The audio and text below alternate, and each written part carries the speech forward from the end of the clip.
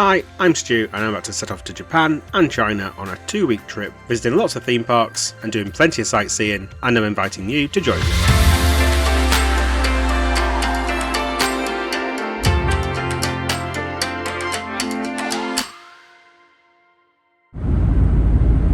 So I've actually got the meet and greet today, which I've done a few times now and I have no complaints really.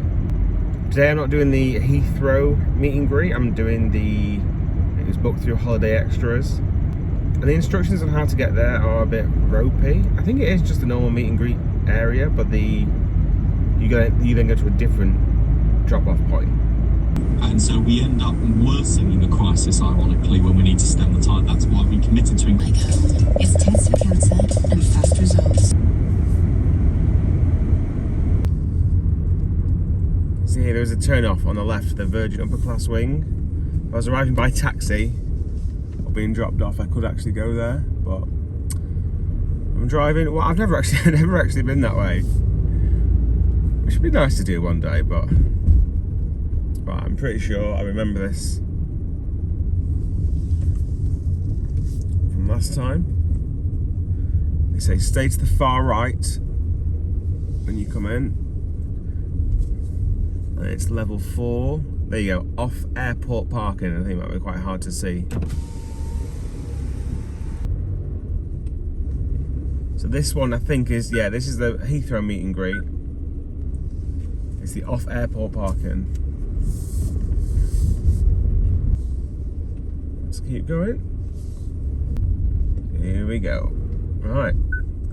So last time I did this, it was Heathrow meet and greet. It wasn't off airport meet and greet. So it's obviously a private company. Well, they're all private companies, but you know what I mean. Oh, road B. Did you just park on a road here?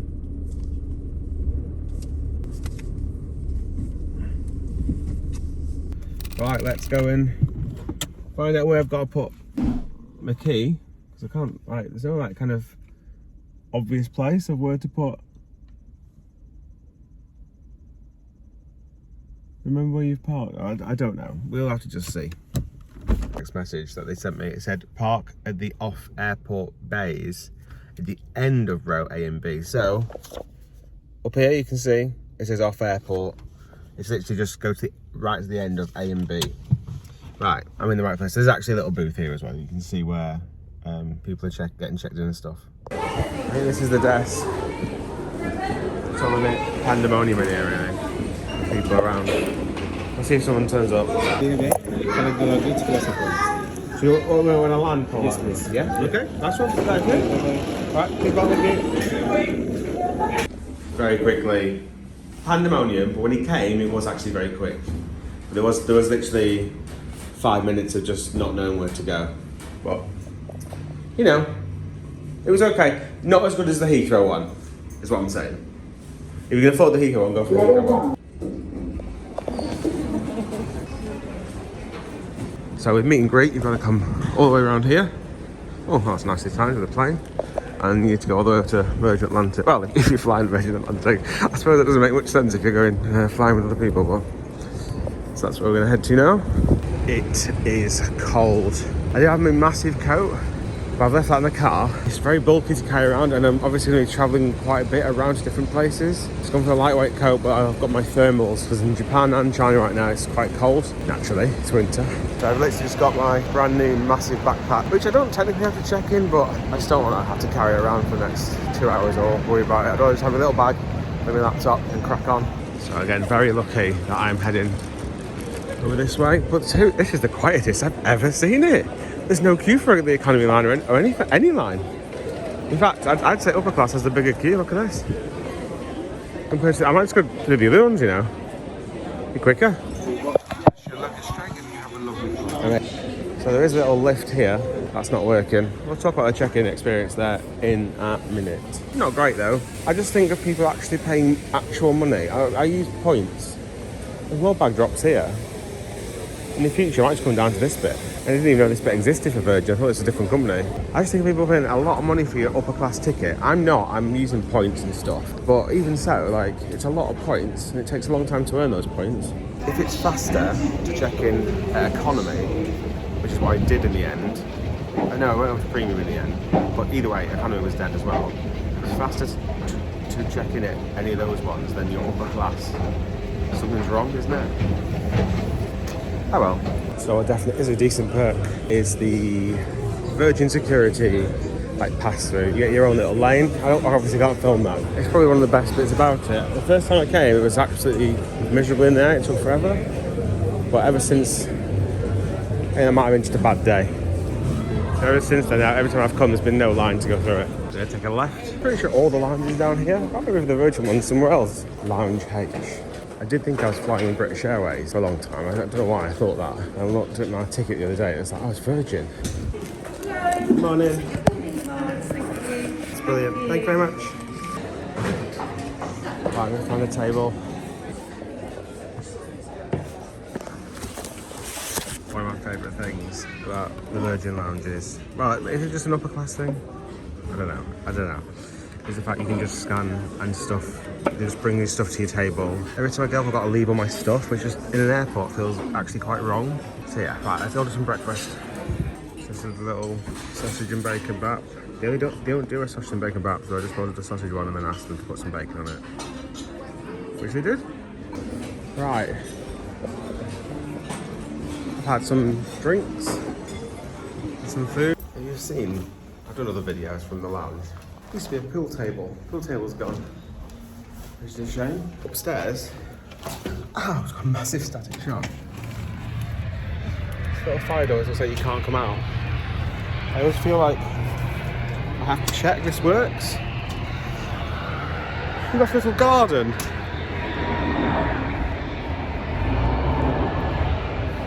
Some plane spotting. It's not a great view because of the big fencing.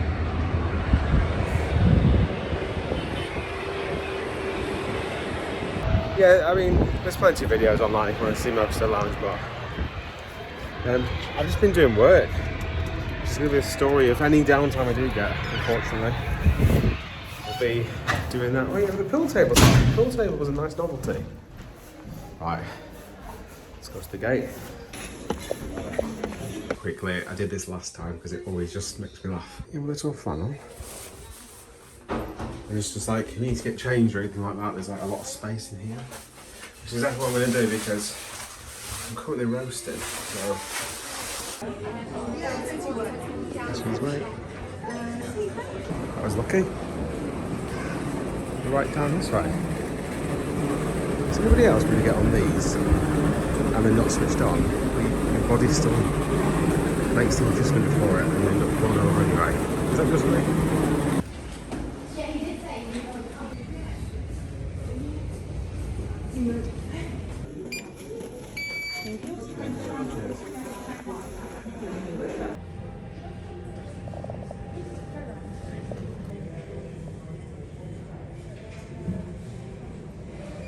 Please announce the aircraft is ready for boarding, and once again we're boarded by group number, and you can find this on your boarding pass underneath your seat number.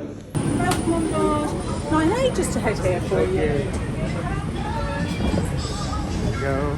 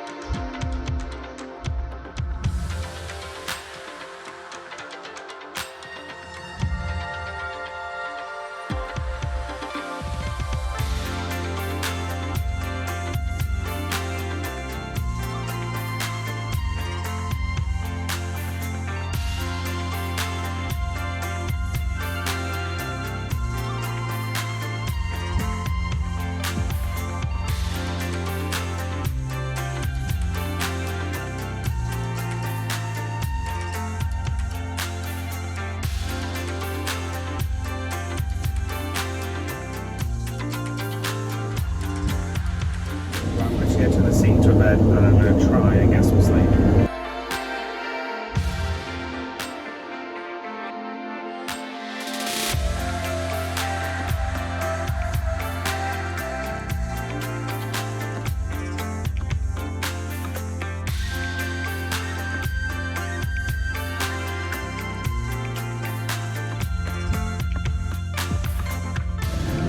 See this, but I do advocate for these.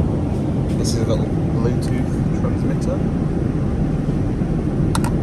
I'm plugged into a headphone socket, which means you can use your Bluetooth headphones. You're not locked, you know, wires over your seat all the time. They work great, particularly in economy when obviously everything's a lot closer. But yeah, I do recommend it. I think it was like 10 quid off Amazon or something.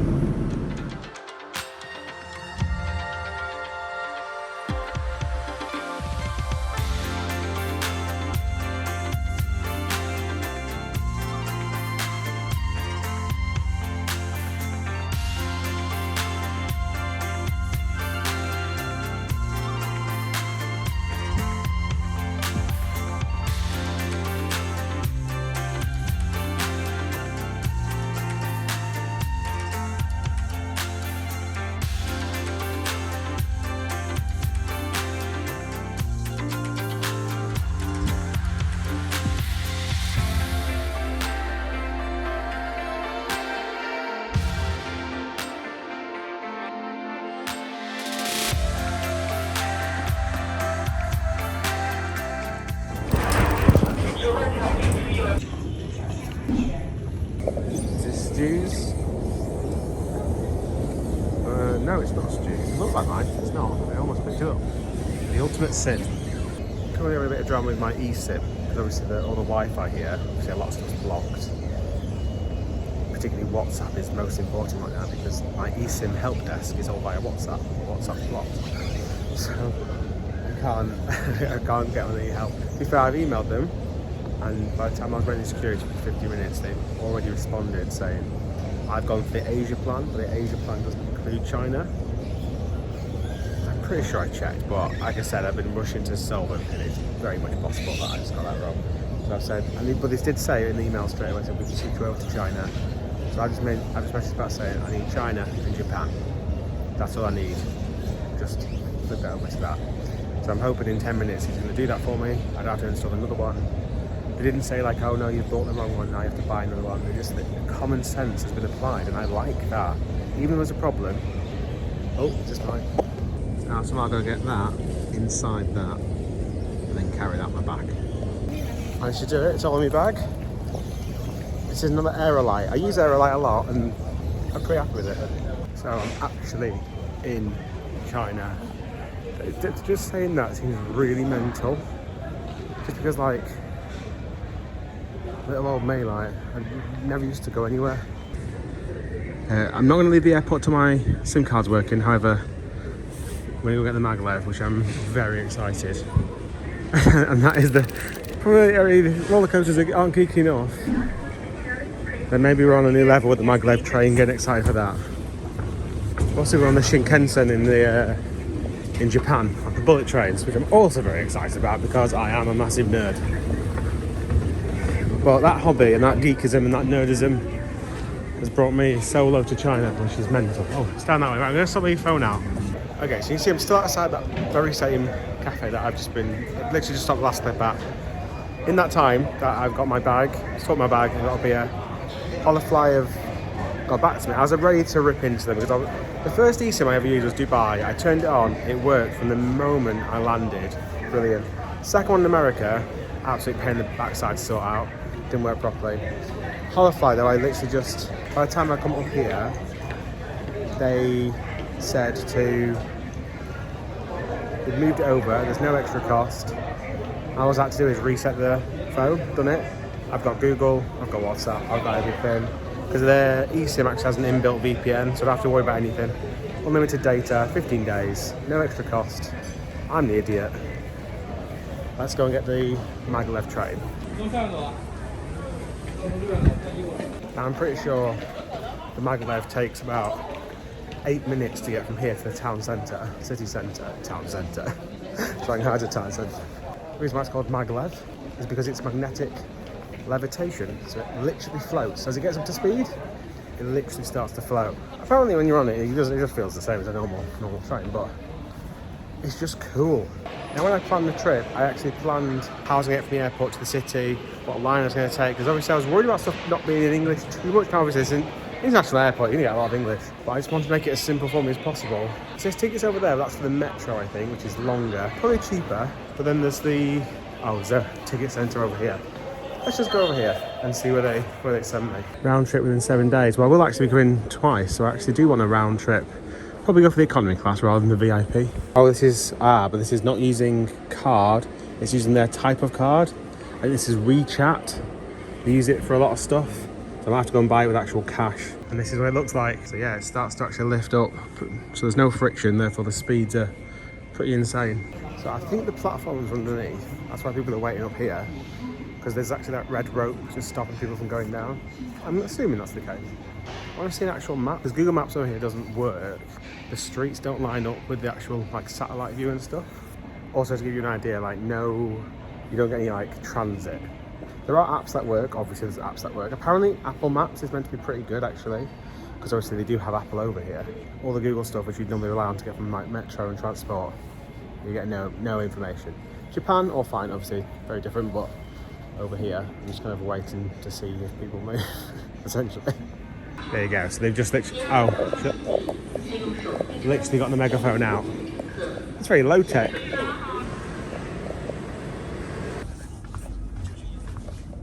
Just doing a quick check on Apple Maps, and Apple Maps seems to be working like pinpoint accuracy. I typed in directions, it was taking me directly to my hotel, so sorry Google, but like having an iPhone is really going to help me out, I think, in just navigating in general.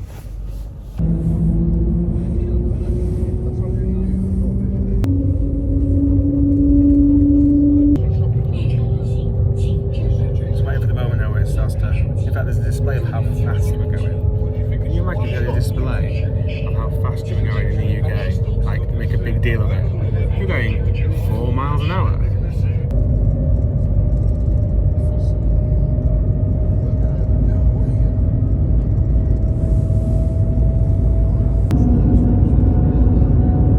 It's insane.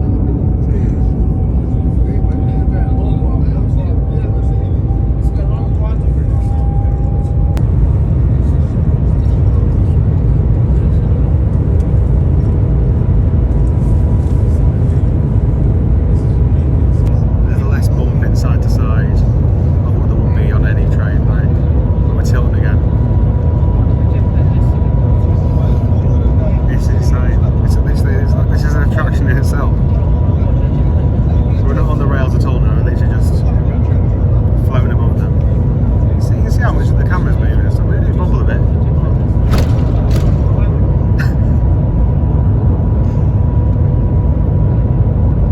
My whole life just flashed in front of my eyes.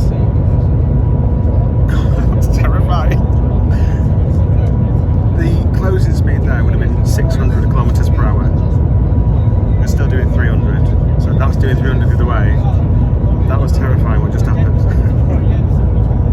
So whilst we're enjoying these speeds, the plan is to go to the hotel, see if they'll accept my bag to drop it off, and then if I'm making good time on that, then in fact I don't even know where I'm getting off. I'm going to check that now. I imagine there's only one station, right? I'm trying to show you the views, but it's very much as you expect it to be, very hazy.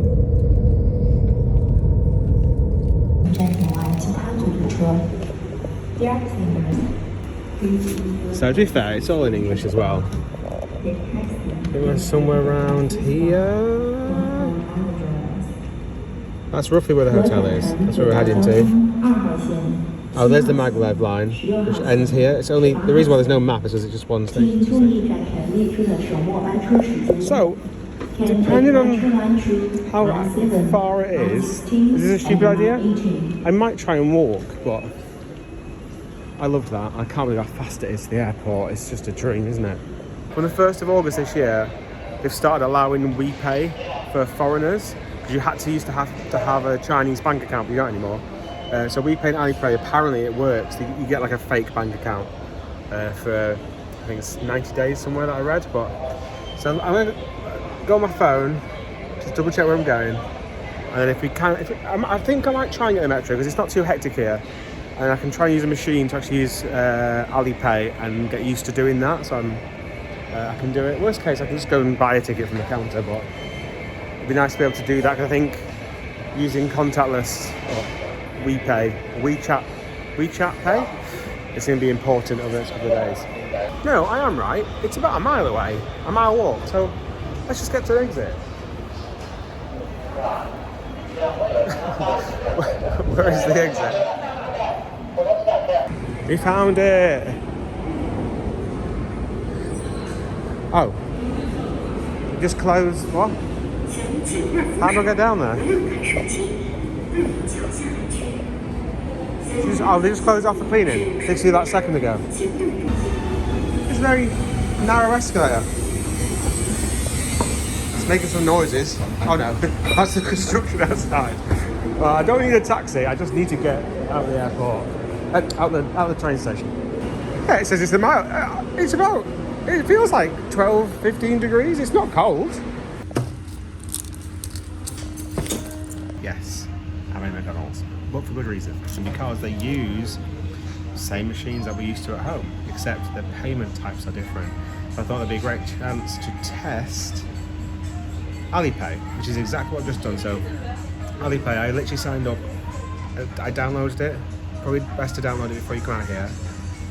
I added my debit card, the one that I use for my foreign transactions. When you go to pay on something like the screens, I imagine it's the same everywhere here. It then say, do you want to pay by WeChat Pay, do you want to pay by Alipay, and loads of other options as well that I've not heard of yet. I open up a barcode on my phone, their scanner scans my barcode, and payment comes out. That simple. So I thought I'd come in here, do a little test, whilst it's half a million. Great system. It actually means you don't need chip and pin readers, you literally just need a QR code scanner. First thing to note, the pedestrian pathways are shared by the scooters here. There is a bit of scooter dodging happening. Then you can also have scooters on the road as well, so who knows? Who knows what the rule is? I don't think I've ever seen so many cameras. Every 2 yards. There's cameras everywhere. I've only just noticed this about all the scooters. They're all electric. All electric. I've not heard. They make no noise. I don't fully get the rules because this has got a green man. But these guys can still come and drive over it. And also a bus stopped. When the green man came on, the bus stopped. Then as I went to walk out, the bus just went. So it's a mystery. I think it's 10 o'clock now. If they do let me drop my bag, I might try and get to Happy Valley. I don't know how long it is in the metro, but I know it's about a half an hour walk from the station. It's the number one YouTubing rule. Be consistent. Not good, not better, not worse, just consistent. Every time I book any hotels abroad, I use Street View. So when I get close, I'm kind of familiar with the area. But obviously I've not had any of that. This is the hotel. So I guess I can't check in yet. Obviously I'm very early. But I can hopefully drop my bag, take my little bag with me, my chargers and stuff, and then make a plan on what we want to do. I just wanted to see where I could leave my bag, if possible for the day. Is that okay? Of course, we can check your reservation. Oh yeah, sure. Okay, amazing. That's so good. Thank you very much. Appreciate that. Which way is it? This way on the left? Okay, amazing. Thank you. For reference, imagine turning up to any hotel in the UK at 10 AM and you can check in. I think it's 4 PM actually on like Expedia. And I said, there's anywhere to leave my baggage. I will just give you the room. The UK, man. It's so hot in here. It's frosty. Oh, it's 16:08. Here she is.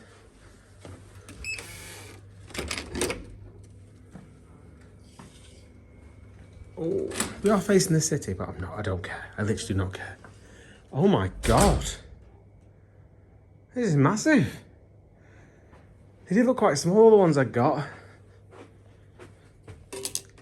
I cannot tell you how hot it is in this room. It is boiling. Oh, proper bed. A proper bed. Although I can't go to sleep. What the actual hell? Right. I can't believe they give me the room this early. That's just so good. In fact, I can't even have a quick shower before I go out. I mean, you're not gonna, can you see anything on the camera? I can barely see anything in real life, to be fair. Quite high up though. In fact, actually, that's pretty. It feels worse in real life. With the haze, you don't really see much, sadly. We'll do a little review in a few days of the actual hotel room once I stayed here. If you've watched the travel video, it's a little bit short, a little bit quicker, because obviously I spent a lot of time resting on the plane. Didn't really sleep, but all in all, it was all right. If I didn't ask for the breakfast, I wouldn't have got a breakfast. They didn't actually come over and ask me what I wanted, because they didn't have the sheet off me, but they never took the sheet off me. The little like sheet of what you fill in. Also, I've never had that sheet to fill in before. Like normally they just come over and ask you what you want for the breakfast, so that was a bit odd. Check-in, like I said, your upper class customers, if they're paying so much money, I'm not, I'm using points, but some people pay thousands of pounds for those tickets. You should never have no one at economy and then upper class. Like they hold everybody else whilst you get rid of the upper class line. Other than that, it's been all right. Getting to hotels fine. eSIM, Holofly is the one that I'm using. Okay, so the plan is that we're going to leave the hotel. We're going to try and go to Abbey Valley. It says it's open until 9:30, when somewhere else it says it's open until 6 on the same website. It's on the same page. So that's the plan. It might not happen, it might not work, we might not even get there, but we'll see what happens. But for the travel video, thank you very much for watching. That's the end of this video. The next one will be Happy Valley. The next one will be literally as I walk through that door. I'll start the next video where we're going to go and try and get to Happy Valley. Ride some roller coasters. I'm going to take a GoPro, but who knows. Thank you very much for watching. Please subscribe if you found it useful. Yes, this is more travel and up the theme parks. But hey, subscribing is free. It really helps me out. It's my hotel, the Dorset, Shanghai. I can't tell you how hot it is in that hotel room. It is so warm. The sun is literally coming directly into it at the minute, so I'm hoping later on it'll cool down. Out here, it's like literally a golden temperature. I brought the coat. Motors has got massive zip-up pockets, so I can fit the GoPro and stuff in there. But also, I'll get cold later, and later on I want to go to the kind of the main area, see across the river. Is it Television Tower? I can't remember. Shanghai Tower? I can't remember. So apparently, literally just around the corner is a metro stop, which is one of the reasons why I picked this hotel. And you get everywhere pretty quickly. Oh, it's literally here. Line 2. I think there's the first and last trains as well. I've actually changed the format of my videos recently. I normally just literally start the day at the park. There's obviously people tune in for the park, however, these ones over here, if you're British, you want to know how to get to the park, so I think these might be a little bit more helpful. Okay, so first of all, we're going to try and get a ticket. I think I know roughly where I'm going. Just looked on the map, it's actually pretty easy to work out. See, we're here, we're going to Dongjing, that one. Is that Zone 7? Is that how they class it? We're at Century Park at the minute, which is Century Avenue, is it? This one, number 3. It only goes up to 9 on the board. Does that mean what the fare is? Should I just press it so we see where we get? So it should be, I think it should be 7, because we go out to number 7. Okay, so it's line 9. I just press line 9 down there to make it go. If I click on this, maybe? Dongjing. Oh, fantastic. Yeah, so it's 7. So is it just the cost then? Brilliant. So I can't show you this because it's actually on my phone, but I'm going to use this Alipay one. So it's going to give me a QR code. I'm going to scan that on my phone now, on the app, the Alipay app. And there you go, it's printed off the ticket.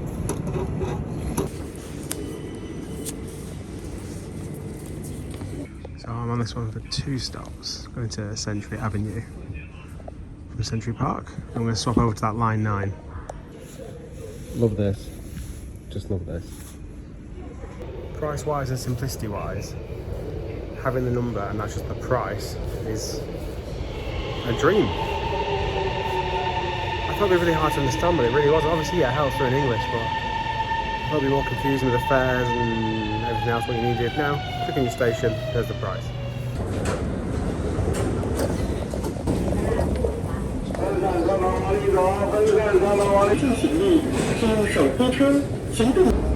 Oh, looks like I just missed the one on the left. Oh, let's get this on the right. Which way is it? it's not that one. Definitely this one, I think. There's a lot more stops on it. People waiting to get on? I can't. No, that's annoying.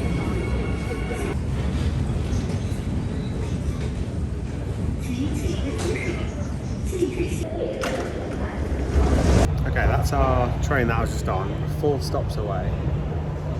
And we all have to get off. I'm not really sure why. But all the people are waiting here to say they're going to get the next one. Maybe that one just, that's as far as that one went. That's like a busier area, if that makes sense. It's more regional, maybe.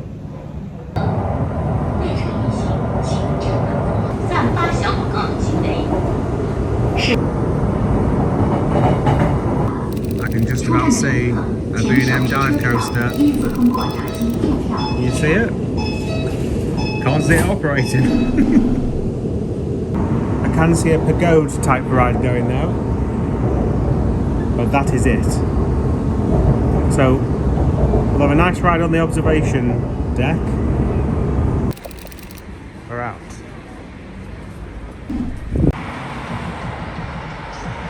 Right, a couple of things. One, it's only about a 20-minute walk at a reasonable pace from here. I couldn't see any taxis.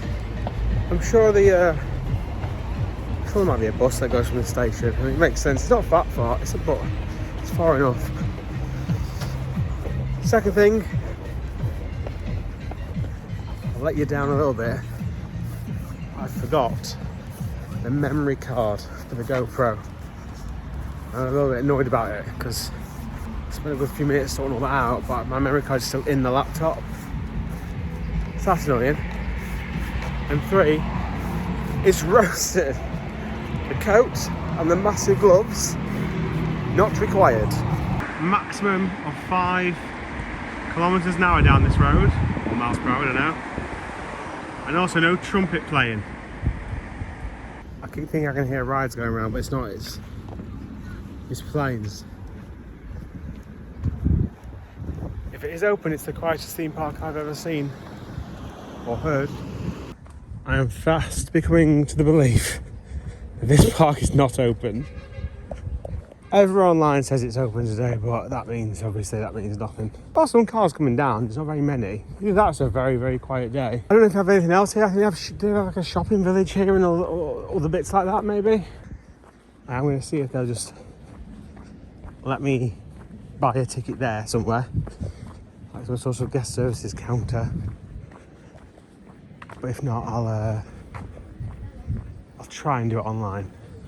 I think it is just a very quiet day. Well, so saying that, when only 2 rides are open, it suddenly becomes a very busy day, doesn't it? This is the most surreal thing now. Being outside. The theme park worldwide, when they came here, what was that? 2017, 18-ish? And then we had COVID, so I watched, you watch all the videos again, because you fill the time. I just didn't think it'd be somewhere I'd ever get to, let alone, I didn't realise it was going to be the first park of the trip. Nothing's going. The S&S shop towers, I ain't seen them going. Not seen anything going. So let's just see what happens here. Because the park is pretty big and there's quite a lot here. Oh, you can't see that because it's a screen, but all the rides close at 5 on here. Again, that's a new time, I've not seen anywhere.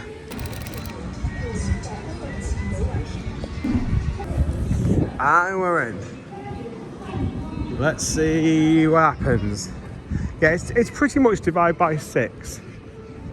So, divide by 6, divide by 10. It's pretty much divided by 10, add a little bit more.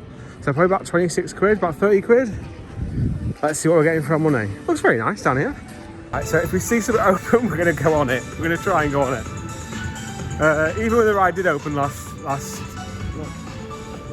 even from what I've seen, when a ride did open, then the queue and then the operations didn't do any favours to it anyway. I'm sure Nikki and Lewis would like me to get one of these for the day. They're not doing. Oh, there you go, there's a ride actually moving. Oh, there's come up, there you go, look, movement. Fluidity. I do want to do the coasters first. Well, not first, but just, I'd rather spend my time doing the coasters, so we'll go and see, because if they have signs outside, we'll know the score then, won't we? Oh, they're just hanging upside down. Oh God. I coaster. Look how steep that drop is. That's pretty steep, that. It's actually moving. Oh, I'm really upset. I forgot. I've not got the GoPro memory card, but you know what? It is what it is. So this is open till 9:30 at night. Oh, you've got a power surge as well. Well, that looks like it's close. They look like good fun then, but they're a bit pants. I cannot begin to describe how big that sign is. Oh, big queue. Well, we'll go for a walk around first. God, not sit and wait. So until we've got an opening time. It needs to go off. But yeah, you can see there at the bottom of the ramp. There's 1, 2, 3, 4 ramps. Then into the station. Let's keep going for a walk. This is a really cool effect. You've got a teapot. That's really nice. And there's a steam thing in there. I've not seen one of those since Vienna. One of those massive, weird square things. It's a show venue by the looks of it.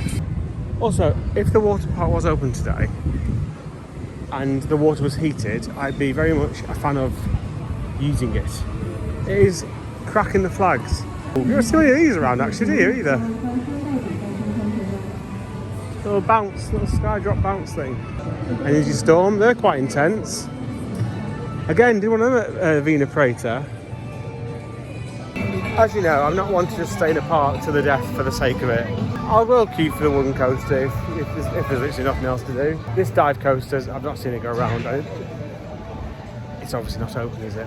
But I'll do a loop of the park, see what's actually open, see what stuff I fancy giving a go, and then kind of plan the rest of the day from that. The good news is the diving coaster restaurant is open though. Don't worry about the coaster, just go to the restaurant. I will say actually every booth is open. Every booth, every catering outlet, every shop. There was actually no genuine sign to say it was shut. Rapids also closed today. It's been used as a plant pot storage area. And to be fair, the guys are cleaning through the trough. There's an intimate mega light down here. I can hear someone on the microphone, so... Oh, that's loud. This looks like it's some sort of event rather than maybe there. Oh, 2 more rides static there. Looks like some sort of event. Oh, mega light's going. There you go. So I might get on 2 today. Be long queues, but let's put the show. 那既然让我们去释放我快乐的呐喊声，你们准备好了吗？来，1、2、3，嘿！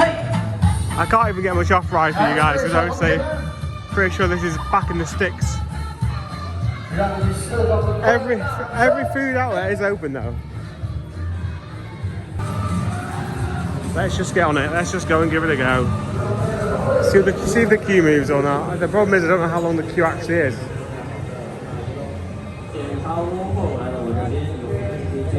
Oh, to be fair, what, 5-6 rows? Probably 1 train a row. For all those who are wondering if they still do the warm-up exercises before they get on, the answer is yes. And they do wait till the train's ready to load before they do it.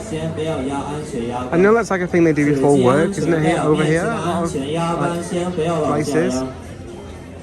And is it because the ride's like a bit, you know, exuberant? It is obviously very odd, but... 一节腿部运动，1、2、3、4、5、6、7、8，腰部运动，1、2、3、4、5、6、7、8，来做好之后只系安全带啊，压根不要往下压，只面前的安全扶手。 Oof. Got a front row then, just by, trying to compete with her with the mic. Got a front row just by chance. The person in front of us was too scared to go to the front, so then I got promoted. Very tight restraints on there. Well, to be fair, the lap bar's fine. It's the seat belts. I say very tight for me. If you're bigger than me, then yeah, it's gonna be touch and go. The actual ride though, fantastic. First drop into a right-hand helix, very forceful. You can feel it on your legs.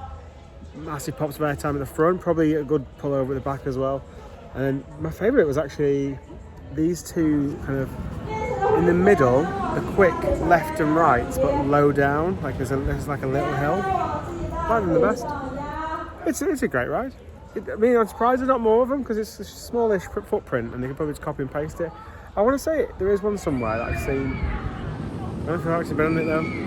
It reminded me of the one near the, what's that one in Denmark?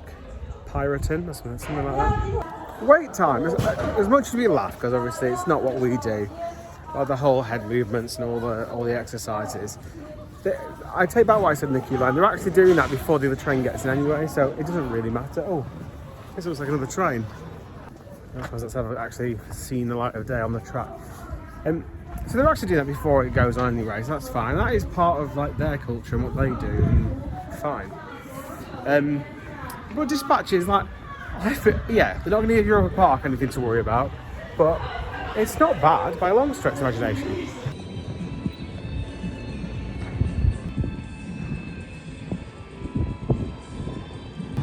There's a kids coaster going around over here. Go and give that a go, just because it's working. Why not?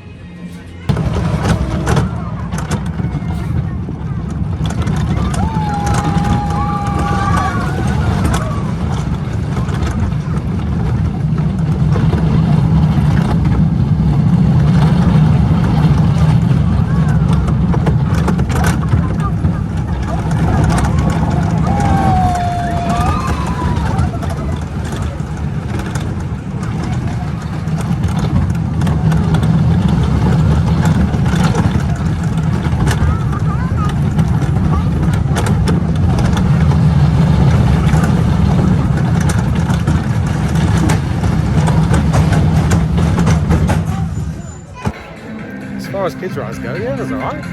It is a bit fun. Feels a lot faster actually here on it than you know, within reasonable parameters. I'm going to go through to the mine train because I think the mine train will be closed. There's also the B&M family coaster there. Now they are actually building another one in a minute. It's Sea World Orlando, a sit down one. That's an inverted one. Unique thing that, it doesn't look like it's open though. So I'll go and see this mine train's open, because this mine train looks pretty decent. I think this answers my question on the mine train. It seems to be doing a lot of work to it. Oh well, that answers that question. Another one down, another one back to this. Quick note on the toilets. There's only one Western toilet in there. Most of them are holes in the ground. Forgot about China. Last time we had that was in Italy. Get a proper toilet, guys. It's just better. So weirdly, this is open till 8:30, this one. Got another microphone out. Oh my god, the family coaster's actually going. I'm going to have to... Right, let's go and get on it, because that's going to have to be done. At B&M, I genuinely just thought it was going to be closed. How big's the queue? Oh, it's not big. Couple of trains, maybe? This show's still going on. Oh, that's made me quite happy, actually, just because it's very unique.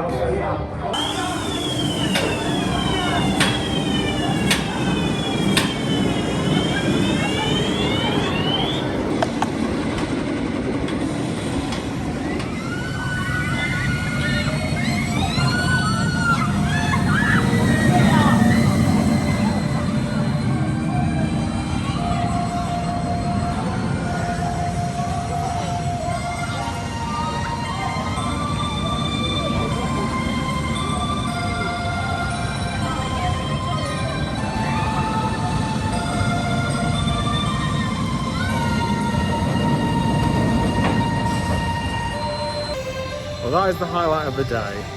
It's really odd.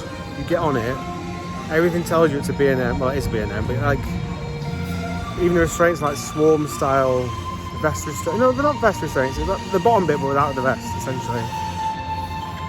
It's just silky smooth. You can tell the one at Colton's, which has been copied a few times now, I think. I mean, look at even just these little S bends and stuff. It's literally a copy of that. It's just because B&M are so expensive, not sold more of them, because they're great. There's good force on the corners, particularly on the final helix and stuff. The Flying Island. I think that's its actual original like model name, the Flying Island. I do like these. They're very, just the way they go up and stuff. I just quite like everything about them. Even got mats on here. Let's give it a whirl.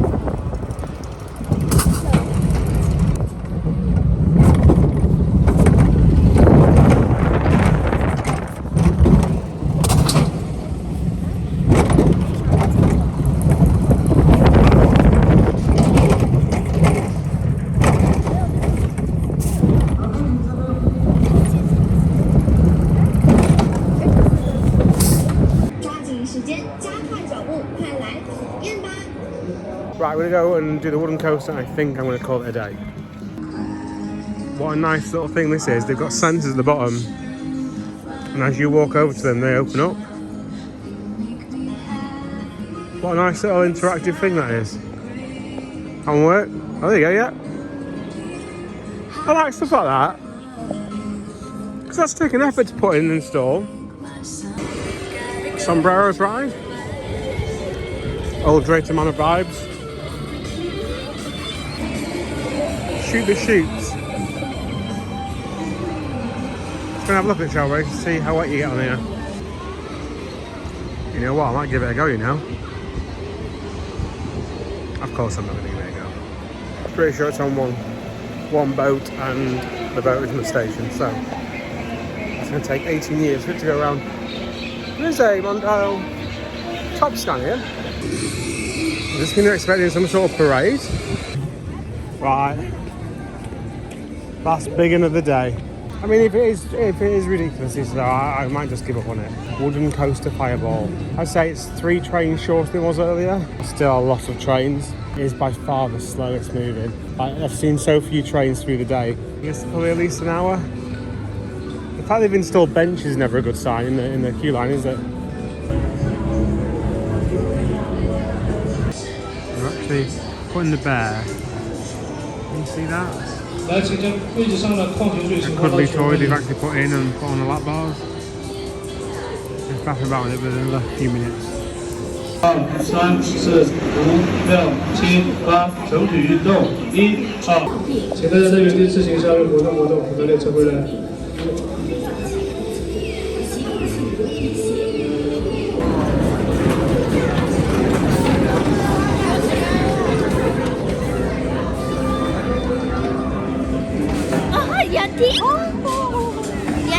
The teddy, is the teddy a prize?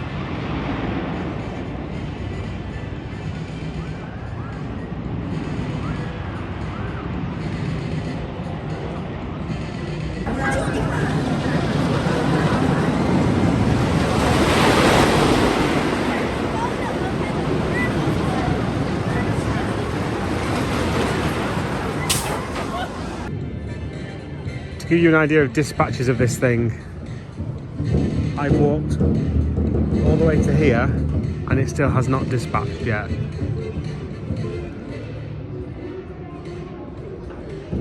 That's how long they're taking. Right, look at the hair. I am so glad I left that till last. I loved that. Didn't like the operations, obviously. So a few things with that. One, the trains are pretty big. So actually, I only rated probably 7 trains. The only issue is it takes about 7 to 10 minutes per train, per full, you know, from pressing the go button to pressing the go button again. 7 to 10 minutes pretty much.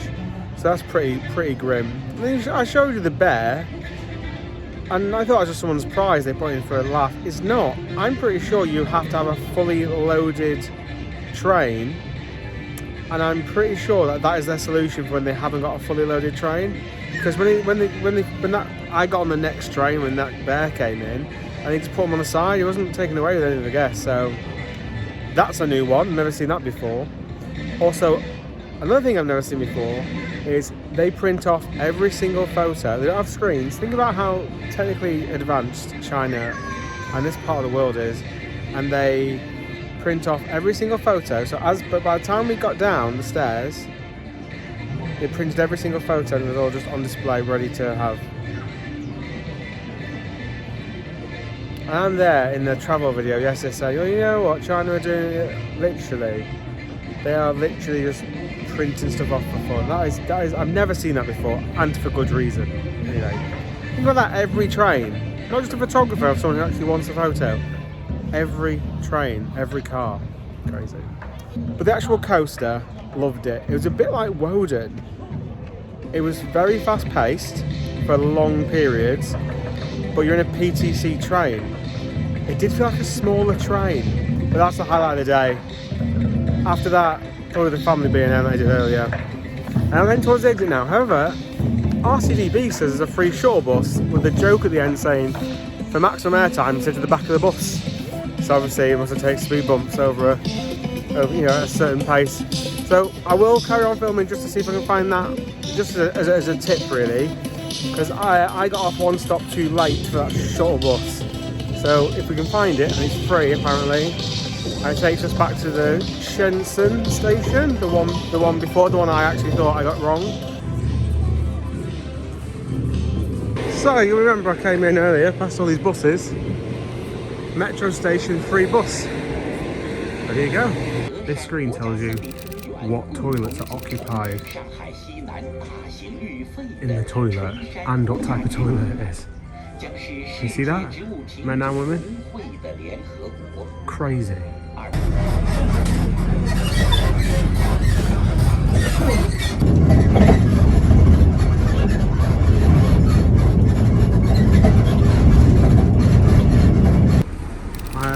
I've always heard about this. So this is literally just written in water. I imagine I'm one of the cleaner guys who are doing the toilets.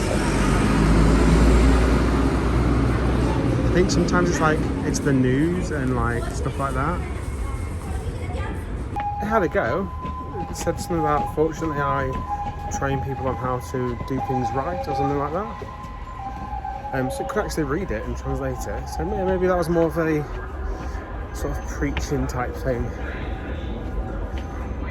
But I've always seen it on like documentary TV programs, but well, I say never seen it in real life. Of course I haven't. I'm about to go over there. It's the train in the background just pulling in, just about. I am knackered. I'm going to go into the city, pretty much just get that view across the water. I want to see that, everything lit up. It'll start to get dark in about an hour. Sun's about to set. Let's talk about Happy Valley then. Operation's bad. Operation's weird. Like not what we're used to. However, I paid 26, let's say 30 quid for that today. I could have done the top scan, I could have done the top spin, could have done some of the thrill rides, there's discos, all the bits and bobs. I only stayed from 12:30 till 4:30. Easily could have got value from that day actually. So in that respect, I think it's been an okay day really. Yes, it's a shame the fact they close everything and on the website says everything is open. Yeah, okay, not on. But, you know, I think for 30 quid, the sheer number of attractions there, even with the ones that are closed today, you would still probably 2 to 1 Alton Towers for number of attractions across the board. You know, so there's a lot of things actually there. And whilst we're talking about price, I didn't say this earlier, but to get from the hotel down to here, an hour and a half travelling on the tube, on the metro. 77 pence. 77 pence. We're about to go into town. I'm a little bit of an explorer. It will be a little one. It's very late. I travelled over this morning. I've been straight to Happy Valley. Tonight might be the only night I get to actually see the city whilst it's dark. I want to go and get that shot from across the pond, looking over towards the TV tower, TV and radio tower or something like that. So it'll be a little video, see what we can see, walk on the streets a little bit, and then head back to the hotel. Hello, I'm Stu. Welcome to the next outing. Didn't think I said that at the start of the video. If you're new, please consider subscribing. We're going to lots of Disney theme parks and attractions, all that sort of stuff. We're going to Tokyo DisneySea, Disneyland Shanghai tomorrow, Fuji-Q, all of them between China and Japan. Think about subscribing if you want to see more videos like that. Today it's just to explore. Just went in this little shopping centre to go to the loo. KFC is K Coffee. They do serve chicken in there, but there's no mention of chicken, it's about coffee. And the toilets are primarily used for staff members to smoke in. So much so that there are little audio announcements per cubicle to say no smoking, no smoking, no smoking. I've never smelled smoke stronger than in those toilets. Right, I need to work out what station I'm going to. Just go and see this view. It's already quite busy here. And this is very much on the outskirts compared to the city. It's going to be very interesting by the time we get to the city and how busy it's going to be. To be fair, this is an empty train, so maybe going into the city won't be too bad. I'll have a seat for the majority of it, at least. The little legs are hurting now. 续候车，上下车当心缝隙，请注意脚。 Quick stop off there, now off to line 10. Final change. Now at Yuan Garden. Doors will open on the left. Right, so I think we're here. We'll walk down this road, then down here, and hopefully get the view on the corner. The lights should just about be coming on now, I think. I think it said 7 o'clock somewhere. Or something that I read, I can't remember. They do shout at you more. They do shout at you more here than they do at Heathrow. And Stansted and all the rest of them. They love a megaphone. I like how old school it is though with a megaphone.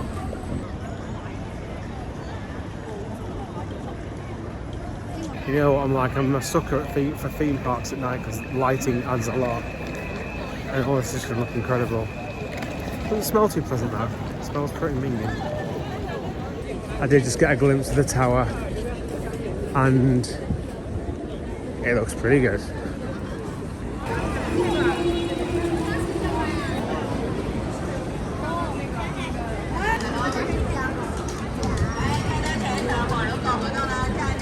This crossing gets so busy. We have police monitoring it.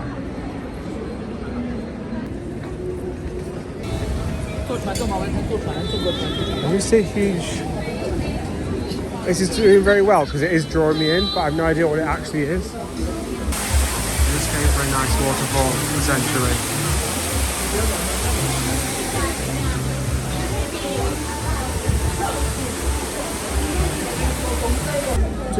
Oh wow, look at that. When we come back towards the station, like I said, it's only a quick video. I think I might go in there and try and get something from in here, maybe. Is that animatronic? It is. This is what I wanted. This is the one. This is the view you see. That is an incredible, just an incredible building. I think you can go to the top of it. You just have an observation deck at the top of it. But you can also see the haze, see the smog.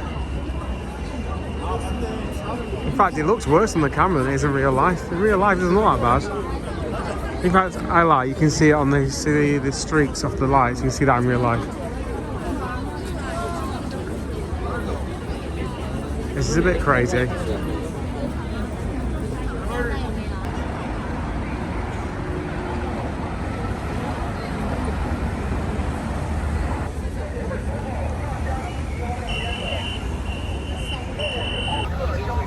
Not many views actually tick all the boxes, but other than the slight haze of... Oh, there's literally there's waterfalls all the way along and they're being lit up. Look at this. The butterfly over that side. It must be the year of the butterfly, right? They're everywhere.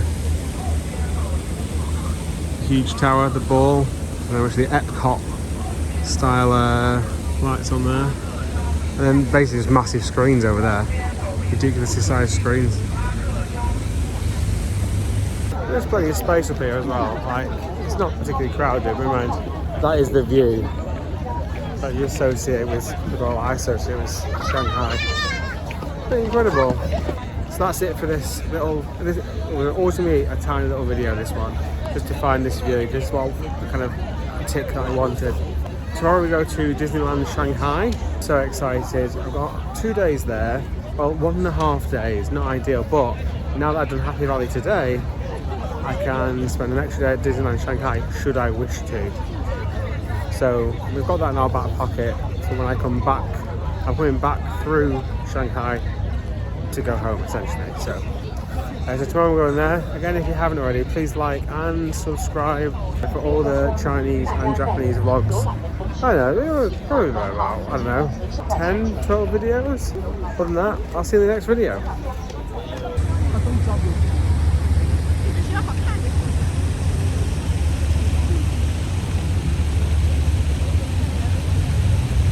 Now, I have been doing my videos recently where I start at the park. However, because it is China, because it is Japan, if you are British and you're coming over here and you want a little bit of guidance of how to get to the parks, and that's why I'm kind of going back to the style of us traveling to the park in the morning type thing. Look at this. This is my morning view. Very misty. I mean, look at this. I'm going to hold on to my phone very carefully. Straight down. This does, I didn't dare open the window any further, but it does open a lot further. Now the problem with this smog is that actually it's pretty bad at the moment. What I mean by that is, on the Disneyland Shanghai app yesterday when I was checking the opening times for today, it said that their fireworks show had been stripped back basically. So I think from what it said, it was stripped back due to Shanghai law, or China law, Shanghai law, I'm not too sure. Because of their ways of trying to tackle the smog type stuff.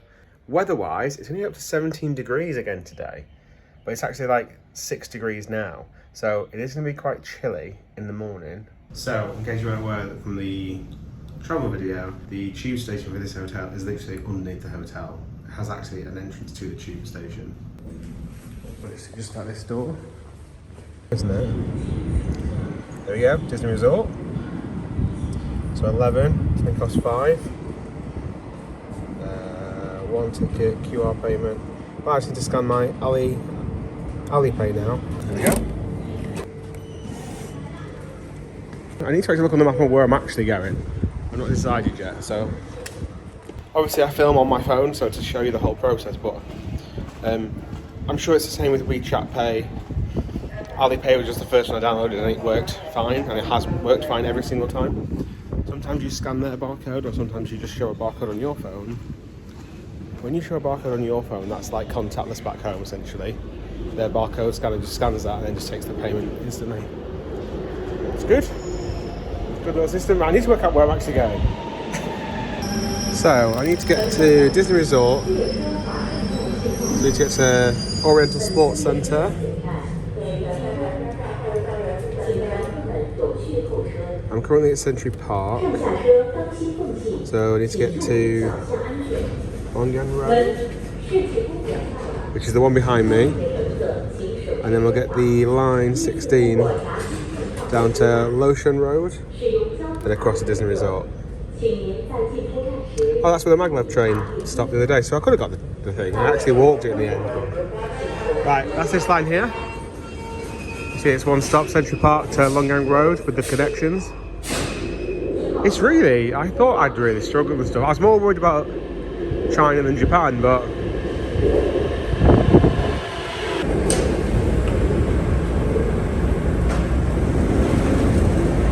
right, it's going to take about an hour now to get from here to Disneyland, so I'll see you there.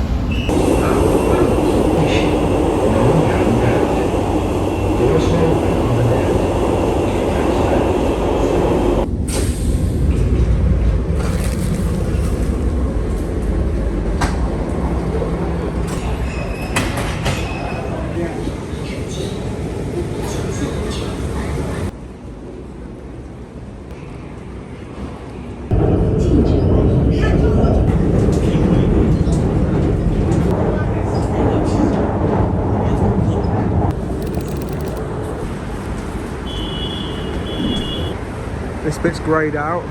It's quite hard with this colour. Then you see the one that you're on is on red, and then the colour is the rest of the line of that side.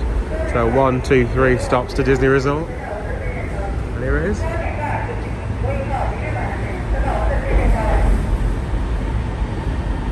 I've not waited more than 3 minutes for a train at any point.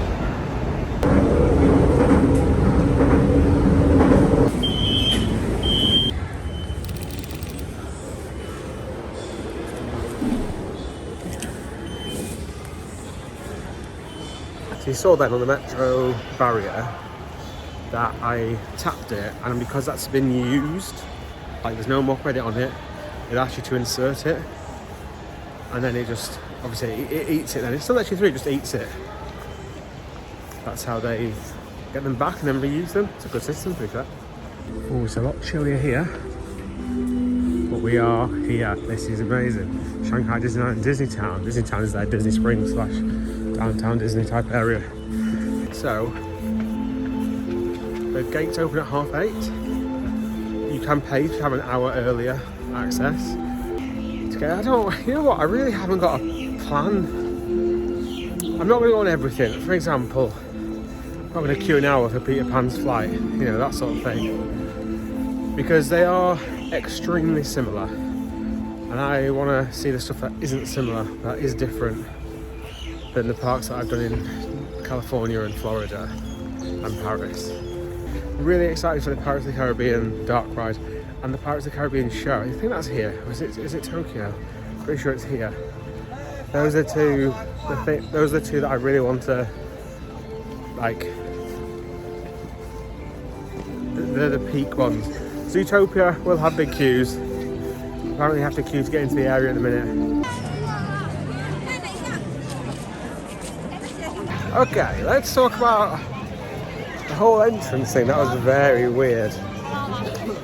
So one, he didn't want to see my ticket. At no point did I scan my ticket, my actual confirmation from I use Klook, K-L-O-O-K, because when I tried to purchase on the plane through the Disneyland Shanghai app, it wouldn't work. But Klook worked on the limited Wi-Fi that I had on the plane.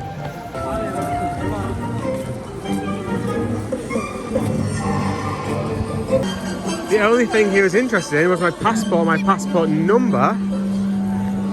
And when he handed my passport number in, then just gave me one of these, which is my actual ticket for the day. So yeah, I've never really experienced that before. So this is not Main Street. Mickey Avenue is it called? I can't remember. Avenue Arcade, yeah, I think it is Mickey Avenue. And yeah, it's different. And I like different. I think every park should be massively different. I'm very much not a Disney traditionalist. I think tradition gets in the way of progress. I think that with all walks of life, traditions are very daft a lot of the time in modern life. That castle is mental. I'm just glad you can see it all the smog. That's a mammoth of a castle. It's bang on, it's not, it's 8:35, 8:40 now-ish. There's actually rides as soon as you walk in. I like it, I do like it. I know that's because it's different. I wish every single Disney park was massively different, because then it means it's more, I know people say, oh, every park's different. Well, yes and no. You know, Peter Pan is the same ride everywhere. I'd rather just have completely different rides, completely different layouts. That's why DisneySea is really interesting. Saying that, it doesn't always work. Just look at Hollywood Studios in Paris. That is massive. It's in such a shame I can't see them doing the fireworks tonight. It's the Gardens of Imagination. I don't know where I'm going. I'm just going to explore. And I quite like that. I quite like the fact that I'm... In fact, you know what? Let's go. Ross is quite quiet. On the park now, people are in. Seems to be a little bit calmer in here. It has been, like I say, 40 minutes since getting off the tube train to getting in. Everything did keep moving, don't get me wrong. It's just sheer numbers of people. I barely stopped in any queue or any walk or anything like that. Like, barely stopped. It's built for the crowds, but for us lot, used to, you know, Merlin, even the busier times of Europa or even the Florida parks, I've never seen the sheer numbers of people in that one go. Look at that, it's a great little animatronic. See the little cars go around it? That's amazing.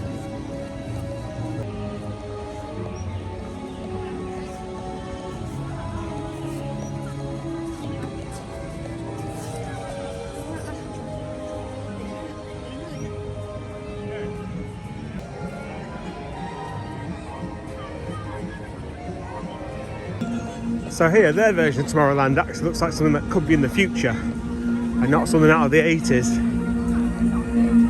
It's their version of Orbitron.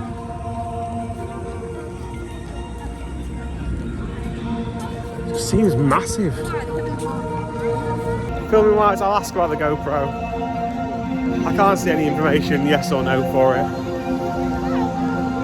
Tron's going.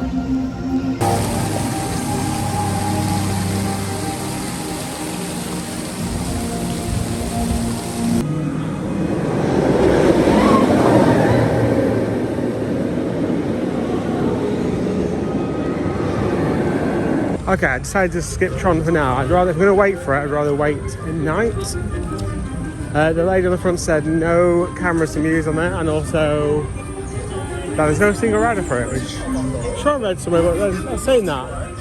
It's taking that much information. Alright, let's give this a go.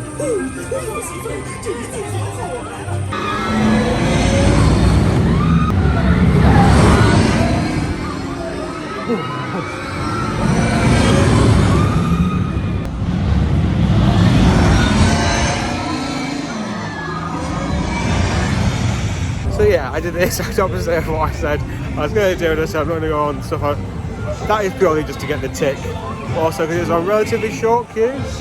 It said 50 minutes, but in there it was actually like 20 odd. He's roundup. It's alien swirling saucers basically, but also discussion point. If you don't count disco coasters as a coaster tick, do you count RC Racer? If you do, what's the difference? The only difference I can see is the actual propellant doesn't go all the way up.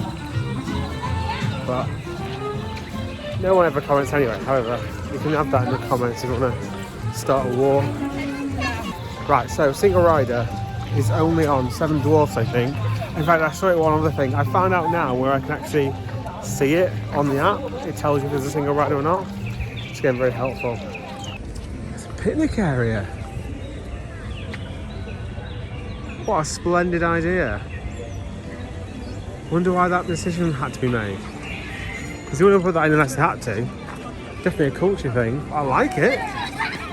We've got gazebos there for the winter.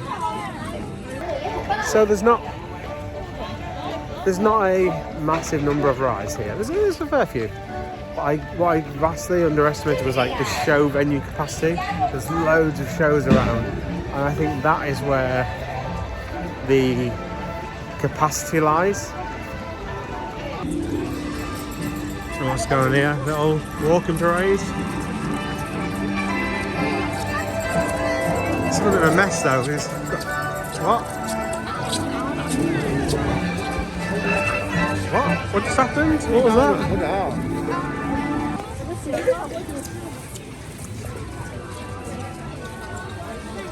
Okay, yeah, they do have single rider. There was a little extra path that was locked off. I thought, oh god, they're not having it on. Single rider wait time. It says 105 minutes. That can't be right. Oh, okay, maybe it will be right. Okay, I will come back to that. I've got no interest in waiting 105 minutes for that. But I'm going to go and do Pirates, because that's something I want to do. I'll queue up for...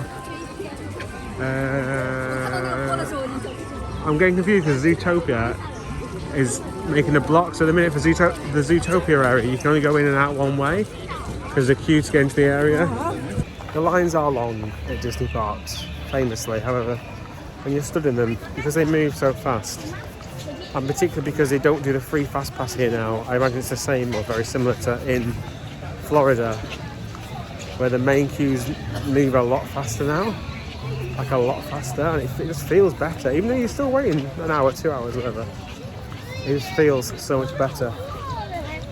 Okay, so there's a 70-minute wait to get into the Zootopia area, and again, that does have a single rider line on that. That's the other one. There you go, I've just remembered it. Right, into the Pirates area. This area just seems massive. Look how far away. I think there's a rapids. I don't know if I do the rapids. I'd say if it's 17 degrees, I see no reason why not, actually. We'll grab a drink, taking with me to the queue. Oh, do they do drinks here? Do they do Coke Zero here or Coke Zero? Oh yeah, Pepsi. I don't know if they do Diet Pepsi here. They don't do Diet Pepsi here, or sugar-free Pepsi, or sugar-free Coke. That's odd, isn't it? Oh my god, this is exciting.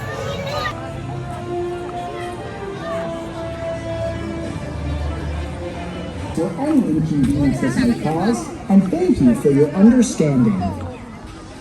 So I missed that announcement, just recording it. That was explaining that there won't be fireworks tonight, or it's unlikely there'll be fireworks tonight. Go for a Pepsi. I've not drank normal Coke, but essentially, this happened last night, to be fair. I went in to get a drink from KFC as I went back to the hotel. And I did check that the Pepsi was Pepsi no sugar, is basically what I asked, or diet, and then / Diet Pepsi. I said I asked, I used Google Translate, and she said yes, and then I'm pretty sure she just gave me normal Pepsi. I couldn't see anywhere where the Diet Pepsi logo was, so is that just not a thing here? Maybe. So this will be the first Pepsi in God knows how many years, but 50 minutes, gone down by 10 minutes. I'm so excited for this. It's one of the main reasons why I wanted to come here. This is odd. There's now 3 queues. 1, 2, 3. It got from 2 queues to 3 queues. I could have, when I came into this bit, I could have picked any. Like, must be a reason for it. Also, I don't understand how this ride is taken. Where are all these people going? To say it's been built to full capacity is an understatement. It just moves people. So even though it is, yeah, look, I mean, look how we do keep on moving.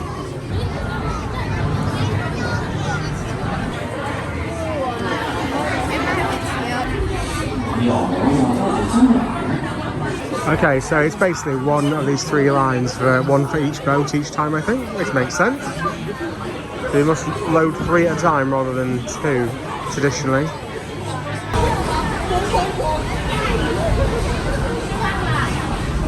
Oh, actually, so the middle row loads rows 5, 6, 1 and 2 of the second boat. So it's just 2 boats. So if you're in the right-hand queue, you'll never be on the front row, if that makes sense. Because you're going to get loaded into rows 3, 4, 5 and 6 of the back car. Oh, I've got a row 1 as well. Oh, I'm so happy. I am literally so happy. I was going to ask to wait, but I'm not going to wait every time or ask every time, but apparently just to be immersed in it, you want to be on row 1. I'm so buzzing.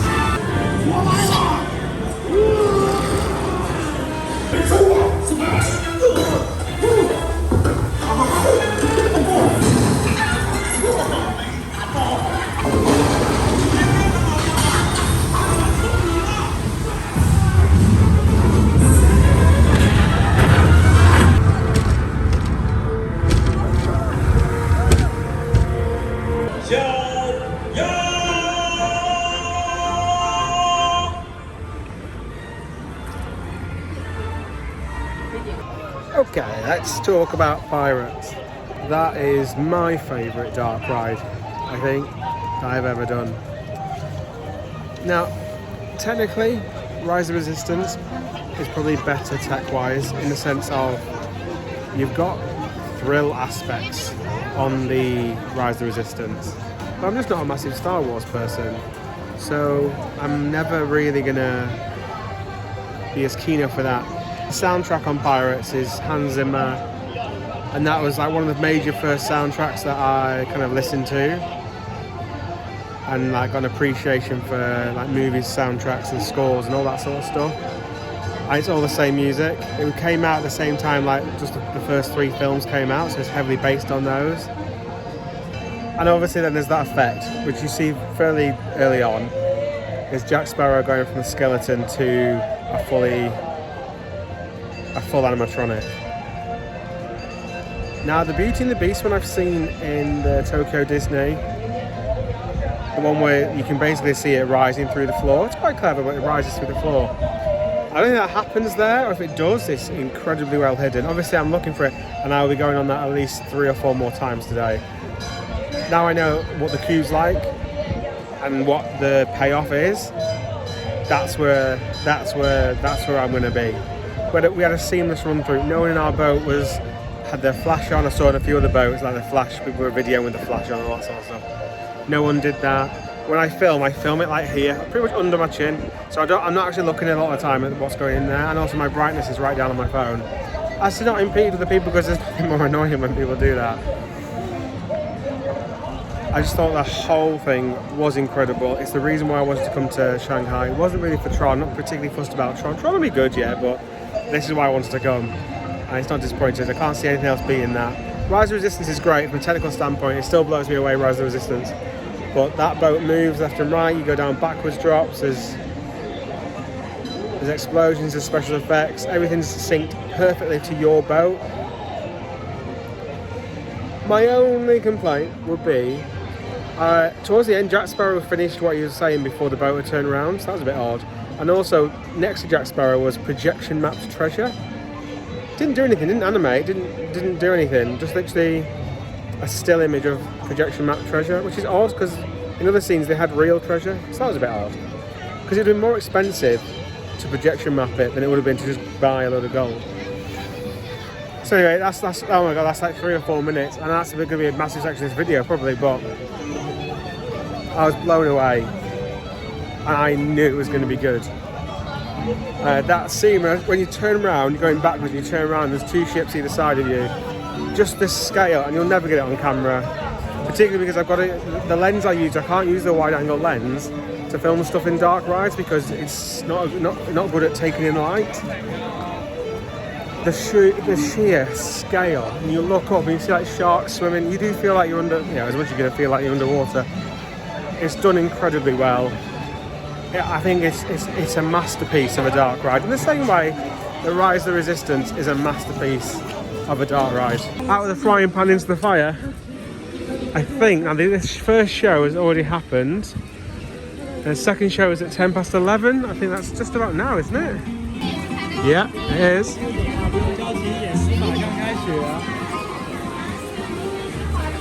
I'm so excited about this. I do remember this being a bit of a scramble when you get in, since the people clambering over seats and stuff. There's a pre-show first and then there's the main show. I don't think the days can get much better after these 2, I really don't. Literally 2 minutes later and we're starting to move. It's a dual queuing system again.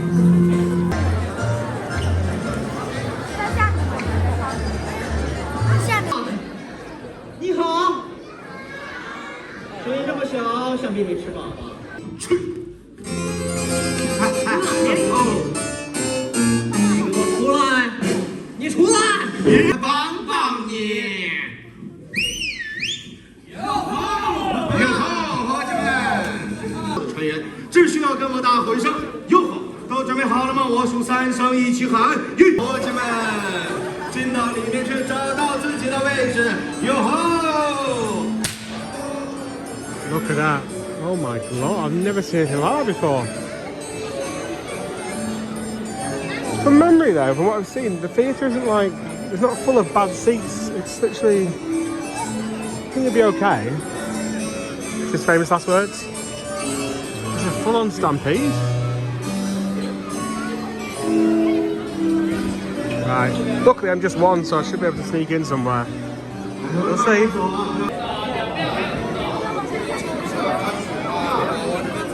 你好，在您的右手方有个快速通道啊！你好，在您的右手方有个快速通道，不要拥挤在中间啊！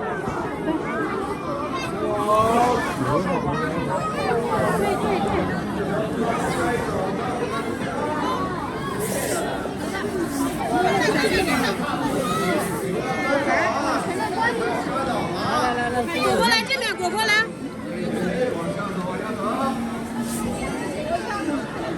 Yeah, there's not a bad house. There's not a bad seat in here.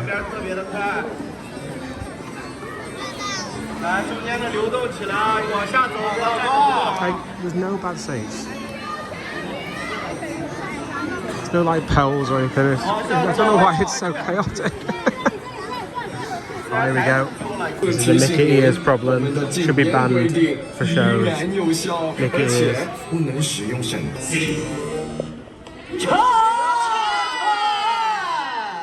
谢谢你。只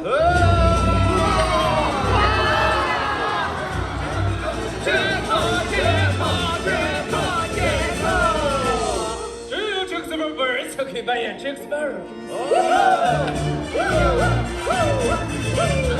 看得这么亮闪闪，不会吧？来把它给我推出去！跳啊！我从杭州这一跳，还不小比美人鱼花溜多了。哎，瞧啊！ 我才是美人鱼！美人鱼，来吧，美人鱼！好，好，哎呀，我，往上走吧！哎我，哎我。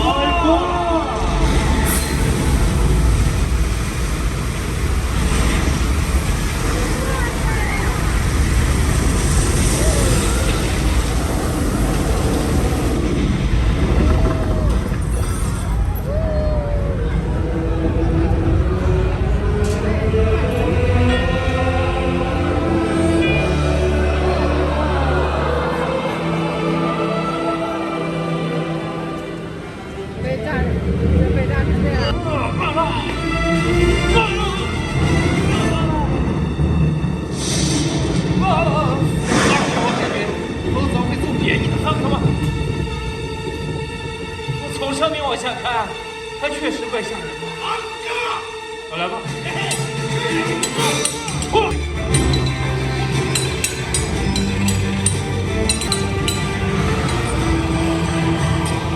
好了，太大了，对不起，臭嘴舰长。呀哈！我觉得此处可以有尖叫声。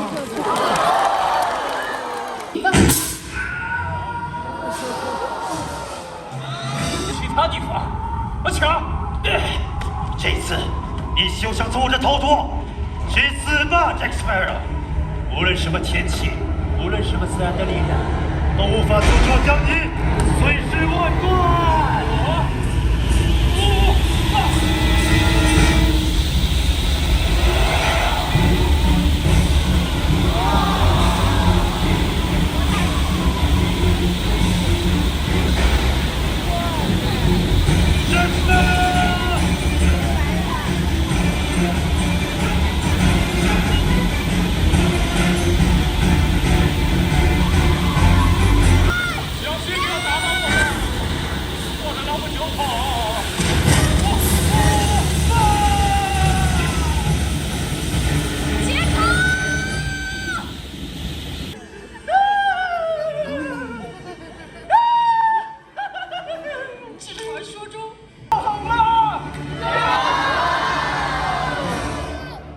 Let's very quickly talk about the show.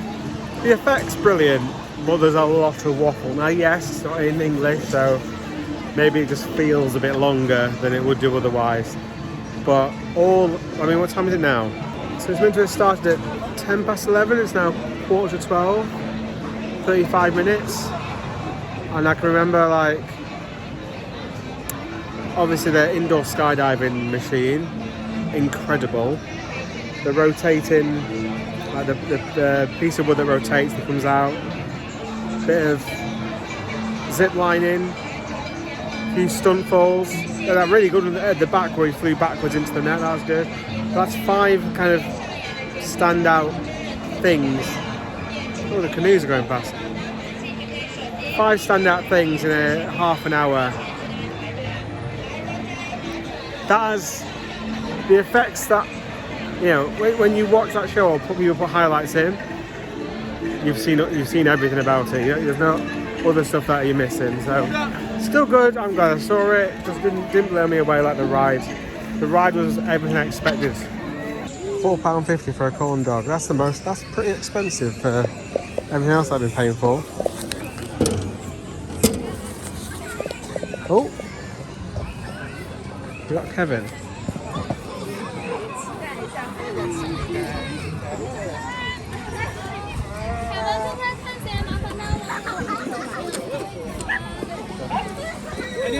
Everywhere there's a character, there's literally a little mini parade which happens after the character. It tends to happen. Soaring is over here. Soaring isn't one I'm going to be... I don't know if the video is slightly different over here. Soaring with a G. 105 minutes, I mean that's pretty brutal. So it's not something I'm going to make a beeline towards. I will do if tomorrow seems to be everything's walk on, but guess what? It's not going to be. So I'm going to try and eat my little corn dog. I always buy one of these, realise I don't really like them, and then throw the rest away. But it was quick, had no queue, and it was en route. So this is what it is. This texture on the outside is really odd. Really, I can't tell you what it tastes like, what kind of feels like. It's a very odd texture. It's a bit spicy as well, actually. It's like having a donut around a hot dog, but spicy. It's very odd.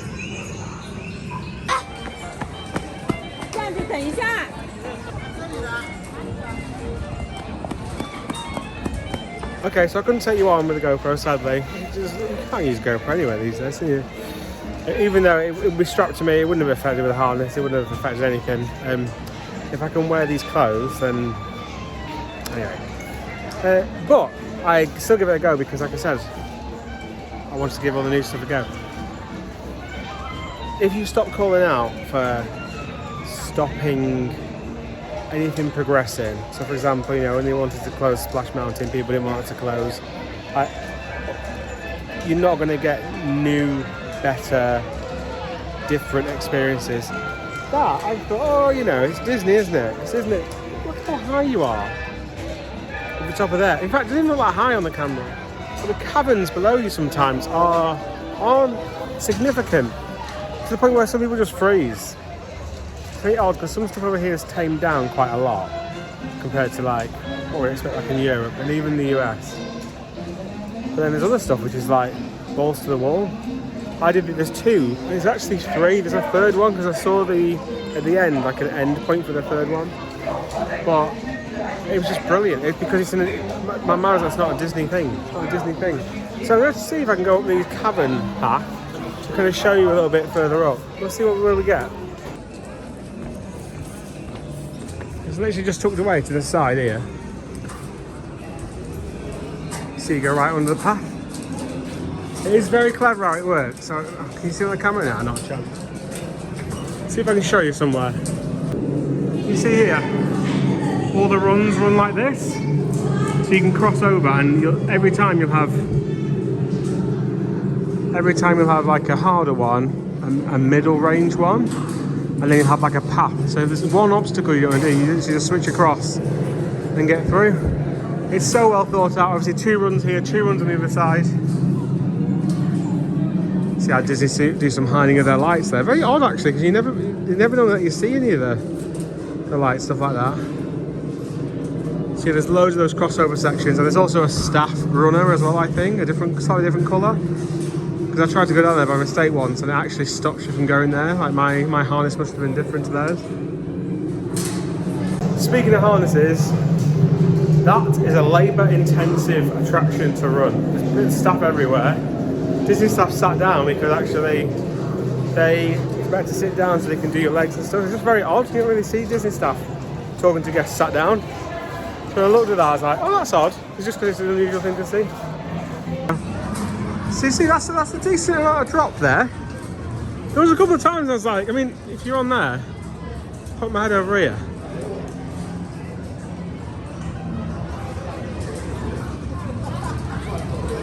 It was very good. Stuff like this is the reason why every Disney park should be just literally start from scratch. I know why they copy and paste stuff. It's a lot cheaper. But in an ideal world where money is no object, Disney are the best at what they do.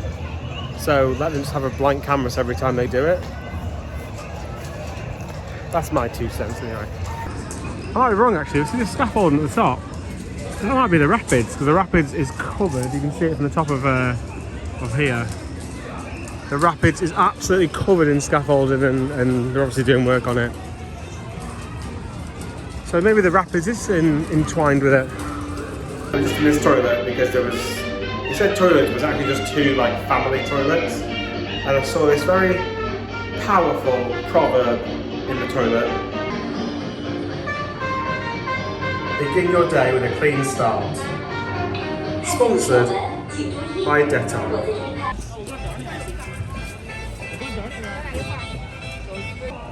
There's the amount of work that's happening on the Rapids.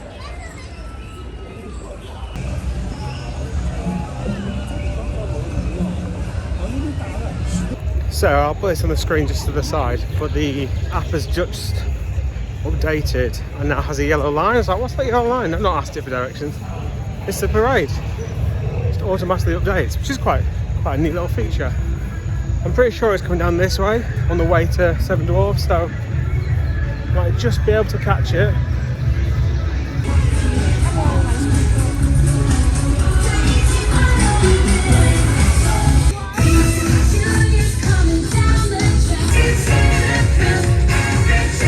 Look at this guy behind me. Do what you want, mate, do what you want. Literally, I'm just moving so I can position myself to get in the queue for Seven Dwarfs in a minute. It's crazy how everyone's just raised up like that.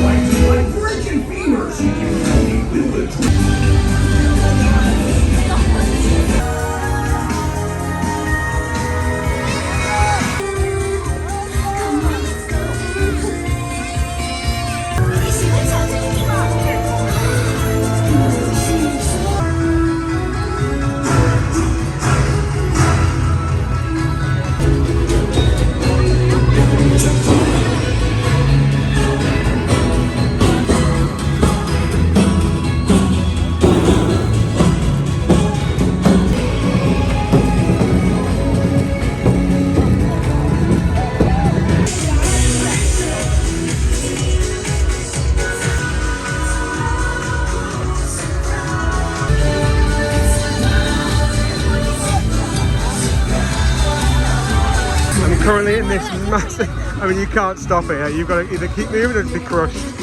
Basically this is the last float.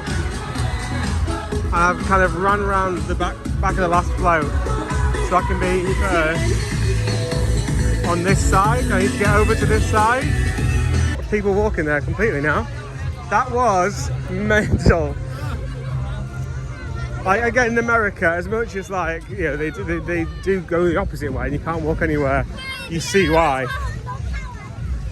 That was borderline. If there's a genuine emergency in there, someone is getting crushed. There is a culture over here of like the odd nudge is just how things are done. So as obviously as a Brit, I find that very difficult to kind of gauge. It's not something we're kind of used to. But I reckon this queue's gonna go a bit bananas in a second. And breathe.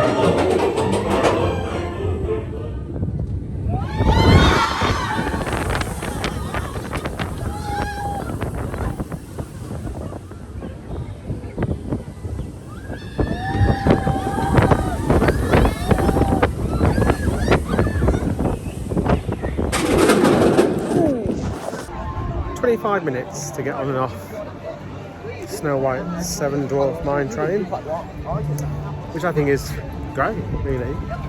Single rider, I mean, yeah, it's fun, it's more fun to, but it doesn't matter for 2 minutes, you're going to save like an hour. Probably wasn't that long either, but this castle is ridiculous. We will present 2 performances of Illuminate, a nighttime celebration. So the only area that I've not been to yet, I think, is down this way. I imagine this is around Peter Pan. I like the fact the castle there, and there's this massive open body of water on this side. Well, that does not very good, does it? The back, that building, that looks a bit naff. I wonder what that's for. Yeah, I like the fact there's all this water. You know what? I just love the fact it's different. That's the bit I like most about it. It's different. I want to go to Tokyo Disneyland. It's going to be more of the same again. Don't get me wrong, DisneySea will make up for that, but I like the fact it's very different. Look at this pizza. You can see it doesn't even cook properly because it's burned on the edges, but I mean, people will lap that up. Is that cheesy? Oh, that is inside there. I don't know what the voyage to the crystal. It's supposed to be a Little Mermaid. Oh! That's the boat. That's the boats down the bottom, I think. Oh yeah, we'll give that a go then. I didn't realise it was actually specific to the Little Mermaid. I thought it was more like the storybook ones you get at the other parks, but now again, it's just different. Let's walk through the centre of the castle.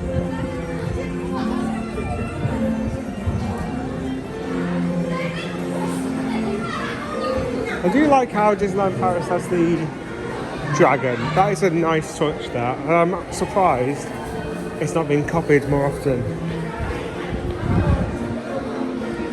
Oh, is this for the... Oh, it goes right to the top. See, do that outside of there.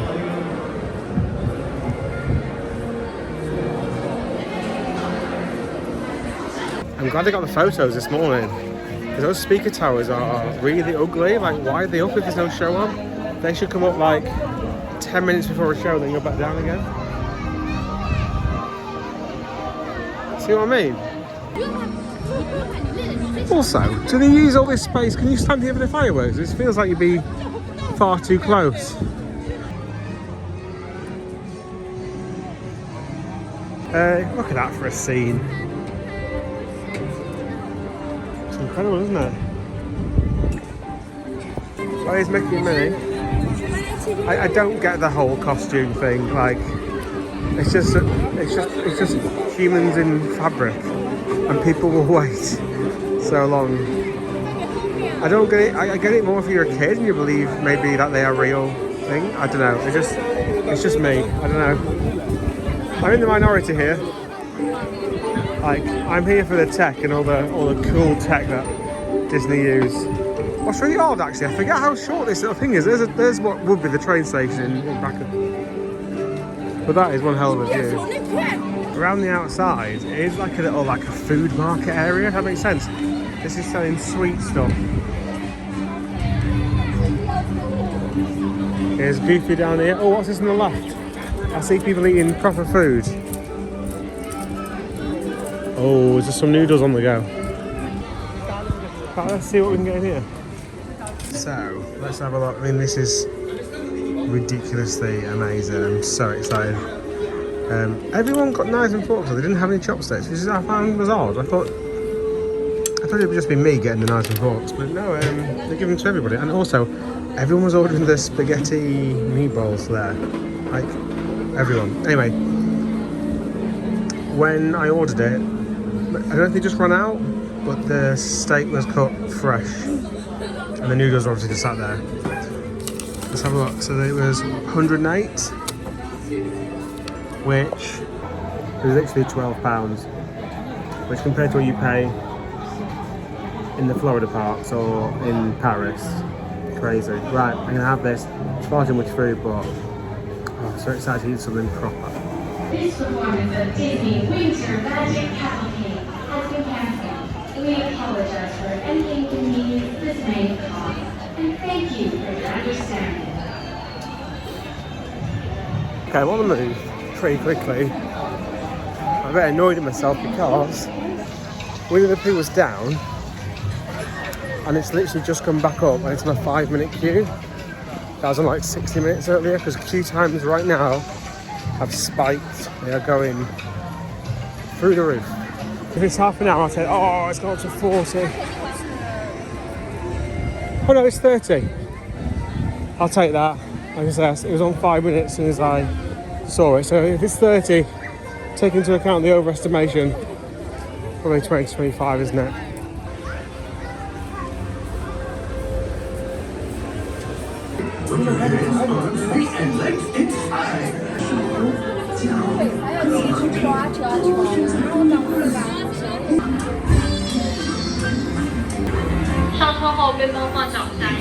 在百亩森林里，嘿，绽放天快乐呢。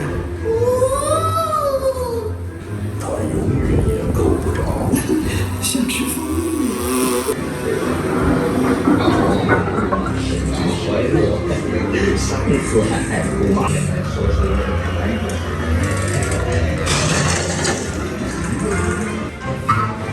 跳的感觉棒极了。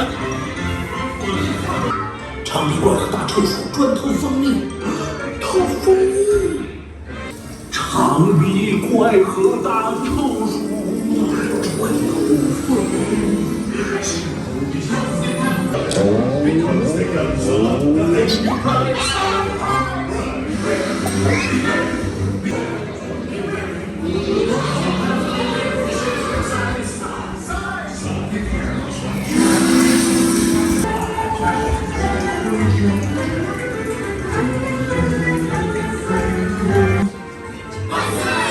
小小维尼万岁！蜂蜜，好吃。I didn't realise that wasn't the interactive dark ride. That might be one of the other parts. However, it's a bit unusual how they've gone for just 4 seats. You'd thought they'd gone for more than that.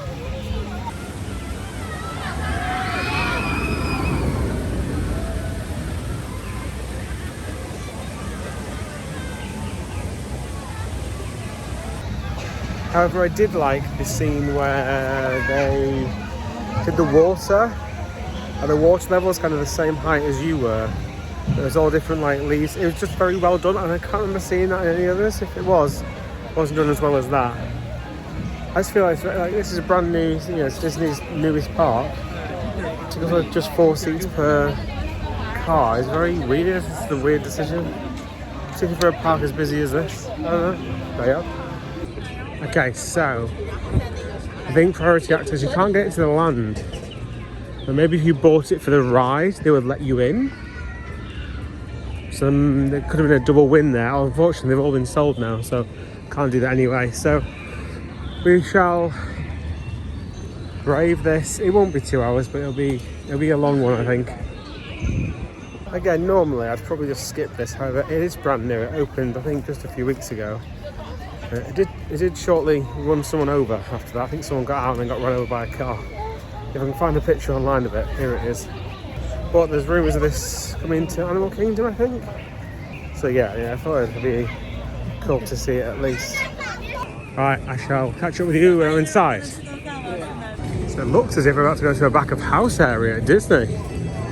That's not very Disney, is it? The land does look pretty busy, to be fair. It kind of explains where everybody is. I like how they've installed this sound effects speaker to tell where we are. This means it's going to be a pretty miserable queue as well. Although it is moving at a rate of knots. Are you ready?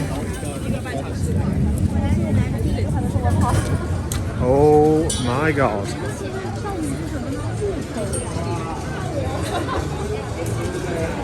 Oh, to be fair, is it just through here or is there another wing? Oh no, there's lots of wings. This is not very Disney, is it? Oh well, like I say, it's all about the experience, isn't it? I just saw signs that said, please ask a cast member if you need the toilet. So they've obviously got some sort of system in place so you can go out to the toilet and then come back into the queue. And the fact they thought about that is, they've got a system. It is moving, everyone's constantly shuffling, to be fair.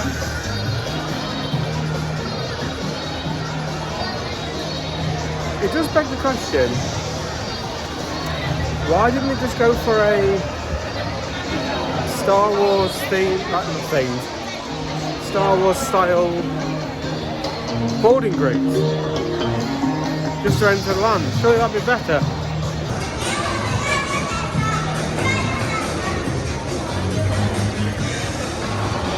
Okay, so 54 minutes later we are out of the market, and I cannot tell you how brutal that was, because you can't lean on anything. You can't lean on anything. No, in a big queue you can lean on the walls, swap feet and stuff, if that makes sense. It's hard to describe, my back's killing. But that's 54 minutes. I think there's definitely a little bit of a queue out here, but I don't know how big this queue is out here. Oh, is that it? Are we in the land? I think we are in the land, and then is this for the ride? Oh, fantastic! Oh, I thought this queue. Right. Well, that man is not happy. He is not very happy whatsoever. No phone. What does that mean? Oh, is that from the film? It looks like a claw. Oh, no texting whilst driving. There you go. Right, now I'm going to have a look at the single rider queue. But that looks pretty tall as a building. Pretty impressive. Hi, did you single rider? No single rider. Oh, okay. Okay, so no single rider today, so we have to go and do it. I don't understand why you wouldn't have a single rider. What's the benefit of not having it? If anyone can answer that question, then I'd be most appreciative. We'll give it a go anyway. It says 70 minutes. I'm going to restart the clock. It took an hour to get in. It was advertised 2 hours. We'll see how long this takes. It looks like a big one again. But at least I can lean on the fences now.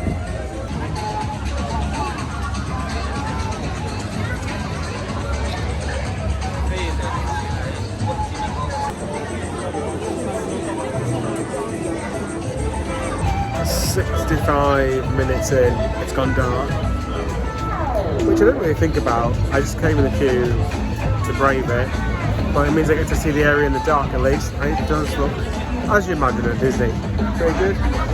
We've still got easily 15-20 minutes to go. They're saying it's an 80-minute wait now, but it's only a little bit longer than what it was when I joined it. 享受着象棋表演的音乐，提醒我们在这里每个动物都有无限的可能性。我排了2个小时。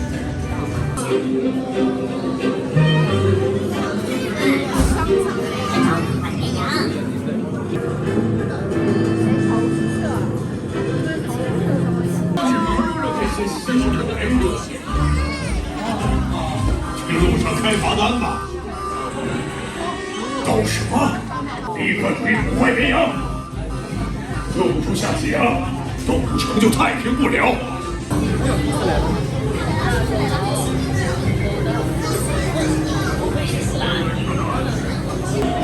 新进人们，欢迎你们加入这次行动。快点来看看，我们有个目标，在那里等着。你们终于来了，他们在里面。好了，等我们信号，行动！别动！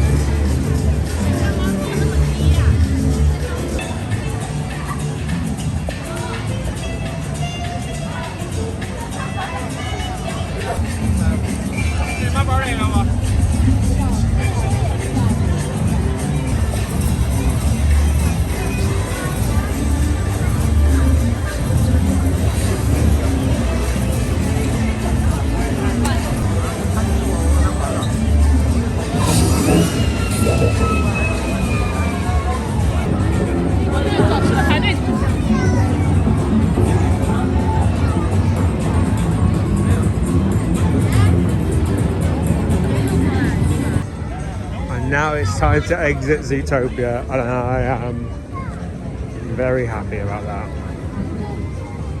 Let's leave Zootopia, never to return. So it's got a little bit dark. That was brutal. That was almost 2 hours before you actually got on the vehicle. Advertised 70, so an extra 50 minutes on top of what was advertised. It's still advertised as 80 now, and it's no bigger than when I joined it. So that was pretty brutal, that one. The ride is extremely fast paced. There's so much going on and you can't really gain anything from it. But there was large gaps in between. Well, no, that's not true. There was one large gap when we were waiting to get on the cars. It loads 4 at a time. So yeah, just a bit brutal, that one. The ride itself, it was alright, it was fun. It's one of those things though, we were very lucky, our run was flawless. Right at the end where she was singing, the group after us didn't get the full song, because when those rides kind of get out of sequence, they do obviously go back into sequence pretty well, but it takes a few passes for that to happen. So they didn't get a song or anything like that. They just got her dancing for a very long time. See, I don't know if you can you pick this up on the camera? Oh yeah, it shows on the camera. Well, look at just the smog in the air. It's actually worse on the camera than it is in real life. You can see it in real life.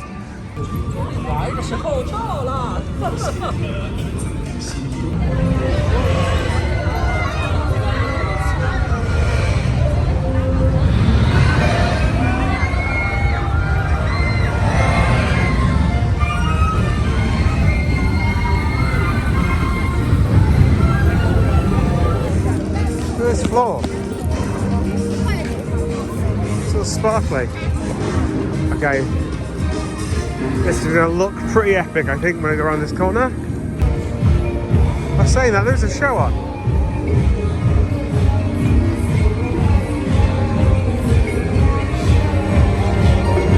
If I'm only gonna do it once, which is probably likely, I want it to be at night. That looks incredible. That's a ride, that's a roller coaster.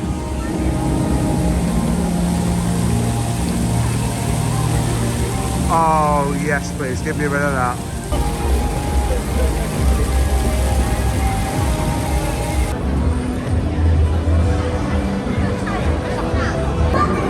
This is the balloon storage, I think. When we went to Gardaland, they had a similar system, but for bags.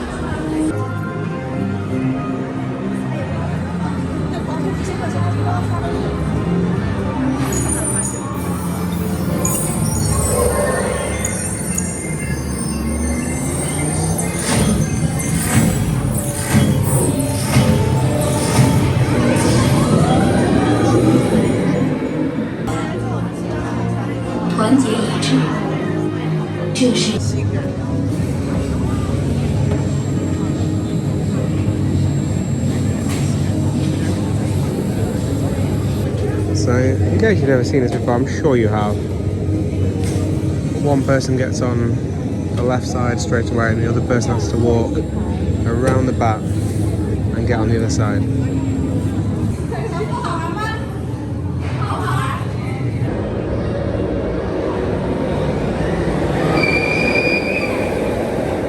So, walking quite quick. Oh, it's a DJ now. Down there. Very odd. I'm walking quite quick to get to the castle. I've got about 10 minutes. I might be able to get the 8 PM showing of Illuminate. You can just see lots of lights. Like I said, I think this is in fact, I can hear the actual songs from Zootopia. So it definitely is Zootopia.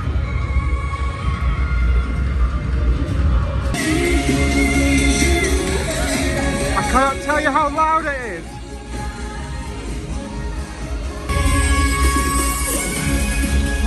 It is so loud. It's pumping. That's the best sound system I've ever heard at a Disney park.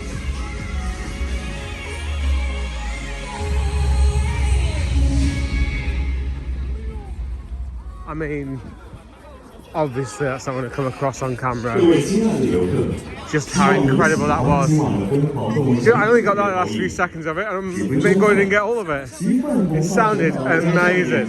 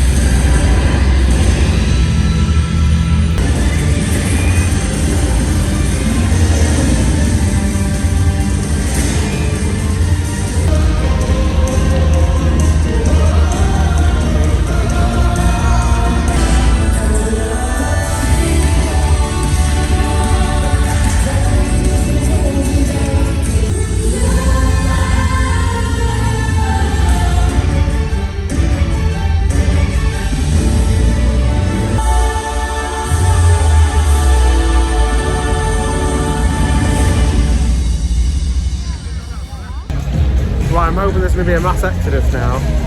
I'm going to give it 5 minutes just for it to calm down a little bit, and then I'm going to make my way over to Pirates. So, Tron, too short, and it's hurt my neck because you've got to kind of do that and look up. I always saw that, and even if you were just riding a motorbike, does your neck not just kill constantly? If you're riding one where you're pretty like leant over. The launch though is surprisingly fast. Bear in mind you are at a Disney park. And it's well themed. I like the station, the fact it's just black with blue LEDs. I know a lot of people wouldn't like that, they want more theming, but I quite like that. Which way to Pirates is the question. I'm being drawn over this way just because there's fire. Literally just because there's fire. But I'm probably not going to, well, I'm definitely not going to see it in the night tomorrow.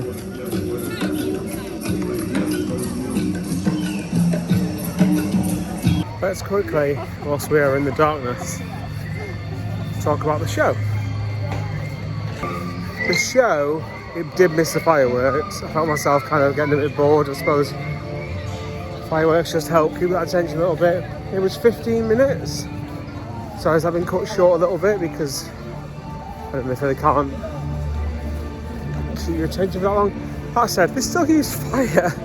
They still blasted up fire into the atmosphere. Well, I suppose that's not as bad as fireworks. It's a 10-minute wait. Is that 10 minutes? It's 10 minutes of Pirates. Right, have a go at this. Obviously, you've already seen the footage from that. I'm not going to get another front row, another perfect front row again. So I'll see you when I come off. Oh my god, I got a front row again. This is a dream, and it's walk on. I've literally not stopped to go into the row. There's no one even on those ones.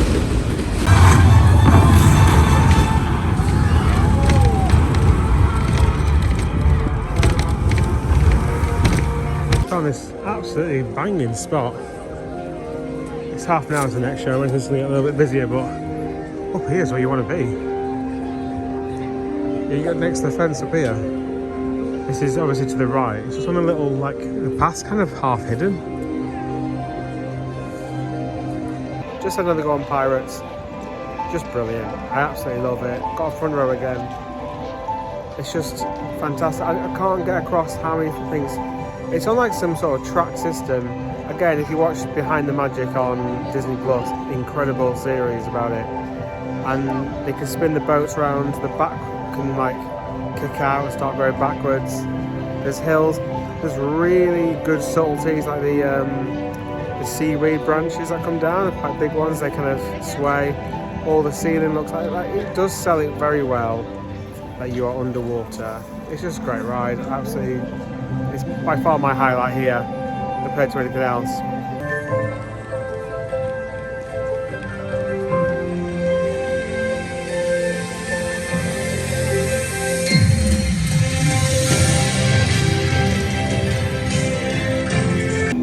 As I was saying, yeah, this show misses the fireworks. I wasn't in the best position for it, but I only turned up literally as you saw as I was starting. I'm not one to camp out. 30 minutes before the second showing, you could go and literally be front and centre there. So that's on a Saturday in January. That's how long you'd have to wait for a good seat. Normally I would actually go for the second showing, always go to the second showing of anything. It just so happens that today with the parade, I got there just as it was starting. And then tonight it means I can go a bit earlier. I am absolutely knackered now. I'm just going to start to make a move actually. So even though my step count hasn't been that much, like I've been stood up in a lot of queues today. More queues than I'd ever normally tolerate. It's only the fact that I'm all the way over here that, you know, I will stand there in a queue and do it. A lot of times I go, you know, it's just not worth it. It's not worth 2 hours or whatever it is. But it is purely because I'm only here. I'm not going to be coming back. You know, Florida, I'll probably go once every couple of years. So if I do 1 or 2 big queues, then I can kind of give up on the rest of them, if that makes sense. And I'll do that next time there. Big difference when you come this far. We've got some cavalry here, haven't they? Is this training? What's going on? They're called the SWAT team, haven't they? What's going on there? Oh, they're going down the line and setting the next one out. I suppose it makes sense actually to do it that way, all walking a line. So that's my day at Disney Shanghai, Shanghai Disney. To even say the word still is absolutely bizarre. Like, I used to wait for all my friends to always be free to do stuff. I didn't really want to do the whole solo thing. I wasn't confident enough to do it. And although Nicky Lewis and co do want to come to China and Japan, but if I kept waiting, like I wouldn't see half the things that I do see. For the fact that I can just literally, if you don't think you can solo travel, just do it. Do it on a smaller trip. I did Germany first of all, to kind of see if I'd like it, see if I can do it with my own company. And yeah, it was alright. Don't get me wrong, I have more of a laugh when you come as a group, of course you do. But just for wanting to see as much stuff as possible, just go and do it. I started on that trip to Germany, and now I'm in China. I'm going to Japan literally tomorrow. It's insane. If you've watched so far, it's going to be a long one, this one. And it's by no means an in-depth review of Shanghai Disneyland. Air pollution alert.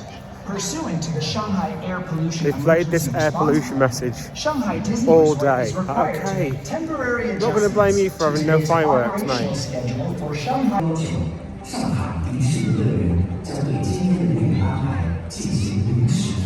Has issued an air pollution alert. Literally, pursuant to the Shanghai just finished emergency and they're playing the same message again. Shanghai Disney Resort is required to make temporary adjustments to today's operational schedule for Shanghai Disneyland. Yeah. Including the firework effects in this evening's nighttime Illuminate, a nighttime celebration.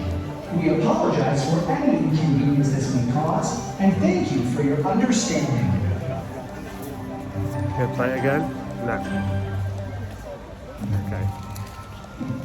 If you haven't subscribed, here's a few reasons why you should. One, already got travel video Happy Valley, went to yesterday, had an interesting day there. Also went to the Bund to see the kind of the view that you kind of associate with Shanghai. Obviously today's video. Tomorrow I will be back here doing bits and bobs that I didn't do today. Not a lot in there, it should be a much shorter video to be honest. And then I fly to Japan. In Japan we're doing DisneySea, we're doing Disneyland, we're doing Fuji-Q, doing Nagashima Spa-Land, Universal Studios, lots more in Japan. So those are some cracking reasons to subscribe, I say. Because it's free, helps me, my little tiny ego, and it is, joking aside, I'm very grateful. I'm very grateful for anyone who presses subscribe.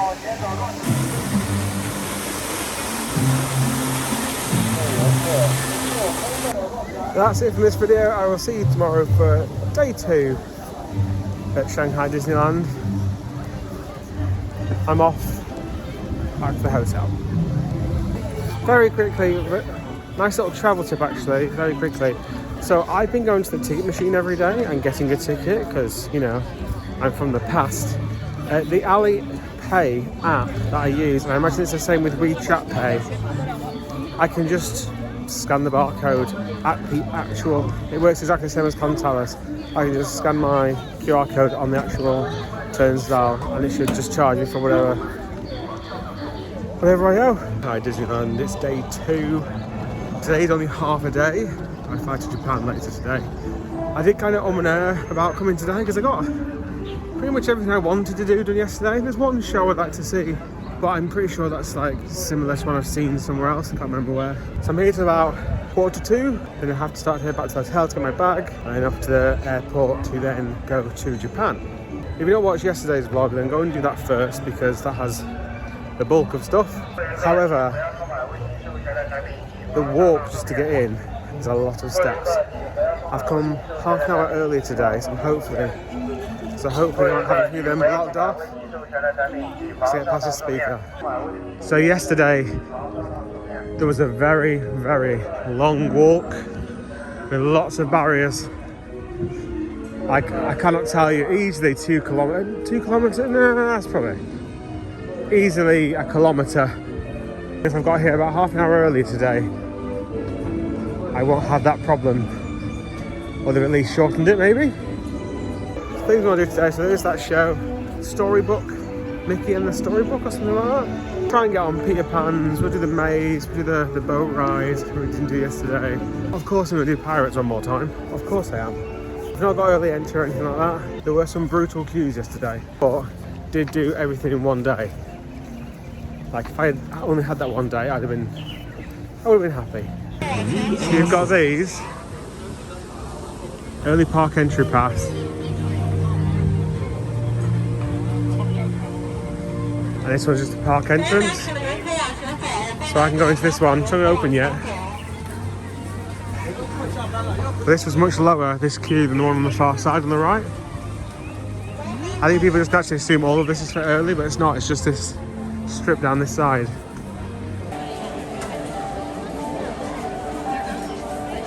Okay, so we're in. Bang on 8:30.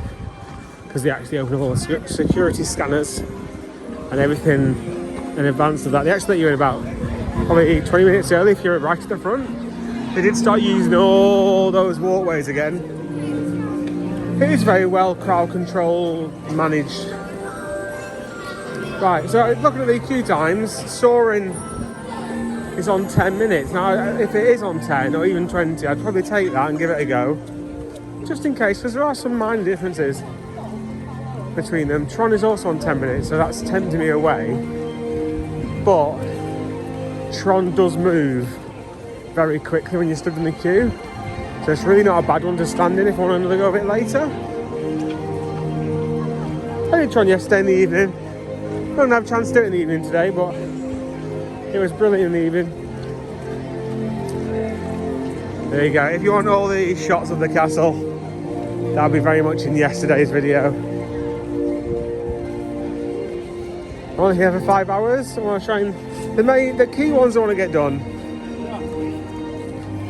are ones that I've not done yesterday. I'm not fussed about all the flat rides. You won't see me riding in the flat ride, like, you know, the carousel or the Dumbo ride and stuff like that.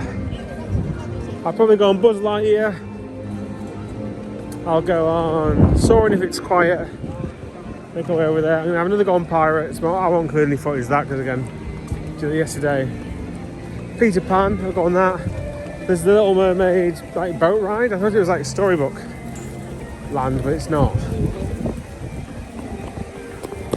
That's kind of what I kind of want to hit. Oh, and also there's a Mickey show, Mickey in the Storybook as well, which I do need to reserve a pass for. So I'm gonna have a look on my phone now and work out a way of doing that. Here you go, I got it. It's pretty easy. It actually works similar to any, like the old school fast pass. What's this? Oh, this is a merchandise thing. I saw this. Oh, it's a restaurant, but it's not. It's people, you have to reserve a place for that. Also, this is the announcement that you can hear. It's due to the smog. And they can't run the fireworks as part of the show at the moment. In case you're wondering, it's not been raining. It's actually been incredible weather for the past few days must have been here. Soaring over the horizon.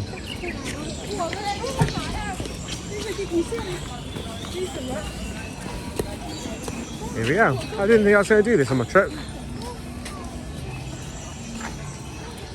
I've no idea what to expect. I don't know if it's the same. If it's the same video, is it a different video? I don't tend to do the ones in Florida, or I might do them once. I didn't do the California one. I do them once and I'm not really bothered about it again, if that makes sense. I didn't do it on my second visit at all, I don't think.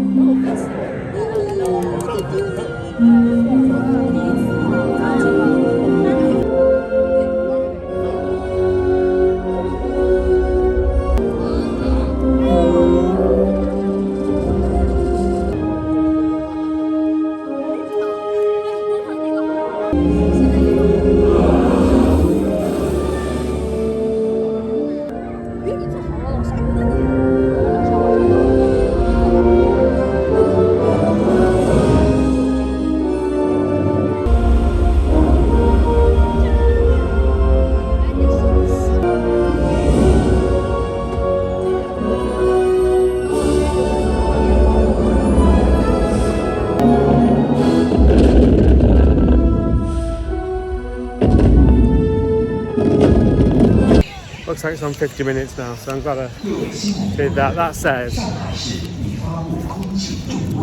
soundtrack for Story is the best bit about it, I think. I just find it really dull. Like, you've got all this fantastic stuff. I sort of get it in the sense of it's very much a family ride. I mean, even my mum wouldn't go on that because of the height they take you to. But it's very gentle. In that sense, it's not thrilling or anything. I think Flight of the Skyline was one of the better ones because there's a bit of gusto to it. The best one I've ever done was the Joker. Was it a Joker themed one? Or Lex Luthor? In Abu Dhabi? That was great. The mechanics was really aggressive. One extra clip. Everyone had their phones. It's so odd. Everyone had the phones on. I was like, oh, I got a phone. I'll do some filming. And people just sat texting whilst the thing was on. It was very odd. It's saying Peter Pan's on 5 minutes still. It's odd. The park's been open for... Unless everyone's rushed to go and see a character or go on one of the bigger rides or something. I don't know.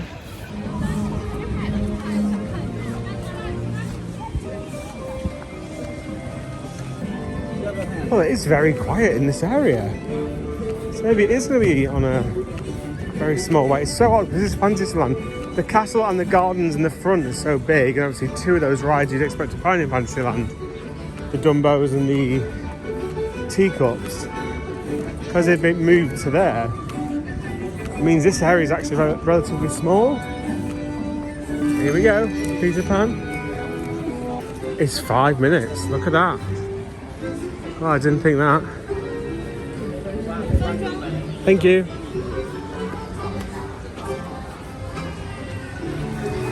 Wow. Oh my God. Right down the ear. Jesus. Watch your children, please. See you all in Neverland.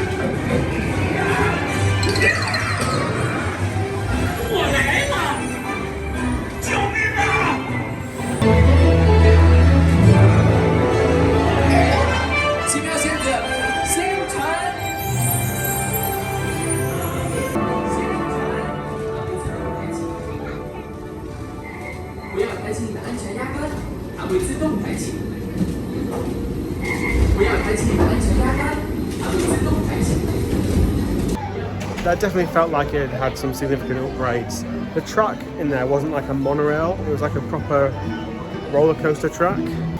So I'm glad I did that, because I wasn't going to. Yeah, that looked like it came out in the last 2 years rather than, again, most of the other ones look like it came out in the 80s. That's unfair. 90s. Oh, it's too much for some already. Could we also tick off this little thing before the show? We've got 20 minutes. I actually want a drink, but everywhere is preparing at the moment, preparing to open. I can't find anywhere just to get a bottle of Pepsi. I've got 20 minutes. There's this storybook kind of walk through the castle, Once Upon a Time Adventure. Inside the castle. Thank you.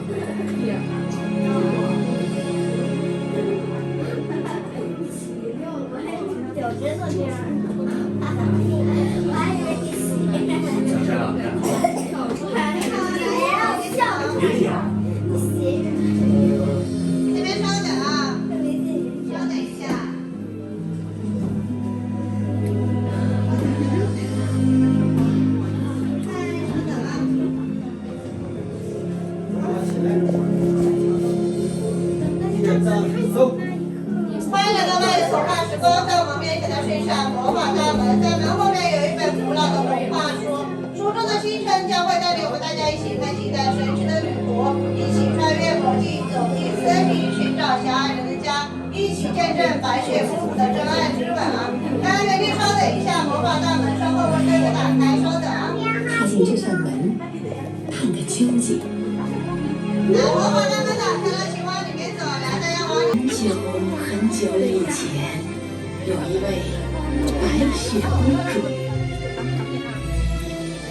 现在，她的故事将在城堡顶端再一次上演。浪漫。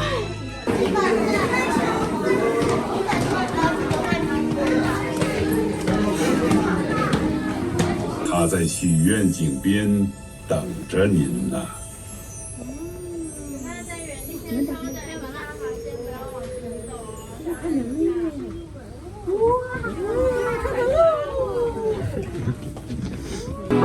想知道个秘密吗？烟雾里试一试吧，看你能猜透。不知蛛网，蟒蛇之皮，巨鼠的眼珠。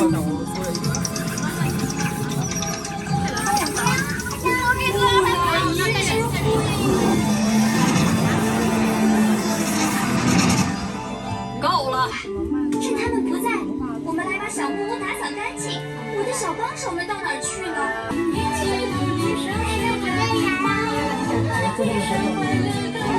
？Just exited off this little garden. I'm a bit confused of where I am now. We seem to be quite high up on the actual castle though. I've completely lost my bearings.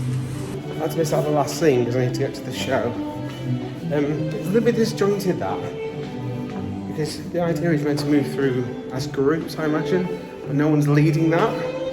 So if a few people go, and then people start following, just natural human behaviour. So then you get to the next scene and nothing will be happening. It just felt weird. Quick note, I can barely see. That only I've said in any of the videos so far is the toilets at Disneyland are 90% Chinese toilets and 10% what we expect to find in the UK, Europe, America toilets in the Western world. So, also, not all toilets, they do in here in Disneyland, but not all toilets in China have toilet paper. Just one to know for the future, isn't it? Sometimes they'll have toilet paper in like the communal bit outside near the sinks, but apparently it's quite common that there's just no toilet paper at all. I've not seen that anywhere, but I was reading like travel tips, lots of tips like on travel tips and stuff that came up. So going now, extra time is 10:35. Do I want to wait now? I'm gonna get a drink, I think. Like I said, I doubt there's any bad seats. Let me know. Have I seen this somewhere else, or have I just watched a video of it somewhere? I genuinely can't remember. Does it have that the pages like floating in midair and stuff? When you scanned it, it made the old Disney Fast Pass noise. On one of the days. In fact, I say that, I prefer without a fast pass in Florida.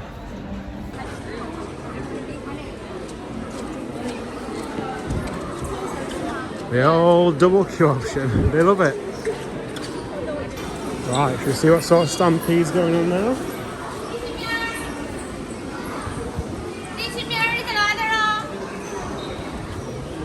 Oh, it looks great in here already. Oh, it's all very calm actually. Should really probably get a decent seat.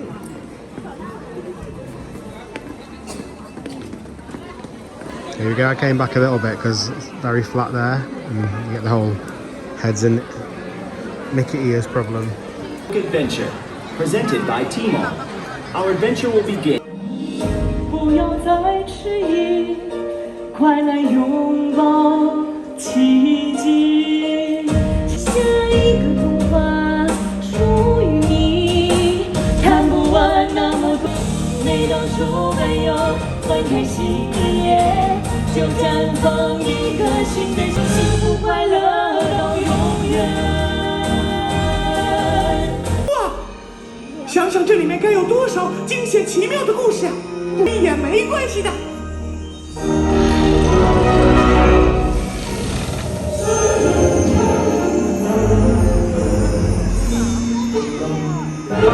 你好，我是雪宝，我喜欢温暖的拥抱。Hello。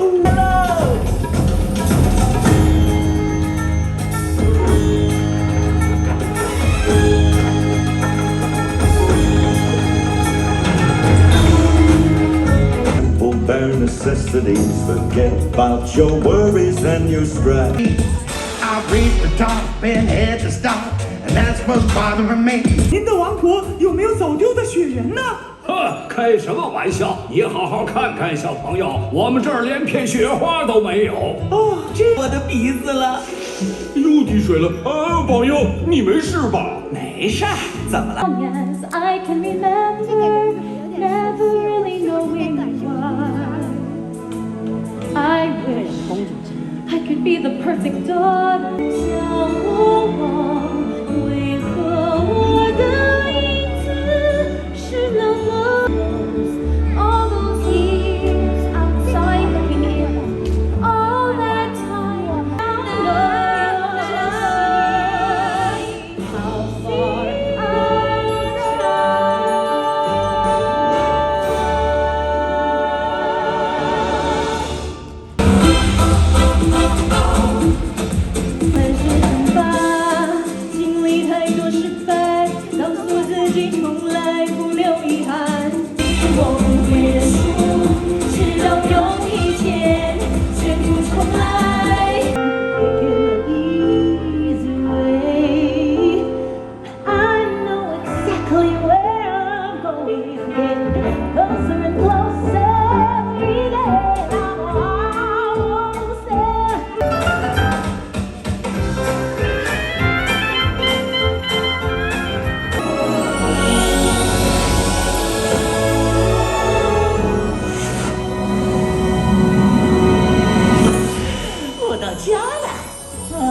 雪花。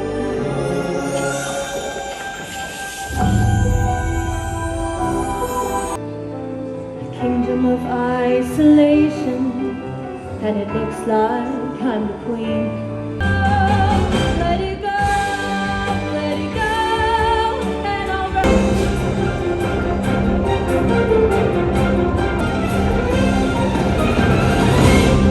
当然啦，哇哦，你怎么变成蓝色了？好像不太好看。就是有一点冷。想想夏天吧。 小蜜蜂们，滚烫的沙滩，拿杯饮料在手上。等等，好像不是饮料，应该是手。你需要人搭把手，别担心，好朋友。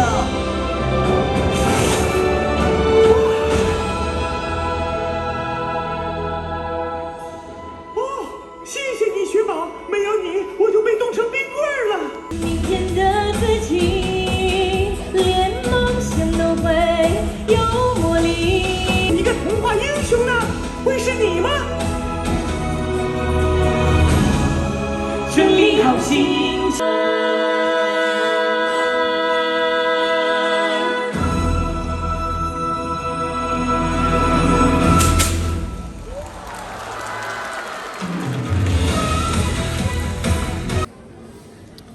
I wasn't down for the crush this time, so I just sat and waited.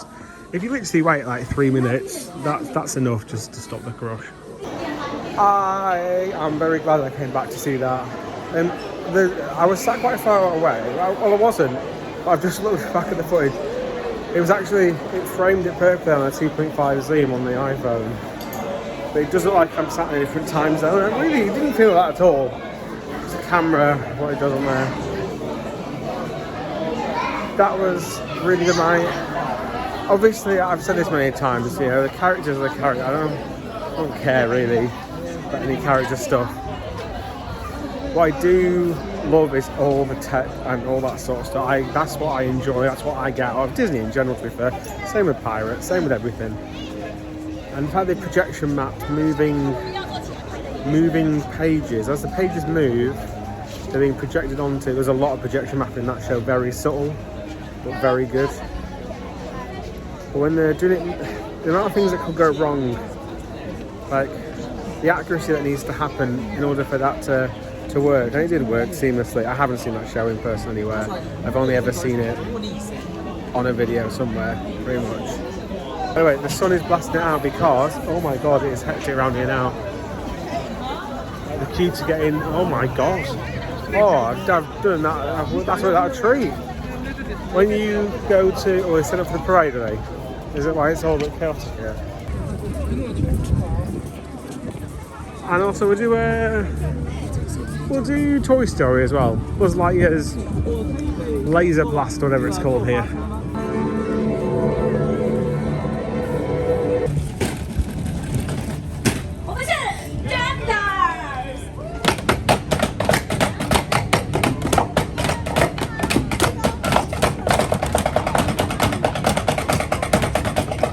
I can barely see because my eyes are used to the show. And it is boiling. It is so hot. When I first booked the trip, it was like forecast like 10 degrees. Back under Tron. It was advertised as a 60-minute wait. It said 50 minutes yesterday, and it took 20. I was queued out here a little bit, just a little bit, not much. Oh, it says 50 now. Yeah, it said it took 20, and also we had a while where we didn't actually move at all.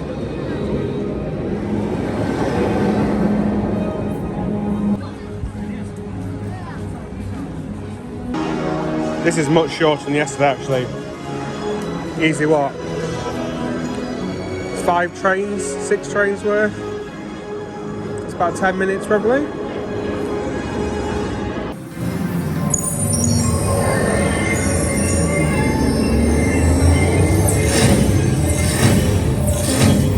Single ride is not full.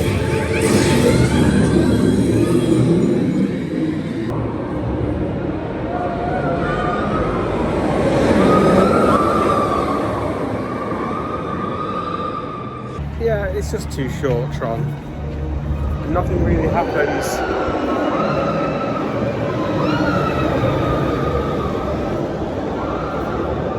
I do like certain, some really good effects are done really easily. So obviously there's all the lights in the wheels which can change colour, and then when you see the yellow train race alongside you, it's just the very left wheel on all your train that just turns yellow, so you see that reflected only for a split second, like, well, for a couple of seconds. Honestly, dispatches on it are absolutely insane. 25 seconds, I mean, I don't know what that was. That's probably less than 25 seconds. Even per station, that means it's like around 50 seconds. And on a train, which is like a little bit fiddly and guests aren't really used to. Again, I was going to skip this. It's 5 minutes. But it's more because I keep on doing things. Thank you. I keep on doing things and then seeing little tweaks and differences, so might as well give it a go as I'm literally walking past it as well.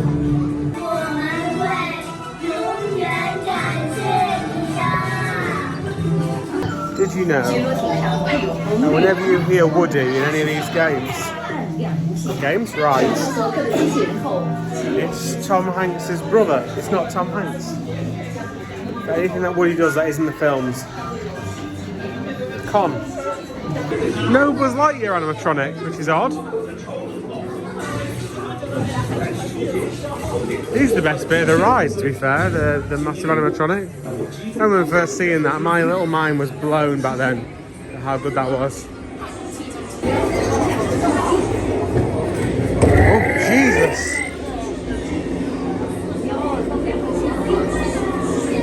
That does not mess around, does it?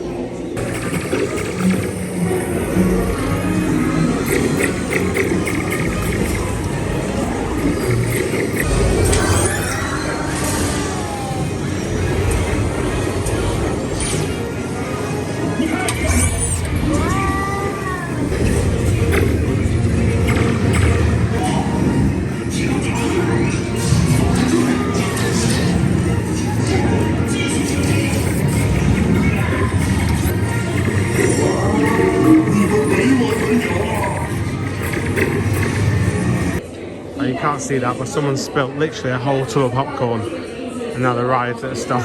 Luckily I could get off. Yeah, I like that. I think that's my favourite one that I've ever done. Their targets are so responsive. The guns vibrate, they light up, make a sound effect. And the target's the most satisfying. And the fact that you can have it change red or green depending on who scores the points. It might be better to do. It could have been better to, I'm saying that you have to have the colour of the laser, didn't you? Yes, got that there. But yeah, I'm glad I did it again. Weirdly, none of those two are the same. The Toy Story, the Buzz Lightyear ones, they all use different systems and sensors, which is odd. Because you're copying the idea, because it's cheaper to copy the idea, and then you do all the stuff with it. Oh, the parade's coming through, I think. Oh, let's even go around it. I think I'm going to be able to get across actually to Fantasyland. There was a booth there. I wanted to buy a Pepsi. I couldn't. Well, I could. Because you've got to scan. Even though it's a little booth, a popcorn booth that also sells drinks, you have to scan and order it through there and all that sort of stuff. I just can't bother to do that. Oh, I think this might be a dead end. Right, past the edge of the parade. I think I'm going to meet it on the other side though. I'm hoping I can cut through to Fantasyland. I think it goes right in front of the castle. Well, I've got an hour before I need to be out of the park. I'm heading back towards the station. Apparently this boat ride's on 5 minutes.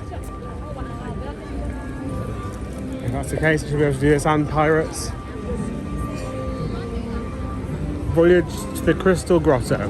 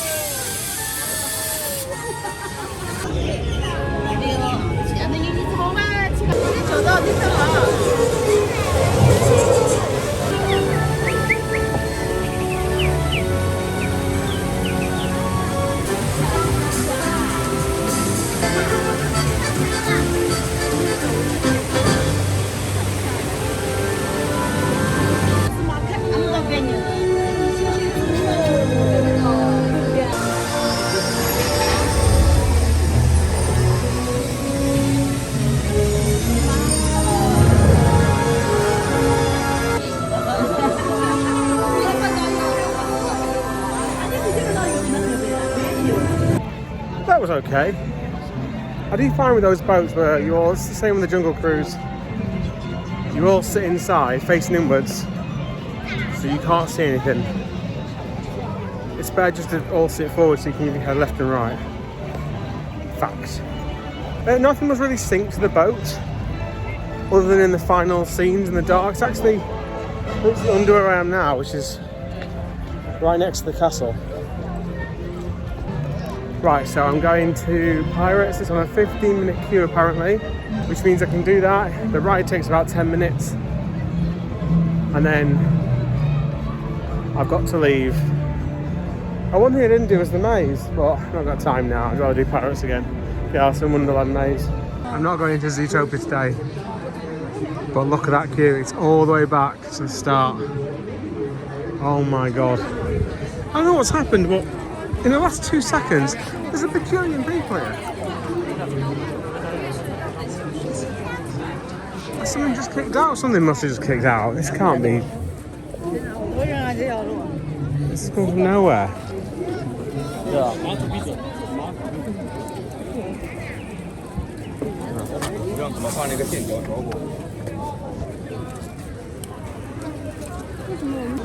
Is it because Zootopia queues are actually brimming out the edge of it now?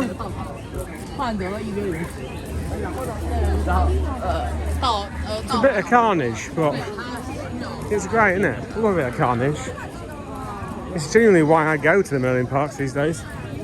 Zootopia I braved yesterday, and it wasn't as bad as that. Oh my god. I'd have thought if I was waiting in that would have been the queue. And then to get to that marquee would have been, I think I'd have just opted out actually at that point. This cannot be 15 minutes. It just cannot be. It's suddenly heaving. Oh, it's gone to 30 now. Oh, it's 20 minutes. Oh no, it's 30. Oh, I don't know. I don't know if that's going to be doable.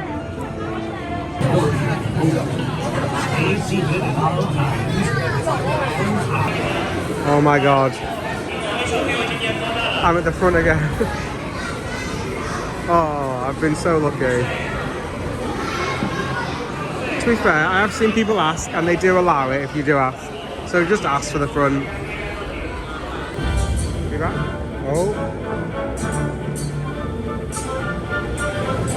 We've stopped inside the scene. Oh.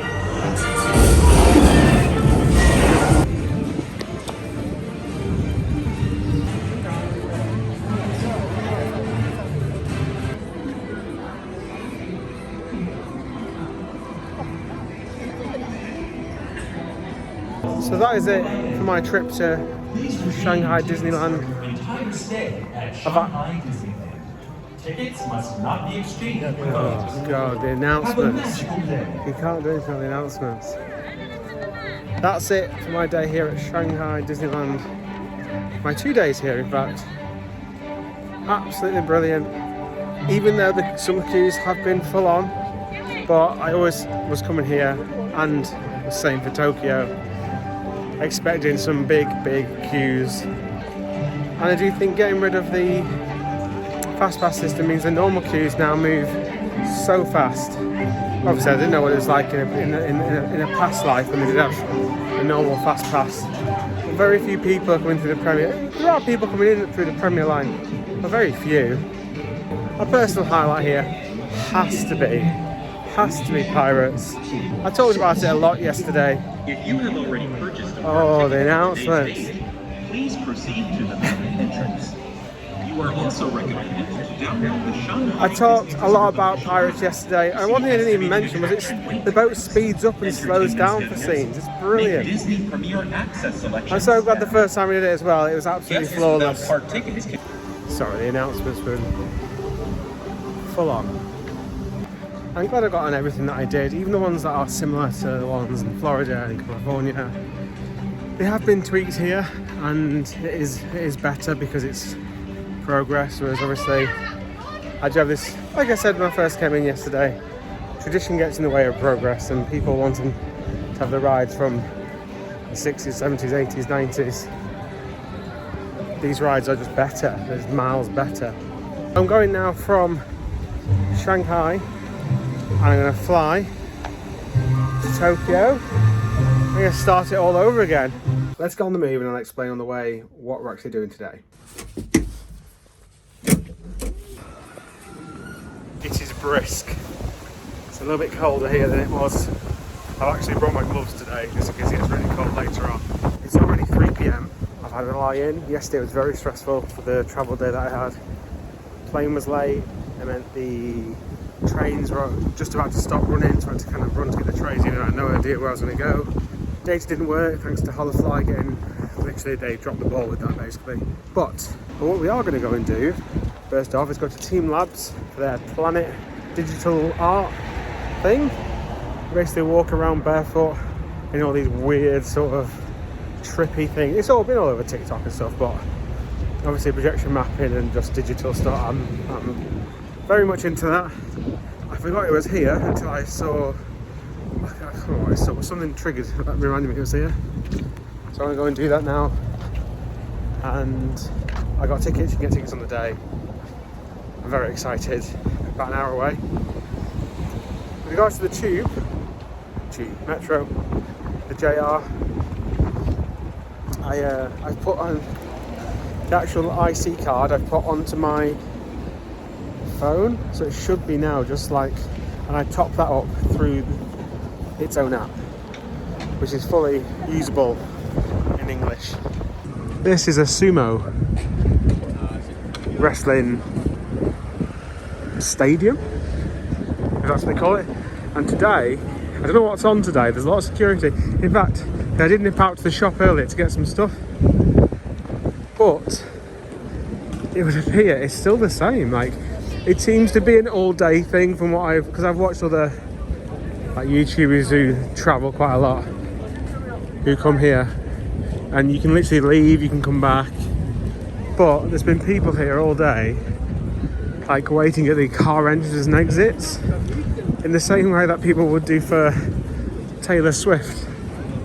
I just love it. I love the fact that I am completely, blissfully ignorant of anything to do with this. What I love about Japan, they should be everywhere, they have smoking shelters for outside so people are not allowed to walk around smoking. Oh, it's brilliant. Actually breathe. Alright, here's a JR station, and it's Suka. It's S-I-U-C-A. It's like a little green penguin. And actually, I didn't download an app. It just came up on my iPhone. Would you like to add it as part of your wallet? So I've topped it up with some money. Let's see if it lets me in. You can see here, you've got ticket insert or IC card. I think I go to the IC card. We'll try it and see what happens. I think there's another underground station just up here to the left. Pachinko. It's the first time I've seen a pachinko stand. Pachinko is this weird ball game. Weird, it's like a slot machine, but these little balls. And you're not allowed to gamble in Tokyo, as far as I'm aware. So when you win from them, it gets exchanged for prizes rather than for money. But then apparently a lot of them have like a little place around the corner where you can go and exchange it for money. It's a very odd thing. I say odd, it's odd to me, obviously.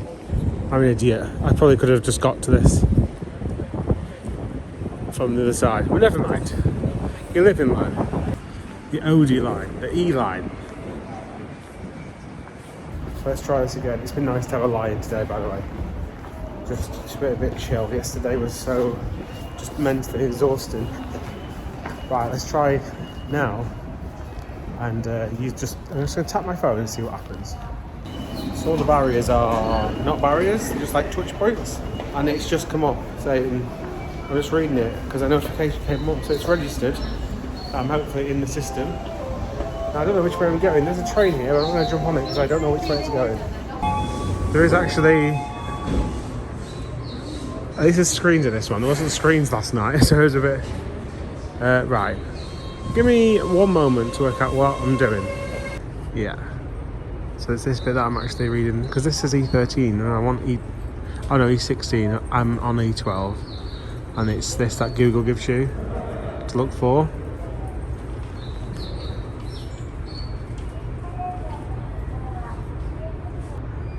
It's hard to understand that because like this one's going up, like, but then this one also goes up. Or is it just towards, is the next train going to be towards 6? Yeah, so look, E12, it's going the opposite way. Okay, I'm starting to get now. This is the first time I've been down here actually, hence why I'm trying to still get my bearings with it. So, you get this one on the side in 3 minutes.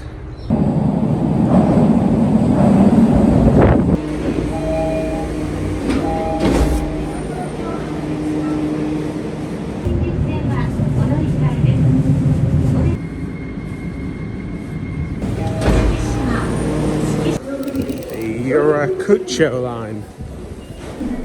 So I've just had to tap out and tap back in again. I didn't see an option where you could just stay within the system.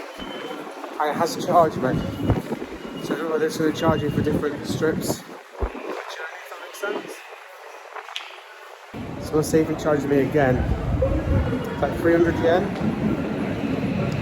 Oh, train's coming in. I hate this because it's always annoying. That wasn't my train. Oh, this is my train.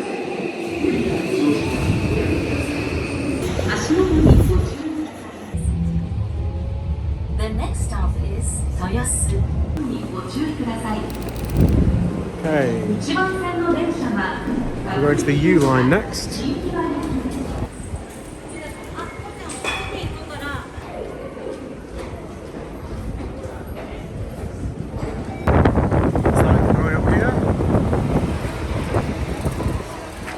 Couple of things already. When I got in the lift coming down today, a man immediately pressed the hold open button. Even though it took me like half a second to leave the lift, but he just like instinctively did it. And I keep seeing things which just make me like, I'm not gonna lie, make me rethink about having faith in humanity. And also then everyone got off the train, and rather than just piling for the front of the escalator, people saw there was a queue and walked back to join the back of the queue to come on the escalator. Oh, there's double trains here. Oh, I think I'm at the end of the line actually. Just about made that one.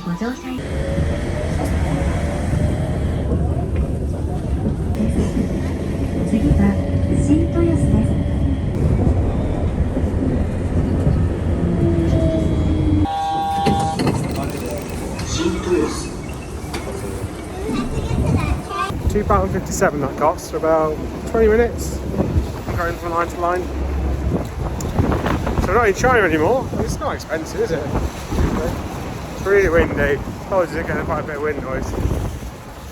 So yeah, there's the fact that they didn't all just pile onto the escalator and they actually all, it warms my soul a little bit. Like no one pushed it, not one person. So because obviously naturally I just want to go towards the escalator because that's what I'm used to doing, particularly given China, because China was very much like that. And yeah, to see everyone go towards the back was really nice. Right, we're here now. I've got to join a queue, even though I've got my ticket. But your time ticket is just the time you get to enter that queue, if that makes sense.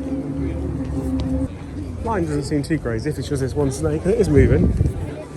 Right, I'm excited for this because it's something completely different. And I do like stuff which is completely different. Okay, we're in. We've all got to stand on these. I can see lots of bare feet over here, which is hilarious. Can you see the feet underneath? Is this curtain going to move at some point? How exciting. I've literally not seen anything on this at all. I've seen a couple of TikToks where you see like a few shots from it, but that is it. I don't have any other idea what I've signed up for. I'm so excited. Should be a good giggle. Welcome to teamLabs Planets Tokyo. teamLabs Planets Tokyoにようこそ. With your entire body, immerse, perceive, and become one with the art.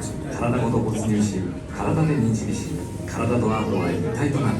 In this museum, you will walk barefoot as you experience the artworks with your entire body.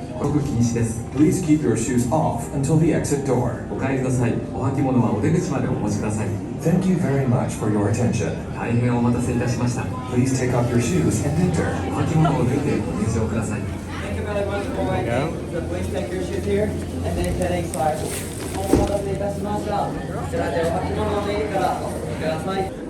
It feels so odd getting that and taking my socks off.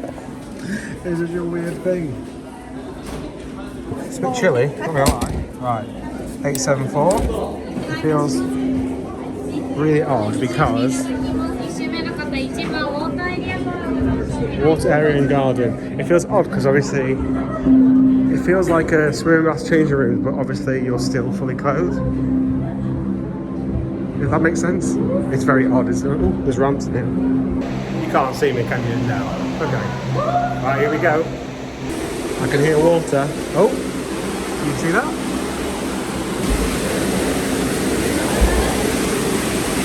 This feels like you should just slip on it. It's incredibly grippy, to be fair.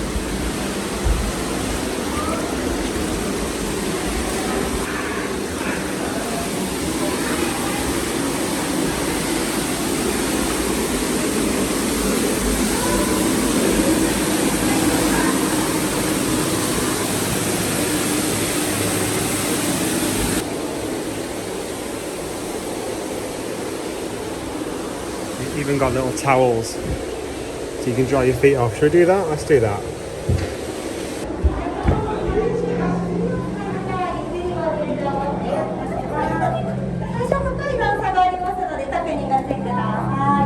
Thank you. Oh my god. This is all just beanbags. I don't know if you can see this. Oh my god.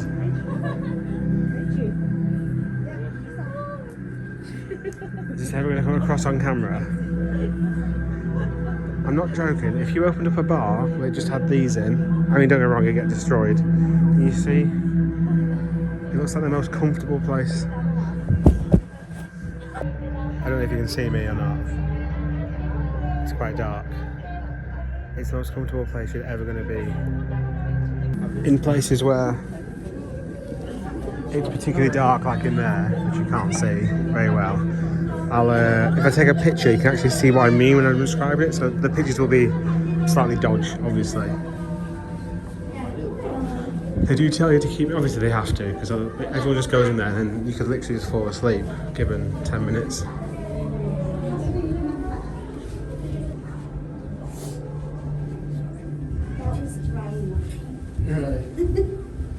All the walls are like really furry and soft. Again, you can't tell on camera. So it is like a maze in here.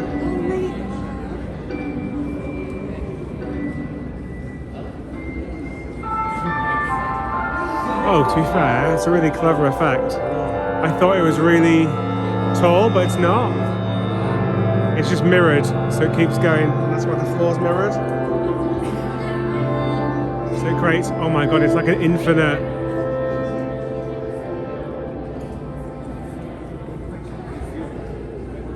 I can't tell you. Look, if it wasn't for seeing other people upside down, it would literally go on to the end of time.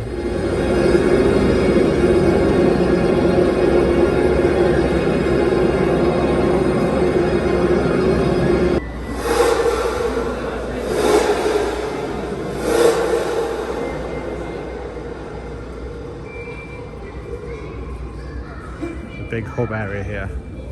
I say big, it's not big at all. It's tiny. Oh look, can you see me through that gap? So it's not that, it's not massive.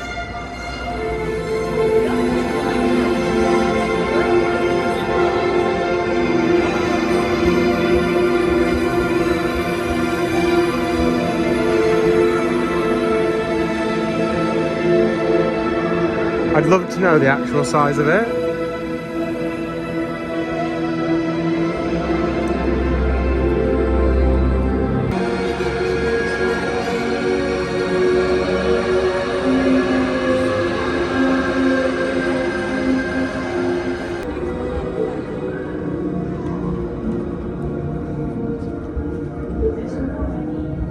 Well, this floor keeps on changing.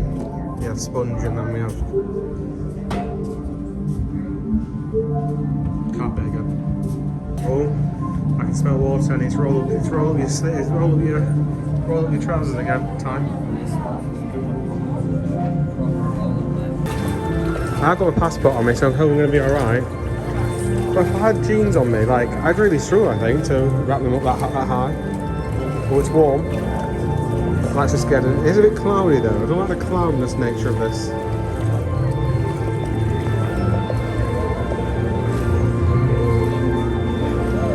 Oh. Okay, now this is essentially a pool with some mapping on it.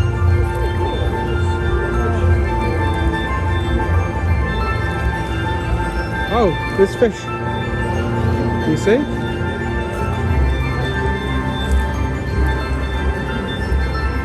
Why aren't more pools projection mapped? That explains the cloudy texture of it now then, because obviously it wouldn't reflect if it was just water. You can download the app and stuff, and do I imagine that makes stuff move more. There's always one with the flashing, isn't there? Always one. Taking a completely horrendous photo.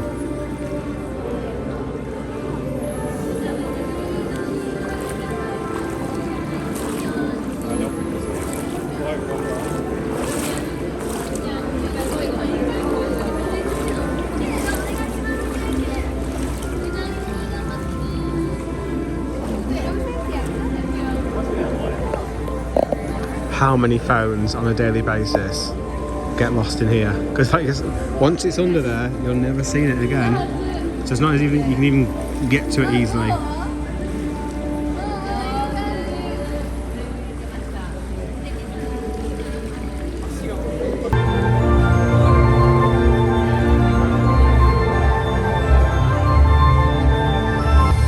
Literally. Oh. Says you're right for waiting for a minute. It does go light and dark probably over like 10 minutes, but the light bit's only for like a few minutes and then it goes back to dark again. And there's a doorway here and there's a doorway over this side. More people tend to come out of this doorway than into it.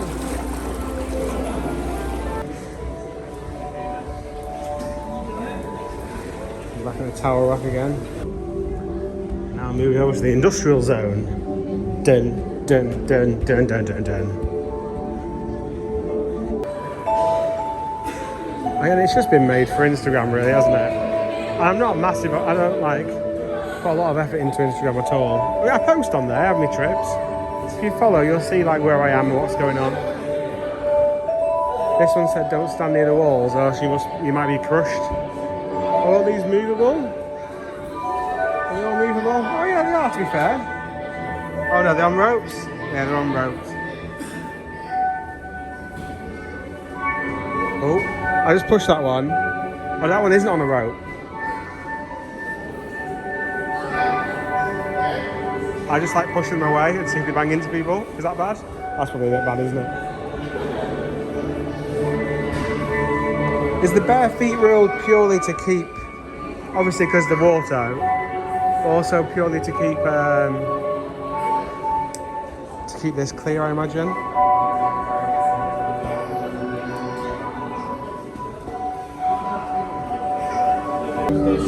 Okay, so if we're not entering here. Okay, let's give this a whirl. Oh my god, this is very trippy. It's also hotter than the sun in here. It's so hot. Oh my god. It really is very trippy. It feels like... Does that come across on camera? My senses are telling me we're on a disc which is spinning. Just very slowly to the left.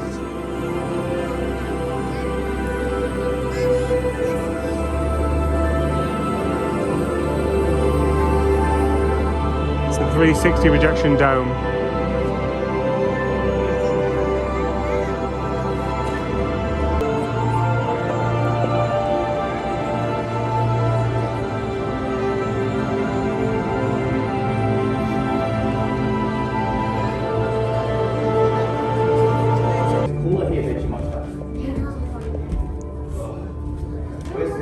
So we're going through to the garden area. So actually,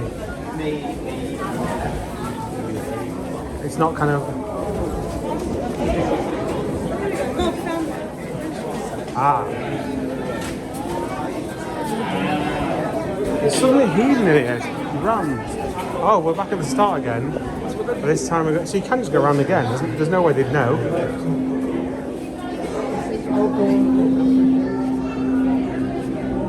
Why has that been covered up? Like, what's the story behind that? There is another feet drying area. Oh, it's slippers time. Thank you.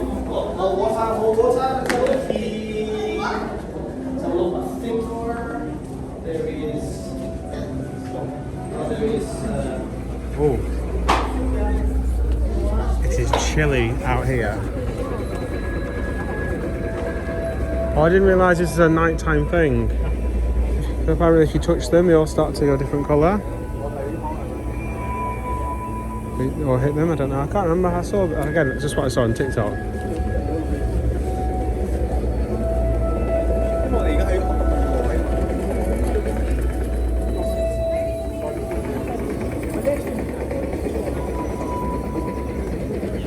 To be fair, that is this section, that is it. It's a shame it doesn't just link up as one. It feels odd to come all the way over here. Also, after seeing everything there, I'd have done this first as the first area and then gone through to the next. If it was dark, it would be better, but yeah, do this first and then go into the other one, because they've got no way of knowing which, if you've been in, they don't rip off a ticket or anything. The slippers just go straight onto the next shelf again. Just in case you are bothered about that. Oh, no, hold on, there is more.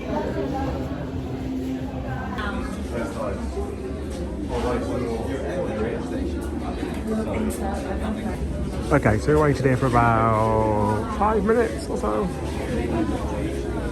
So I thought that was the only bit for the garden bit, but it's not. Got a little bit of extra. Is this the one which is kind of made it famous? The one, I say made it famous.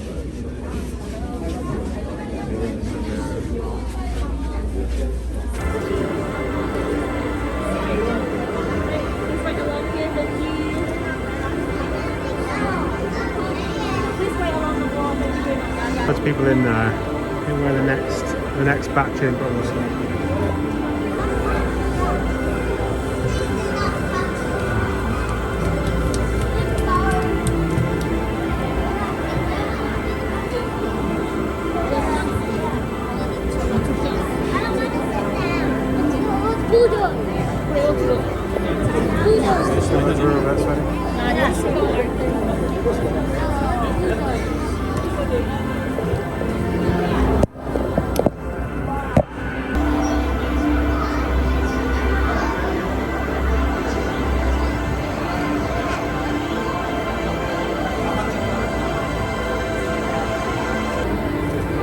So these are all real as far as I'm aware.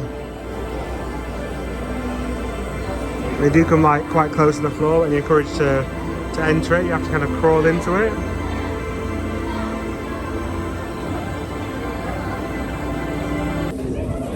There we go. And we're done, but if you wanted to keep going round, you're more than welcome to. Let's get our stuff and then let's get outside.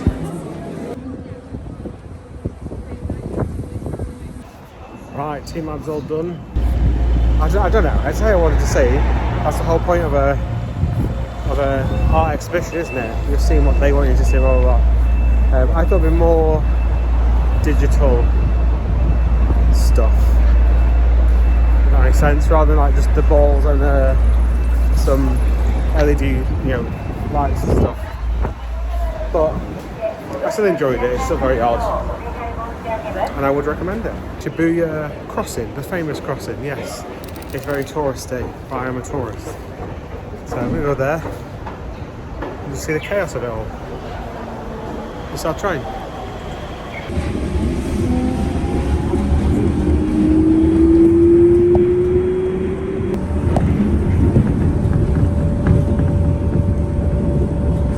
Just saw these views in the train. Look at that sky. I was going to do one of the towers, but I might have time tomorrow. I'm at Fuji-Q land tomorrow. I don't plan to be there for the death. I'm going to spend the cash and get the express passes if I can. I tried to book them online, but my card won't be accepted, sadly. So it might mean I can come back, spend a bit more time in the city. Because after this, I'm at Disneyland for 3 days. And I will be there probably to the death. Then I'm getting a train down to Osaka and going to Nagashima Spa Land and Universal Studios. I know they're not going to start up, but you know what I mean, like down south essentially. Platform 1 of the R line is in a circle.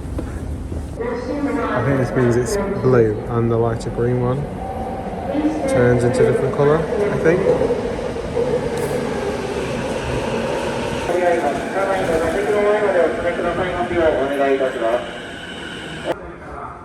Let's see how it changes from blue to green.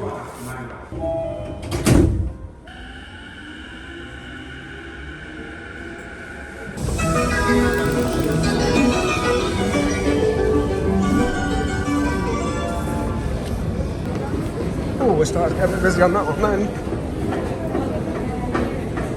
And none of these are the exit Google says, so we just get outside and see where we are. Now it's getting busy. So that was interesting. I'd run out of money on my card, and because all the gates are open, if you scan it and you have run out, little gates close really fast in front of you. I wonder if you just tried to literally walk through, they'd notice that and they'd shut on you. Anyway, we're at the crossing now, I think.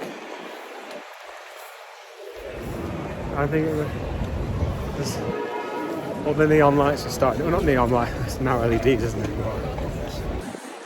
I don't know if this is the right place, but I'm just going to head up here for now. In fact, let me consult the map.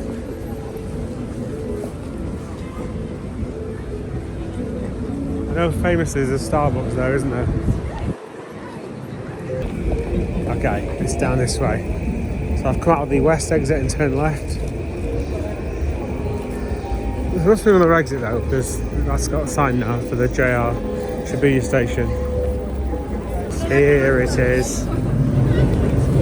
This is, I mean, isn't it amazing how you can literally make a zebra crossing essentially a tourist attraction in its own right? It's a very bizarre thing. Very bizarre, aren't we, humans? So we're here very long. Let's just have it's just one to take off, isn't it? Completely by accident. I have also come at rush hour, so I imagine there'll be a few tourists, but full of actual people leaving work for the day, maybe.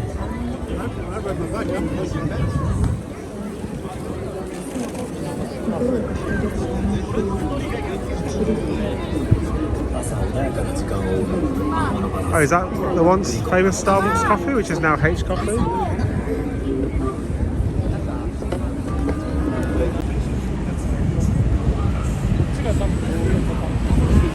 Oh no, this is actually it.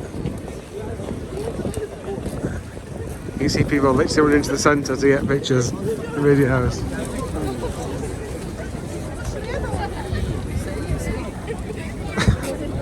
I just find it like incredibly bizarre.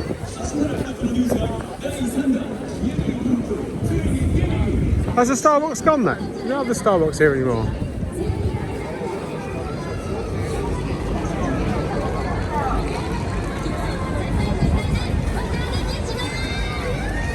Yeah, this is it. I was a bit confused just because my sat nav keeps on fluttering. It's the quality of the screens, all the screens down there. Plus fun.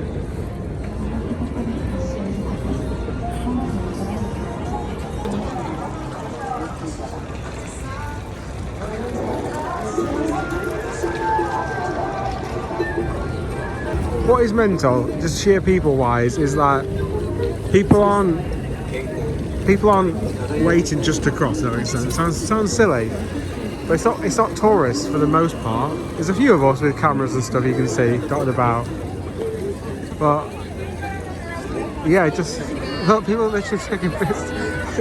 People in the road taking pictures of a cross. It's bizarre, but well done to the tourist board. Have a goose down here. Never too cold for ice cream. My hand is a bit Baltic now.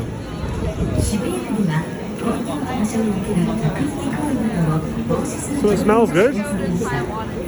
Big Echo karaoke entertainment. That sounds like my idea of hell.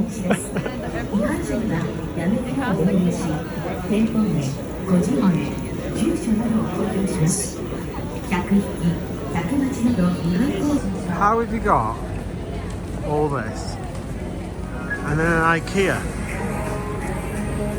I want to go to the Shibuya Pleasure. What is the Shibuya Pleasure? Krispy Kreme donuts. Wonder if they're made in the Trafford Centre. I can hear this place from across the road. Oh, that's so loud. Okay, we're gonna head to Shinjuku. That's kind of the final kind of thing on my hit list for this evening. Yeah, I want to get some food bits from Shinjuku. A couple of street food things, which should be interesting because a lot of it's a lucky dip. Oh, the lines are here. Right, I'm gonna have a quick Google on how to get there. Oh, these. They're full of cream. It smells like they're full of cream. I have no idea what they are though. Tempting, it's all tempting. I want something savoury though because I could just eat. Oh, and also I want to try and get some stuff off the streets. If not an actual cart, but you know, the ones that serve like direct to streets. Like the JR lines are this way, which I think is what I need. We're going north, should take about 20 minutes. Shinjuku is meant to be the busiest station in Tokyo and therefore the busiest station in the world. Just read that off a website, could be wrong. Holy shit. Surely these people.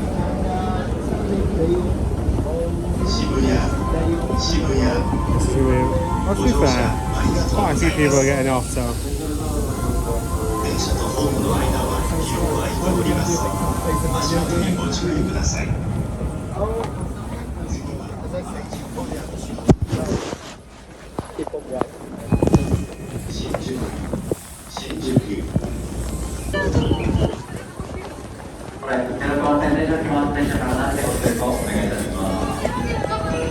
Okay, we're in Shinjuku.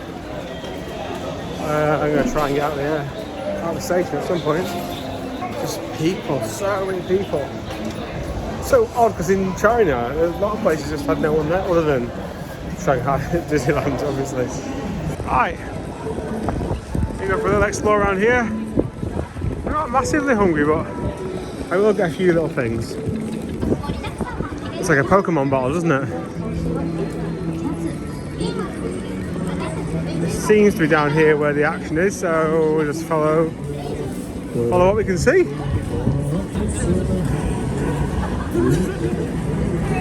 That doesn't look very impressive on the screen, on your screen, but in real life, that looks like it's literally coming out. Oh, there's the cat one.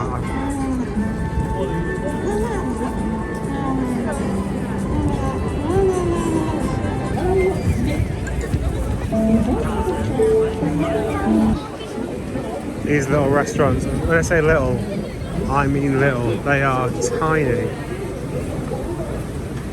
It's hard to say, like, you can barely walk down them. There's barely a corridor. The hoodie's gone up because it's suddenly become ice cold. It's freezing now. I barely feel my face. This is the sort of, like, look you associate with Tokyo, isn't it? Look at the size of this screen. A lot of stuff on these streets opens at 6 and closes at 7 AM, from what I've gathered. So I'm just taking this little side street, which, granted, looks a bit dodgy. Apparently, this is the Golden Guy. Shinkansen Golden Guy. I don't know if I'm saying that correctly, but there's lots of bars and stuff down here. Now in lots of little streets, like tiny streets.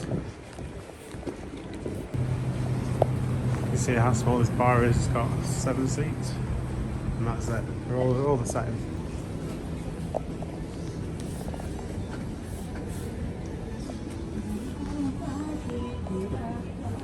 Now it is quite. I think it is quite early in the evening. Also, it is. What day are we on now? I've actually forgot. Monday. It genuinely looks very welcome with the jazz on there. Oh, Nicolas Cage has been in there. You can actually see there's a map of all the different units.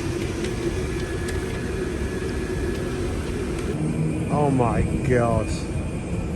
I've seen this in the video on one of the YouTube videos. I watch abroad in Japan quite a lot, or definitely as I've been planning this trip. Yeah, I think they go there for the. I think I made one specific video about it. Should you go there type of situation? But to be fair, I don't think it was too scarring of it, but just always makes you laugh, doesn't it? That's probably better presented than most British pubs. All the British pubs are just closed down now because it's no longer profitable. So that was interesting. My hair's gone wild. This message is playing on loop outside the buildings from the police, saying about touts and how bars in this area overcharge customers. To beware of touts and stuff. Not expected, it just doesn't feel very Japanese, does it? Okay, I'm going to head to Omaid Yokocho, which I've just googled, which apparently has lots of. It's literally very similar to like all that bar scene that we just saw, but for food.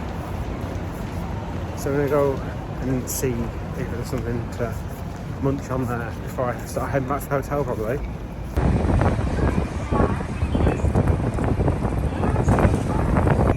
In this area, there are a lot of touts and establishments that overcharge customers. For your safety, beware of touts and do not go along with them. You will be lift off. In addition, please make sure to check the information on the internet before starting entertainment establishments. Japanese sweet rice dumplings. Still heading over to the other food area. We are starting to get little bits and bobs of stuff now.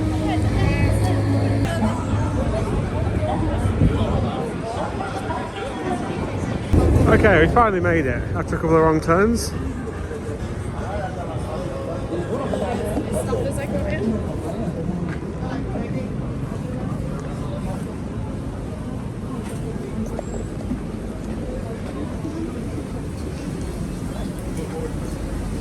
Oh, this is exactly the same as the pubs, but for food.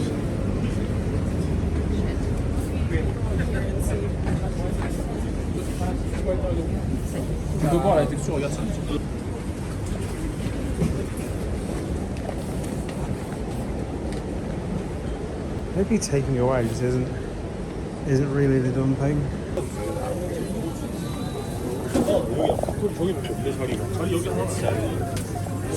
I need to say how wide this is. It's two-person wide road. I need to be fair, there's not even any seats. It smells like all the best barbecues going. Although, this is just. I don't know what's going on with these two. Whether they're drunk or something. Can you hear them? They're making a right racket. They're having a good night though, whatever they're doing anyway. Right, let's try this.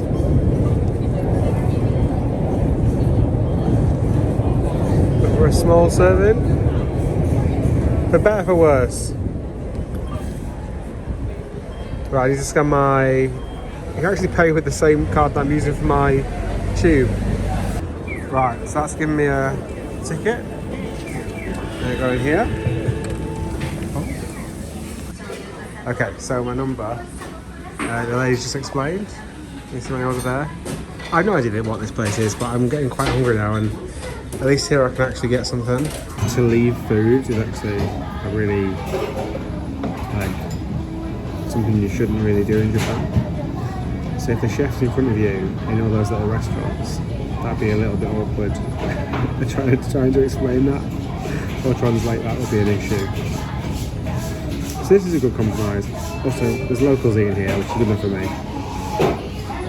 Right, let's give it a whirl. And before you laugh at me with my chopstick skills and try them.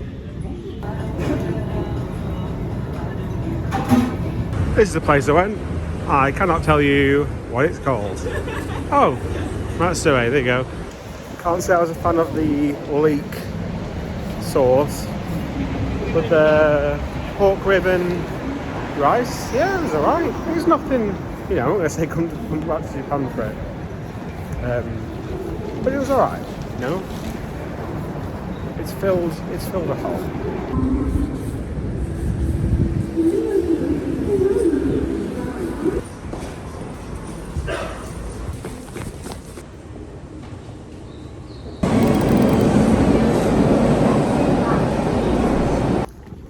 It is only 9 o'clock. Just got out of the station. I feel battered. Each night I'm only having like 4 or 5 hours sleep. I'm very, very short, so I'll catch up with me now. I've just literally re-welcomed travellers. Isn't that the same place I went to? This is around the corner from my hotel now. Maybe it was a Darren Brown type scenario that I was drawn into it because I'd already seen it. So very quickly, let's talk about why I wouldn't go and sit in those places, those bars, things, the restaurants. Caveat one: if I was with, you know, if someone was with me, if my rate was with me, we probably would go in there, at least try it once type thing. But for the most part, I feel like those situations are incredibly awkward, and I think you're either one of those people who just don't feel awkward at all and you can chat to the staff and all that sort of stuff, and it just comes naturally. It does not come naturally to me at all, really.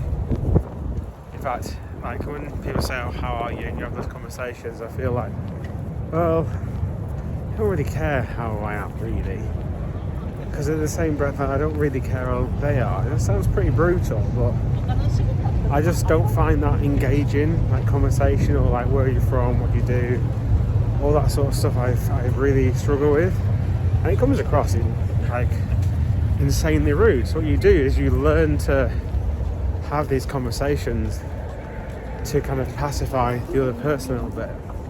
So the reason why this is relevant is because if you're sat there, particularly if the chef is in front of you or the host is there, you still have the same fears about not wanting to come across incredibly rude and all that sort of stuff. Or miserable, because people often confuse it with people being miserable. Oh, he's miserable, he doesn't talk, all that sort of stuff. I'm miserable because I moan a lot, not because I just don't talk. So I do that. The idea of doing that by myself, where because you're by yourself, they might think, oh, I'll talk to that person more because, you know, it makes them feel included and stuff. That actually has a bigger negative effect. And the anxiety of worrying about that, about, oh, if I do that, is that the situation I'm going to be in? It's enough to just draw you away. And it's hard enough, you know, building up the confidence to come and travel by yourself and all those sorts of things. So I just kind of accept that that sort of stuff isn't really for me. Particularly when I'm on my bill. If you're in a group, it's different because you can talk amongst yourselves anyway.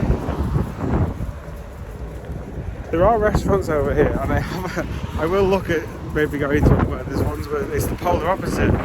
So they actually don't make any eye contact. They don't like. Don't get. I'm not that bad, but It'd be interesting to see what that was like, but apparently it gets big queues and stuff. It's gone a bit down now. I've just got back and this is on my door. I just love Japan.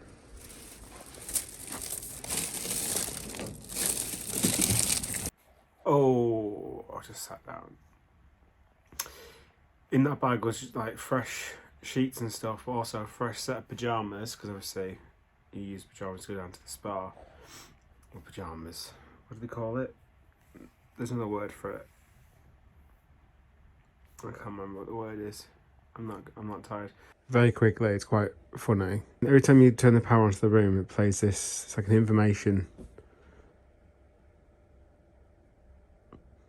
And it's like all the things like to be a good tourist, basically. It's just quite funny to watch. It is best to make phone calls after getting off the train or leaving a building. Cool. You can see the men's spa and the ladies' spa. I'm not gonna lie. I think there's a party going on in this spa that I've not been invited to. Everyone is in. Wait, what even is that? What's that? Oh, it's the belt. Everyone is in there. Let's just call them pajamas because I can't remember the word. Everyone's up and down in the lift, all wearing like I said, there's a party going on. They do massages and stuff in the spa. However, a lot of people will be going for the public bath. Now, the public bath is fully naked public bath. The pool that they've got in this hotel is closed for winter because I think it is actually a rooftop one, so it'd be pretty nippy up there. But yeah, everyone's going. So that's it. That's the end of today. We are going to Fuji-Q Highland tomorrow. Tried to buy tickets before, but nothing. It wouldn't work at all. So I'm going to have to buy tickets and fast tracks on the gate. Don't want to be there all day, hopefully, because after today I'm going to be at Disney for 3 days, and they'll be really late finishes. So that's the semi-plan. If you haven't already, please subscribe, and also please press the thumbs up button. It really helps the video and pushes it to new people. And comment down below any recommendation. Obviously, I'm not going to do it now because I'm very much back in the UK now. However, I will definitely be going back to here and China.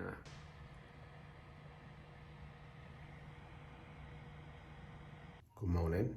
Welcome to a new video. I am still half asleep. We're going to Fuji-Q Highland. It is 5:30 in the morning. Oh.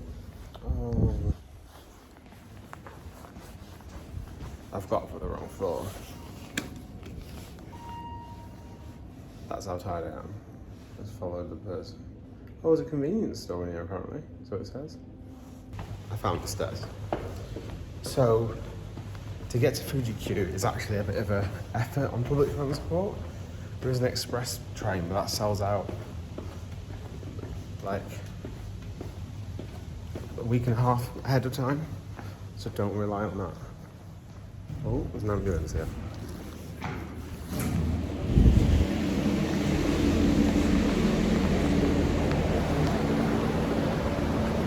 Yeah, the express train, it seems like a really small train, which is odd, because obviously it's taking most people not to the theme park, it's taking people to Mount Fuji, basically.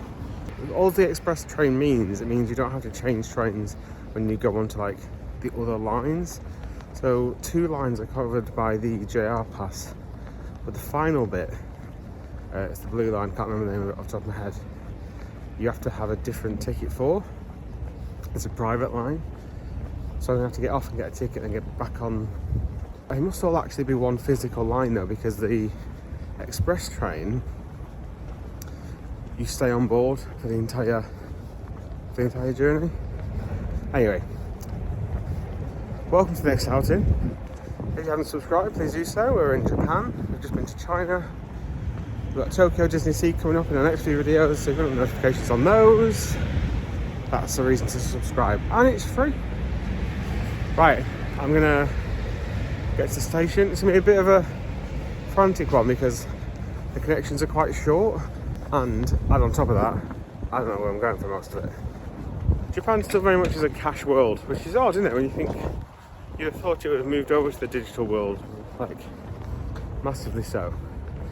But I see most people paying in cash. So going back past the sumo wrestling, it does say National Arena on Google. I don't know if that's the National Arena or there is quite a few different national arenas. Today I've got my thermals on. The weather was said it's going to be -3. I'll be baking on the train. I'll be 100 degrees on the train. But it was this cold in the city centre. I imagine out there it's going to be brisk. Then add the coasters onto that. It's going to be pretty chilly. Just missed that train by a minute. Well, by seconds. Next one was not for 10 minutes. I'm still ahead of schedule, but it's always annoying it. I'm basically trying to get to Otsuki station right now. Because when I key in Fuji-Q Highland, it then starts coming up with loads of bus routes. And the issue with that is I know it's quite hard to get a bus. It's not hard to get a bus, but like a train's quite easy, like the platforms and how it links up and the numbers. To find the bus and stuff can be quite difficult, and it's a really tight connection in order to make that happen. And I need a ticket, and I don't know if they accept my cards because it's an express bus, and apparently express buses don't accept the contactless card on my phone, the one that I tap up. What's it called? Sushi? One sec. The pass is called Suica or Susha. I don't know if it's soft C. SUICA is the one I'm using. So it's easy just to get the train. I am getting there really early today because I need the fast passes because it's really poor operations at Fuji-Q. So I want to get the 4 fast passes for the coasters and spend a bit of money just because I'll save probably 3 or 4 hours just having those passes. Even though it's January, even though it's cold, apparently it still does get busy in January. So the passes are going to be like gold dust. There's plenty of them available last night online, but I couldn't buy it with my card, annoyingly. So anyway, I'm going to get to Osaki station, and that's where you then join the private line. So I don't have to worry about my card or anything until then. I'll get another ticket, and I'll just get the next train available from there up to Fuji-Q.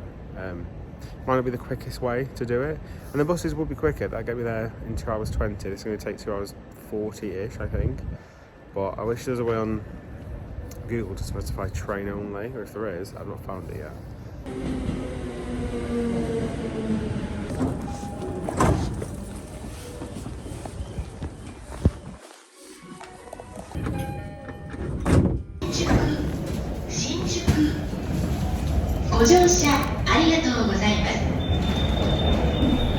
Right. So I've actually got about half an hour, so I'm not going to rush. I could get these slower trains.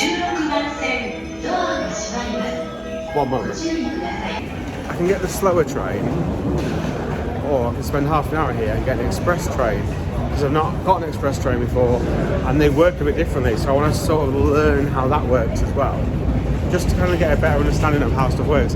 So for the express train, I need to,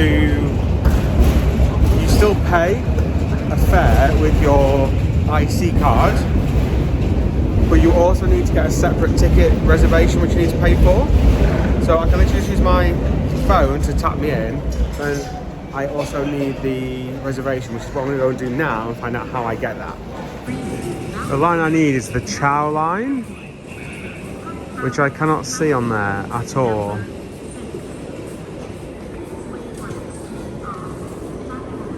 Should we see what's on the other side?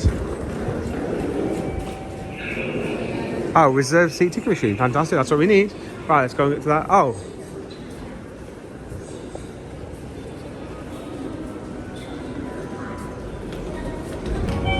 I think this is what I'm going to need over here. It's quite quiet because it's quite early. Tickets, charge.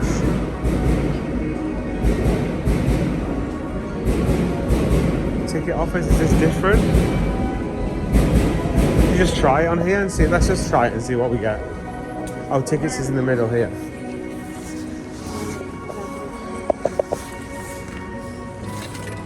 Guidance will be displayed in English.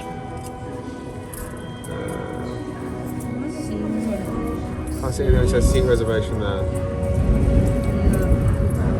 Please touch one of the buttons below for a green card ticket. No. will be displayed in English. 処理中です。カードを動かさないでください。チャージが完了しました。 No, I'm gonna leave that. That's not what I need. Please touch the button for the battery line.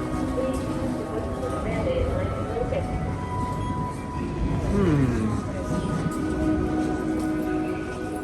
These are just to top up your phones, basically.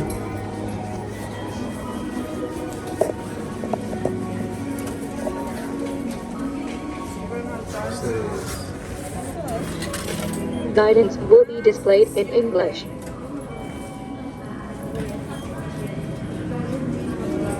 Again, these don't look like seat reservations to me.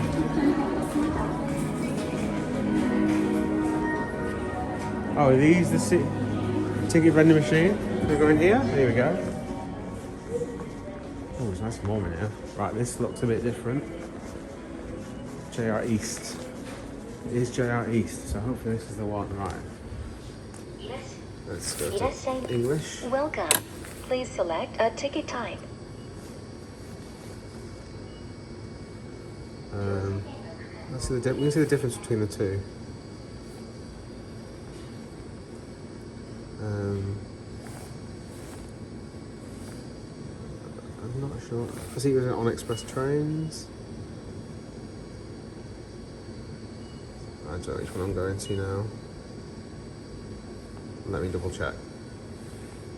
Okay, it's this one. It's going towards Matsumoto from to Osaka. That's the one. Here we go. Oh, this one is going to be sold out, isn't it? Tuesday. 7 AM. Got one adult. Oh, it's going to check availability now. Yeah, I think it's that's the one I want. Ordinary car, green car. I don't know what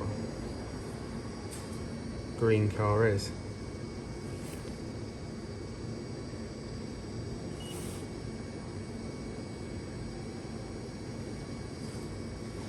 Oh wow, okay, let's have a look, see how busy it is. I have no idea where we might want to be. Oh, least occupied. Bam. Let's go in that one. Oh, all the windows are taken. Let's see if I can get a window seat at some point. Right, should we just go here? As good as any, Please select a suppose. section for the basic fare ticket. Yeah. Oh no, I've got the basic fare already. Please select a section for the basic fare ticket. Yes, I'll use my contactless for the rest of it. Your receipt. Press the receipt button. Issuing tickets now. Please don't forget your change. Take your bills. Please take your ticket. Thank you very much. There we go. There we go. That wasn't too stressful. I don't know. It's probably more expensive. You can get an unreserved ticket, which I could have done. We were sat there for 2 hours. Do the whole tourist thing. I want to be able to see out the window. I've got 20 minutes now. I don't know where my train is going from, but if I look on Google, that'll tell me the platform number. I was thinking, oh, I can go and get something from a shop. I just realised it's so early in the morning, not much is open. In fact, there's a little shop here open.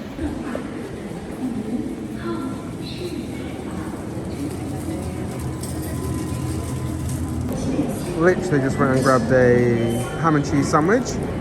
It's always a lottery in your order when you buy a sandwich abroad, so we'll see what that tastes like. JR line's over this way apparently. I saw a sign, it said the Chow line.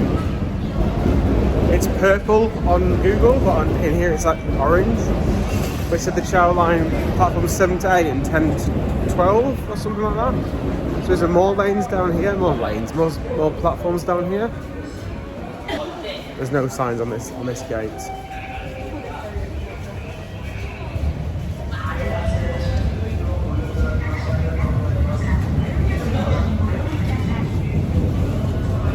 Ciao.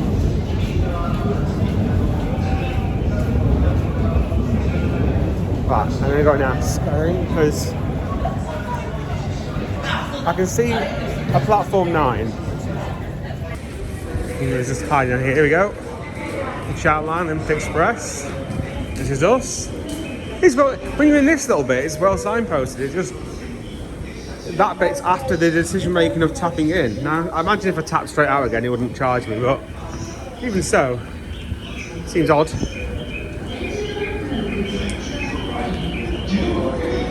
I think this is our train. Now, I don't know if you're allowed to eat on these trains. Oh my god, it's a big train. Yeah, I don't know if you're allowed to eat. Bear in mind, you can be on this for like several hours. So what's the rules on eating food and drink and stuff? You do have tray tables and stuff, so maybe it is okay. It may have been written or later journey by another passenger. If so, the seat lamp will turn yellow before arriving at the station where that passenger will board. And we ask you to please give up your seat at that time. I'm on the train. Not the greatest of window seats. I've literally got, I mean, maybe a little bit harsh, but to be fair, it's glad I got one actually. It was that late. That system is miles better than the systems that we use in the UK because at a glance you can see all the colours as soon as you come into the train. In the UK you have to walk to each one. Oh, I'm off. Right, I'm going to put my headphones in now. Yeah, we've got an hour on here, and then I'm going to get off this. I need to go to the blue line to basically Fuji Highland. It goes back onto like a metro service after this.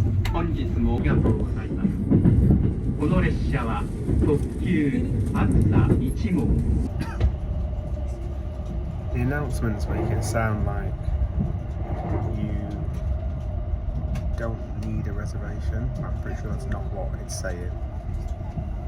You need a reservation, but not a seat reservation. So you can have an unreserved. You saw it when I was going through the menus.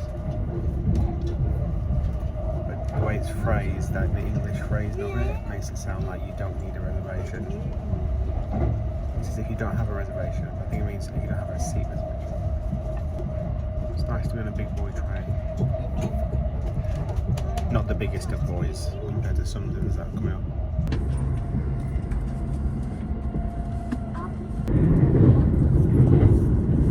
God, is that it? Is that Mount Fuji? Looks like the pictures, isn't it?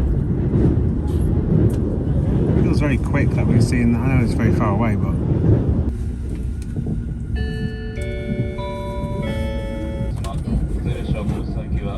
3番線から8時24分の発です。富士急行。Oh, and we're off. This is what we're looking for. I feel so incredibly lucky that it's a clear day. It's so crystal clear. Just look through there, through the buildings. I know a few people have been to Japan and they've been to Mount Fuji and stuff. Not particularly for the theme park, for the actual, or just driving past and stuff. And it's never been it's always been really cloudy, so I feel exceptionally lucky about that. I keep having a mild panic though with the train times. Every time I seem to put it into Google Maps, it comes up with something different. Like at one point it said there wasn't another train here for like an hour and a half to get the Fuji-Q railway. But then I did it again and then it came up with it, so I don't know. Don't type in Fuji-Q without saying Fuji-Q railway station or station because it takes you to the other side and you'll need a bus to get there probably. It says this way. It is chilly. Glad I brought my gloves, I'm going to need them today. I need to get to, this ticket is a private railway, I need to get a separate ticket for this. So I'll find a vending machine. There's even some toilets. I'll see where the next train is. I do need a loo actually. Yeah, 20 past 9 I think. I don't know. Here's not the JR line. Where do you get a ticket? From here? No, this is for here tickets. I've been sent up here, but I'm pretty sure this is not the right way. No, I need this railway. No. Okay, I'm an idiot. I went back down.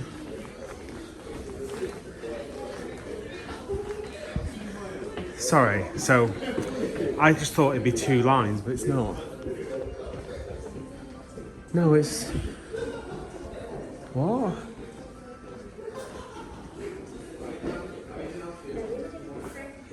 Unless it's been like temporarily changed.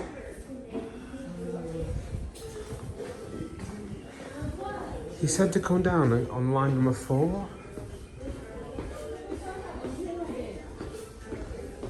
I showed him Fuji-Q on the map and he said line number 4. So I'm a bit confused. But those stations over there look a bit derelict.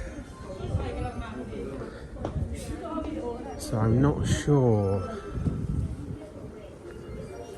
Oh, local out of service.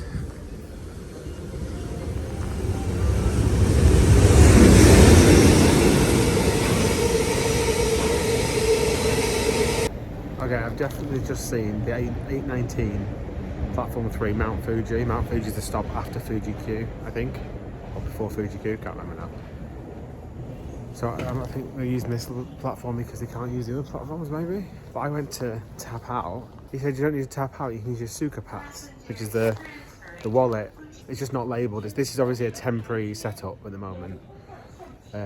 That's why I was massively confused. But yeah, you can use your pass. So I don't have to get them a ticket at all. I don't know whether that's new, because everything online says pass not valid, pass not valid, pass not valid.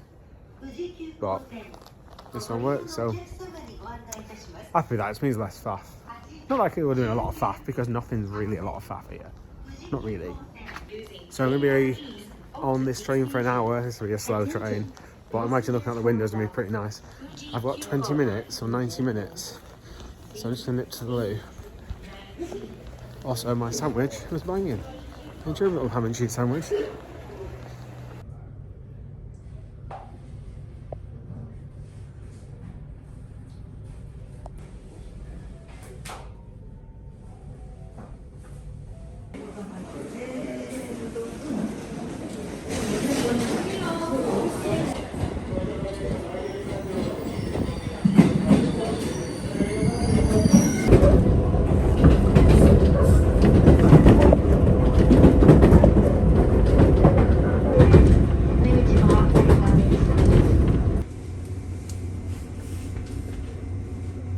Again, something which is so bizarre is just seeing old Thomas the Tank Engine stuff. Growing up with that as a kid, but knowing its reach.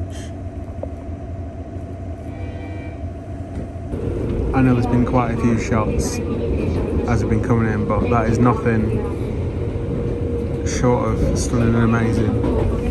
I just can't believe how clear the day is.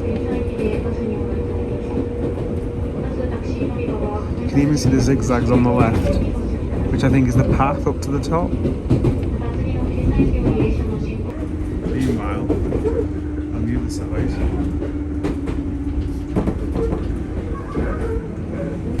so the train's gonna stop at Mount Fuji station and then start going the opposite way. But don't panic, because it's just, it kind of has to come around a bend and then go back on itself. On the way back, I'll go back to here before going around the bend and then back down the line.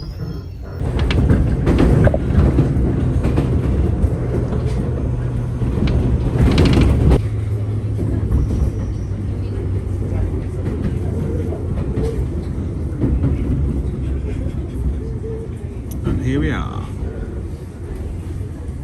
And Thomas gets the main station. I actually missed it on camera, but they were playing the Thomas the Tank Engine theme tune actually on the platform. You can buy tickets here, which will open. It was all seemed very closed and derelict, but it will actually open up. Fast passes I've got to buy inside and go on to the left. I'm going to go there first to try and at least. So the big 4 coasters are on there, and that's what I want. And I can go and do the smaller stuff to get them ticked off. But I cannot tell you, this is by far going to be the coldest day I've ever had in a theme park by a country mile. It's currently -3 apparently. And let's all remember, 13 cannot run in the rain. Or can it now? The fact that it couldn't at all, let alone if it gets cold.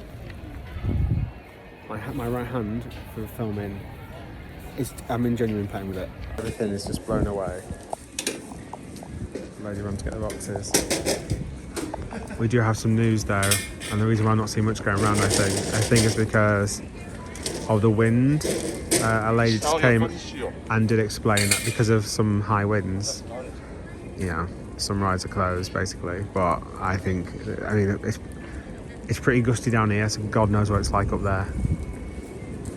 So it's going to turn into one of those days, unfortunately, I think. Might not get on much, actually.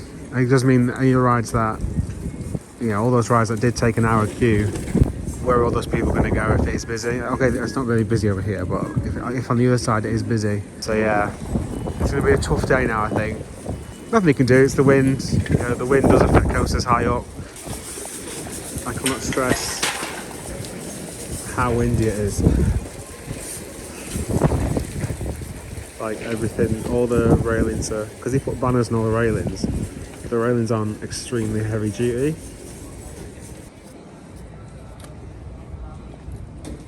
Once more, before you purchase the one-day passport, please be aware that the weather might affect some of the attractions' time. The attractions might open later, or they might be closed due to the weather. Thank you. Here it is.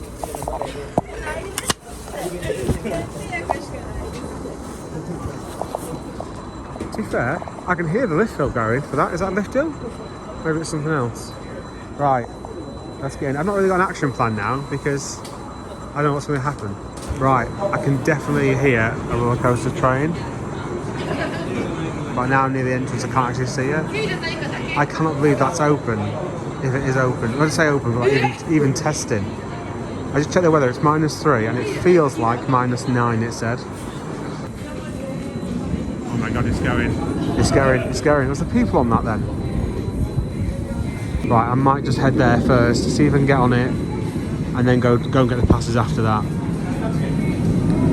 Just because that will save me. Yeah, there's no one on it. It's only got 5 rows. It's not a small one. QR コードをピックしてください。3、2、1で撮影開始。ゲート外から合格です。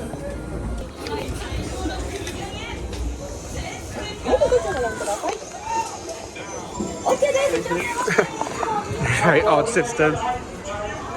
Right, I'm gonna go. Oh my God, in the sun it's not that bad. We've been stood in the shade for an hour. It's so cold. He is directing people in, I think. So we'll see if it's open. If it's open, I'll just get on this. If not, I'll go and get me fast passes. Oh, it smells nice. All the fried food's going. Yeah, this alone would be a big queue. So even if I get this one done, I have to queue more for the rest. It's queuing in the shade. This is the issue. In the sun, it's not too bad. But my feet and my hands are so cold. I can't tell you how cold they are. Is it open? People don't seem to be running away. Yeah, no, it looks like it's open. Let's just go and do it.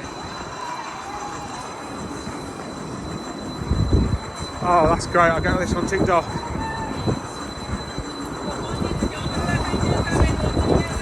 I think I need to scan this ticket every single time because it is free entry. Oh my God, right.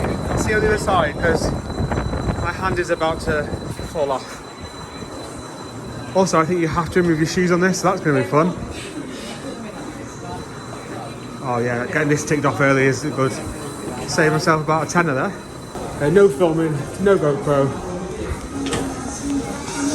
But It's better.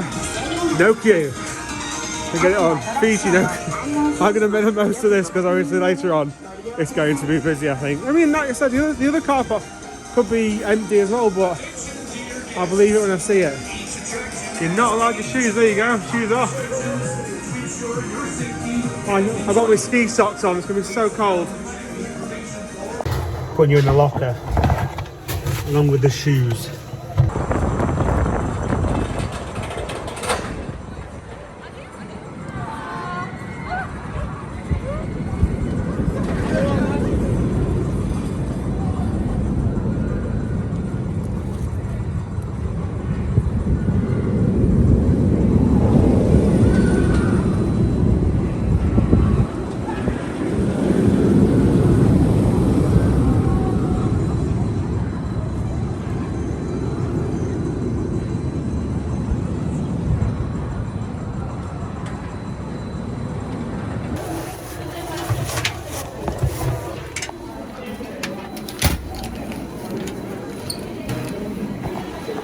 You even have an umbrella locker stand.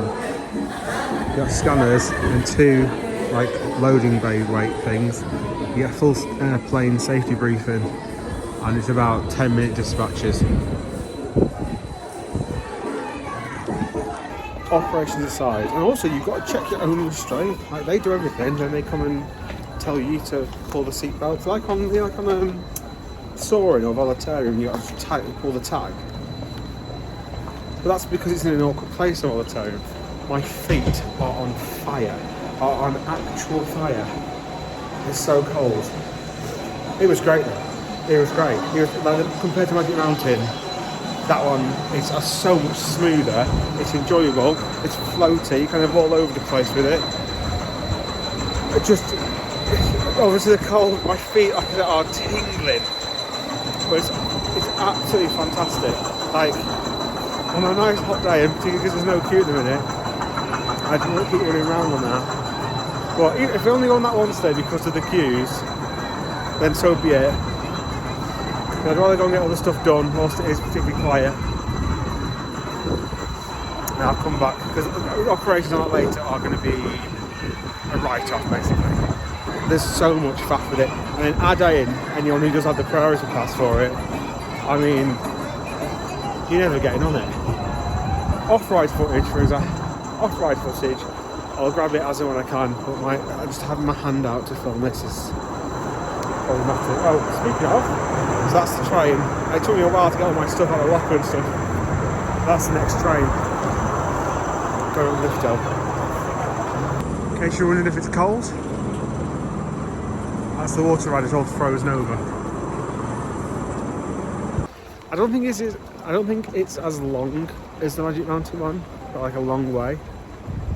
But it doesn't need it. That's just much better. Oh, this whole area is boarded off. You wouldn't know that because all the barriers on the floor. Doesn't seem too crazy, but apparently the park always does seem quite quiet because everyone's in a queue. The new coaster, I say newish. It's like a motorbike coaster, motorbike family coaster. Oh, another big gust. That is open. I've seen people on it, so I'll head there and see what it's like. The Domper, which is here, very sadly is not open. It's not been open for a very long time. Look at that for a view. I'm sorry. One thing which I would not expect from this place is very good. Is that wheel open? No. Is very good information. Can you hear in the background? Please be advised that outdoor attractions may be closed if the wind becomes strong. We appreciate your understanding in advance. They are giving the information and it's done very well. Like I've not missed it from going from place to place so far. Alright, let's just see what else we can get on. If we get to because this is the nearest ride, so if we get to it, it's not massive queue. I know, priority pass is going to have to do a thing. Yeah, I'm upset about the Dump, but it's been closed for I think a few years now. Did it ever open again after COVID? I think it was even closed pre-COVID, but it's the world's fastest accelerating coaster. The only problem with that is it was beating people up a bit, and therefore I think there's quite a few injuries on there. Doesn't seem crazy busy. At least looks like it's. I don't understand what's going on here, to be fair, because it looks like a boomerang section, but it just had a launch. So yeah, I didn't even know this was here. This is opened. The hyper coasters don't look like they're doing much at the moment. Zokon. So give this a whirl. Looks like a Vekoma. Is it? And they look like the booster bikes. Obviously, the Vekomas are the ones doing all the switch tracks and all the boomerangs and stuff. So why not mix the two? Although dead end with boost. Right, I don't know what to expect from this one. Oh, there just seems to be a bit of a queue here.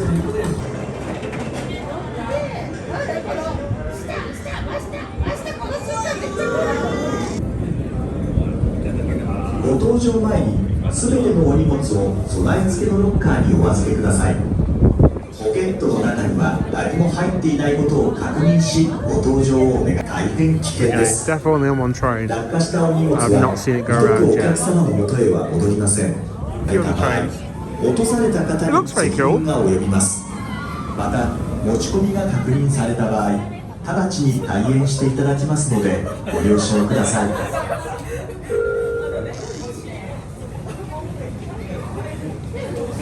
Before boarding, please keep your belongings in the provided lockers.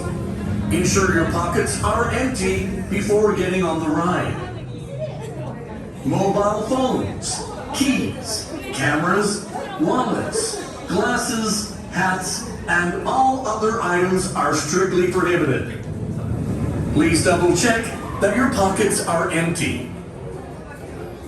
Boarding with any items on your who drop them will be held responsible.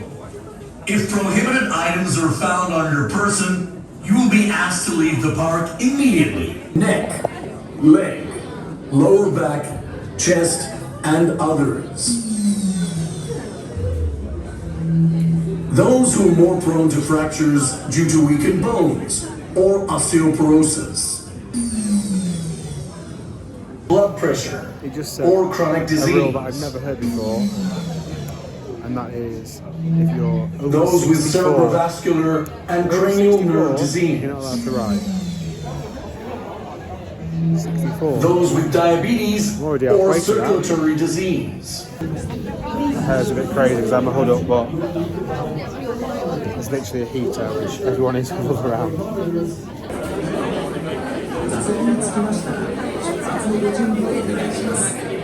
I didn't mention this on the first ride, but they have facial recognition, so you don't actually need your park ticket. It just scans you every time you get to a ride. Imagine Pleasure Beach adopting that.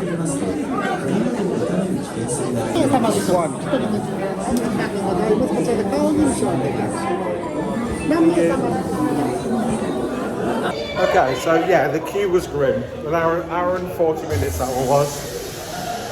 The ride, however, fantastic. It's intimate, not Vekoma. I meant intimate, and the seat feels like the seat feels like it's the sidecar from the Harry Potter ride. Like that's what it feels like. The ride though is fantastic, and it's perfectly timed for some Japanese pop. So it's got a live switch track. So it's not a shuttle coaster. It's one of those, again, similar to Harry Potter. You go across it, it switches, and you go backwards without stopping. It's perfectly timed to the Japanese pop, to the point where like it kicks in as you start doing the launch and stuff. There is a building at the back, this thing up here, where you just kind of stop, and then you have like 16 bars of a song. There's lots of like lights and stuff.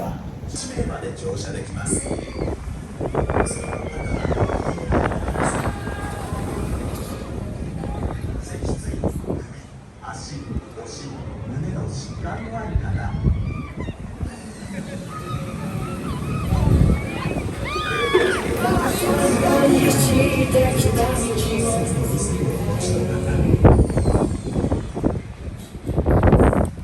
骨折またはギプスを装着している方、固定されていない補助具や医療機器、ペースメーカーを装着している方、心臓疾患、血圧異常、持病のある方、また正しい搭乗姿勢を保てない方、体格によって座席に座ることもできない方、装置を固定できない方は忘れてください。異常時には自力歩行による判断を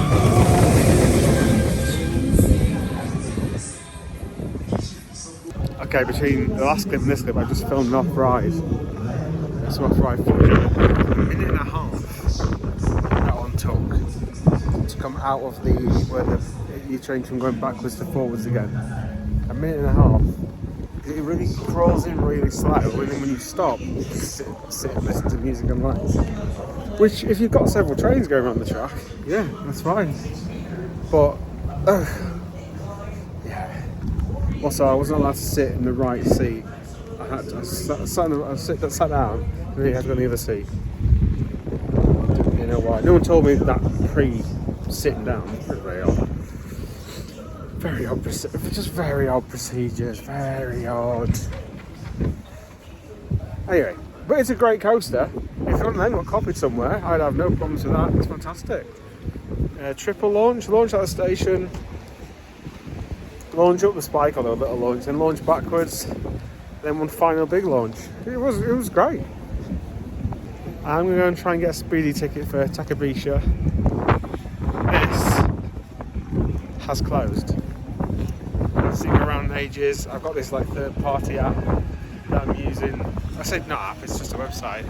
Thrill Data website. It's not great, not everything's on there, but I mean, fair play to try and get a Japanese app to send you the data and stuff, so it's not a complaint, it's an observation. But it was saying it's 20 minutes, now it's just saying. So I imagine it's closed. So I'm so happy I got on that. I did think they were going to be ticket and information booth. Can I get my speedy pass from here? Right, I'm over at Takabisha. Is this still the world's steepest roller coaster? I say steepest. I have this problem with this accolade. Steepest is 90 degrees. As soon as you start going more than that, it's no longer getting steeper. But second to that, that Squirrel Sequila, the Gardaland, the one that went fully 180 each way. That's got to be surely the winner. Well, a quick look at this before we head on to it. I've got my fast pass. The cold, I just cannot stress to you. Oh, there's indoor seating here. Oh, you know what? Just for a moment, just to warm up a bit. In fact, I can't because I've got this timed entry, so I'll have to go up in a minute and go on this. But I'm definitely going to sit down and have something to eat. Because I cannot tell you the cold. I went to Plopsaland with Nikki and Lewis and Jake. Was it this Christmas just gone? Was it Christmas before? Was it Christmas before? I can actually barely. Can you tell my speed? I know I slur my words a little bit anyway. My face is seizing up. It's that cold. It's literally seizing up. I can feel I'm having to put more effort into speaking. I've never felt that before, ever. Oh, so odd. Right, I'll get some footage of this. Apparently they load 3 cars, I think, and then all 3 cars have to come back in before they start loading again. So if I can just do this, the Hyper's unlikely to actually, the Togo Hyper is unlikely to, is it a Hyper? I think it's a Hyper, it looks like a Hyper at least. It's unlikely to open. I'm amazed that anything's open, to be fair. It's so incredibly cold. So this fast pass has cost me £10.86 in real money, and I've just been filming the off-ride, which you'll see in a second. one car's going around the track, and that car has fully now got back in, and I'm not seeing another car. It cannot be on one train, surely. Well, one car, not a train. I have this thing when they call it trains, when it's just one car, so it's not a train. Yeah. Right, I'm clutching on to this because it's so windy. Oh, it's so cold. I don't know how many years that queue is. It says 70 minutes, not a chance. Not a chance, it's not just 70 minutes. Not on one car. Oh, this is the Domper's entrance. I'll come back. I say nothing as well. One day, if it does reopen, I will have to come back and go on it, won't I? I mean, it looks like a bit of a bad coaster. The acceleration, yes. But it looks like a bit of a bad coaster, to be fair. In the sense of, it just goes straight for a lot. I know there's a loop there in there now. Right, I'm going to this.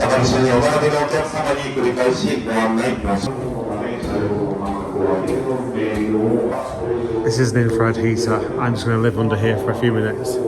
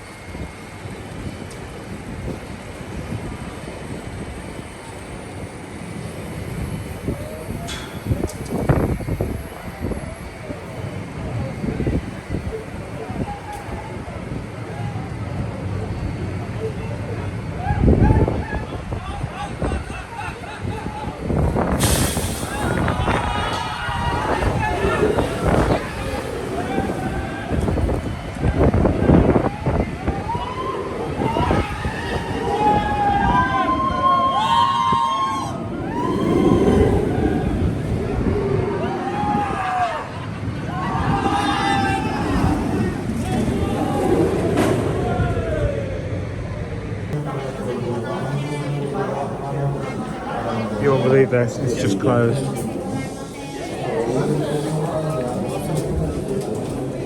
It's literally just closed. It's literally just closed. I cannot believe that. Oh my god. Right. I'll let's go and get some noodles. And literally, I've literally just got off. Yeah, well, everyone's coming out. Everyone's coming out of the station. I cannot believe I just got on that. I do think this might be. I do think it's might be the end of the day actually. I just went into the toilet, but I can't see anything going now. Like there'll be kids' rides, obviously. I'll go for a little peek around Thomasland and stuff. But yeah, I can't see much going at all now. So as I came in, they were making announcements. As we sat down, like the operators making announcements, and they've all been doing that. To be fair, or they've been playing automated ones. I literally, my face is seizing up as I'm speaking. When we got to the top of the lift hill section, I cannot tell you how cold the gust of wind came and made me. Like it was like being waterboarded by cold air. Not that I know what being waterboarded is like, but it was so cold and it was so strong. I just if it would have stopped, I don't know how long I could have cut it up there to deal with. Honestly, it was so cold. Very quickly, so. The ride, it's a belting ride. It's nice and smooth, you know, for a Gerslau of that age. It's the launch bit. I wish it was just one. stopping and then doing the lift hill. Lift hill takes forever because it's a girth lift. The view is hands down the best view. That and Wildfire. Wildfire is one of my best ever views from a coaster. But that seeing Mount Fuji, you are literally facing it as you come over the top, and it hangs you for quite a bit. It's pretty up there. Operations though, I waited 0 minutes for that with the fast pass. It is the best £10 I've ever spent in a theme park, I think. Yeah, waiting would be bad, but I genuinely don't think I have it in me to hack the cold, waiting in the cold, because again you're in the shade. Because it's a clear day. Oh God, when the sun goes in, it all goes mental. I don't know. Is it not really coming from the camera how windy it is? Unless you can hear it in the noise, maybe. I don't know how stuff isn't just snapping. Operations. Jesus. So you have a seatbelt which goes across you, and then you have another seatbelt which connects to the lap bar, and then you obviously got the lap bar. You've got to check everything as much as they've got to check everything. They've got 3 cars just sat there in the station doing nothing. They brief 2 groups at a time, not 3 groups at a time. They did start to load the second car as soon as the first car went, but at no point do just 2 cars go on the track. Safety. Like, I get it needs to be safe. However, do not go anywhere else and see how they operate stuff. And the ride's long, it's a long ride. So I didn't have it in me to queue up that long. If you can get the fast passes, just budget that into your day. If you can't come and get the fast passes, particularly if you're coming from overseas, then just don't come, because you're not gonna have a great day. And also, there's no fun in it. By the time you've got on it, you had all this stuff. You're taking all this stuff off. Like again, on Ijineka, you're taking your shoes off, and you're keeping that. You're being repeatedly asked like to check your pockets. It's like, I've gone through a metal detector. I mean, what else do you want me to do? I understand this is how they do it here, but I'm pretty sure when I go to Disneyland tomorrow, they ain't going to be doing all that rigmarole, are they? I was going to go in here, but it says it's Baskin Robbins. Yes, I'll have an ice cream, please, because I'm mental. So I need to order by these. We're going to have a ticket, and then it says the ticket without the order number. Please hand it over directly to the designated counter. Do you do that first? Please wait until the order number appears on the monitor.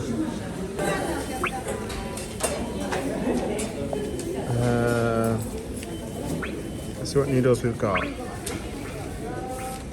Let's pour. Right, let's try again. I had to enable the mag strip.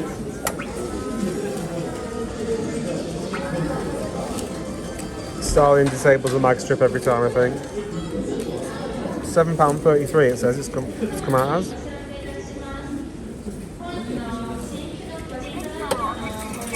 The tickets. There you go. Pick up number 4. Seems to be the place to be. Everyone's queuing up for number 4. As much as it's a boring choice, I do like how I've got Hokkaido style deep fried chicken and bacon cheese potato. This is what we got. I don't know where, but basically, as soon as I was waiting for this, some of the other stuff which has come out of the kitchen looked absolutely insane. Like it came out on like a skillet type stuff, but I only saw one option for that. Maybe it just didn't look very hard, but to be fair, this was incredibly cheap compared to that, but I'm very jealous of how nice it looked. It's literally just nice to be warm. Oh my god, these smell lemony. One of my favourite things from the Chinese takeaway is lemon chicken. So if it is lemony, I'm going to be very, very happy. What is strange is with all these health and safety notices, I'm like, please do this, please do this. There's like notices everywhere to do anything, you know? which are kind of like anti-rude messages, if that makes sense. Like, don't do this because it's bad etiquette, all that sort of stuff. But everyone is incredibly polite. So much so that I've never been to a theme park before. When there's people queuing, not just here, but on the tube, on the metro, whatever, there's people queuing. As soon as the door opens, everyone floods the door. Here, a door opened and no one just moved until they hadn't been told to move yet. Like the group in front went in and they didn't even move up, so I'll be told them to move.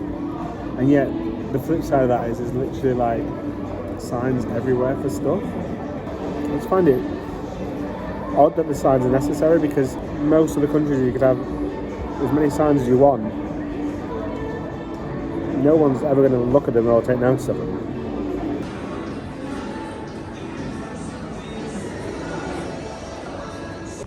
Right, back outside. Still no sign of life. I mean, you wouldn't even know this was a theme park. I mean, everyone's just ice skating now, I think, because there's nothing else to do. You know what I'm like? I'm normally like really angry about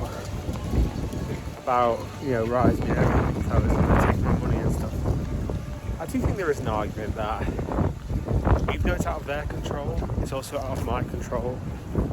So, like, I can take the hit on all the travel costs that I've got to, I've used to get to a park, but you should be taking the hit that you can't deliver the service that I've paid for. I don't know, this isn't about here today, this is about all sites, all theme parks. Because theme parks tend to be like, well, no, you've paid your money now, and they double down on that. Thorpe Park and Merlin in general, recently they've started activating their return guarantee. That's better, that's a good step. Particularly because, all their rides are down all the time, and now because of the Smiler accident, their wind tolerances are like nothing. That's the entrance, that's the main entrance. And that's it, there's nothing else down here. There's got a Starbucks. Oh yeah, so the whole like, oh, you've booked and we can close any ride, and all the defensiveness of it. It's like, yeah, short term you win. Short term, you win that because you've got the money, and no one else is gonna do what I do, and I'd contest it and I'd start putting claims in left, right, and centre. But Fuji-Yama, the Togo Hyper. Yeah, another Togo Hyper. I was looking forward to that. Never mind. But going back to the whole thing of me being very chill, so all the staff are here. The staff, I mean, I could go on the teacups, and when I say teacups, I mean, I like how it's called turn floor and sipping cups. Oh, the scare attraction! Tickets are available for sale on the Fuji-Q Highland. Oh, should we go and do that? Okay, I got my ticket, £21. Oh. I did not realise it's going to be that expensive. Right, it's done now. It's obviously it's not going to be in Japanese. I don't have a clue what's going on. But can you hear that? I'm just going to stay away from the trees. I can't be angry about it, because everyone else has just been so chill about it. Like one of those things. And it's the weather. It's not incompetence, which a lot of the time it is in the Merlin parks. It's just literally weather, isn't it? Everything's just battered. Apparently this is pretty good. So we'll see. I think one ticket gets 4 people in, so I'm basically paying for 4 people. So does that mean I walk through by myself, which is going to be even more hilarious? This building looks pretty intense. Also, the Japanese do tend to be very jumpy and screamy. So, anyway, let's see. I'm excited.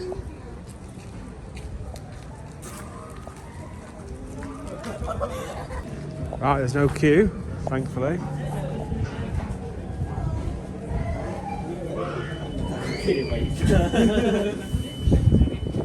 Taking scary pictures.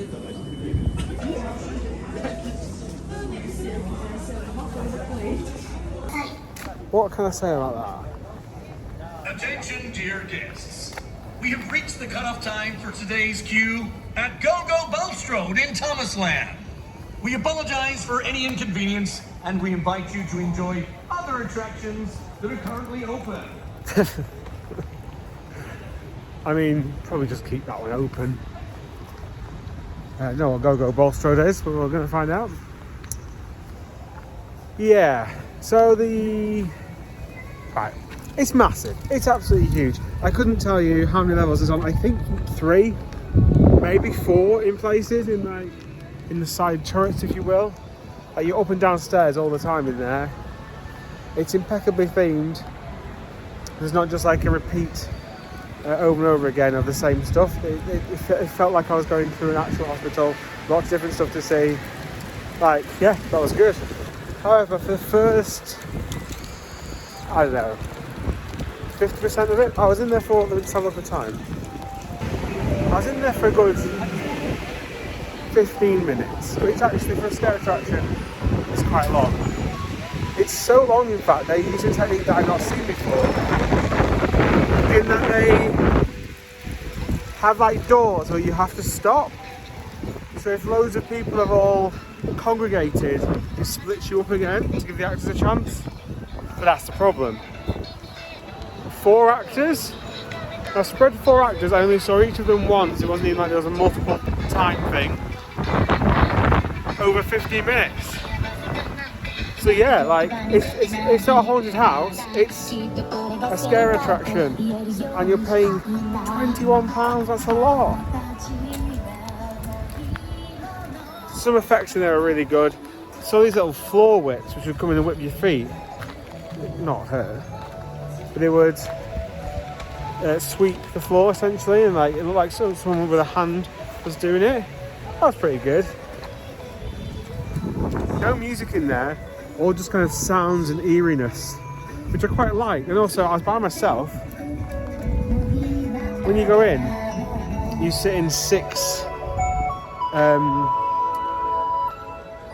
You sit in 6 booths and you watch a film. It's a Blair Witch project essentially, of the people who are exploring the hospital and they end up being killed.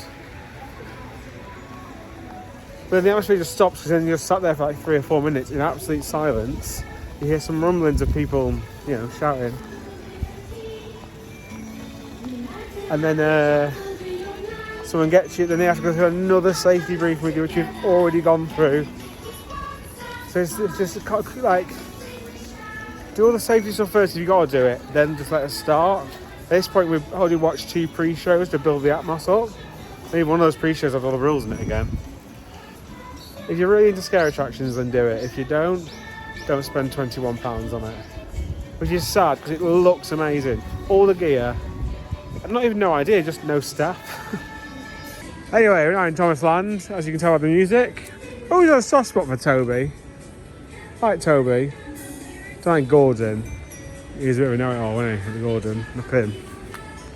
Don't know who near is. That's just made up. That's not a real one. Here's a big man. This is my childhood. It's really odd because this was obviously my favourite as I grew up as a kid. But never did I ever think I'd be in Japan.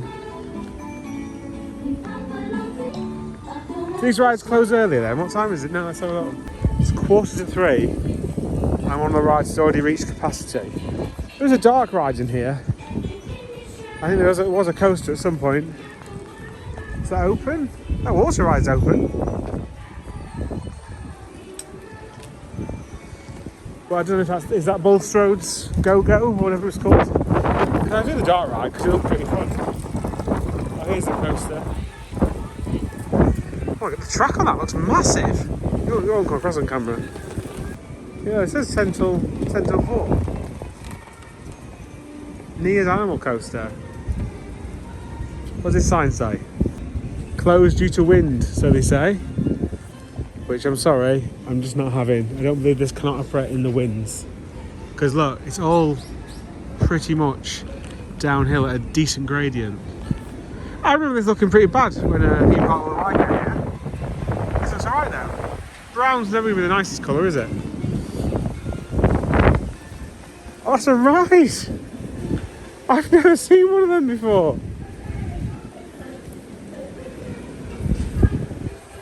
I've never seen one of them before. It's essentially a Ferris wheel, a little Ferris wheel. What a good little idea, like that. Although naming them after characters just is a nightmare operation because the kids always want a specific one. It's called Thomas's Party Parade. I don't know if it's here anymore. It opened in 1998. It was the first Thomas Land. So that's why Drayton Manor looks like a step above this one, but that's pretty old now, isn't it? And it's still here. When they said they had to close the queue, I'm pretty sure this is Bulstrode, isn't it? The boat. And what they mean is we can't bother keeping it open because there's no one here. Oh dear. Also, not a fan of the new theme tune. Put it back, please. This is a bit odd though. It's like in an office building. It's got office tiles on the roof. I don't know if they'll allow me to film or not. Hopefully they will, but we'll see. Thomas Treasure Hunt. There you go. Closes at 4. Oh, there's no queue. Lovely stuff. I've actually got a little torch to do stuff with.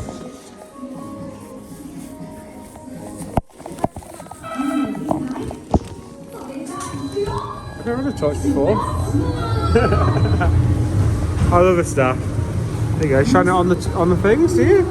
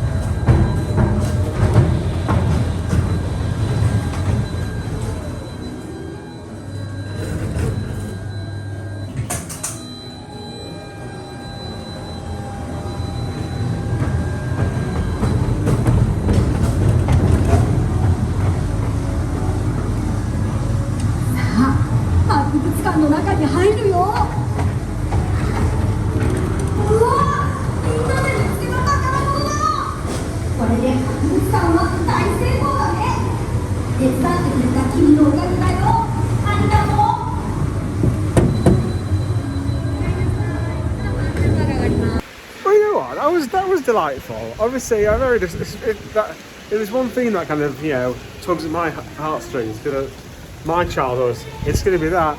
Yeah, okay. It's not lit very well. That's the only problem with it. It's just not lit very well.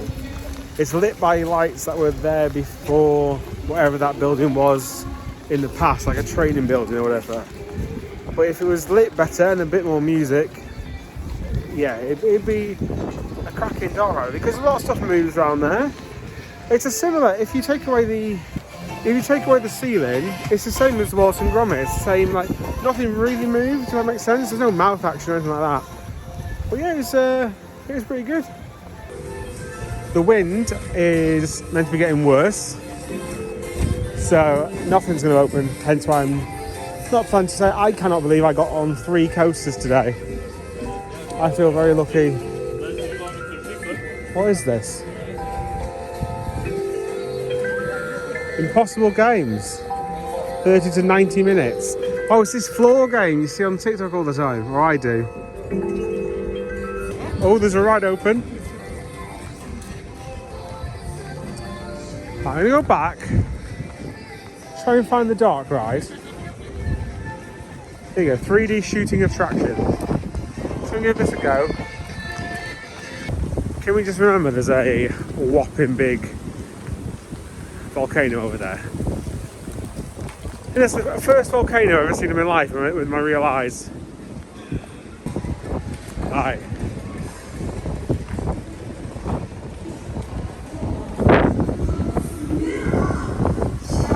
Priority. Stand by. Oh, it's nice and warm in here. Oh no, it's 3D glasses.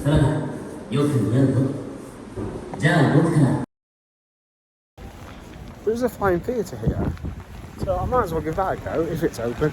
Pretty sure it's that in that area that we're doing a lot of work, so it might be closed. What was that? Takabisha challenge. Can you eat the takabisha? If you can, take a shot. It will be takabisha all day long. Okay. All right, go home. You're drunk. Yeah, this is it. So let's see if it's any good. I've literally no report or information on what this is like.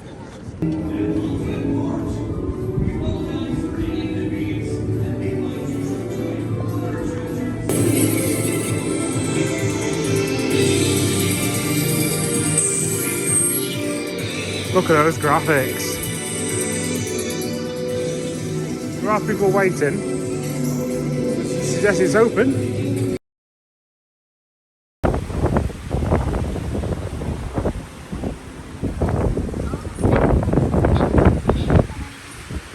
Meet Thomas and his To the tip. Thomas Line closes 1 hour prior to the people from Bulls Road. Yeah, it closes 1 hour before the rest of the park.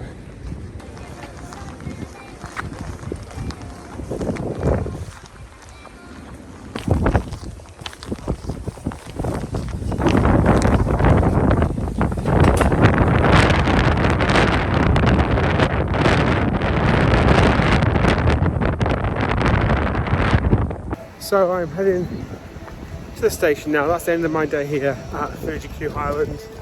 Has been the best in the world today, obviously. But I think it really helped.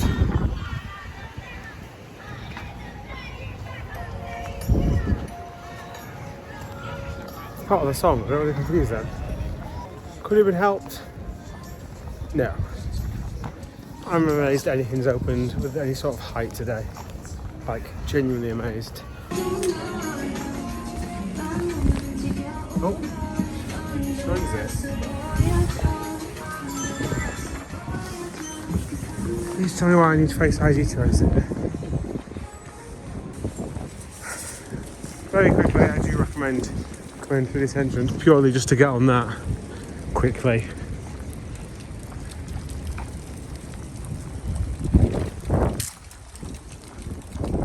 How do I get to the other side of the station? Do I go up and over the bridge? This is not time I allowed for. Is it one? It's one track. It's one track. It's one track. Well, since I've seen just one track. So yeah, I'm very, very pleased that I managed to get on that. Takabisha and Zokon. They're the only 3 roller coasters which opened. None of the thrill rides opened all day, which is odd. A lot of the time I think the thrill rides are normally okay, or more okay in the wind. Obviously the wind seeker type one's not so much.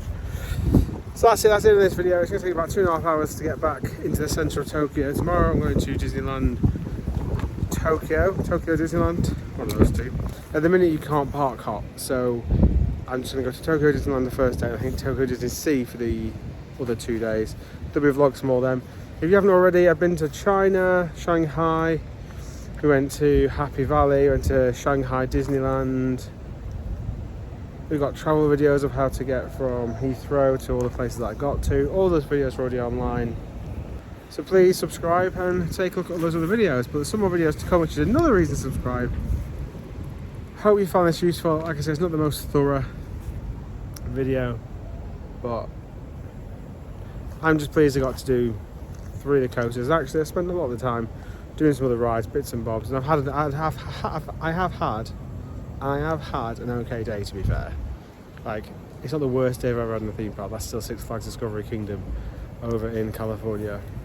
Sometimes there's a message on their website that they actually say that they open early some days. Like, if they have to. I imagine if it gets so crowded, they just have to open the gates. I've never seen that anywhere at the park. I've been checking queue times over the past couple of days, and actually the maximum queue time I saw yesterday was an hour. I mean, granted it was a little bit later into the evening, probably about 7:30, 8 o'clock. And that was for like Tower of Terror over in DisneySea. There was a lot of half an hour to 40 minutes, but they were all character meet and greets. They love a character over here. But the rest of the rides, like, even like Peter Pan was on something like 15 minutes, and that's kind of my, the benchmark. First of all, let's have a look how I got here, because that was a fun journey.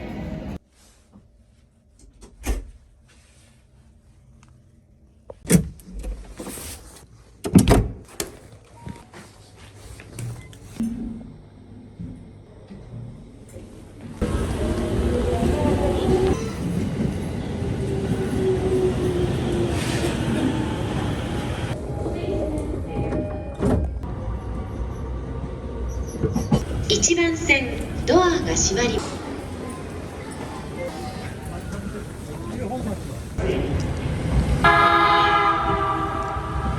This is going to be the most mental train I've ever seen.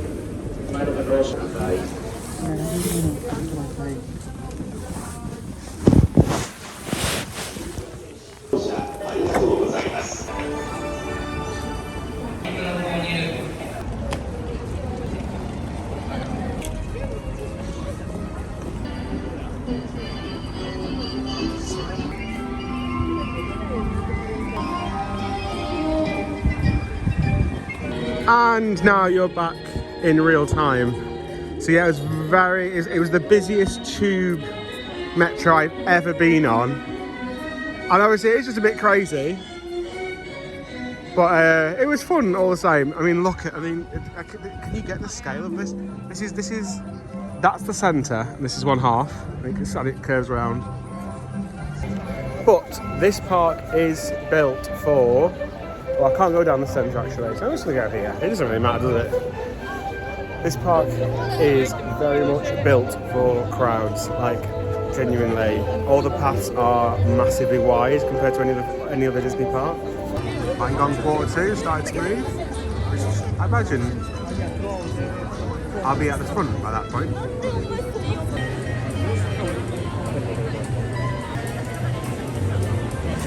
We're in. I'm just going to go straight in because photos we can get later. Because it is really busy. I will, the 4G data was really struggling then. I could barely get my ticket up. I imagine they've got Wi-Fi as well, but it feels just very odd for someone that gets incredibly busy every day. Part of their 40th anniversary at the moment.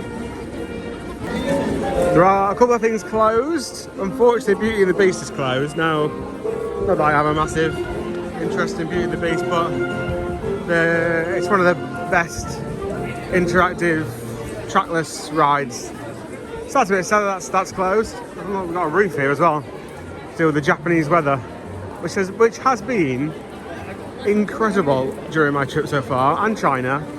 Yes, yesterday was windy, but it was still sunny. There was no rain or anything. You haven't seen, we've been to lots of parks in China, lots of parks in Japan. Go and check all those videos. They'll be in one big playlist. And it's another reason to subscribe, obviously. A big centerpiece is. So I'm going to go straight to Winnie the Pooh's Honey Hunt, is it? I can't remember the name of it now. Just because that is one which will get a bigger queue and it's got a lower throughput, and even if the bigger coasters have got bigger queues later on, when you're in those queues they move so fast. There's a psychological thing that goes on, I'm sure of it. But as long as you're moving, even if it's a longer queue, you feel better about it. Whereas when it's like a dart ride, it's like 2 people, 4 people at a time. It's pretty grim. Very odd for a Disney park, actually. Oh, actually, didn't I? I don't know if I read, or I might have seen something about this on a TV show. But normally you have the sun behind you when you come in because it lights up the castle, makes great for pictures. Because at the minute I am squinting, and obviously it's all like backlit, isn't it?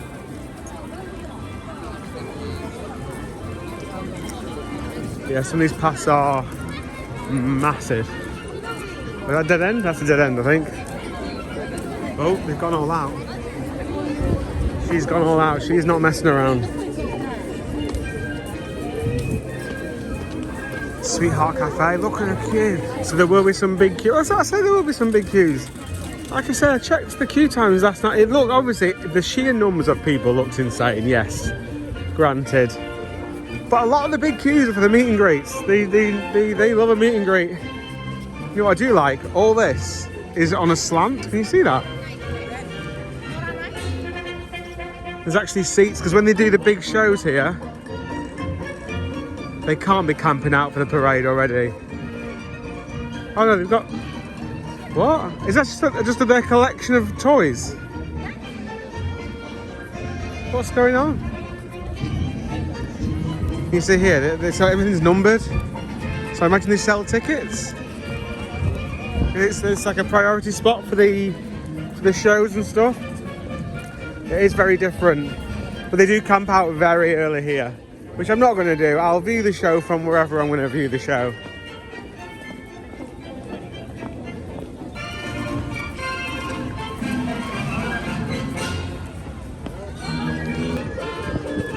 You walk through the castle? I don't know if you can walk through it or not. Yeah, you can. I think Winnie the Pooh's behind here. I might be wrong. Give it a go. So I just tried to, you see on the screen actually, I'll put it here. We just tried to reserve a space, it's so loud, for one of the shows. And here it's like a lucky dip. It's not first come, first serve, it's just a lucky dip. So you can request it. What's this? Is it 7 dwarfs? 7 dwarfs? Just currently walk on. Again, that was quite empty yesterday.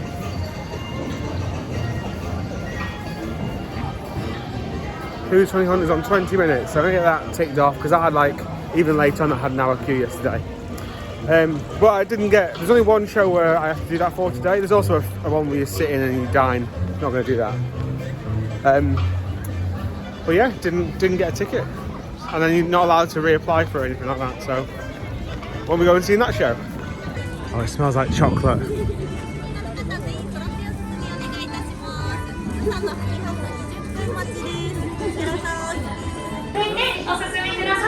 This lady's telling everyone to take off their ears when they go in, so they don't block the view for the people. So if I do any filming, just like it'll be below my mouth.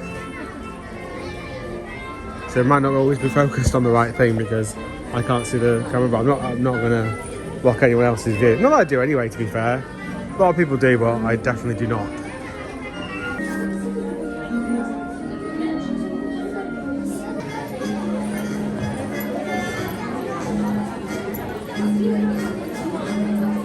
have noticed if you actually read the text on the books,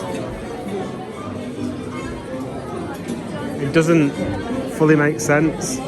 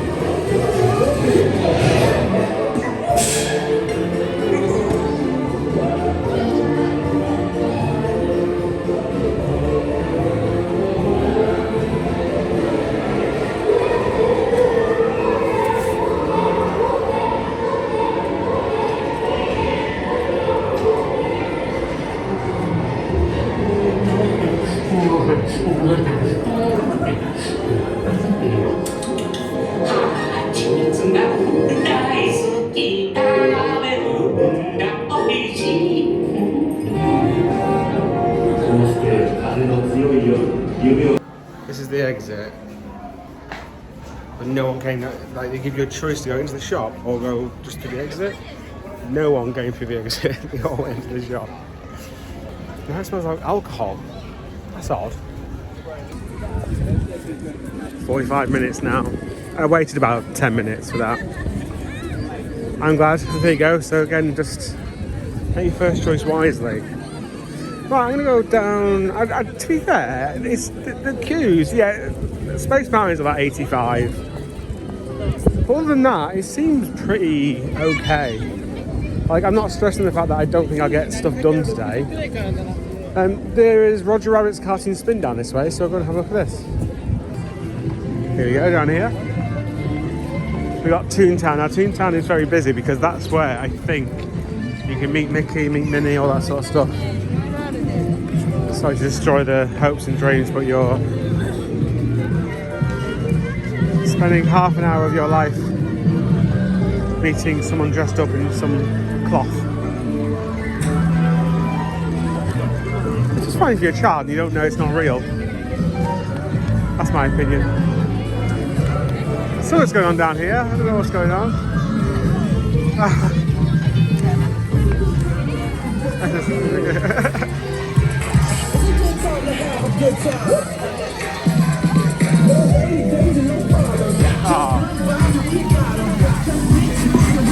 You know what? We didn't see in Shanghai too much of that. We saw the bins, didn't we? The bin drummers. We didn't see a lot of that though.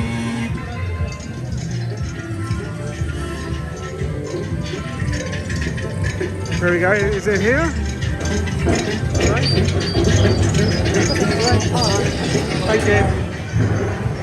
Here we go. Right. See how long this takes.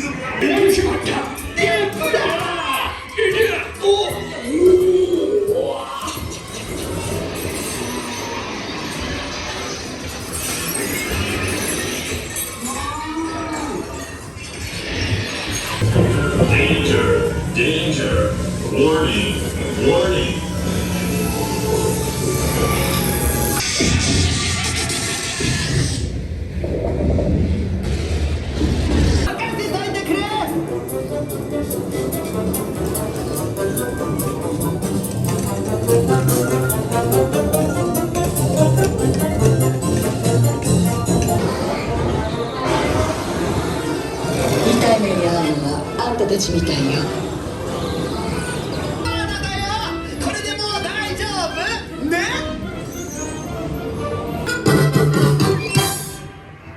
That was a bit brutal. It's a bit full on. You can actually spin the car, hence the name.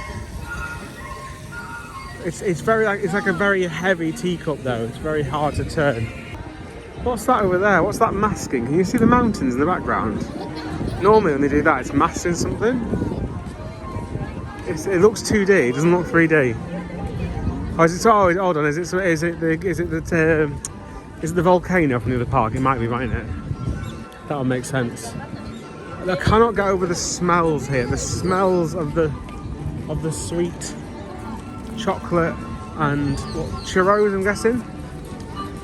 There is actually a coaster down here in Toontown, I think. And it's on 10 minutes, so it's only a family coaster. I imagine some sort of Vekoma family coaster.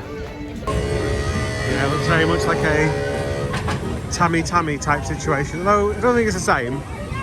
So it's a 15-minute wait. Gadgets Go coaster. And of course, it's on 2 trains.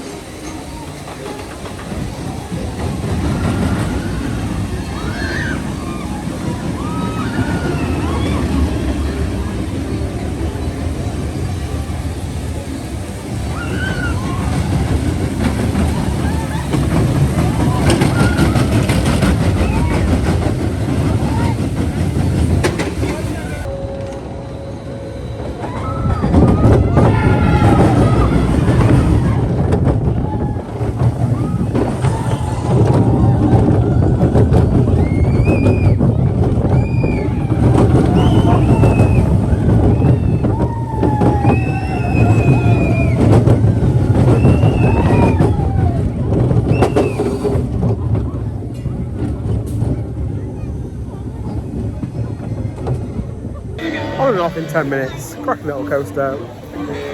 Greatly themed. Just the staff are... Obviously it's Disney staff. And Disney, other than Paris, where the staff are very disinterested in the fact that they are open to the public, the staff are always pretty good. But here they are, I don't know what they're feeding them. Like, how do their cheeks not hurt by the end of the day? They're just so nice.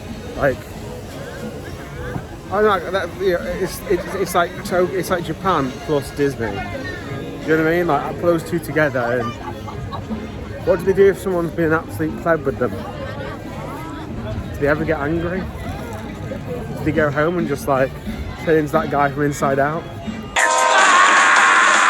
That said, actually, on Roger Rabbit's spin, did you notice, and I got a little shot of it, there's no air gates. Can you imagine that anywhere else in the world, in a Disney park? Which way is, and go lose your bed. Small World's that way.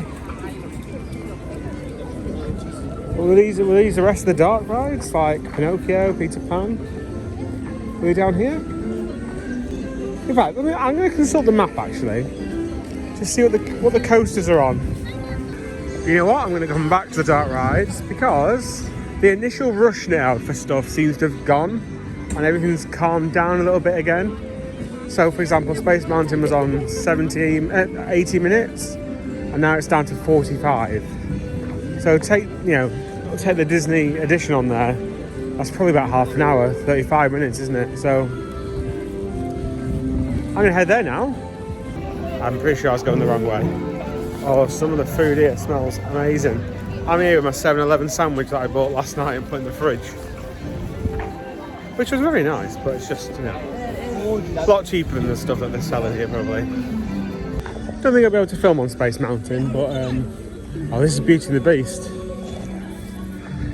I mean, that is literally bigger than the castle in Disneyland, California. That is massive. I know it's a facade. It's just probably only done on this side rather than all the way around, but and look at this, there's even a queue to have pictures in front of the castle and a Disney hedge. It's very odd because you could have just had a little nice rope on the hedge, but filming wise, yeah, they seem fine with recording. No one's told me to put my phone away or anything. Obviously I'm going to film on Space Mountain because it's going to be pitch black, so it's pointless. The rule is, if you actually look at the Tokyo website, Disney Tokyo website, is just not to cause a nuisance, which I imagine is a translation, but is also a fair thing. So you can record whatever you want. It's just don't be a nuisance. Oh look, here's a story of Fast Pass gone by. These are the old Fast Pass machines, I think. It's all Premier Access now, so it's only paid. Right, I'm going to nip to the loo before I go in the queue.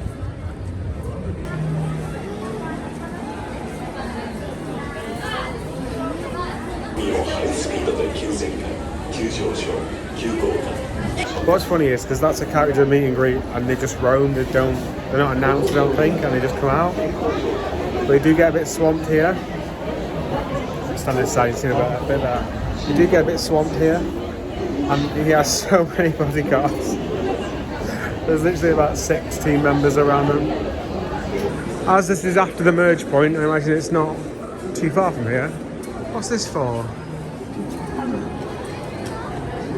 Oh, this is for the show that I was not allowed to go to. Pretty sure it's for that, because it's next to Space Mountain. Estate pod. You get 2 chicken.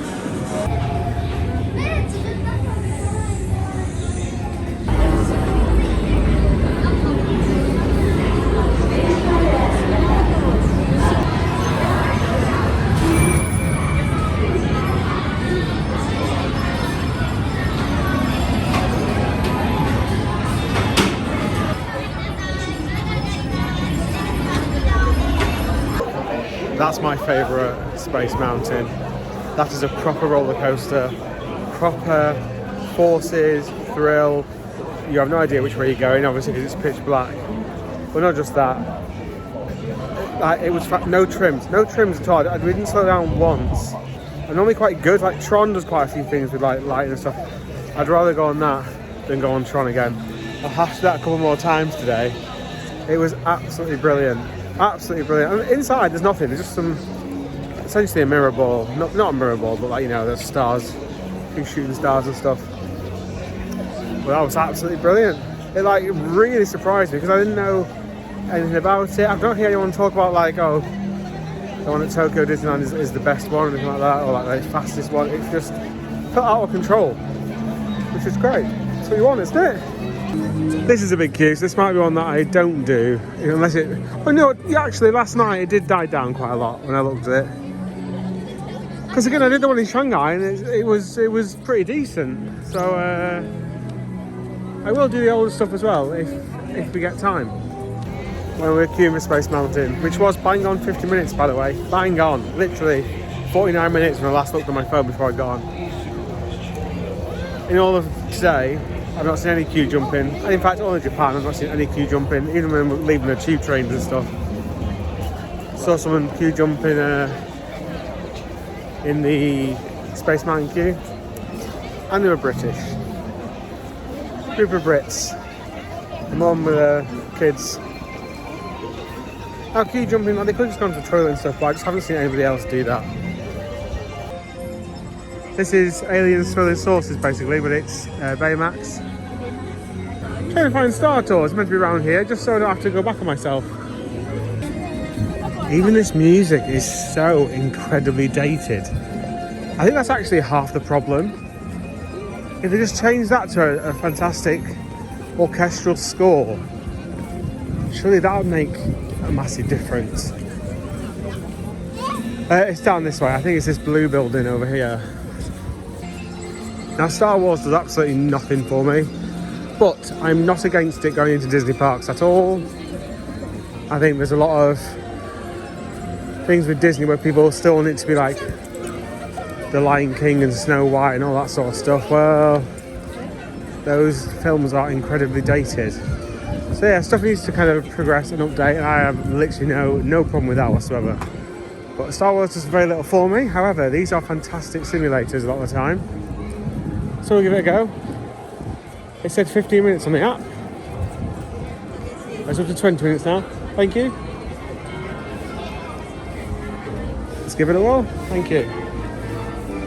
Oh, here we go. Oh, this is a bit different. I don't expect the same as Paris and Florida.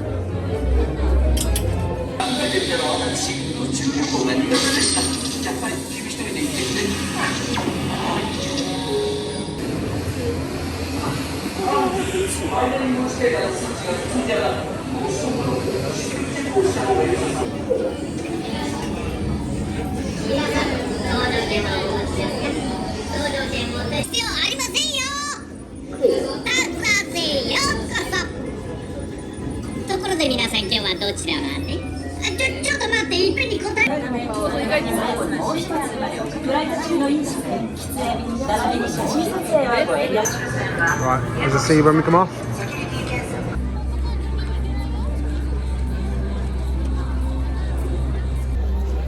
It's a great simulator, Star Wars. I think I've seen the film before, the one that we got. Can someone tell me if they are, every time you go through like a wormhole, or they just cut like mix and match?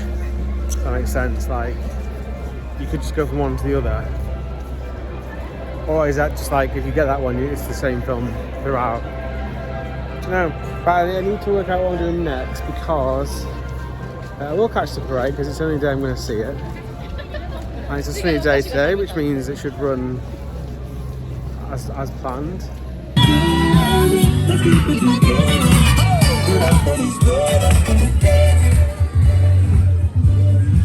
I don't...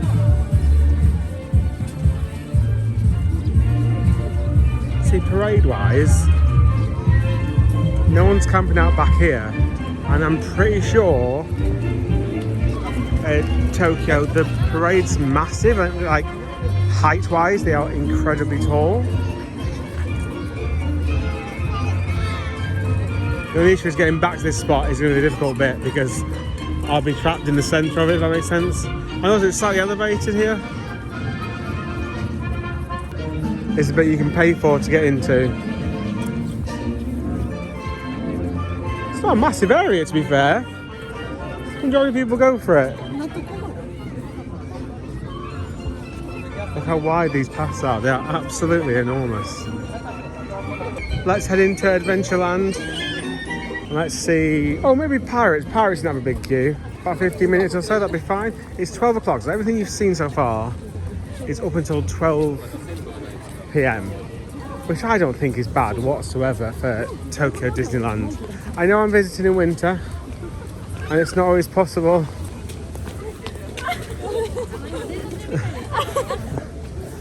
And it's not always possible. I mean, to be fair, I didn't think there'd be roaming carriages. I thought they'd just be absolutely swamped. But maybe it's not a particularly busy day. Well, it isn't a busy day. Not for this part. But if you can deal with the cold, I say the cold as I've got 4 layers on and I'm absolutely roasting because the sun's out today. I dressed like for another day at Fuji-Q, and actually, because yesterday was the coldest I've ever been trying to ride rides and going on any attractions. Go and check out that vlog if you want to see an interesting day at Fuji-Q. I think Pirates is to the left. We've got a station above, and then underneath you've got the Jungle Cruise. I think we might just try and get on Pirates. What's this for? It's a big queue. Oh, you know, it is for a restaurant. Oh, wow. New Orleans area. Went to Mardi Gras this year. Sorry, last year. There's loads of vlogs as well on the channel. Not theme parks, but pretty sure Pirates is over here somewhere. It's literally right in front of me, and actually it means I'll be on the right side for the parade, hopefully. As in, like, not trapped in the centre hub. But this looks like it's Pirates of the Caribbean. It's very odd because it just looks like it's in a nice little New Orleans area. What time we got? 10 minutes. Now, my favourite Disney ride probably of all time. Not of all time. Yeah, probably. Oh, on 2 lines again. Forming 2 lines. The old 2-line technique.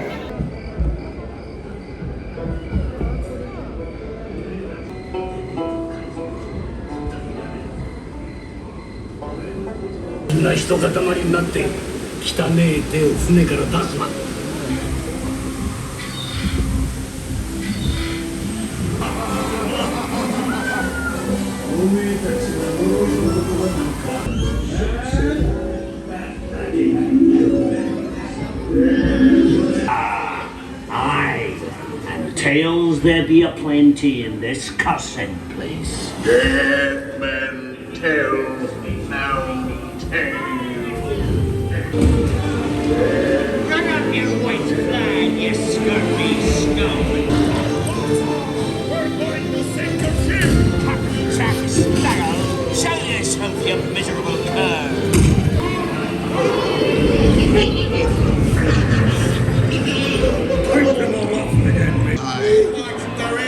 Belay there, you foxel swab. His face, when he hears tell, 'tis only me what's got the goods. Keep still.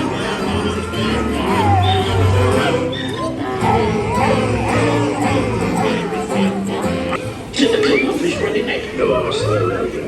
It's us what needs your ruddy out, not them blasted lovers. I was in love while mums and dads drink up me cottage. Yo ho, ho, ho, yo ho, a pirate's life for me. What's this for? Is this for one of the shows? Oh yeah. Oh, that's a kids' dance party show. Wow. Jesus. Pirates. Yeah, now I've done the Shanghai one. All of the pirates are ruined. Ruined. Again, I don't really think I've mentioned this, but a lot of the time they have the cup size on there, and they'll have printouts on the menu in all the Tokyo. In many restaurants, just to help communicate what you actually want by pointing. £1.97 in real money. Not bad. Oh, there's literally vending machines. I wanted a bottle. Right, at least I know it's here now. I did have them, it's just I couldn't find one. Right, I know that's there for future. Because it's just easier when you go on the rides, because obviously I've got to drink this time before I go on any rides. Jungle Cruise is just a 10-minute wait. I am loving these queue lines. This is why we come in winter. Nikki tends to say this thing a lot. She goes, oh, we've been so incredibly lucky when we come somewhere. And I hate that in a nice way, because I don't think it is luck a lot of the time. I put a lot of research and a lot of effort into ensuring I go on the quieter days. I have the luxury that I can take time off whenever I want. So all that effort is such a nice relief when you do go somewhere and it is quiet. It doesn't always work. You sometimes hit a holiday or hit something. But Nikki just has it down to luck, and I don't think it is luck a lot of the time. I put a lot of effort into making sure. And winter is a quiet time. But the start of January is really busy. But a week out, I think the second week onwards, before it gets to February, you get some low queues. And today, I can't believe how quiet they are. I thought it'd be quieter, but I was expecting at least 40, 50 for everything. And then, a lot more for the big ones, but it's a joy. Right. It'll just take about 10 minutes. And then the ride itself will take about 10 minutes, probably. It'll be showtime, I think, for the parade. And literally 5 minutes later, when we get this, I cannot tell you how well built for crowds this thing is. This operation's crazy. では改めまして皆さんこんにちは。こんにちは。私はこのバーと宇宙バーのそれで見てください。正解の方にはワニと泳ごう楽しいジャングルの旅片道切符プレゼント。これワニとも美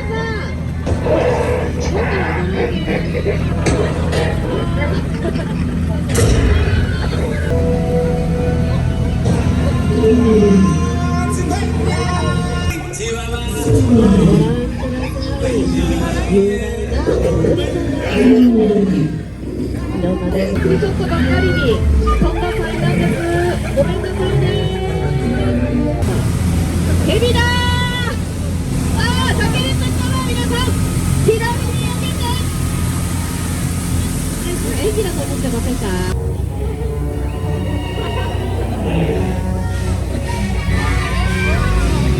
大きな口を開けて威嚇してきました。コートの日までやってください。ビデオになりますする伝説視点かもしれません。すごく怪しい雰囲気ですね。なんだか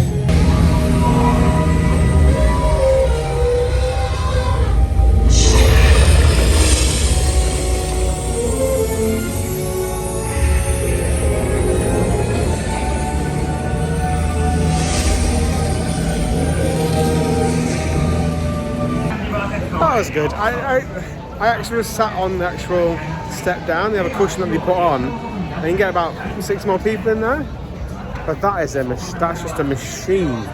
Bear in mind, it's very, very awkward to get people in a boat. The boat's moving slightly. It needs to be pushed against the shore so it's not going to move. Like, there's a lot of awkwardness about that. And yeah, they nail it. I still think Jungle Cruise is one of the worst Disney rides. Because everyone's sat facing in the boat and all the scenery is on the outside and no one can... The compromise is no one can see anything. To the front and see if I can get a view of it. So I'm going to be the world's best view, just a view. I can't hear anything yet. I'm back... Oh, hold on. Yeah, no. I can hear some bass from somewhere. Because obviously these speakers are still set to normal mode, if that makes sense. Like no drama mode until the parade gets closer. Definitely hear something. It's because it's slightly raised. It's so easy to see. I just love it when they think about stuff like that. I'm around the other side just purely because if I'm filming it, the sun's coming from the right, and the minute I'll be filming into the sun, you won't see anything. The audio's changing. Jesus Christ, that's loud. When that kicks in, that's going to be loud.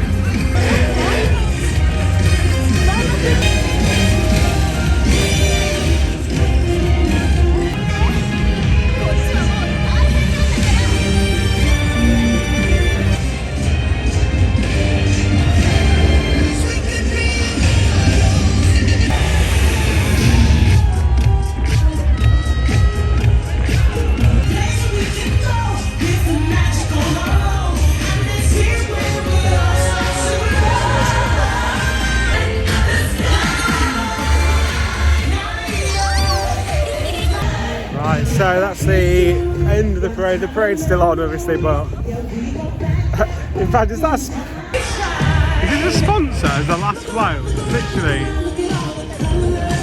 I've never seen that before. That seems, unless it's someone else over here, I don't know. It looks like a sponsor, doesn't it?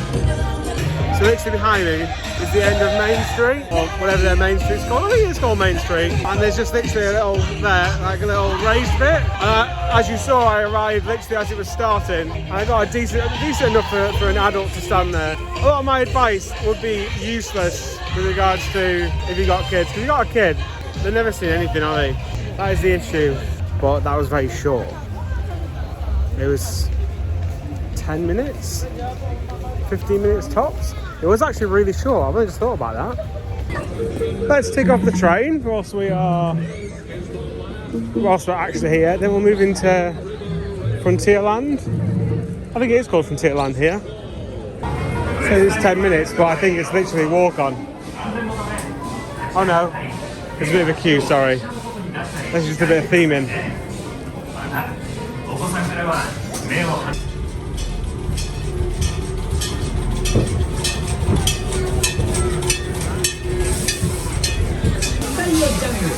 そして開拓後で蒸気船や駅馬車に乗り換えるとフロンティアを目指してさらに旅を続けるんですよ。オアシンというんですが、こっちも手を振ってみましょうかね。見たく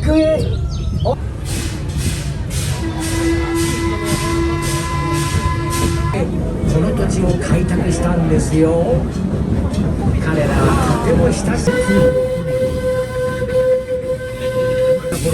高山鉄道の建設中に偶然出てきたものなんです。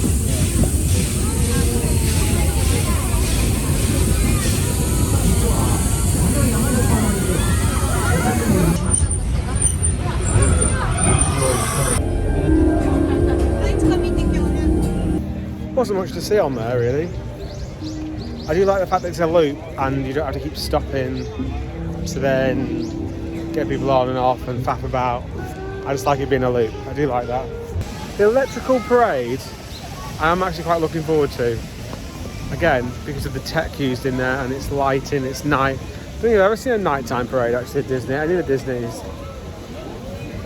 So I'm quite looking forward to that one. If I'm busy trying to get all this stuff crammed in, I might just pay to go into the nicer area.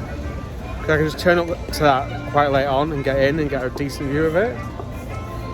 But obviously between now and then it probably will sell out. We're in Frontierland now? Yeah. There's no like big entrance as you came in. The next show is at 7 for the electrical parade. Or 7:15 I think. It's currently 20 past 1. So I find that crazy.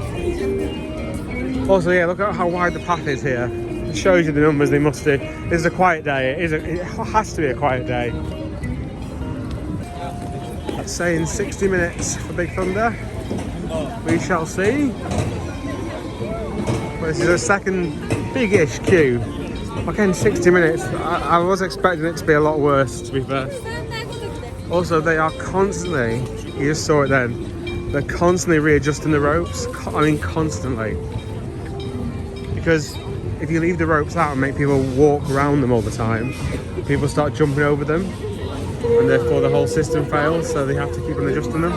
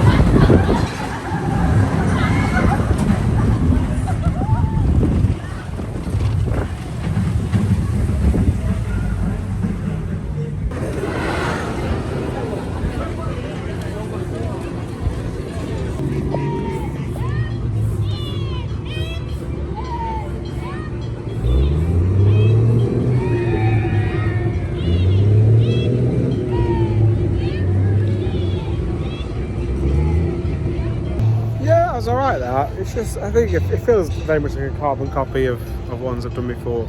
Splash Mountain's on an hour, and that was also on an hour. So I want to kind of do some other stuff which isn't an hour. The only big queues, I do think towards the end of the day the queues will die down, because like I say, when I checked it yesterday, some nice seating area here actually, so it'd be nice to get some food. Ooh, because actually finding somewhere to sit is the only problem. Today's not a busy day. I don't think you get too wet on the Splash Mountain, so £12 for the access area, because I imagine it's going to be a lot busier, the electrical parade, because like it's 3 o'clock and look at this, it starts at 7:15. We brought cushions, so yeah, I'm not regretting my choice to buy a there is staff just managing it, so it's getting people can get in, get out. It's actually a car park, so it's not getting too crazy. It's all about management, I like it. There's all these dots on the, not these, but there's actual dots on the floor where you can and can't go. I mean,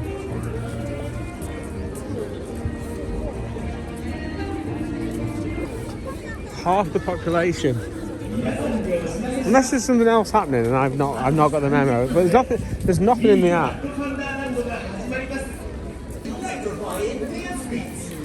Come join Minnie and her friends for some high energy excitement. That's Minnie at Wonderland, beginning in 30 minutes. So there is actually something happening in 30 minutes, which makes a lot more sense.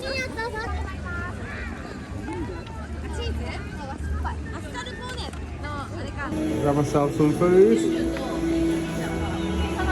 and apparently the parade will come through there, I think. Maybe? I don't know. We'll see.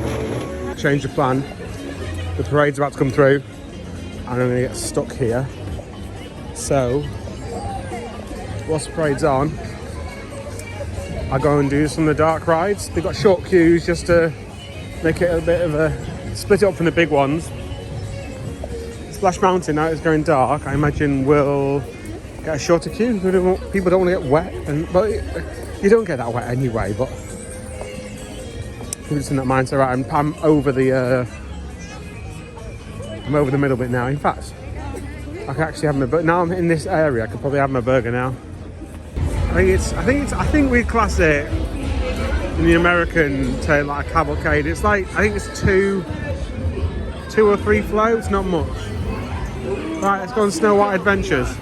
This will never come across on video, but it's like a show stop, so they all get off the float. But what you can't hear, because there's 7 dwarfs, basically I can hear chanting, the volume of people singing along to the actual track. It was so loud, it was like a football chant in a stadium. So for a sweet treat, stay in your seat, keeping your hands, arms, feet, and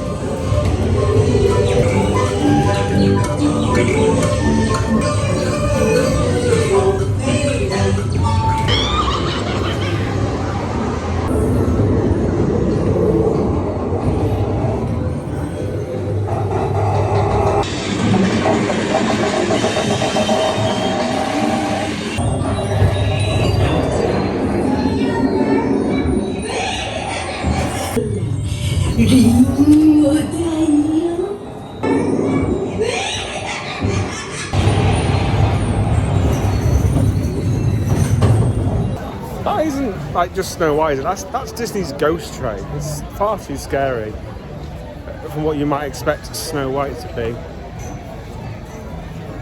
What's Peter Pan on? It was on 20 minutes. So has it gone up? So I'll try and tick them all off. Oh, 35. No. Let's go and see the Pinocchio one. We did Peter Pan in Shanghai, to be fair. I did also suffer from too many cars-itis. And also, it's so fast. You can barely see the scenes in that one.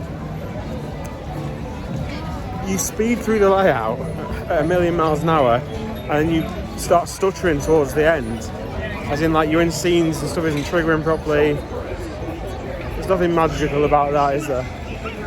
If you just took 2 cars off, it would make no difference to throughput because you've just got cars waiting. I always say this: you're stacking more than 1 car every time.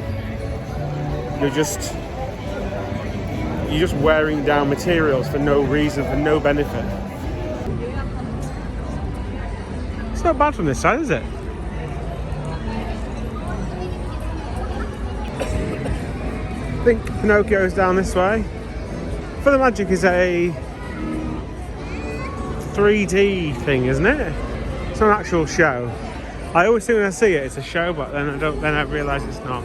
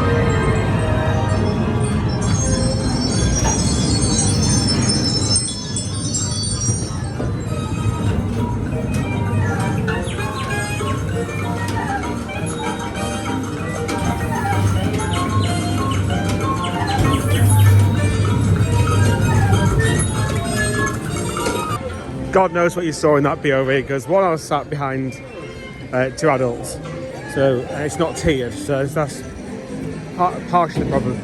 Also, again, it's just so fast. I've decided those rides aren't that bad, although that is again another terrifying ride for the most part. It's just a terrible ride system. It's a terrible ride system. Anyway, it's a small world. It's up to 15 minutes now. It's on 5 minutes. A few seconds ago. I mean, hats off for the reveal. As I turned that corner, I wasn't recording sadly, but as I turned that corner, that was a reveal.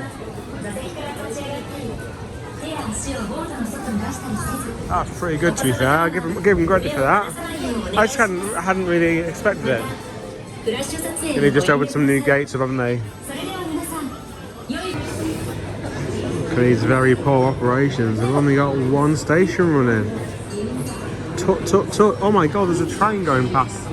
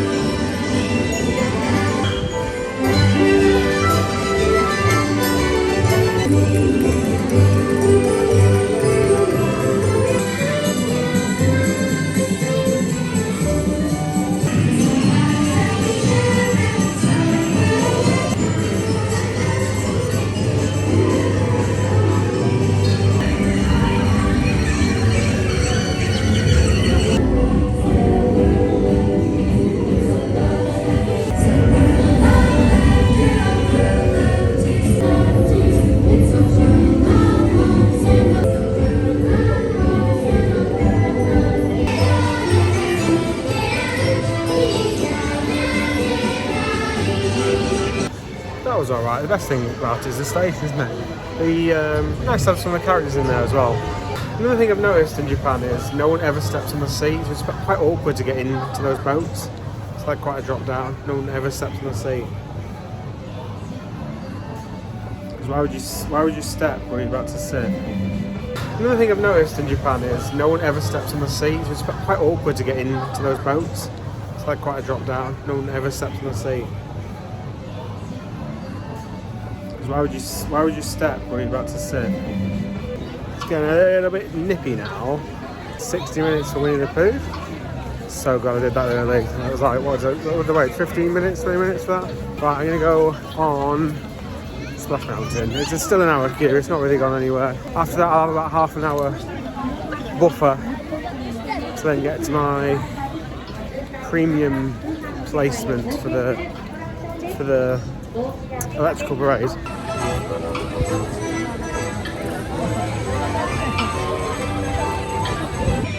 I think this is just a gift shop here rather than a maze. Oh, it's a banquet hall, it's food. Teacups. Also closed at the moment is Haunted Mansion. I suppose like this would be full of people normally. It feels a bit weird because it's just such an open area. Oh, it is crisp now. Critter Country. Now obviously these are a dying breed. So I thought I should do it whilst I'm here, because it's probably because one day they'll probably be gone. 55 minutes. Oof. This is the start of the queue here.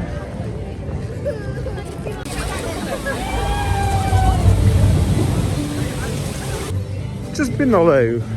And I don't know how this place deals with it on busier days, because this is not a busy day, I don't think, or particularly busy day. They have like 4 urinals and 3 cubicles and 1 sink, or 2 sinks, but 1 sink's kids' height.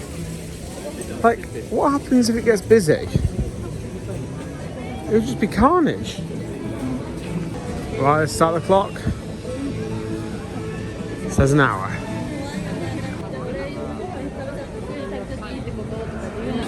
The staff have literal iPads to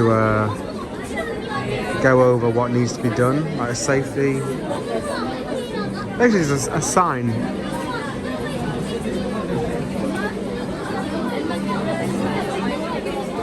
That's a new one. Just one, yeah, sorry.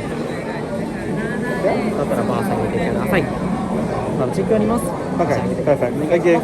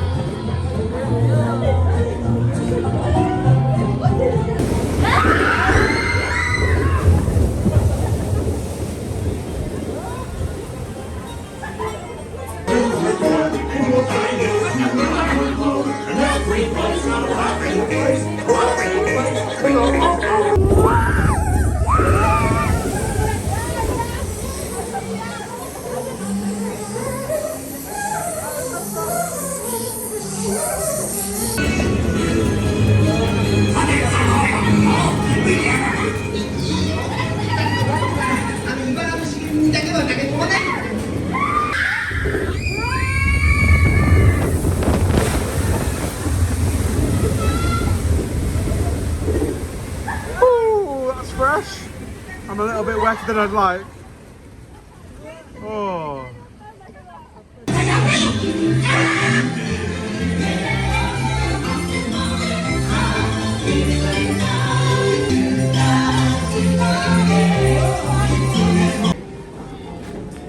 That was by far the best version of Splash Mountain, I think. It had a lot more animatronics from memory, and obviously it was longer as well. It was 50 minutes rather than, oh, I've just got in someone's picture. It was 50 minutes. I just clicked on something by accident on the app, and all the catering outlets, not the ones from Mobile Order, literally just any catering outlet, even like, not the popcorn stands, but the smallish ones. It comes up with an estimated wait time. It's got queue times for the food outlets. I mean, I've paid for my slot now, so I'm going to go and have it. But if you were stood here towards the back or on the curb a little bit, you'd have an absolutely fine view. Like, yeah. So there you go. Don't waste your money like I have. It's only half an hour to go, so even if this gets busier in 15 minutes, I'm going to be in the bit that should hopefully get me out fast towards Tomorrowland. Because I want to. The only thing I'm bothered about doing again is. Oh, what's going on here? Jesus. They're ruining the magic, aren't they? What does this one sell? I'm after something sweet and something a bit fun. Here we go. What's this here? I mean, yes, but no. The only thing I haven't done is Peter Pan's flight. Not massively fussed about that. Or if that goes down to 0 towards the end of the night, then yeah, I might jump on it. And Buzz Lightyear and Monsters Inc. Monsters Inc.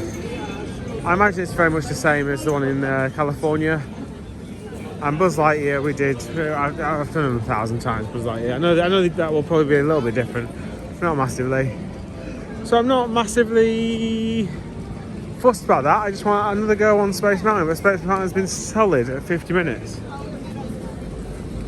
So I can do Space Mountain after this show, after the parade, and then I can come back and watch the finale show. And then actually, I think the finale show is actually at 8, and the park closes at 9. I imagine that's to give the Metro a hope in hell in trying to get people away from the park, as well as, you know, just general traffic and stuff. So I'll do that. I'll just stay on the park till the death. Metro starts finishing about 11:30, so as long as I'm gone by then. Look at that. You've literally got all the shops behind that, the monorail outside the park, and behind that, right at the top, it's the hotel. Just one sec. That's a bit better.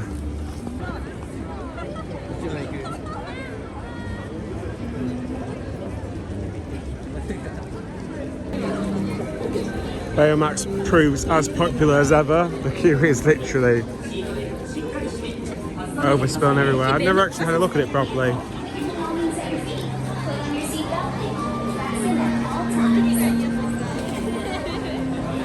So Space Mountain's here.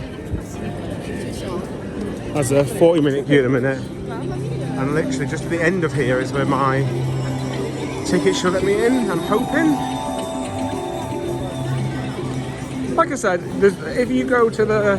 One thing that is missing, which was on the Shanghai app, is as soon as the parade started, the map actually updated to show the whole route. I've tried to get the route on there, and I'm sure I could Google it and look at it, but it was so handy in Shanghai where it literally just popped up like, this is the route, because it told you not just the route, but if you want to avoid it, it'd show you the paths that you'd struggle to cross, if that makes sense. Right. Coming up next is the electrical parade. I've never seen this. Obviously very high tech. I say high tech, some of it's pretty old school. But Disneyland Paris have just done the drones one, and it looks insane. For as much as I hate Disneyland Paris, that drone show has fireworks from the drones. Right. I need to try and find a section. Okay, so I'm B336. Here, I'm on the edge as well, so there's like all this space. Because actually, they're pretty close together, to be fair. I'm just going to stand here for now. Another great idea about this is the fact that, obviously, so here it's just 1, 2. My one's when it starts to go back down to 3. 1, it's not random, it's not first come, first serve. Like, as soon as I opened up my ticket, it said show code, and then my seat had already been allocated to me. And then, but also look, you get a path. So if you do need to leave halfway through, like, you're not stumbling over everyone. You can actually just walk this path. I just love everything about it. It's such a good idea.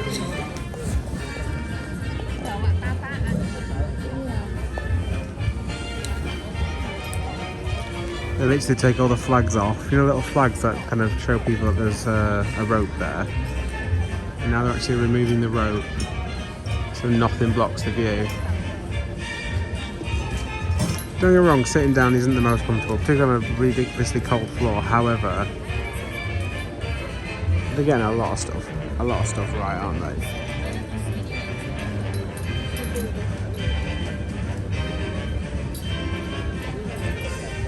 This area is sold out as well now.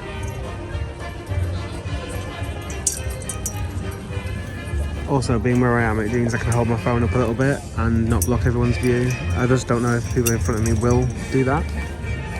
We'll see.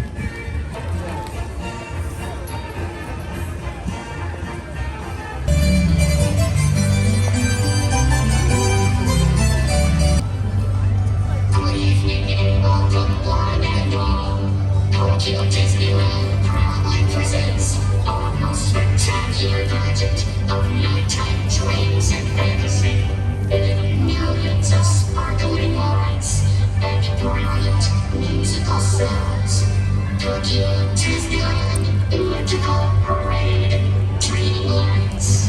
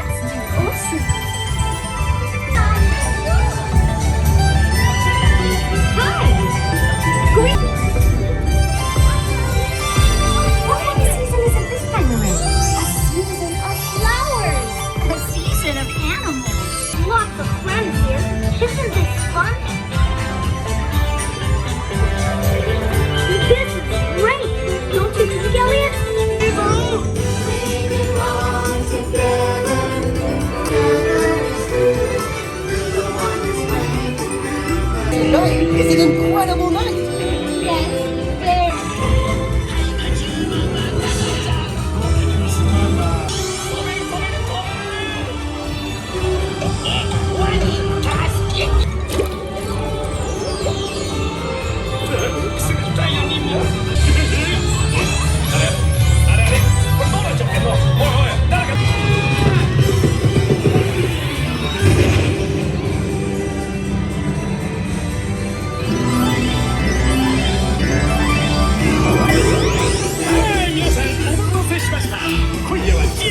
Beautiful outside. It sure is. I mean, come on. Did I deliver or what? There's these big gaps in the parade, and I was like, why are they doing these big gaps? But the reason is, like, they're allowing people to cross. You see there, they're about to stop them now. And then these guys now on the right, they'll start crossing people. And that's why the gaps exist, I think. What a good idea.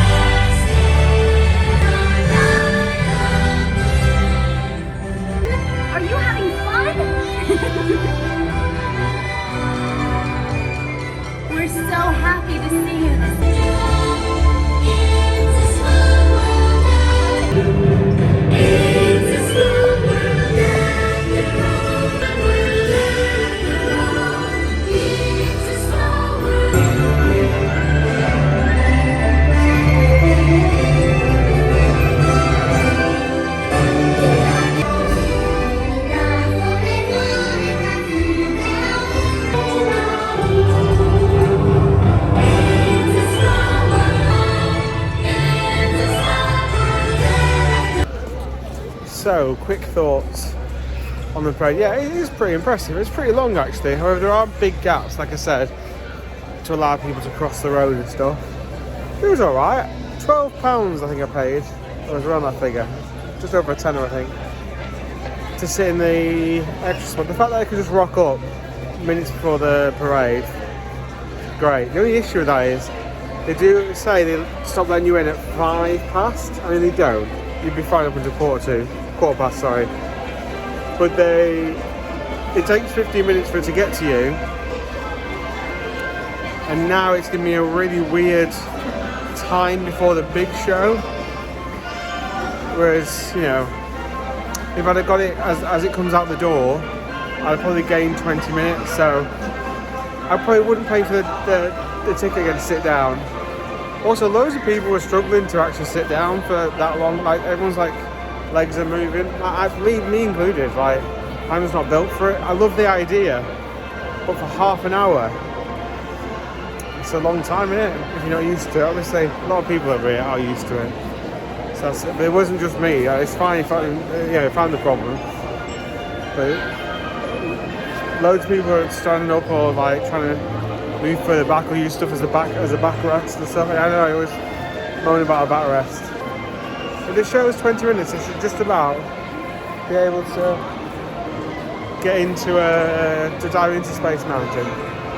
I think for the nighttime show, I'm going to stand back here. I think because it's about half an hour away. It'll be busy here. I'll be able to see some of the projections. And the fireworks from memory are off to the left, and it's a bit odd, but it's because they are shared amongst here and DisneySea. What's this place do? Just popcorn? Anything? Oh, they do a churro. Do I want a churro? I probably don't, do I? A creme brulee churro? Oh, I might just go for that.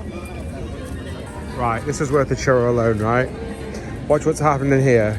This is what I mean for operations. If you want to make the money, this is how to do it. Rather than there be any faff, this person said she just held up a 2. That's because the next customer is ordering 2.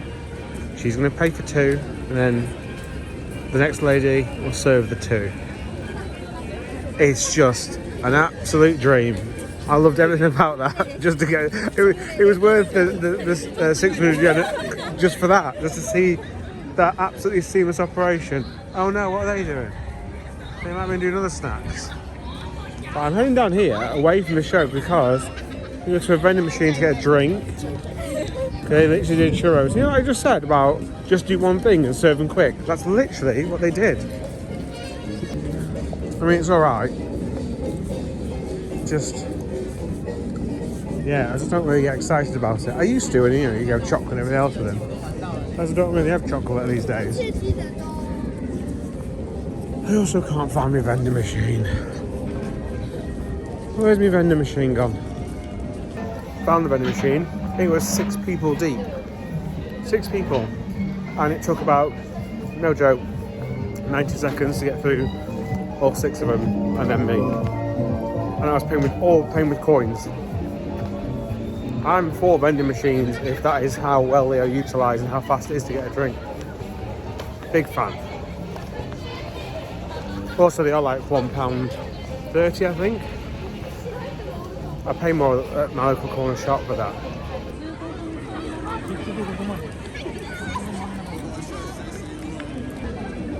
I've just looked it up and it's called Sky Full of Colours, and apparently it only lasts 5 minutes. 5 minutes? Wow. I didn't think like a big end of day show, like not having one of them was a thing anymore. So we'll have a look. It will mean I'll get another ride on Space Mountain hopefully. It's just I genuinely just assumed it'd be a big show. In fact, DisneySea, I looked at the DisneySea, the big show over the lake, that's not operating at the minute, but it's still on the app, whereas there's nothing on the app to suggest a show should happen, but it's not doing. Cancel. Thank you for your understanding. Oh dear. Due to almost perfect weather conditions. I mean, that's I sense utter bull with that. Oh, could have been going on Space Mountain already. Right, that's where I'm going now. I'm just going to queue up for Space Mountain. I'm sorry, but you saw the vlog yesterday, right? You saw the vlog yesterday from Fuji-Q. These trees are not moving. There's no wind. It's not rained today at all.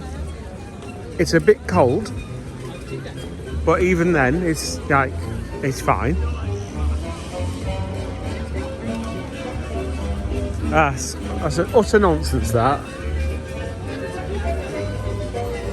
Ah, well.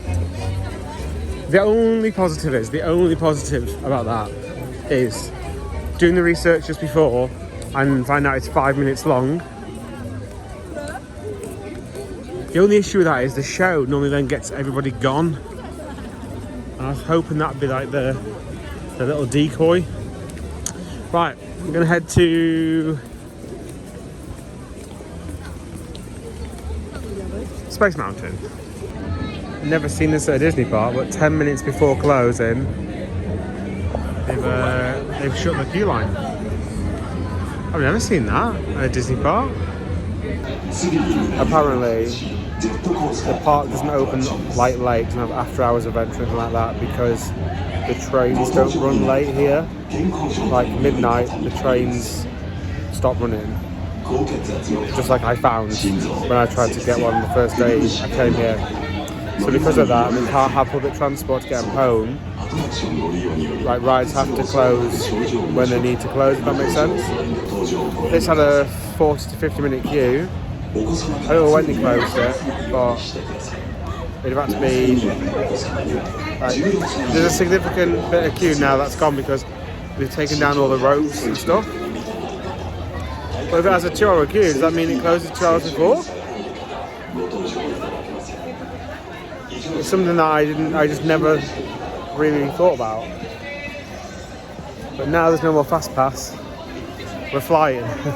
Yeah, I'd say they closed it about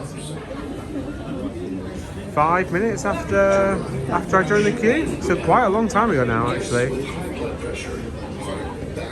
Because there's loads of ropes there to and from, which have now gone.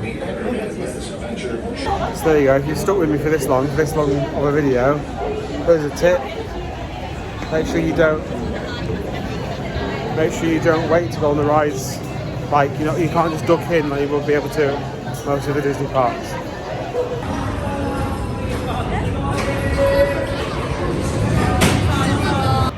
And that is it. They were actually loading the last train as I pulled back into the station. What time are we on now? Quarter past 9? They do not mess around.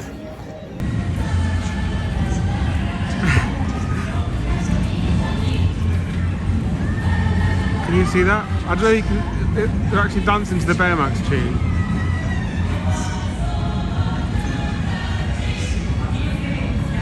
They genuinely have a routine for it.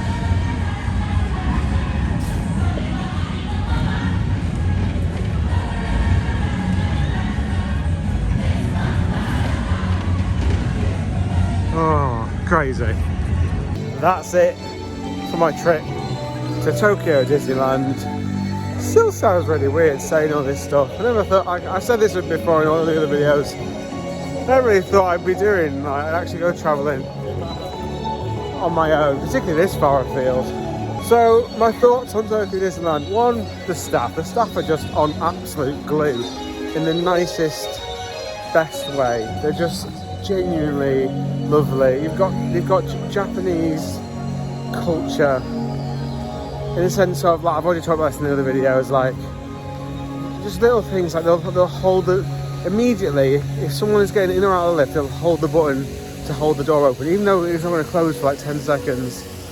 On the trains yesterday, if someone got off the train and left the door open, they go over and close it so that the train will be warmer. Like, just the mentality. They don't have Disney in Stamix, and they are another level, an absolute another level. Showing about the show, the fireworks show. However, I will, if it's good weather tomorrow, I don't know what good weather is if this isn't good weather for winter. Because it's the same fireworks over at Tokyo DisneySea, because they share this fireworks show. Does that make sense? park. It's a nice park. It's more of a traditional park.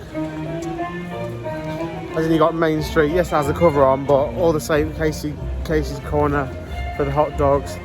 All the rides are pretty much clones. A lot of the rides are like either cloned or very similar.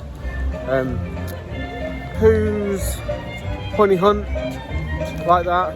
Definitely advise going to that first in the morning because it had an hour to like 90 minutes at times through the day. Although Beauty and the Beast was also it's been closed today. It's closed for maintenance over the next few weeks. So if that was open, that normally gets the bigger queue out of the two. So maybe go to that one. Space Mountain is my highlight. I absolutely love Space Mountain. It's like a wild mouse. I preferred the first go, maybe because I didn't know what to expect at all, but also I was on the back of the second car, so I was being flung around a little bit more. On that one I was on the second row from the front, and it wasn't quite as good. But I absolutely loved it. It's my favourite one. Sad that I probably won't go on it for a very long time.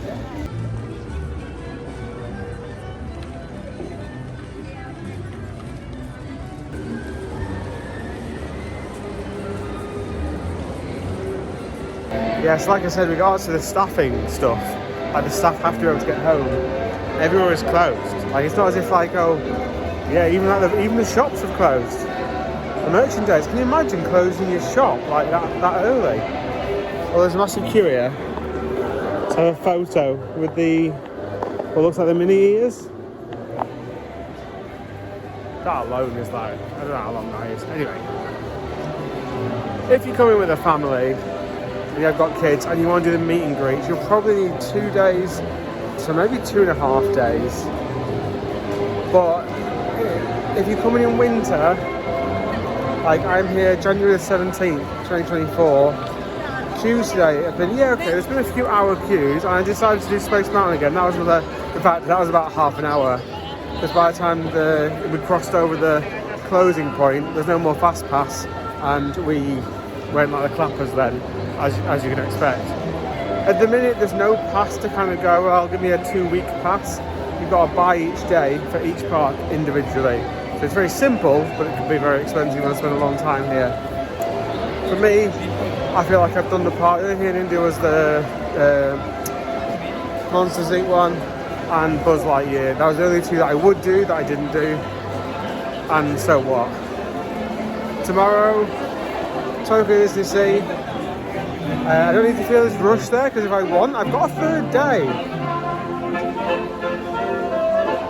thought that was actually being played. It sounded like it was being played.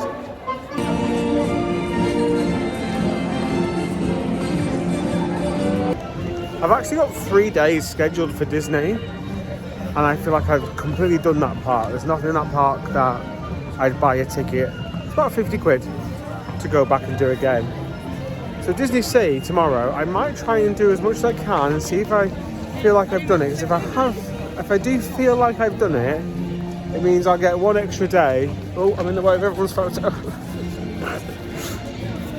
If I feel like I have done it, I probably won't have that 3rd day, and I'll go and do something in Tokyo, do some other stuff in Tokyo. Oh, another highlight as well was the electrical parade. Like, it was impressive. It was nice to see, because that's something which is, I think that's unique to here for now. Once upon a time it was at Disneyland California, I think. But I think that was a long time ago. So that's it for this video. Thank you very much for watching. If you made it this far, please subscribe. It takes just a little click. And it means a lot to me if you subscribe. And comment down below with what your favourite attraction would be if you're able to get out of here, or if you've been out here. Good morning, welcome to the next outing. I've just got to the tube station here at Tokyo Disney Resort. We're going to DisneySea today. Hello, I'm Stu. This is following on from yesterday's vlog where we went to Tokyo Disneyland. In fact, I'm going to zoom past. But I've got to get the monorail over to DisneySea. From Google, it looks like the monorail only goes in one direction. So you've got to do like a long loop in order to get to DisneySea. So as you come out of the tube station, you can turn left, and I think there is like a Disney Springs area, I think. I don't know if it's actually walkable. to DisneySea? I'm not sure. I wanted to get there for half an hour before opening. I don't know if the monorail's going to take a long time to get to queue for, and then 'cause they don't run. It's not like back-to-back monorails, but it's literally come out and turn left. I can barely see anything. I also do think you actually need a ticket as well. It's not free, the monorail. You do need a ticket. Well, to be fair, they are going quite constantly, actually. Right, let's try and get a ticket. You don't need a ticket, just use your IC pass. So I use Suka, if that's how it's pronounced. Again, I might be getting that wrong. I just saw people tapping. And yeah, straight through. I was queuing for a ticket and realised you don't need one. So you can go both ways. Everyone goes to one side. Let's go both ways. Right, let's get to Tokyo DisneySea. I'm excited. It's been a bucket list park for a very long time. Oh my god, they've got a monorail you can go and sit in and take a picture.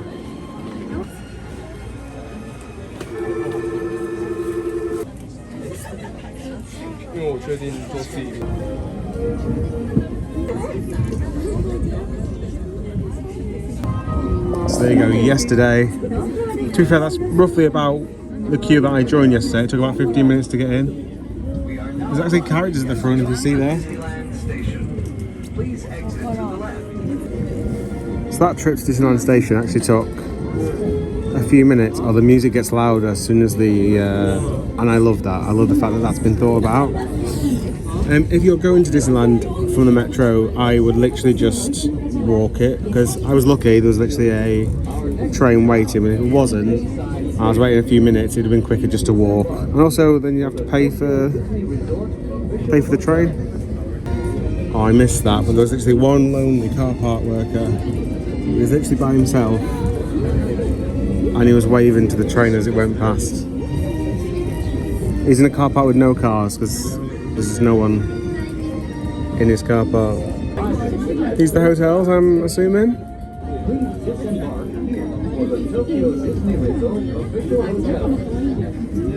Oh, it's just the official hotel. Bayside Station.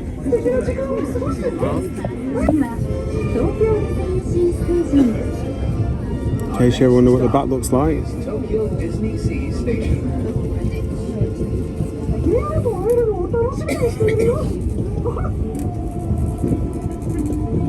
Oh my god, there's actually a road that goes over into the centre of the park. You see that? Oh, it doesn't happen on that one.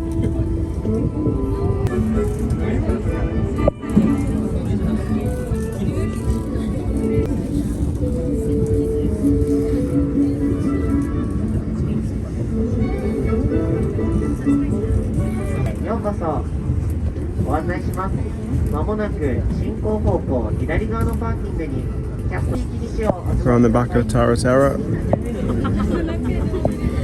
It seems very small. Maybe it's like dug down in the side. It looks tiny.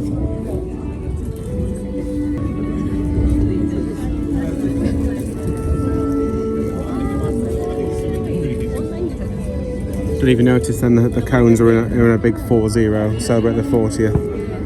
What a nice little touch, and here we go. So we'll be joining in a second to get in. To be fair, that looks worse, but actually it looks people are in nicely formed lines there rather than just one mass. We are now arriving at Tokyo DisneySea Station.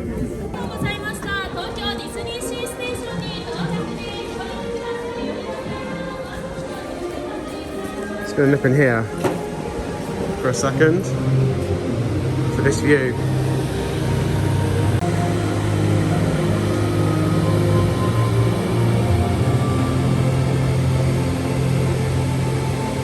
That was quite the view. That is literally, you can only get to that from the exit of the monorail.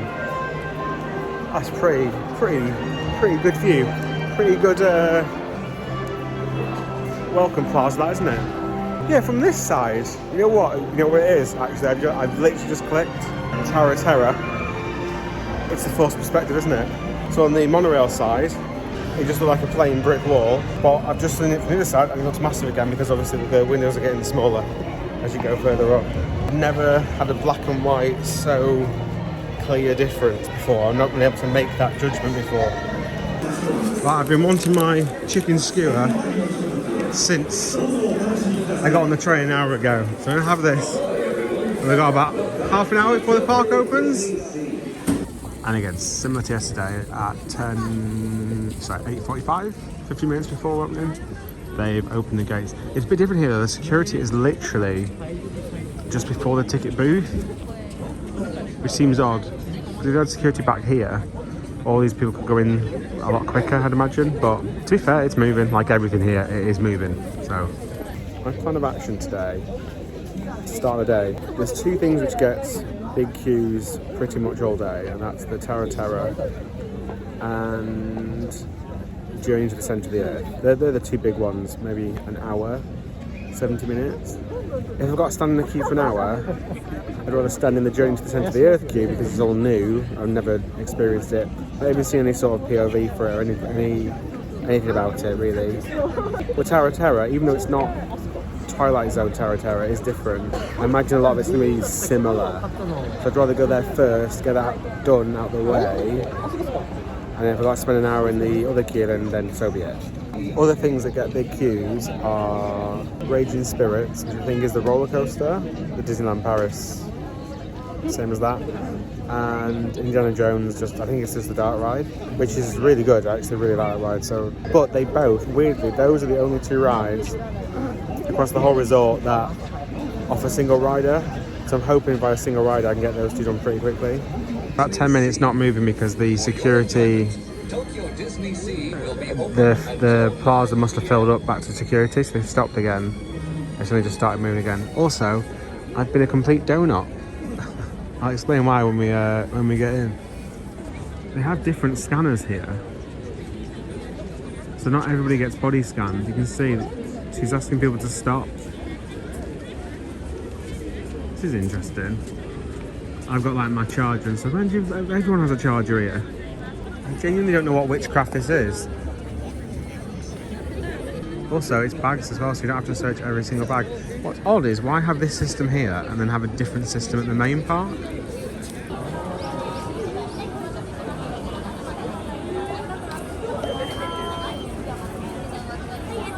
Thank you. What a good system. That is very, very good. I still think it's bad that it's now 10 past and we're still not in. But that is a good system, to be fair. And now it's just a mishmash. I'm going to head over to the left a little bit. After a bit of left and right and you can see here, this one is going to one turnstile. This one's going to one turnstile. However, this one is going to two. Hence why we're moving it. We're literally moving it at double the rate. Because if one has a problem, you can keep going through the other side.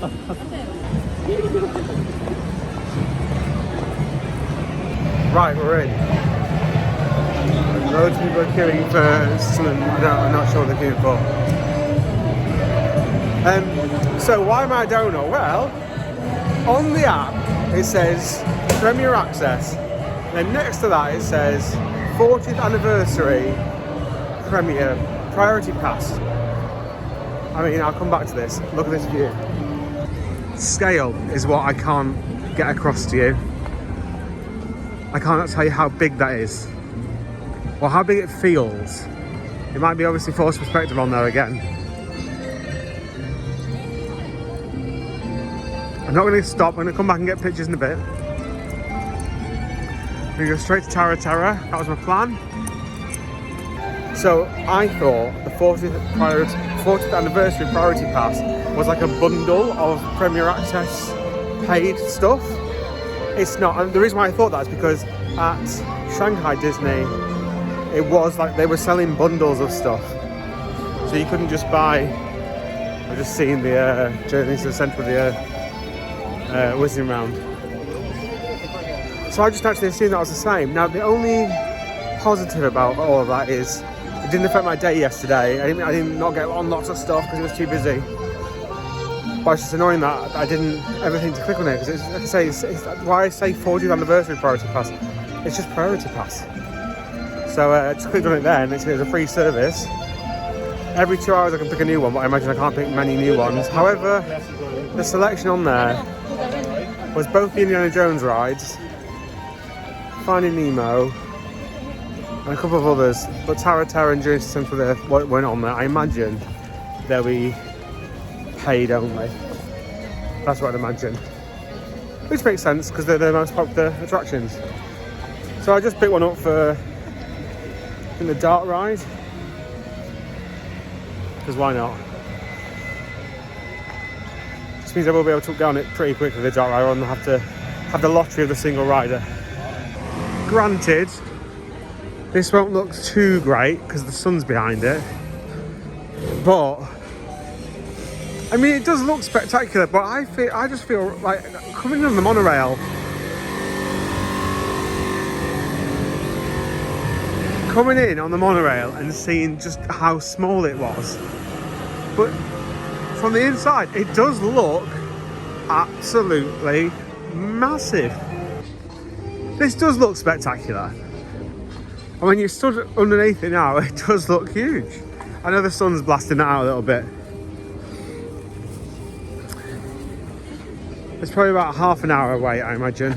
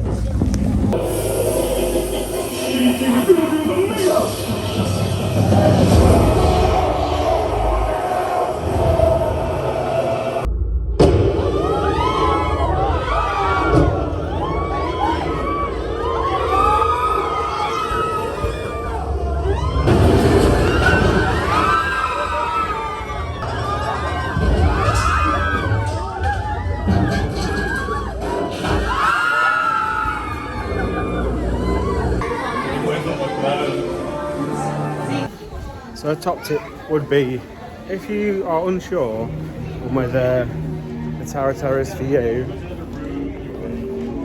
you can buy a ticket to come to fly here, buy a ticket to the park, queue up, go on that. That is very much, it's like a halfway house to the Florida and Paris and California versions. Like it is very soft, and you have an over the shoulder, which you hopefully saw. It's very dark in there. You wouldn't see, you're not going to see much on the video and stuff, but it was great. All the theming was great, and the sequence was pretty good. The way it juddered, and it was completely different to anything else I'd done, any other sequence. But yeah, it's very soft, which I just don't get really, because it seems a bit. I mean, actually, look. There's the top of it. That bit isn't used at all. She's just here. Sorry, I just didn't point in the same way on the camera. This bit's the top of it. This bit is not used at all. Looks like they've got 4 towers. 1, 2, 3, 4. By the looks of it. It just doesn't make any sense though, because some stuff is crazy. Like they've toned this really down. But in Space Mountain yesterday, it was balls to the wall. I'll come back to these later. You can go on the ship, I think, and you can have a walk around.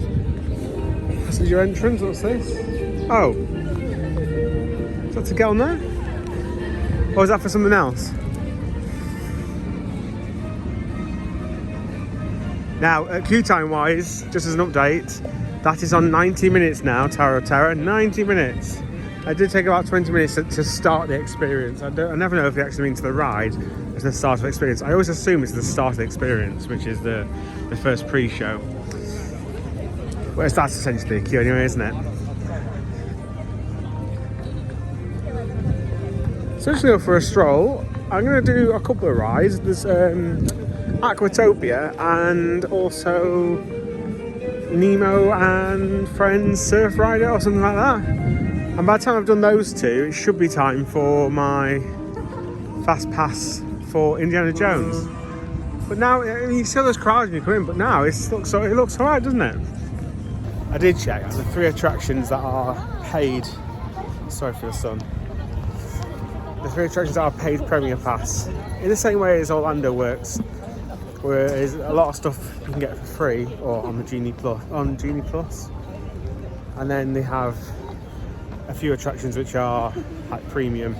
That's Tower Terror, Journey to Central Earth, and Soarin' as well.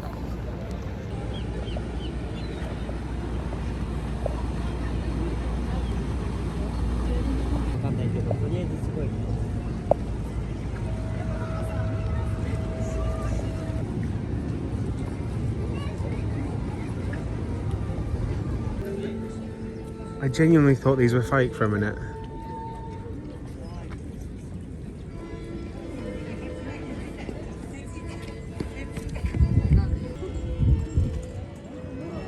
But they are actually...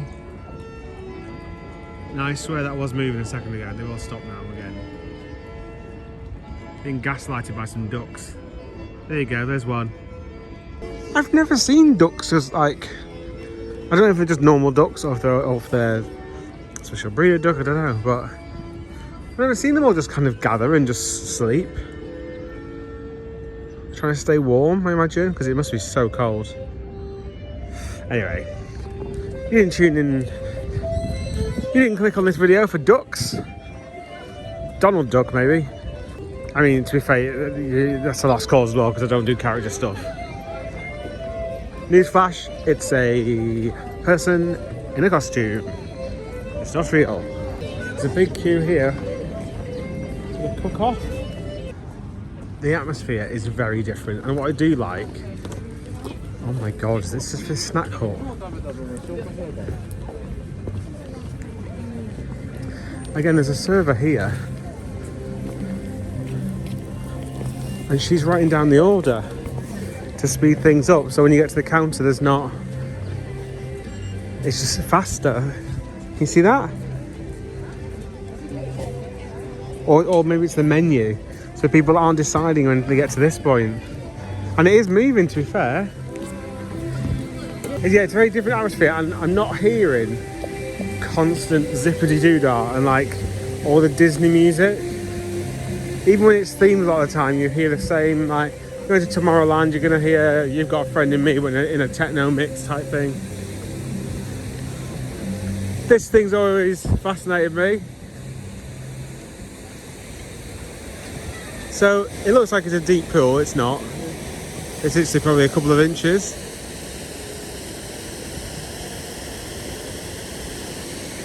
It's basically an interactive dark ride, but outside, isn't it? You'll interact, they'll like pretend to put you into the fountains. Oh, this one's getting quite close to this one. This looks like a great giggle, I think. So we're gonna get this done, and then we're gonna go to the Marine Life Institute for Finding Nemo. Is it different? Is it an actual storyline?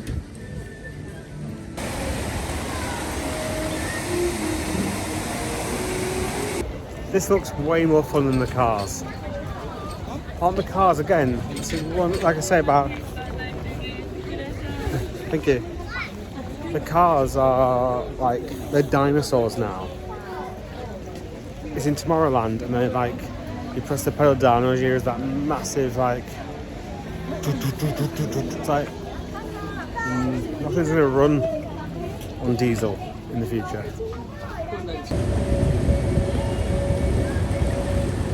Here we go. With how much sun's coming through, you can see the track. I say track, it's not a track. You know what I mean?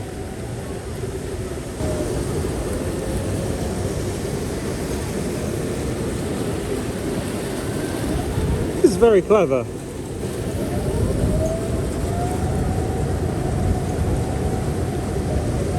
There's actually two sides to the station as well. Oh.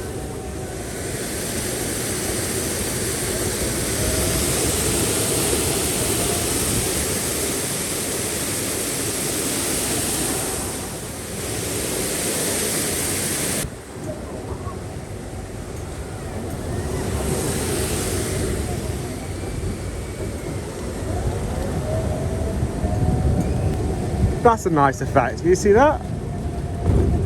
That's so subtle because it's like, but it looks like it's holding the water back. What a nice little effect that is. I like those. When it looks like you're going to go through it and it cuts off. Whirlpool, yeah.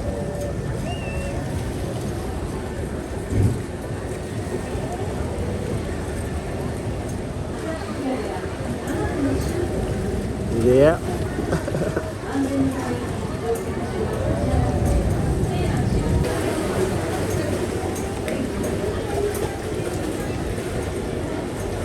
I said this yesterday about the staff. I don't know what they're feeding them or injecting them or something, but they genuinely are brilliant. But yeah, I said this yesterday, but it's Disney, it's Tokyo, it's Japan plus Disney. You're only going to get amazing results from that, aren't you, really? This is one of my favourite effects in the park. You don't need it, you can switch it off. It's in this nice little quaint area towards the back. It's always nice and quiet. The weather's amazing. It's quite hot. I've got my thermals on still, but it's roasting. But that looks like it's holding back the rest of the ocean, and I just love that. Whereas obviously we know, because the monorail runs right past there, behind it. I just like it. That genuinely is the Disney touch. Although saying that, other parks are getting there. Nemo and Friends Surf Rider. I think this is just going to be the same as on Epcot, isn't it?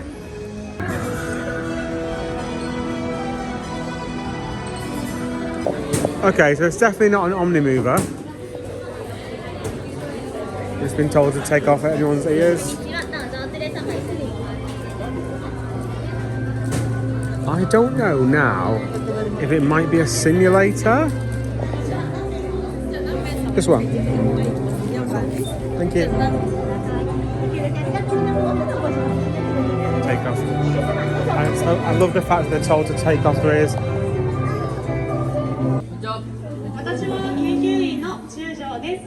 ここ海洋生物、しかし海洋生物の観察は簡単ではありません。ダイバーが近づくと。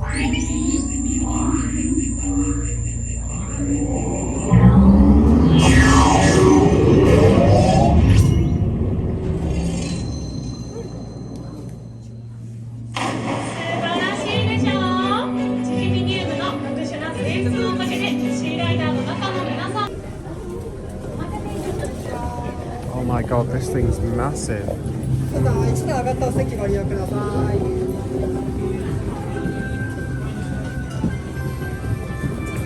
It is hot in here as well. 果てしなく広がる青い海。人工フィッシュ知能プログラム起動。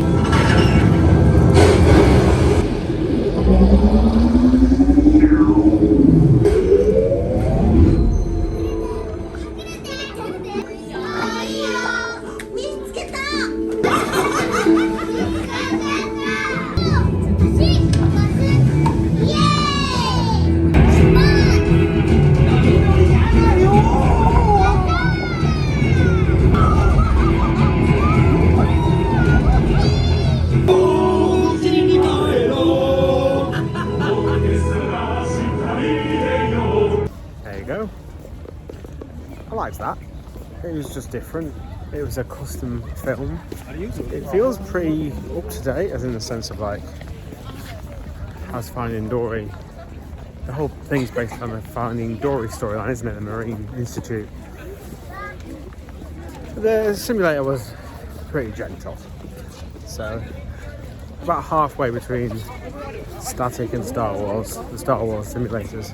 Right, so I've just gone and got another priority pass for 20,000 Leagues Under the Sea, which is currently on 40 minutes. But I can go and do the Indiana Jones one now. I could have got one for Raging Spirits, but that has got a single rider line.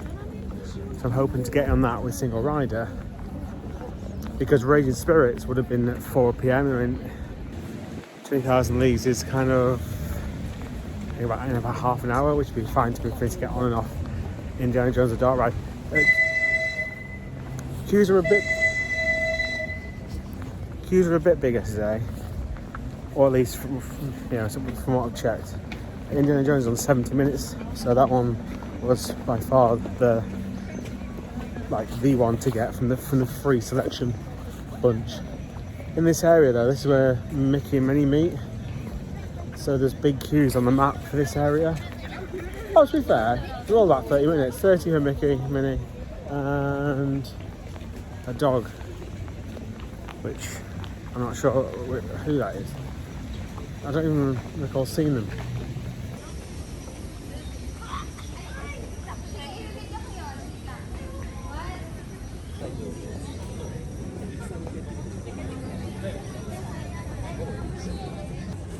So this has an hour queue. Again, how would this be allowed in like America or in the UK? You just come around and jump over. I've scanned in already. So I'd be fascinated to know if they're gonna let me scan in again. Oh, single riders is this queue here. So I'll have a little look on how big that is.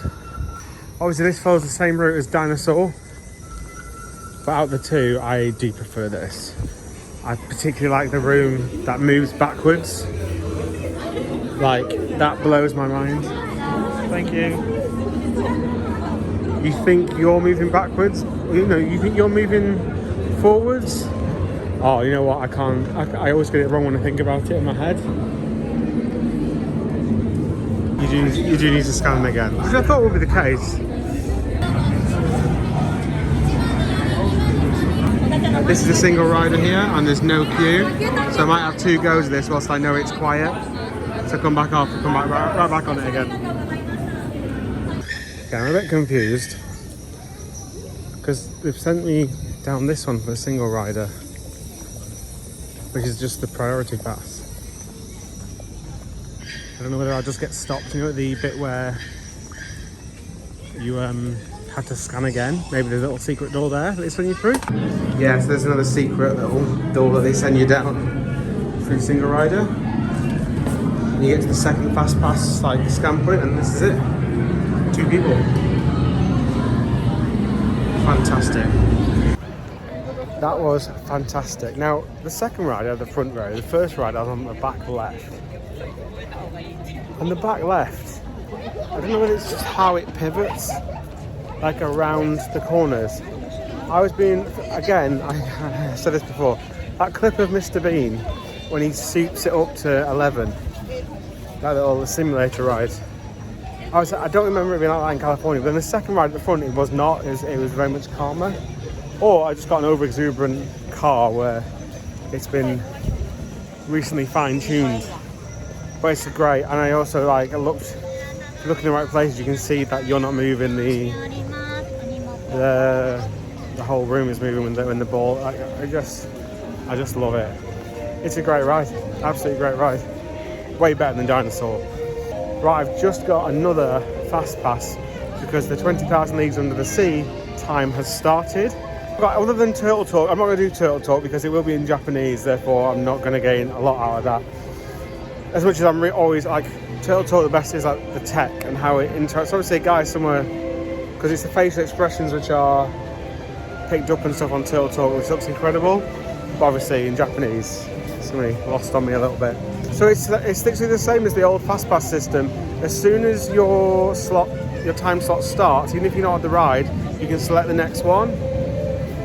Or it's just 2 hours from when you selected it, if that makes sense. I'm having a great day. Like, I've waited half an hour so far in Tower of Terror queue. Other than that, right, let's go to 20,000 Leagues now. This is the first time we're going to go near the volcano, like the interior of it. I just love anything that's Disney because that's different. Because they are the best at what they do. So why would anybody want 7 main streets around the world? 6 main streets? 5 main streets? I can't remember now. But why would you want a carbon copy? Different is where it's at. Because no one else will do it on this sort of scale. Universal's getting there. Oh my god, like, I know it's forced perspective and stuff, but it really does work.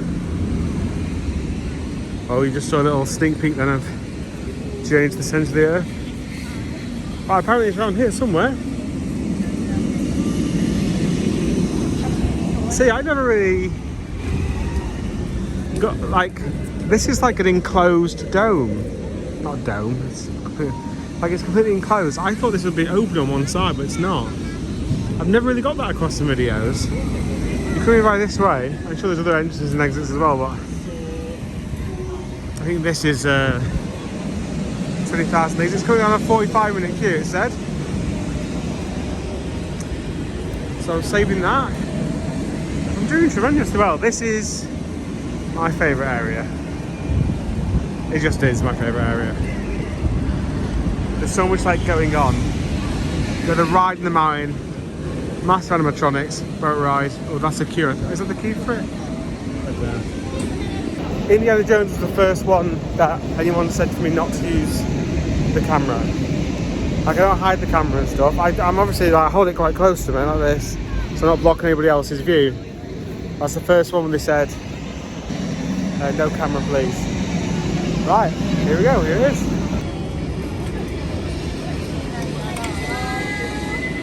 And down the spiral we go. It does feel alive, if that makes sense. There's no music, or if there is, it's very, very quiet. But there's just rumbling. Some of that will be the ride, but some of it is just definitely effects. It cost me £47 to come in today, by the way. £47. Compare that to a day out in the UK. What's Blackpool Pleasure Beach these days? I always, and obviously, I always have a go at Merlin.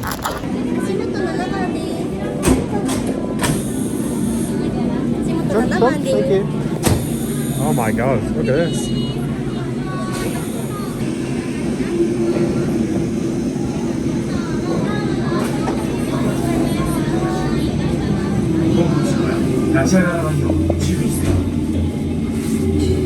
This is weird, but brilliant. Door on this side. I'm facing forward, the other two are facing different ways. こちらコントロールセンター。潜水艇遠隔操作スタンバイ。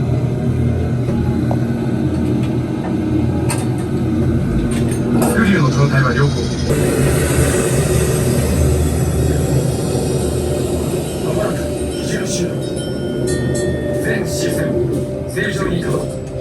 これより潜水艇の遠隔。神秘に満ちたこの海には高度な進化を遂げた知的生命体が存在するかもしれん。潜水艇の主力サーチライトは手元の中へ。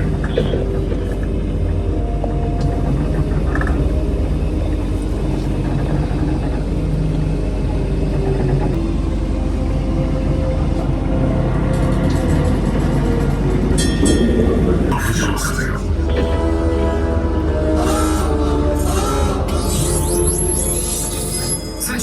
潜水艇防御装置が作動しました。このままでは潜水艇が危険です。何かに襲われているに違いない。全速力で通過させるのだ。捕まえているようです。出しまったようです。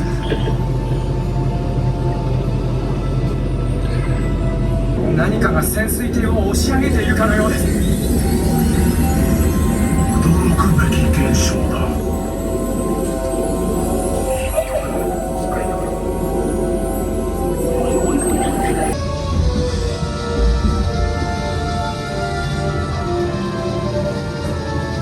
Well, that was certainly peculiar. The way they do going in and out of the water is actually really good. There's a strip of water in the window. As you dive in, obviously releases bubbles. The rest of it felt, the rest of it felt a little bit dated, if I'm being quite honest. But there was also really good effects. Obviously, the one thing you don't get on camera is the speed. It speeds up and slows down according to the storyline. The bottom of it was being hit or had like rumbles and stuff coming from underneath, which you felt for your feet.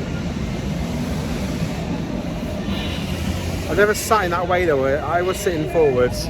Someone else was sitting at like 7 o'clock and someone else was at like 4 o'clock. I definitely think sitting forwards would be the better way rather than sitting at a weird angle.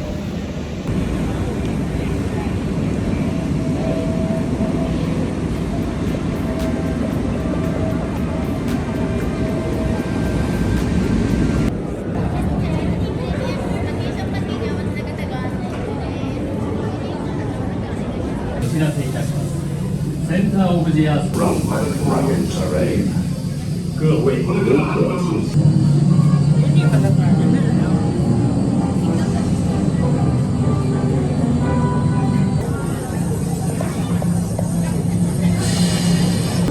Right, this is it.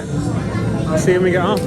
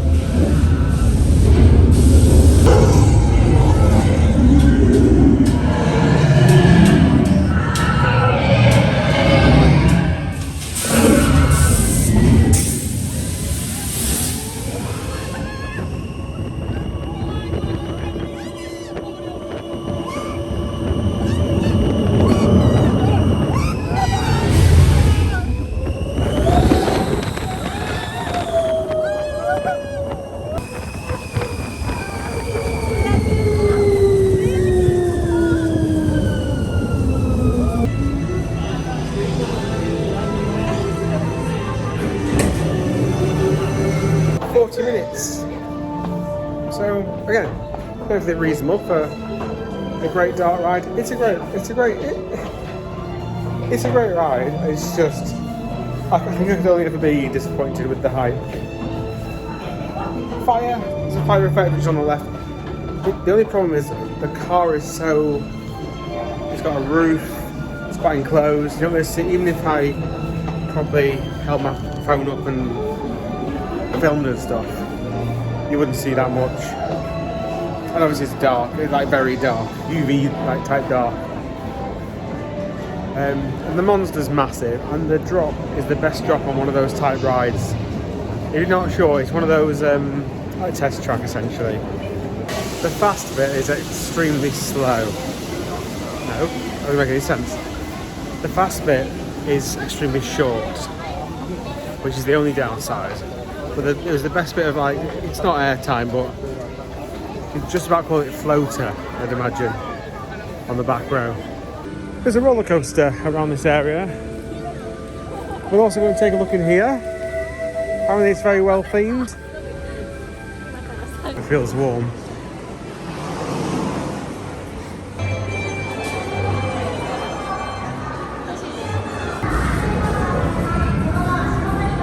Got like a parachute ride over here.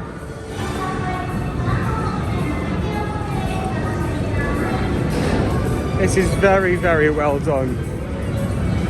And you know what's really odd actually? Oh no. Oh no. The lady's just smashed the camera lens. Oh, there's a theatre in here.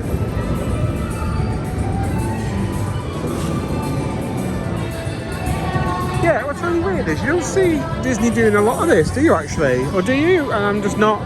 Obviously it's for kids, so I don't like focus on it too heavily, but as an area, all weathers as well. Like I'm surprised like Paris doesn't have one for when it has bad weather days.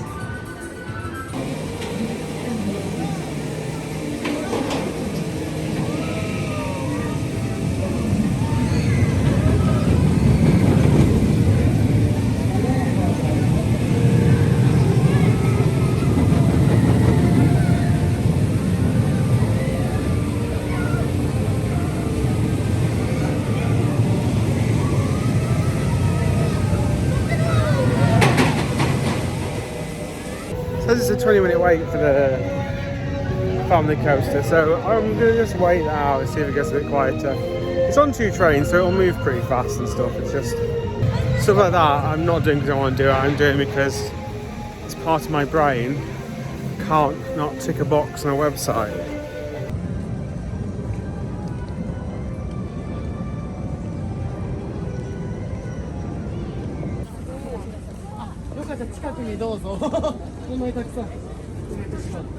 I've been down this area yet. Again, massive queues for over here. What's this for?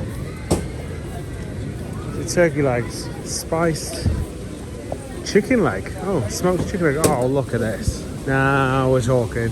This is what stew's all about. Look at that. That looks amazing.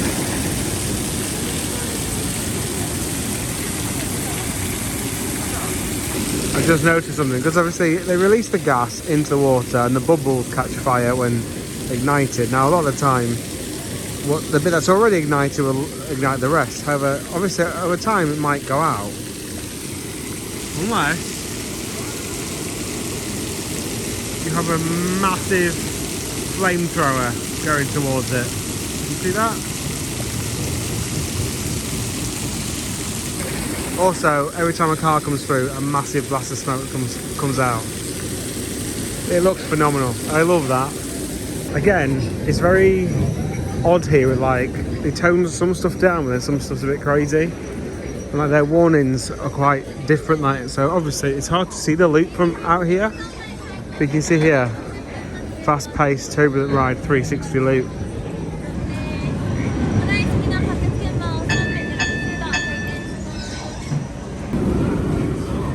I didn't actually see the queue time for this. It's the single rider line. There's the loop.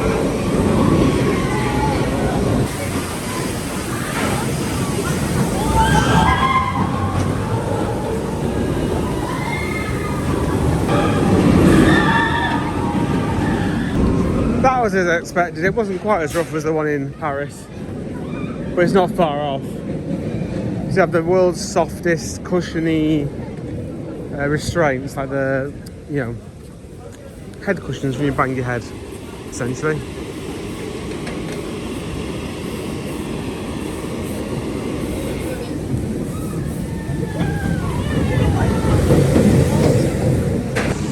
Let's head down here to the left as we come out of Raging Spirits and towards the Arabian area. Magic carpets, not really too fussed about going on that, but they have got an Arabian, it's a small world essentially, which I will give a go.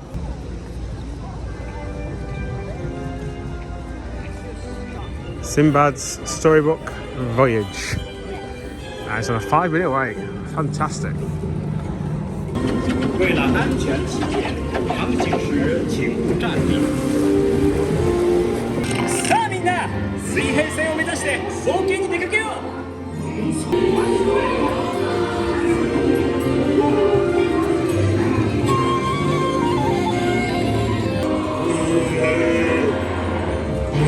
気をつけろシンドバッド。この先は危険じゃ。忘れるな。いかなる時も心のコンパスに従うのだ。進めば友達が手を差し伸べ風にかけ旅は続く。沈めカンパスを夜は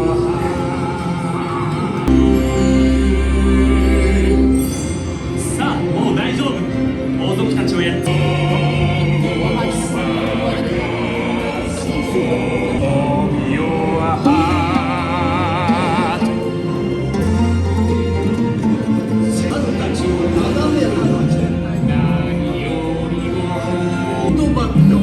魔法の楽器で乱暴者の猿たちをなだめ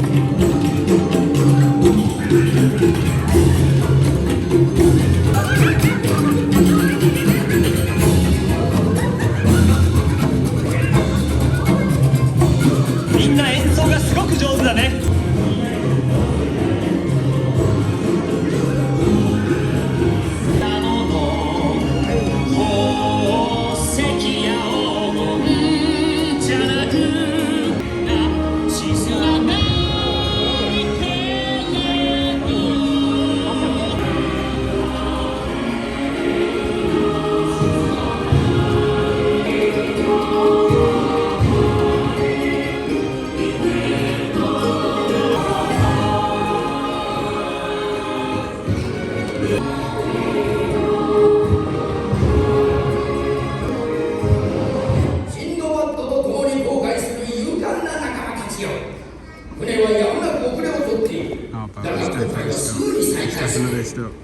我らがシンドバッドから座ったまま待てとの指示を受けた。皆さんの協力に感謝する。But we shall resume our voyage shortly. Captain Sinbad requested to remain seated and bestows his gratitude upon you for your cooperation. There we go. We're off again. No one came out though. It literally just like the whole thing moved. Oh, I thought I was going to get an evac then. Never mind. I think I was quite rude about that actually when we went in. To call that like it's a small world. It's not. It's miles better. And the animatronics, like any of those animatronics, I think outweigh anything that we've got in the UK. Even though they're smaller, like the expressions you get from them and the sheer amount of them as well. There's loads of them in there. We gotta get some food soon. However, we're going to do the other coaster. But I have hit my mid-afternoon Disney lull. Really started to catch up with me now the days. So I never get enough sleep. You get back about 10, then you're kind of wired from the day, from the travel, from everything. And I get to sleep about midnight 1. Then you're up at 6 to leave at 7 to get back or to get travelling to the next place. Still looks pretty busy down here.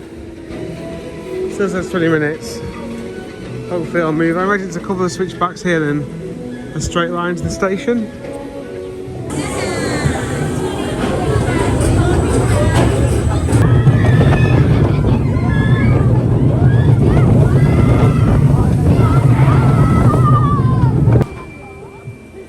Right, we're gonna go for a pork rice roll set, which is this thing with rice inside, I'm guessing. This looks pretty good, but this is plant-based. I want something meaty. I just put my mobile order in, and it only takes, oh it's warm in here. It only takes a few minutes, if that actually. It's been ready in like 20 seconds most times. It's not too busy, look. That's the thing, if it's... Oh, here you go, mobile counter 4. If you want to sell stuff, don't have big queues for your food. Here's the highlight where we are. A few waves. There's just having space to sit down, being able to get my food within seconds, rather than have like... This is my issue with Disneyland Paris, and also Orlando in some respects. Like, queuing up for your food for like half an hour. Like, if I'm there and I'm going to be spending more money with you, you should staff that so I don't have to wait, because otherwise I just make a decision and don't do it. This took me all of like... You saw the clip. I started shooting that clip and I pressed I'm here maybe 20 seconds prior to that. I could sit inside. Well, yes.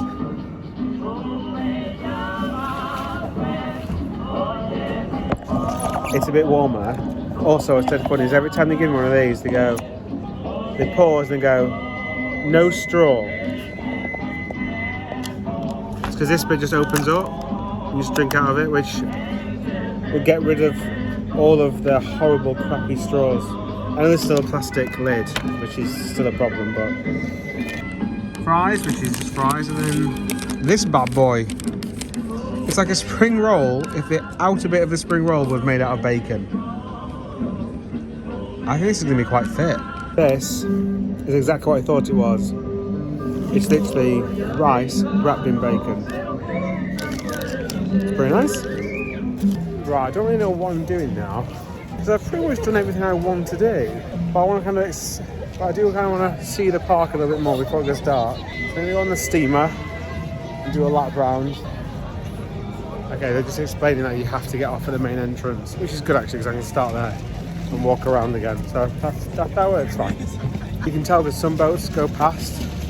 I don't know whether on the main entrance they actually do one where it's like a full tour, and one where you can get off here. Some boats definitely go past, they don't stop here at all. You know me, I don't stay in parks all day. If I've done the park, I just get going. There is a show obviously that I've got at 6:30, and the nighttime fireworks show's at 8:30. However, it is literally just some fireworks, which don't seem to be worth staying for. Their big on the lake show is not running at the moment. So yeah, it might be an early finish, which I'm not gonna lie, I'm staggered at. Bear in mind, this is Tokyo DisneySea. Just shows if you're willing to. I mean, like I say, that's it. I've been very lucky with the weather. But it's not been cold. It's been ever so slightly chilly, but with layers, you're absolutely fine. I don't have to wear gloves, if that's kind of a good basis to go off. There's big queues down here. Is this for the boat? Probably might be for the boat. See down here? That's for character meets. However, you sit where I was sitting, just on the other side there, Chippendale, they literally just come past and stopped, and people were having pictures with them for free, if you will. If you're eating food, got up another quick picture, because that's obviously where they go and get, changed. Also, everything you've seen so far has happened before 3 o'clock, 3 p.m, 9 till 3, 6 hours.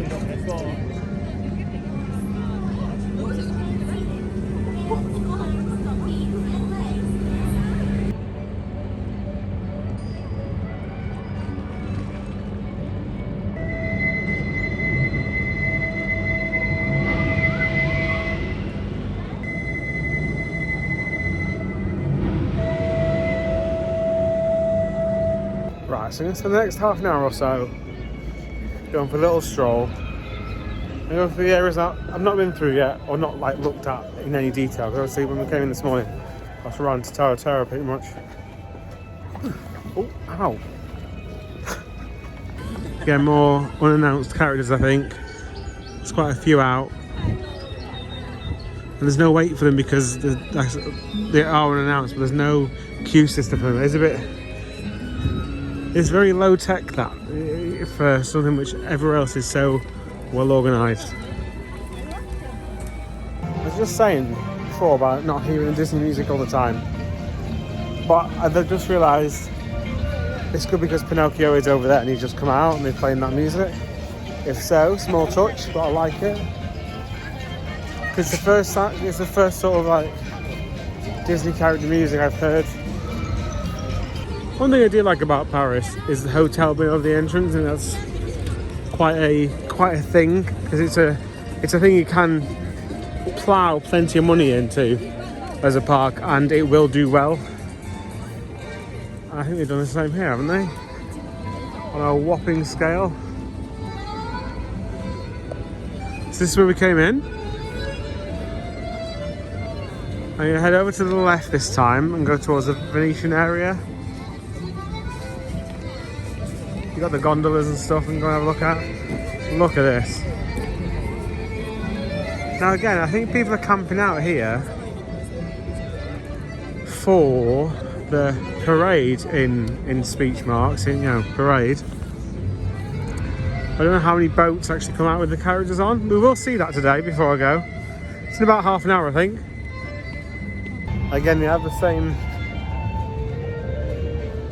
seat system that they do in the other park that you can buy for Premier Access.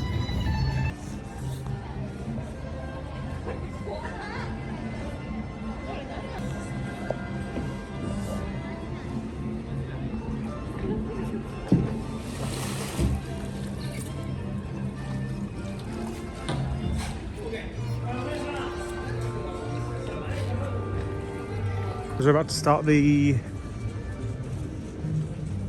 parade / show, so I don't know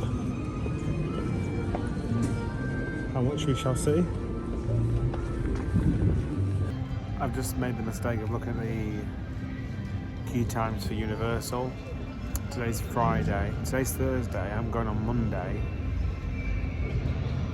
And I'm hoping it's a public holiday there, because the minutes are something like 120 minutes. It's a lot worse than here. That's in Osaka, I think. And there's no fast pass. I just forked out for the fast pass, I think. I don't know, coming all the way over here. But I don't think there's any fast pass available either, so might be a bit of a grim day, that one. Oh well, we'll see what happens when we get there.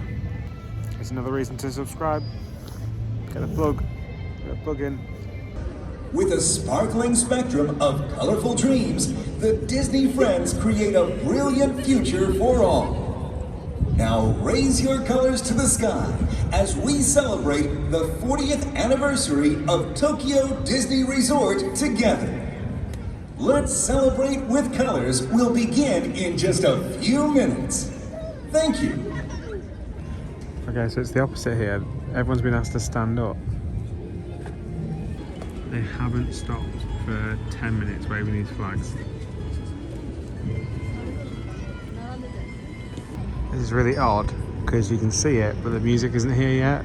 The music will turn on in a second, which is really quiet.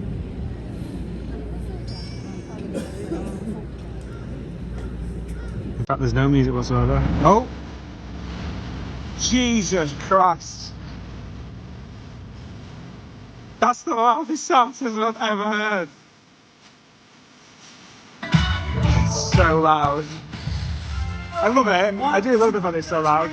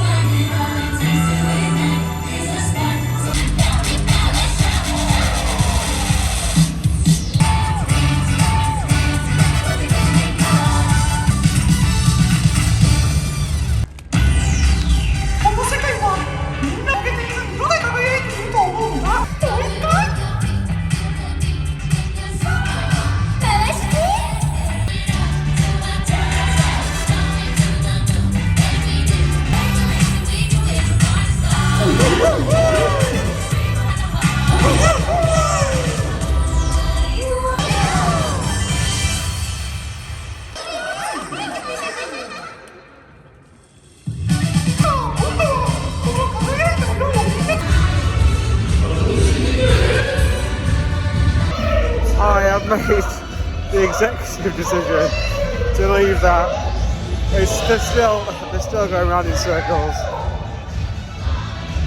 What an absolute sack of shit that was. Oh my god, I'm like genuinely, like, when you say something's laughable, that is genuinely laughable.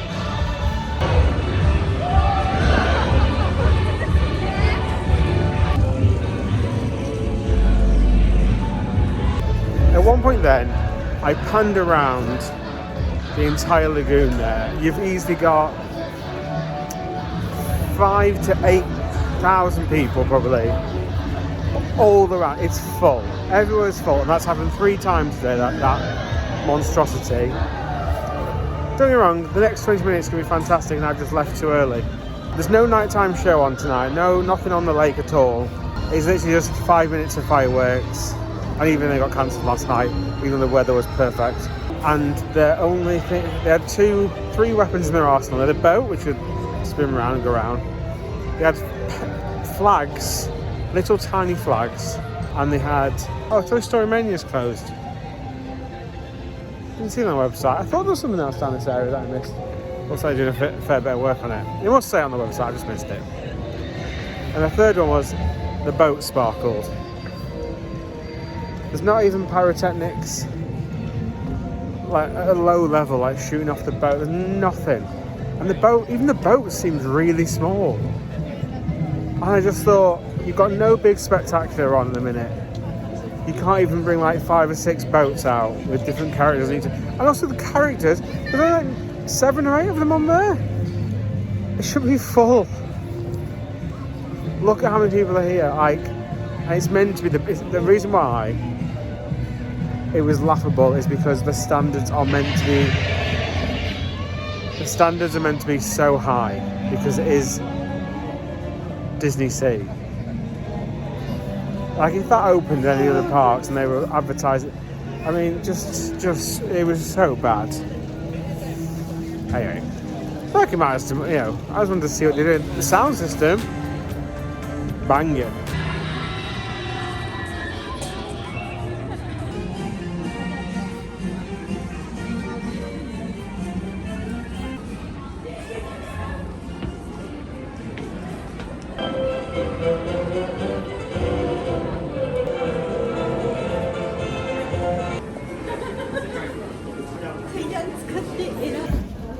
Posh, like, restaurant in there. I say really posh, but like, it looked posh.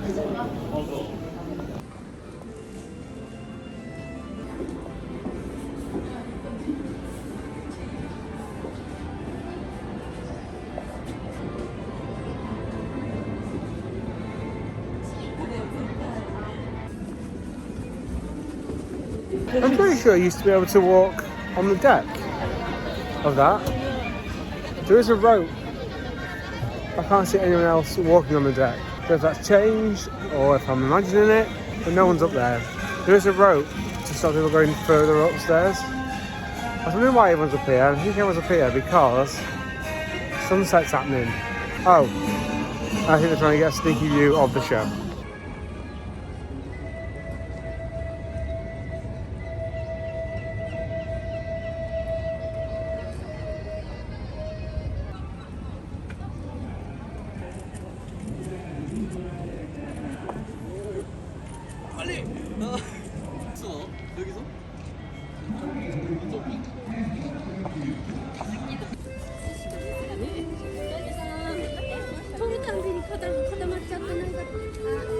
Right, are these ducks actually real? Because they're still here.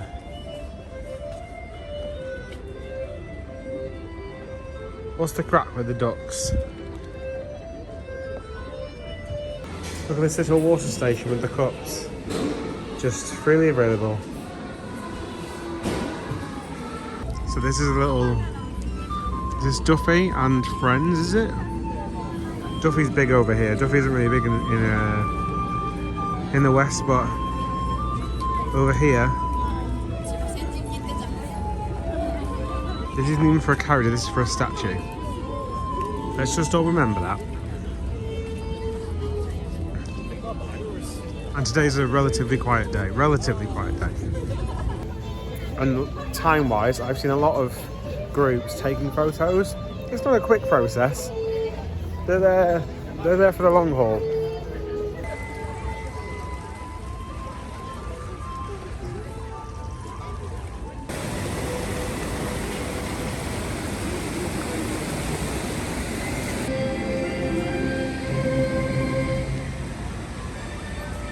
I absolutely love watching this ride. One, it's just fun to watch because it's all over the place. But two, because it's completely silly.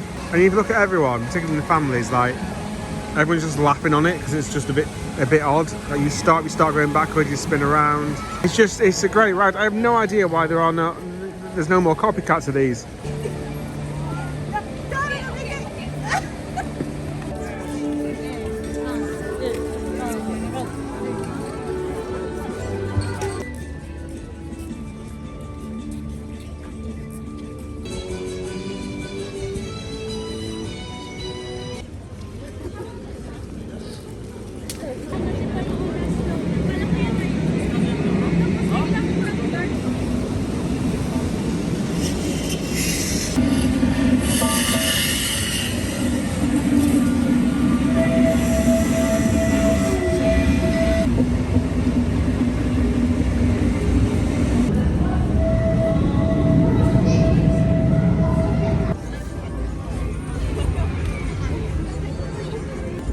One area we've not been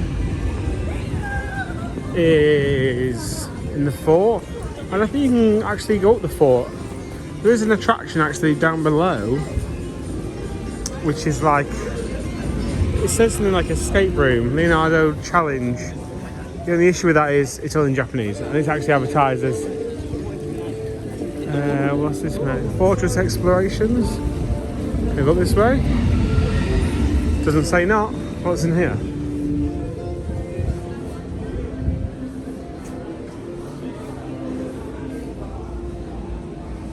Is this the exit for the thing? There's just seating in here. Oh, it's a cave out there. Let's try it again, shall we?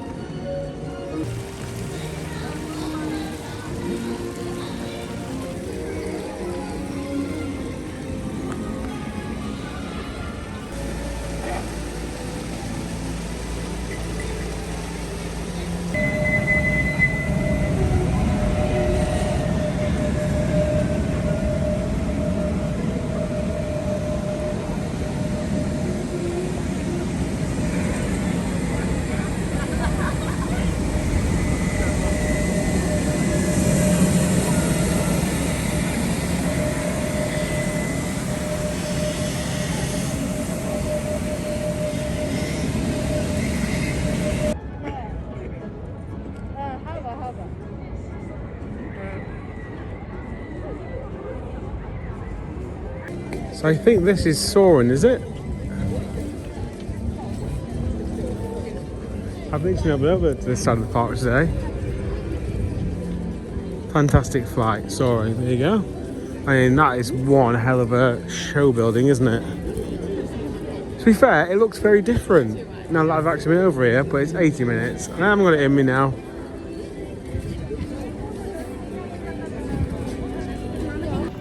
It's been like 80 minutes all day for it. I haven't looked on the app, but it's Soarin', isn't it? I'm not massively bothered about that. There you can see that behind me. There's 5 girls all with headbands next to a 40th anniversary. 3 of them are using their torches to light it properly. And like, serious effort goes into it. That's just that one photo. The amount of graft that's going into that photo is a lot. And that's it, we're back round for a loop. Oh, someone's switched the lights on off in the room, just checked in. That's a nice noise, isn't it? So, back down towards Tower of Terror. I don't think it's called Tower of Terror, I keep calling it Tower of Terror, I don't think it's even called that. Is the show. You know what we haven't had today? We haven't had any smoke from the top of the volcano, no eruptions. That's making me sad, bear in mind, you know. That's the main focal point.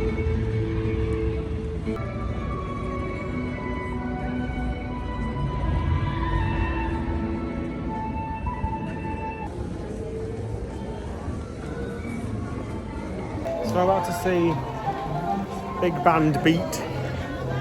I don't like the system where it's just a random lucky dip. And that's very fair. If you've paid your money, you should have equal chance to go and get a ticket as everybody else. However, what it does mean is this queue is pointless because I've got an actual seat. Not just a ticket, an actual seat. Right. We go to the show. No filming in this one. It actually says on the app you can please do not film or take photos during the show, which is fine. Oh, proper seats. That's a luxury in itself. Right, I'm D55 and somewhere up here. D5. D55. I think I'm down this way.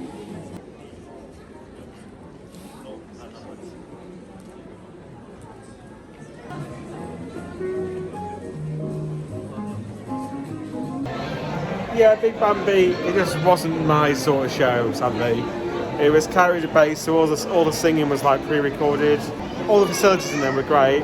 I expected a band. The Mickey drumming is cool.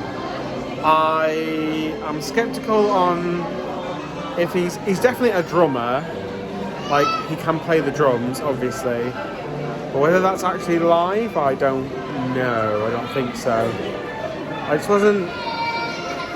That's not a massive fan of it. It was a well put together and polished show still. It's not a bad show, but it didn't have like I was waiting for it to finish really, which is a bit of a shame. Only so many times you can see tap dancing. First thing was a tap dancing, then they did a Daffy Duck, Daisy Duck, Goofy, Mickey, Minnie. They're all in it. And about 12 other dancers. There was a part where there was some singing by not Mickey and Minnie, and that might have been live, but the thing is with Disney is they don't leave anything to chance a lot of the time. They are quite controlling on stuff like that, so they want it to be perfect every time. So I do accept that. But if you compare that to what we saw in Shanghai, I mean, Shanghai's like light years ahead, isn't it? And bear in mind, that's the only real like big show on the park at the moment. That and the fireworks. The 5 minutes of fireworks at the end of the day.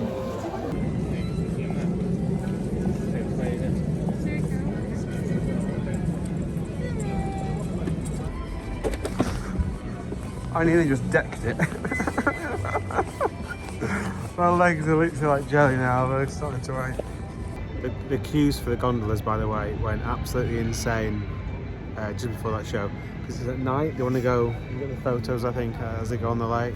So that's it for my days here at Tokyo Disneyland and also Tokyo DisneySea. Before I say anything, I need to remember that it's £47 per day, which isn't much really, is it? Now, obviously, the cost of living over here and in China versus at home and in the US, it's all relative. However, I paid £47 something. So, for me personally, I've got to remember that because it's not blown me away, Tokyo DisneySea, in Tokyo as a whole, as in like the Disney as a whole. But I've had 2 cracking days at the parks. Even yesterday when I didn't even realise about the priority pass on the app. Like, I still had a great day, and I did some long queues yesterday. Space Mountain, definite highlight yesterday. Today the highlight's been Indiana Jones and the fact that I could just walk on it at any point. I had a couple of goes on earlier, and I also had another one as I did the walk around later on. That really is a highlight, because in California you're never doing that, ever.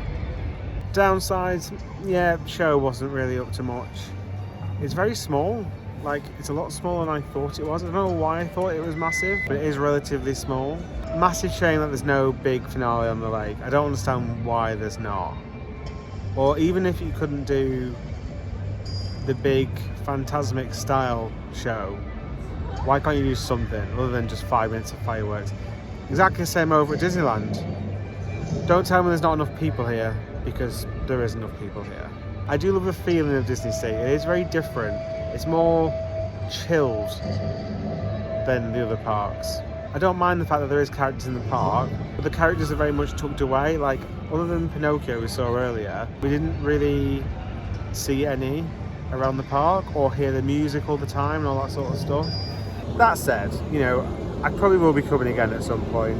Like I said, I've had 2 great days across them. I feel like I've done them now. I don't need the 3rd day. This is the view outside of the hotel that I'm currently staying in. You can see just to the right there is the Sky Tower. We're going to be doing that later. And somewhere kind of in that direction, there's a temple, so we're going to go and look at that. There is actually a little tiny amusement park that I've just seen on Google Maps, so we'll go and have a look at that. I don't know if we'll go on anything, but we'll go and have a look at it. This day was actually meant to be a DisneySea 2nd day, or Disneyland Tokyo 3rd day, if that makes sense. However, I did everything in those 2 days that I was bothered about, so it's actually going to be an extra day. I also need to go and get some Shinkansen tickets, that's the bullet train. I think now, there's a lot of like outdated information online. I think you can literally just go and get on a Shinkansen with your IC card. You get like an unreserved seat, and literally as you tap your IC card, it'll print off a ticket at the ticket barrier. But as I'm not sure of that, and I don't know about that, I'm just going to go and reserve a ticket and know what seat I'm going to be in. I need to get 2 bullet trains, one from here to Nagoya, where Nagashima Spa Land is, where we're going to go to, not tomorrow, because tomorrow's the travel day, and then the day after, we'll go the day after.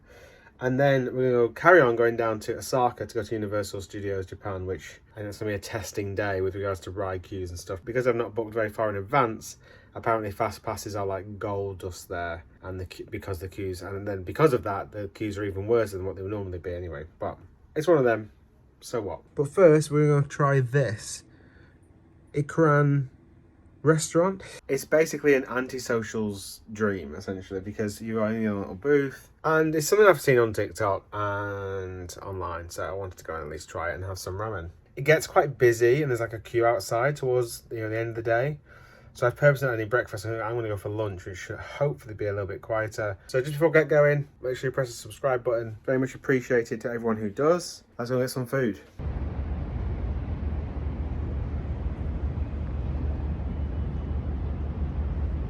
I said this already, but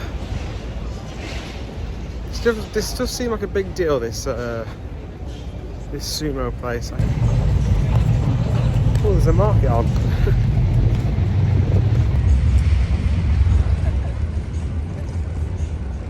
Right, so this is Ryogoku Station.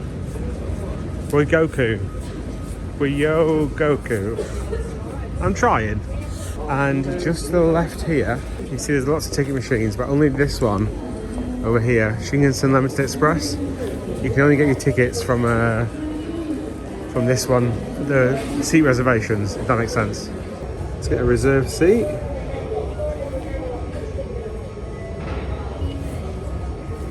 We're on the Tokaido line from Tokyo to Nagoya. We're going tomorrow. Give me a list. I want to go at 10:30 with the smoking room. So you can get a non-reserved seat. Should we see what the price difference is for a non-reserved seat? 10,000 yen. Let's do it again. Please select a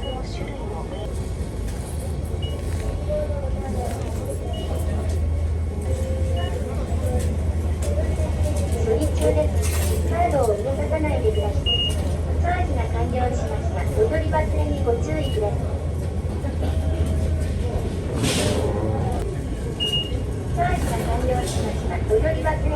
a section for the basic fare ticket.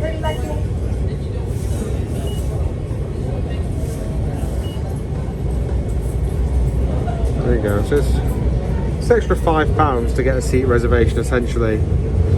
Like, but this isn't. I wouldn't scan in with my IC card with this. I'd literally scan in with my actual ticket, I think.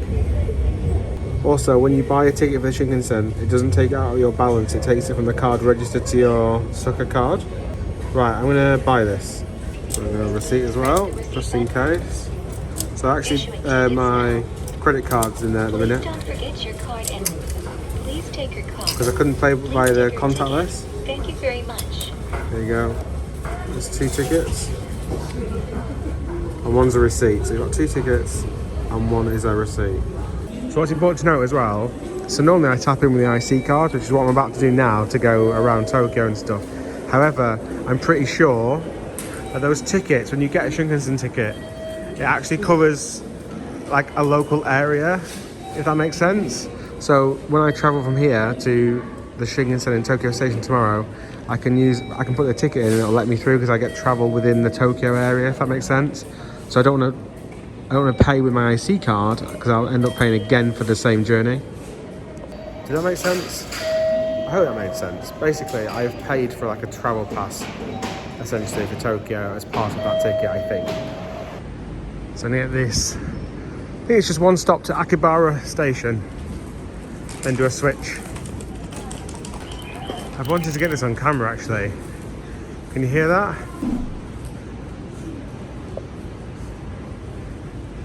Like this speaker, I think. Is it this speaker? Oh, no, it's this speaker. They have them at all stations. I thought I was going mental.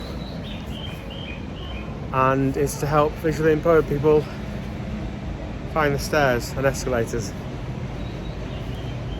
What a nice way of doing it. As in, like, just integrating it.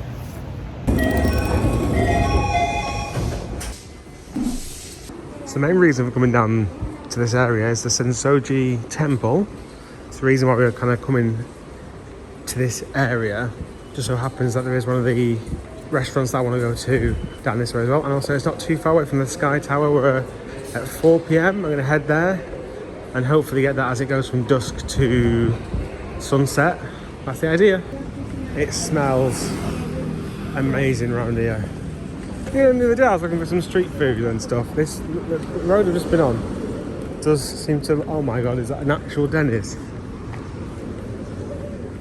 I want to see what just a great time looks like at Denny's. Watch the Dollywood vlog. There's lots of places doing like food now. I know. This is what I was looking for the other day, that's what I thought. They do like platters and stuff, but then there's nowhere to maybe sit and eat it. Or do they just take them back to the offices? Oh, look at that view there with the Sky Tower in the background. So it was down here, I think. Yep, I was going the wrong way. I do think some of it's to do with the navigation, just because of all the high buildings. It struggles a little bit. This is a karaoke bar, I think. Well, that's what the cat is suggesting. Upstairs, maybe. Oh. You can run this upstairs. Right, let's go and give it a go.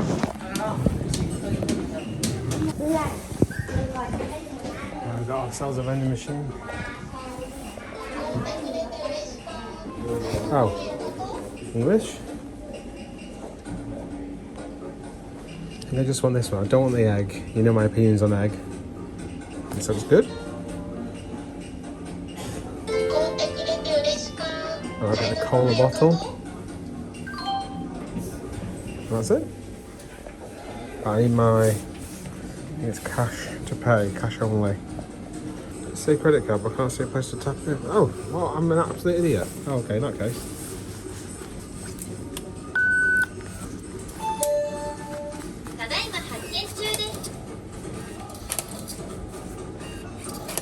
Oh. Okay. And then I don't know what happens now. We just have to wait until there's a seat free, I think, maybe? And see the space from the outside.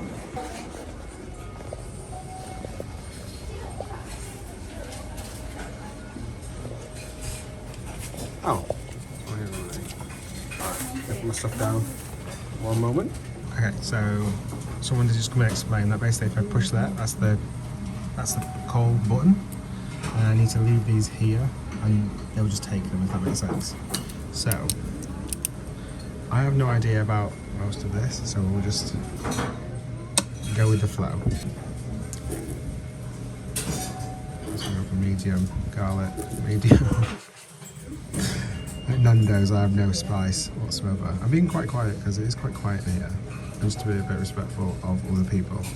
Although I am in my own little booth, as you can see. Let's just go with it. Should we go with recommended? I've paid for my pork, I'm having that. I don't want any spice because I hate spice. Spicy level 10.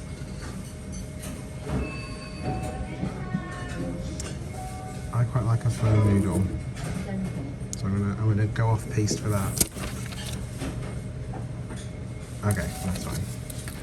I think that is everything that I need to do. And push this.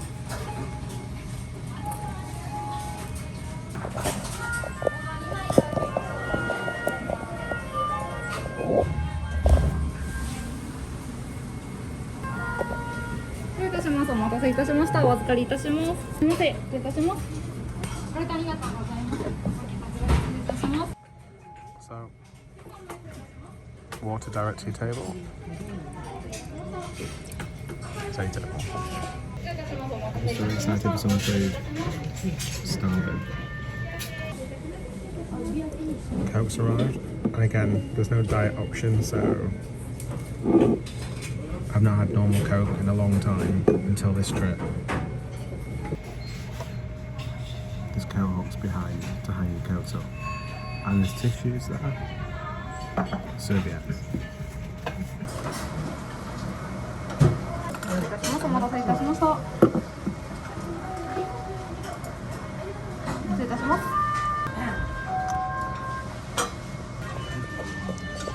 Oh my god.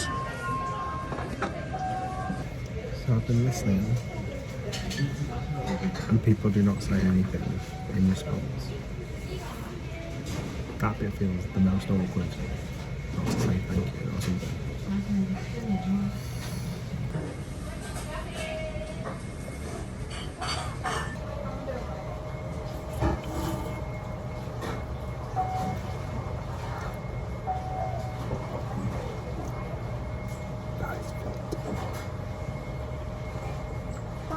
It's ridiculously hot. I am going to have to wait for this to cool down because it is so hot. Very burning. Just got to finish my drink now. I did see these before. On the other side is English. So you just leave them on the table, just here.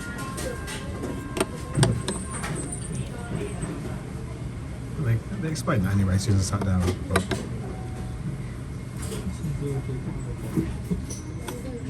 this is my favourite though.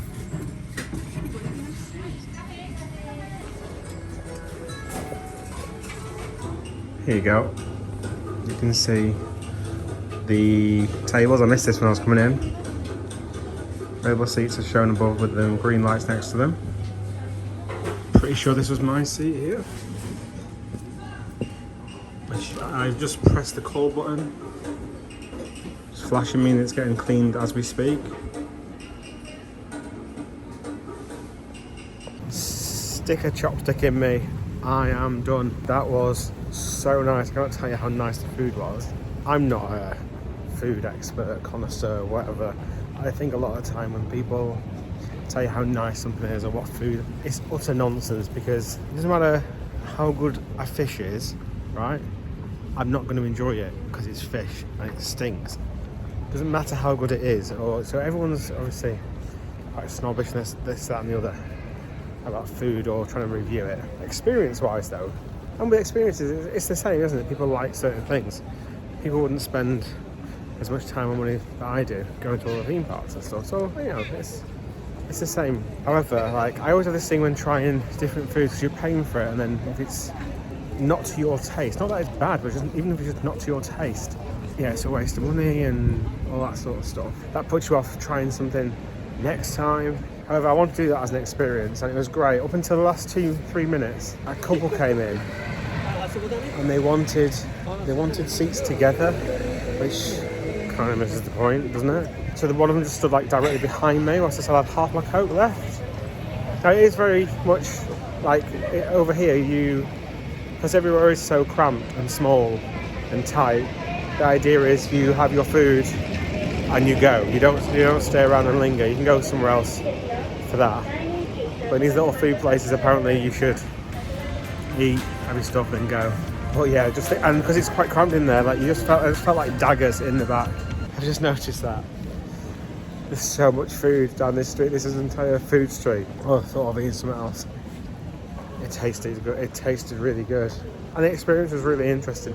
My favourite thing in there was that it's noisy, and I didn't know if you put that down, what's going to happen, because it's actually really quiet in there up until the couple next to me started making a massive faff with everything they were doing. Quite quiet in there, hence why I was really whispering, because you know, except from that alert tone which went off every 5 minutes, and sometimes it'd be really quiet and other times it'd be deafening.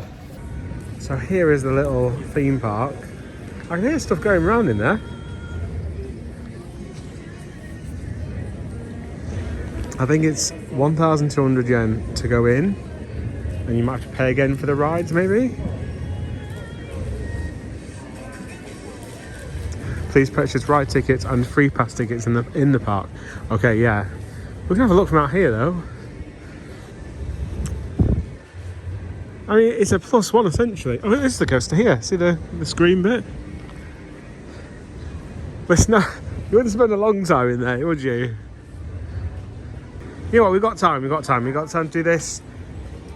Go to the temple, and it's got a disco in there. See that?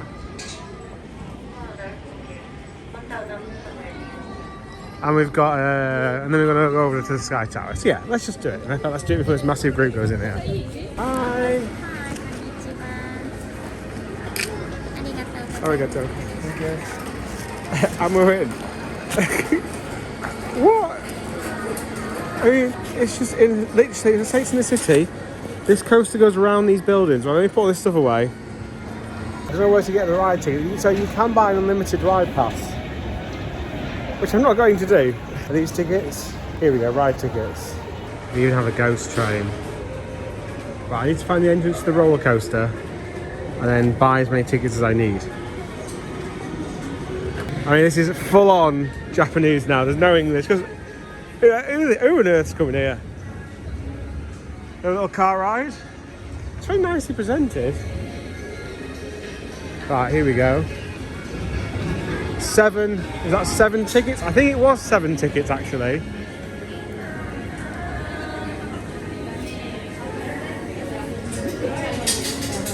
They convert the safety instructions, they don't convert how much it is. I think it's 7 tickets. There's another ticket machine here, I think. Oh, ride ticket, 100. Oh, it just detected that I was near it. That was weird. Right, it's time for Google Translate. Let's try that. Okay, so it's 60 minutes wait from this point and 7 tickets, according to Google. So we go back to our little machine. I'm going to do the same again now, because these are these bundles. Again, it just knows when you're near it. It's freaky. I don't want 1,000. I just want 7, but there's no way of specifying. Oh, 5? Okay, this translates to sheets. So 5 sheets, 5 ride tickets, and 5 of them. No. Do we need to put the money in first? Is that where I'm going wrong? That might be where I'm going wrong. Oh, I left it too long.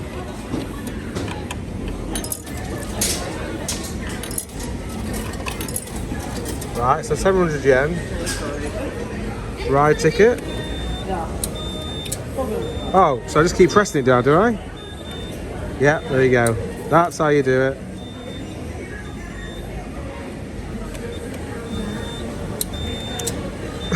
It seems like a daft way of doing it, but it's working.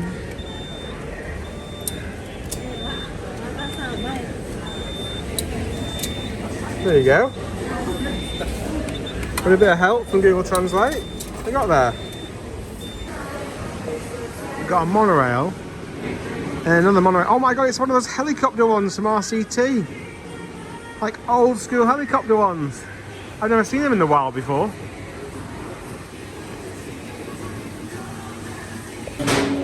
This is the roller coaster.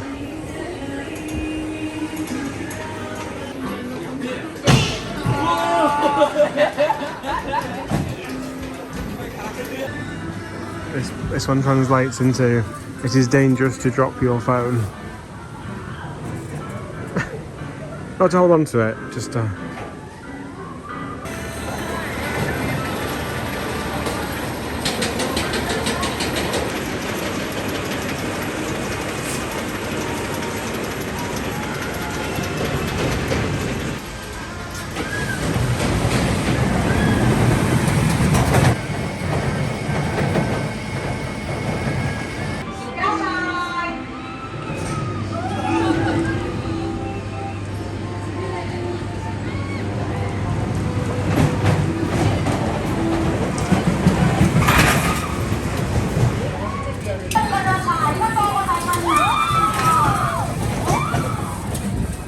Jesus, Mother of Christ. Do not go on that thinking it is a caterpillar, essentially. I need to look, I don't think I've ever seen that. Whoever makes them. I need to have a look at who it is.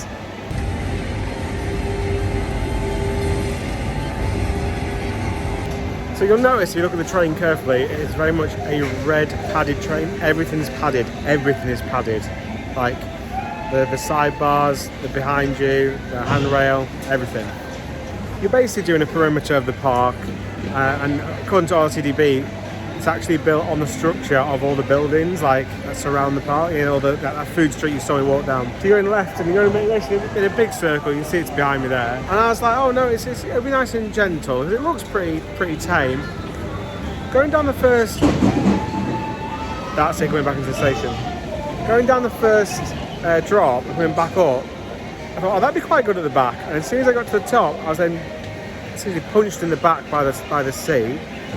It's made by Togo, I just checked. It isn't surprising that it's a bit rough. On the back, you're going to be flying out there. So the first drop, you hit a brake run essentially straight away, you know, trim brake straight away. But every hill is like, you go down and it just keeps getting steeper. It was great. It hurts. It was surprising, if that makes sense. I didn't expect it to be that full on. So under here is where the ghost train is. You've got a car ride, got a helicopter monorail. Are you actually cycling them, or yeah, it looks like you're cycling them yourself. You've got an electric monorail which goes in the opposite direction. You've got what looks like the remains of an S&S shop tower. There's no base on it, so it's not gone in a long time. I don't know whether it's S&S, but it certainly looks like it. You could probably spend, if you bring in like little ones and stuff and you wanted, because you can get an all-inclusive pass. Can't remember what that costs now. Is it on here? It did say you could buy the all-inclusive pass for inside the park, but I'm not sure. Obviously, ghost train. What are they? Long potato. Are they just fries? I didn't even look at food. You know, it looks like a fun house. Oh no, it's actually a little ride system. House of Surprises. Maybe next time. This one riding on a panda. Oh, this is one of those crazy upside down ones, isn't it? You know what? If I had more time, I probably would spend a day here doing all this silly stuff.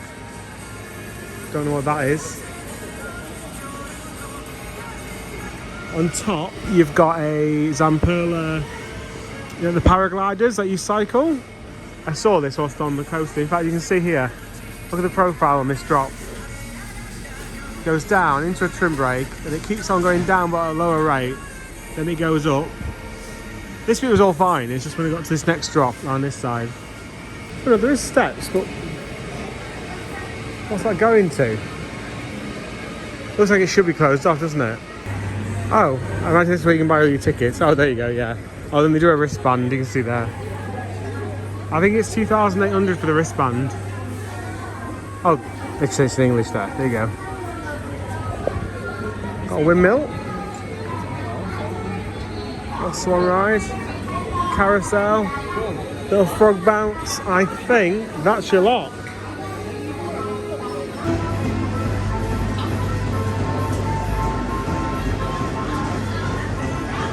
You just noticed, look at this disco. What's strange about it? Can you see? What's strange is it's got an additional barrier around the outside to stop people walking off the edge. I've never seen a disco on them before.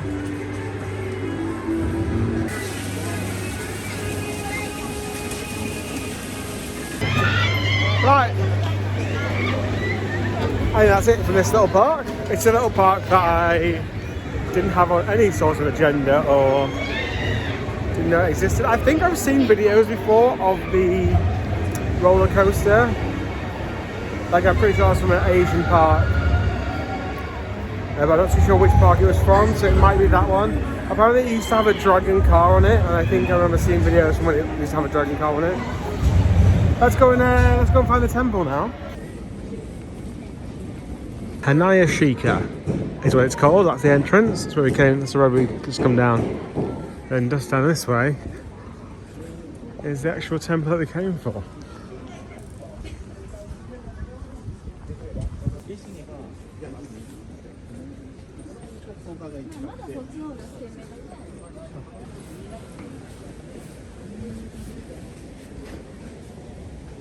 These are actually burning incense.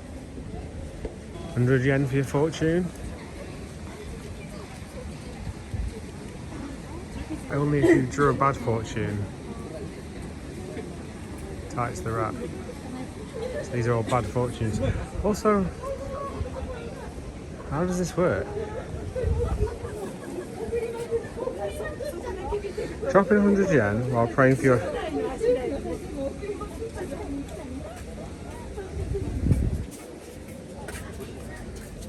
I think I have 100 yen now. I just spent it on a bloody roller coaster. So I imagine these are locked until you... It just looks very manual. There's no electricity to it. I remember going to like Southport at the end of the pier once upon a time, because the pier's been closed for a while now. They used to have like old penny arcades, and it was all mechanical. So the penny going in would mechanically then release a ball or something. There's no electricity going to it. It's all mechanics, engineering. I imagine that's the same there.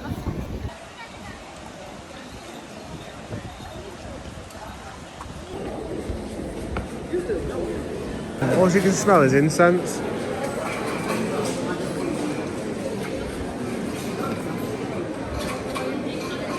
Oh, you know what?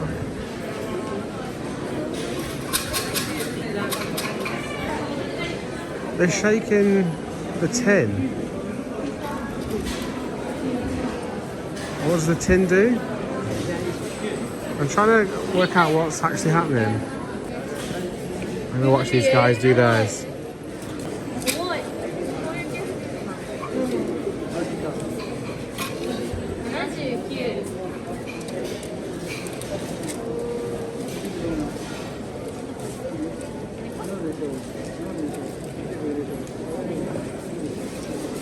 Should we see if I've got 100 yen and we should do it? Now I understand what's going on. So there's shaking inside the box.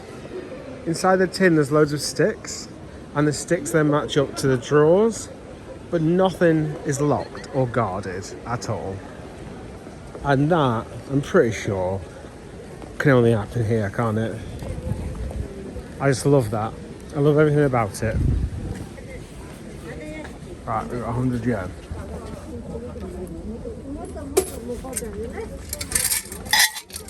I have to put this down, I can't do both.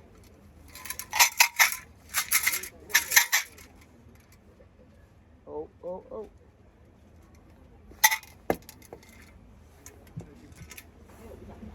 I now got to try and find it, which is going to be fun. Right, so, find it. So it looks like a little cable car. Oh, is it that one? I think it's that one at the bottom, isn't it? Bottom left, right at the bottom. That's my... Oh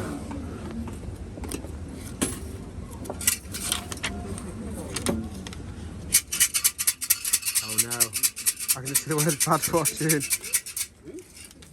Oh, I've still got the stick. I don't think you meant to keep the stick. I'll put the stick back. Yeah, there you go. When you draw a good fortune, please take it home. But you should not be careless or arrogant. Right, let's give my fortune a read. So it's number 100. You think, oh, number 100. That's quite good. It's like a nice round number, 100. Your happiness in the past was hidden among the clouds, like you lost all your dependents. Going over a mountain with a harp means you have hidden yourself from the world. If you can't meet a hermit after climbing up mountains, you will not feel yourself at ease. You will be completely at a loss with your empty heart. Well, there you go. Star, your wish will be hard to be realised. Star, the sick person is hopeless. When I say star, I mean asterisk. Asterisk, the lost article will not be found. Oh, so was I meant to make a wish at the same time? I think I was actually when I give it a shake. And this is giving you now all the different outcomes of potential what people would probably wish for, like someone to be better, try and find something. The person you are waiting for will not come. It is bad to build a new house or to remove. It is bad to make a trip. Both marriage and employment are bad. I'd agree with that last one actually. Marriage and employment are bad. I'm self-employed, so I'm going to tie this up to the little thing because it's a bad fortune. So you can see how it's been tied up here. I'm never going to do this with one hand, so one moment.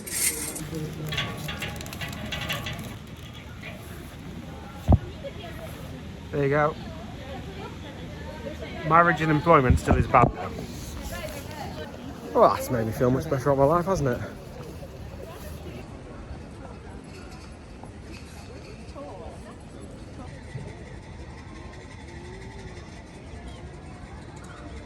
Later on in the video, we're going to go up to the Sky Tower. We're actually going to the top one. I think that's about 100 meters difference between the big level, and the very top one. It's about another £5 to £7, I think, to go to the top one. So you know what? When in Rome, don't do it, guys. Don't do it. Also, these fortunes are a money spinner. They are everywhere, these fortunes. I got the only one with no one on. Maybe I went to the bad fortune booth. No one wants to go there.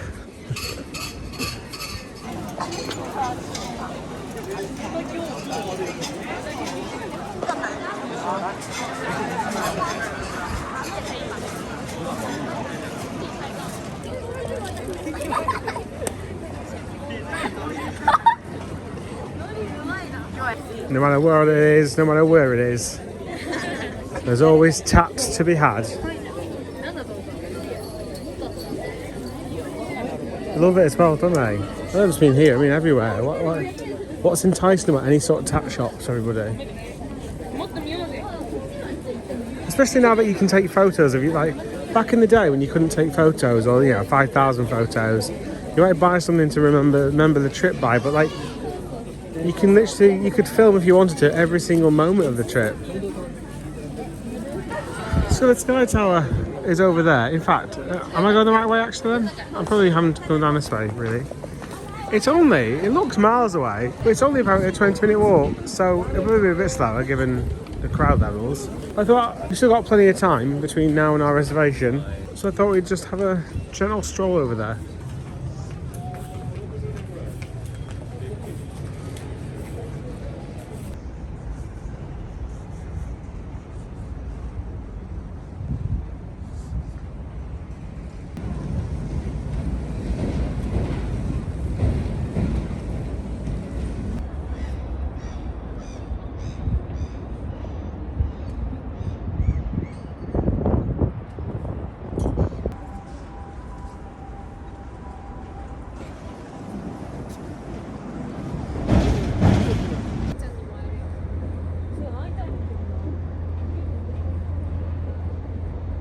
Just walking along the bridge, it's clear to me like this river goes straight through the heart of Tokyo pretty much. And obviously same with the roads as well. Like the river isn't full of boats, the roads aren't busy. Like it's a Saturday today, granted, but even when I've walked around all the other days, it's not been like massive queues or anything like that.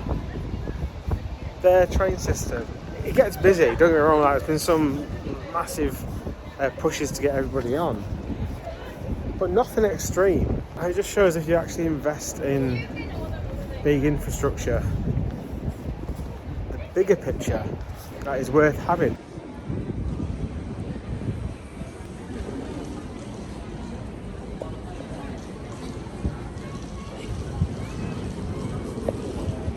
Right, it was very much a little joyful stroll. I mean, it's actually quite hard to get like this size of this. It's actually quite hard to get like the scale across. But if you look here, that's a catwalk. So that's like human size. And then if you look at just how big that is, that's slightly insane. Got a few minutes until my time starts. I'm going in at 4 o'clock. Sunset is at bang on 5 PM today, so we should be up there for sunset. Entry was £16 in real money. Oh, it's warm in here. You know what, I've got my thermals on and stuff. I've had them on every day, and other than Fuji-Q, I've not needed them. I've been very blessed with the weather because I'm sure it's meant to be colder this time of year. This feels like a tube station.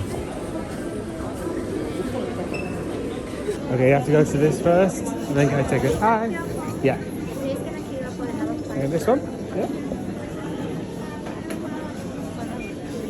Start. Okay. Okay, scan my barcode, scan the QR code. And there you go.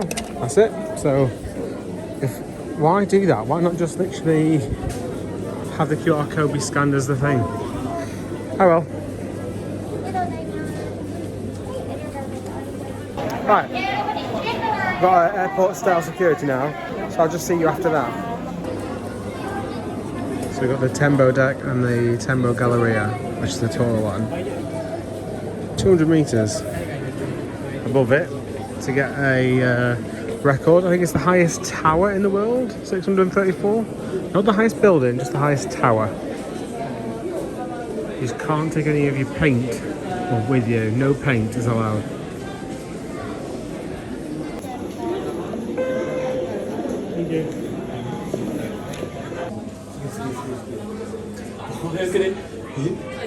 I've not sped that up, that is just the speed. The elevators are named after the Four Seasons. We're in elevator summer.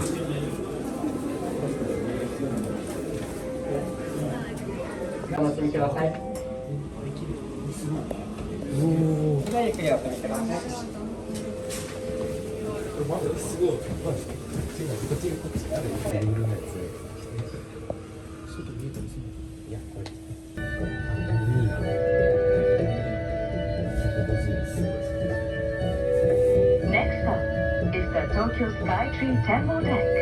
挟まれないようにご注意ください。足元の段差にご注意ください。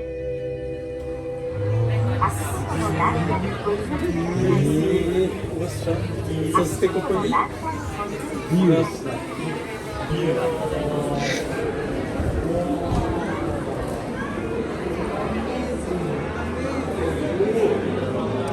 Right, let's go for a little explore, shall we? We have got the Tembo. This is the Tembo deck, the Galleria deck. What's this? There's a photo op. Now, what's the point of that? Because the sun's right behind it. You're not going to see anything, are you? Surely. Even though yeah. Right, let's just start taking it in. Or do I go straight up to the top? Oh my god. Start to see the scale. What is this? A city for ants? What is this? A center for ants? Also, it's worth saying, I got tickets for this on the day and there's plenty of availability. Because even though, like, yeah, it's busy, if you wait, I don't know, a minute once someone's got a picture, they'll soon move out of the way, so, you know, it's alright. This guy is cleaning this lift.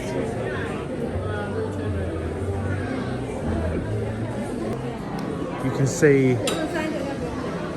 for a very, very long way. It's a great day to come up, to be fair. Bear in mind it's winter. Quite far away from the window here though.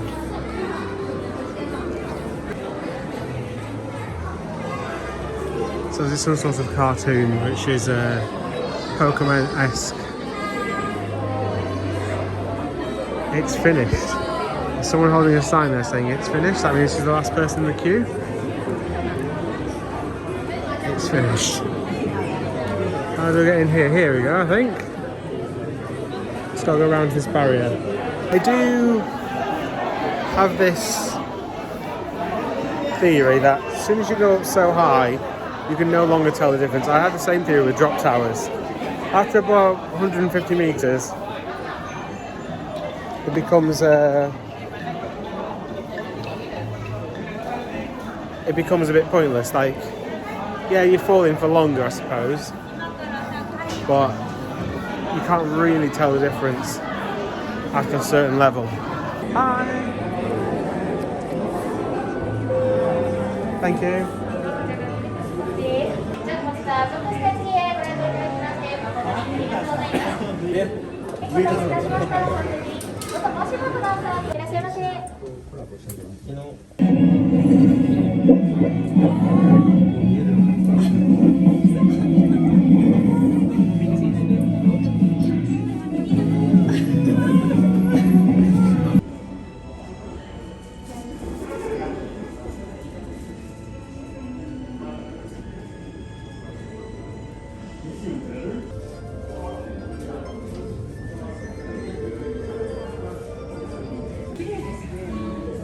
That's a big Ferris wheel there, and that's where the Thunder Dolphin is.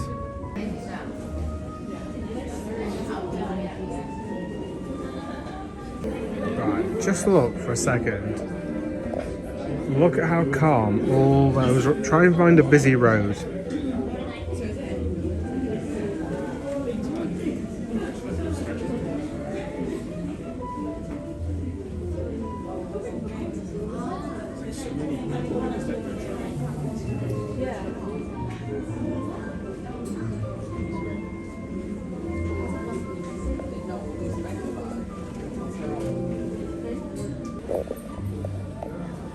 If you look very closely, you can just about see Tokyo DisneySea. In fact, I had no idea just how far I travelled on the train to get there. Like, the trains, because they are fast and on time and quick, they distort how far stuff is away. So my hotel is like over there near the river. Can you see the river? Are we just over there somewhere? And DisneySea, now you can't really see, you can see the hotels, you can see the volcano. Zoom in. See the volcano, see Terra Terra on the left. There's also This big park, this massive Ferris wheel.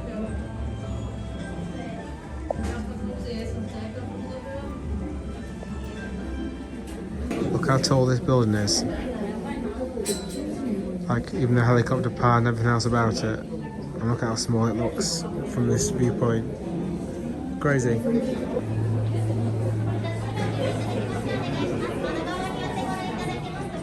Reference, this is my hotel.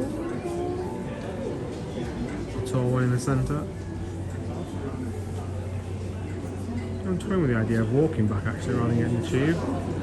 Looks like a lot of people are camped out ready for the sunset, however, but to try and take a picture of it, everyone's cameras and phones aren't good enough.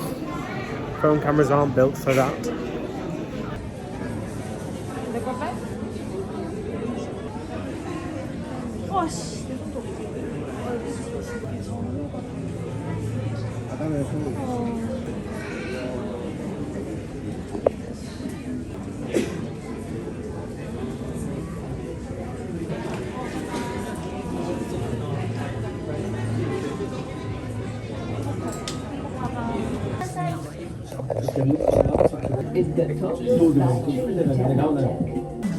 Literally, all the lights have just come on.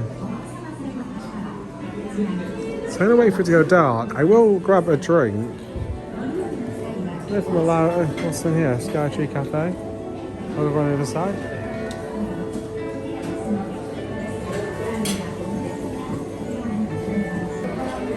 Because it's sold out today. I don't know what that means. It's confusing because there's loads of seats there. Glass floor. It's just been advertised as. She's going for the glass floor.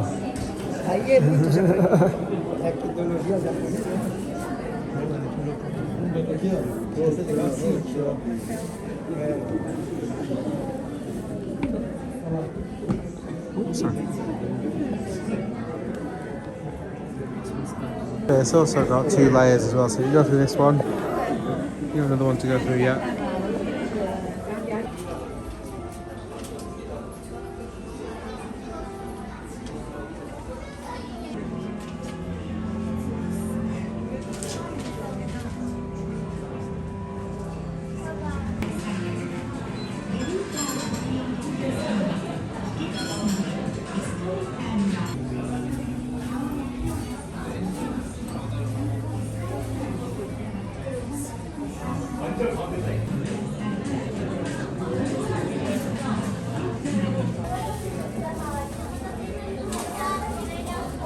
Right, time to head back down. We're going to Nagoya via the Shinkansen / the bullet train. Yesterday I picked up tickets from the machine. It's currently 9:34, my train's at 10:30. I've got to go downstairs, check out, get the train over to Tokyo Central Station, if you will. And then we'll get on board the bullet train, so let's go.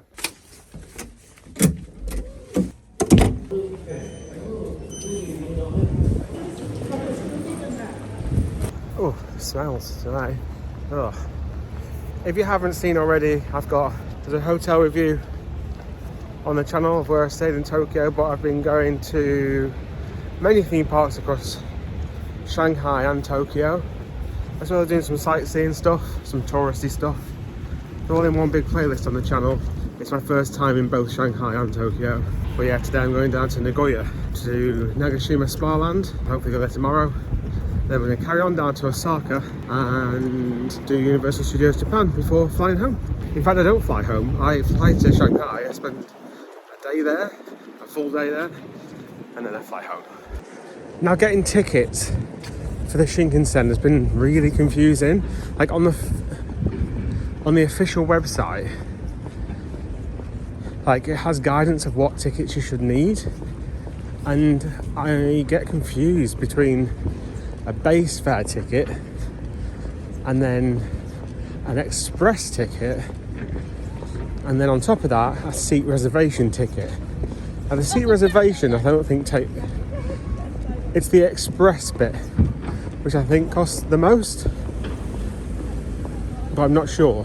When I'm actually on the train, I imagine it's going to be super quiet, so I'm not going to do any videoing also on the train. Get some shots out the window because I have reserved a window seat, but I don't think at the minute it's a particularly busy time in Tokyo. It's not a public holiday or anything like that. They do say if it's a public holiday you should 100% reserve your seat, or else you could be standing for a few hours. I am on the Nezumi train. Apparently there's 3 different types of train, and back in the day the JR pass, which is a pass you can buy if you're a tourist coming into Japan, that never used to be on there, but I think now it is. It's all quite complex from the outside. I'm sure if you know the system well, it makes sense. But coming to it with a blank canvas is a bit confusing. So I only have one ticket, which has the details of my train and my seat reservation on. I don't have 2 separate tickets, but I saw somewhere else where some places will print it as one ticket. I did go back to the ticket machine last night and check it and did the same things again, and it came with the same price that I paid, which is about 11,000 yen, just over 11,000 yen, which is about 60, I think about 60 pounds. So if you've been watching all the other videos, you'll see that I tap in and out using what's called the IC card, basically added to my Apple Wallet. It works just like contactless, but you've got to then top it up. It's like a top-up card. Contactless from the UK doesn't work on the barriers.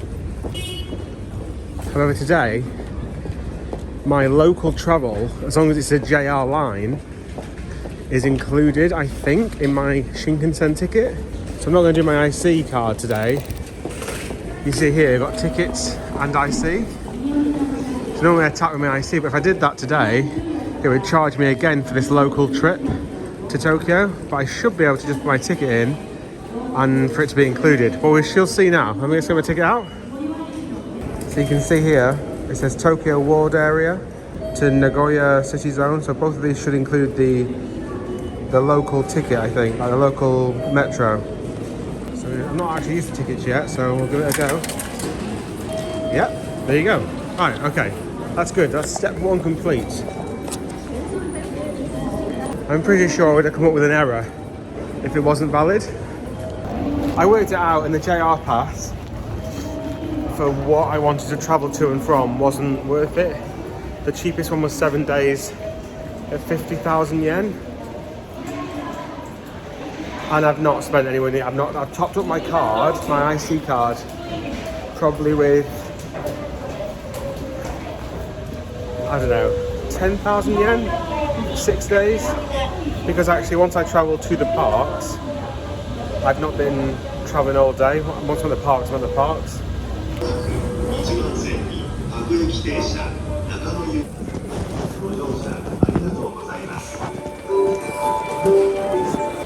Right, down 2 steps, now I need to go on the Yamanote line to Tokyo.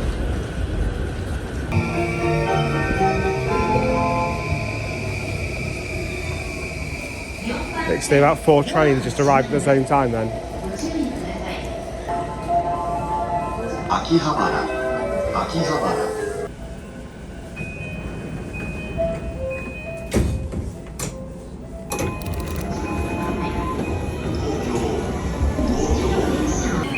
So the Shinkansen, I mean, to be fair, it is labelled, but see the little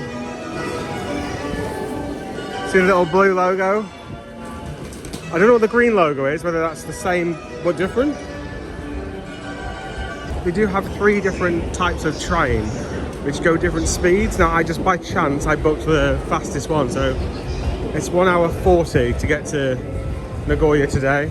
That was literally just a lucky dip. I didn't realise. What's so funny is I came through Tokyo Station because I struggled to get to my hotel because my flight was late and all the trains had stopped. So last time I came through here, I had this station to myself. In fact, here's a clip. Also, just look at this for when you come down like tomorrow or the day after and just compare it of what it's going to be like. It's going to be mental, isn't it? And now just look at it. Look at the shop. It's a bit crazy. Right, platform 18, Google says. Google being an absolutely fantastic tool. Like, it's good everywhere, Google, but Jesus Christ. The amount of data it has to Kaido Shinkansen It's the Tokaido line that we're going on. I keep following signs. And is this the gate line now for the, or is this to exit the metro? I think this is the actual Shinkansen gate line. So let's see if our ticket works, shall we?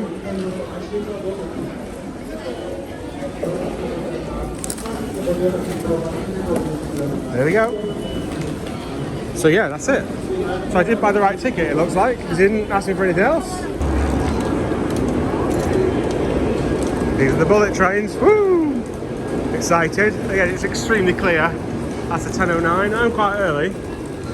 Here's mine, 10:30 to Hakata. We're going to Nagoya, which is just here. So 3 stops. Right, we've got a bit of a wait, I think, before our train comes in. So I'm going to have my chicken on a stick, which I just got from 7-Eleven, and try and find which car I am. Oh, in fact it says on here, doesn't it? I'm in car 16. Whew. Okay, car 16. Which way is it going? This is car 8, 7, 9. Okay, so it's up this way. Oh, hopefully I'll get a shot of it coming in then if I'm in car 16. I did pick car 16 because, and you won't be surprised at this, it was displayed as the least occupied when I booked the ticket. So yeah, the only thing I've got, other than a receipt, which doesn't count, is this one ticket. But on the websites online, it says you need 2 tickets, and that's what was confusing me. I didn't know if you had to tap in, and it would charge my IC card for part of the ticket, but actually on my ticket, it's hard to see. Can you see it? If I just stop for a second. You see here it says 6,380 and then 4,920. And then that's the total price. I think that's the base fare and the express fare. What they call the express fare.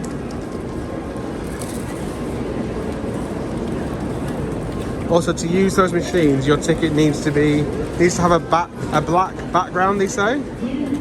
This is like their version of the magnetic strip, I think. All these are just queuing to get on. There's no mad crush. They're just queuing to get on. See what I said?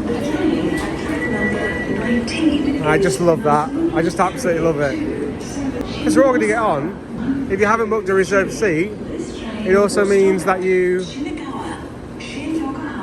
Also the cleaners, which is what's happening at the moment. It's odd actually. I would have thought the cleaning happened at a mid-station. But I don't think this is the end of the line. Apparently the cleaners take 7 minutes to clean the entire train. And they even flip the seats. Apparently the seats flip round. I can't remember now, that's what I read anyway. Okay, let's keep going. Oh, this is the end of the line. This train must start here. That's why they're cleaning it. You can see this end of the line here. There's nowhere for it to go. So I'm sat somewhere around here. Oh, here's the cleaning team. But not on this train. We'll get on the next one. Oh, it's all exciting, isn't it? Right, as I've got 20 minutes, let's walk the entire length of the train, shall we?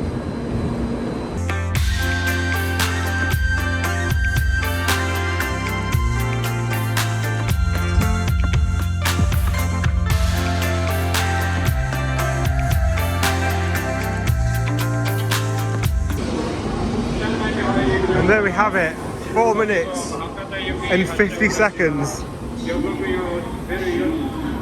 4 minutes and 50 seconds to get to the front. That is a crazy sized train.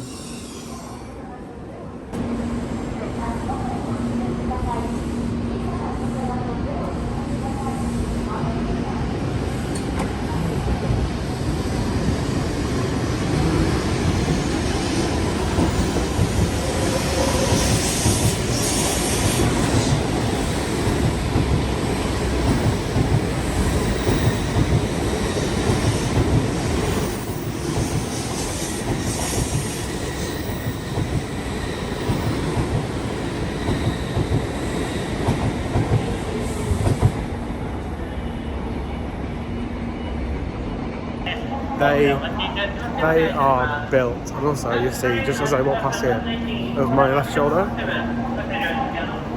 I'm pretty sure that's the driver for the next train.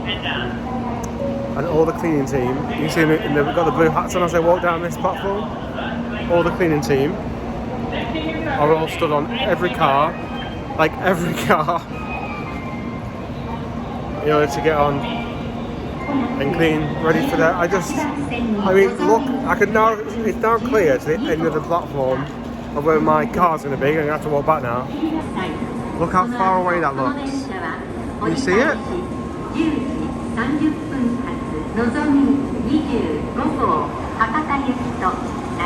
It's so far away. Right, enough of me being amazed at how big a train is.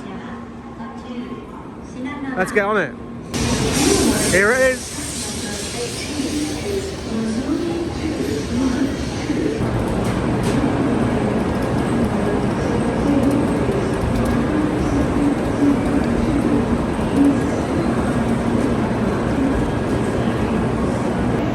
I'm so glad I caught that on camera. Like, that was like just how quick it is. They go down the entire train and train to that, so everyone's facing forwards. Apparently, if you do request it, they can do it. So if you've got a bigger group of you, they'll twist it around for you, so you can speak to your friends. Seat 4A. Another little tip would be that if you want to see Mount Fuji on a clear day, sit on the right as you travel south. I'm sitting on the left on purpose because I saw plenty of Mount Fuji the other day when we went to Fuji-Q. So I just thought we'd have a look and see if we can see like over the ocean or anything like that.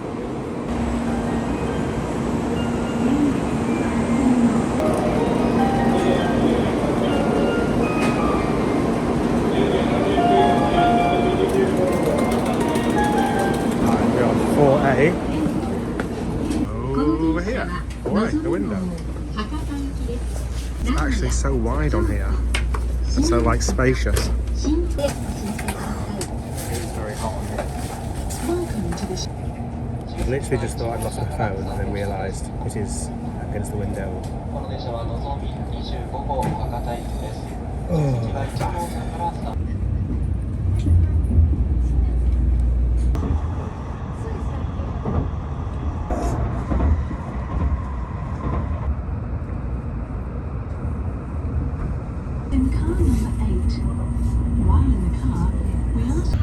so something interesting just happened then. It looked like one of the train staff came through and it looked like he was checking that people were only sat in the reserved seats in case you tried to, you know, if you didn't have a reserved seat and you tried to go into this car and just take a free seat. We weren't asked for our tickets though, there's no ticket check.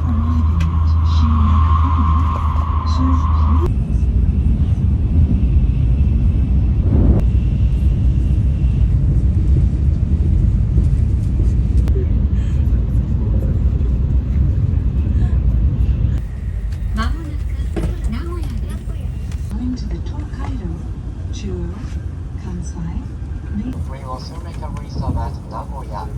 The doors will right side along. 列車遅れましてご迷惑をおかけいたしましょう。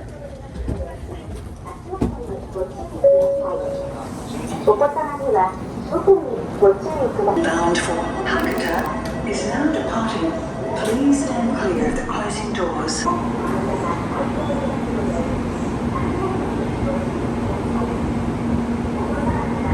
In the 1 minute I stood here, another train just arrived. It's so crazy how quick. In fact, there's another one in the distance about to come in as well. Right, so the idea now is just to go to my hotel, which is about 25 minutes away on the metro. My ticket should still work in this local area, as long as it's a JR line, it should work.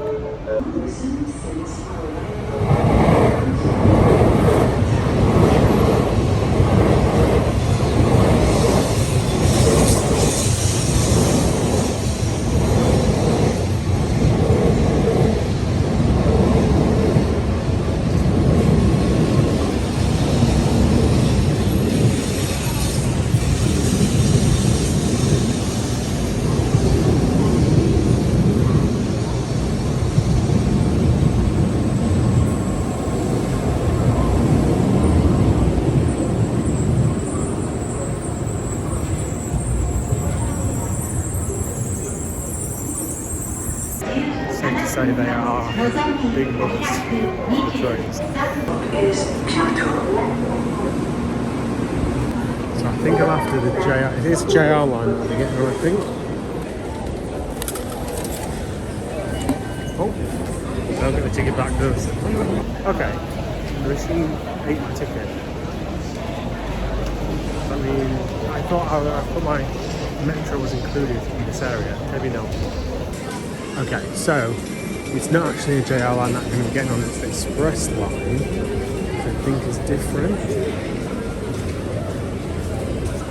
It's telling me to get on anyway. In fact, all the instructions for it have just gone. I might have missed it. Oh no. Kintetsu line. This is what I want.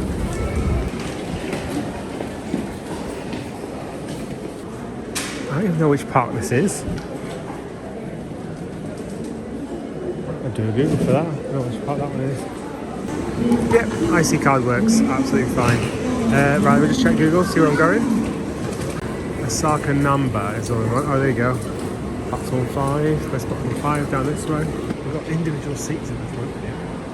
It's like a proper train. Is it a proper train?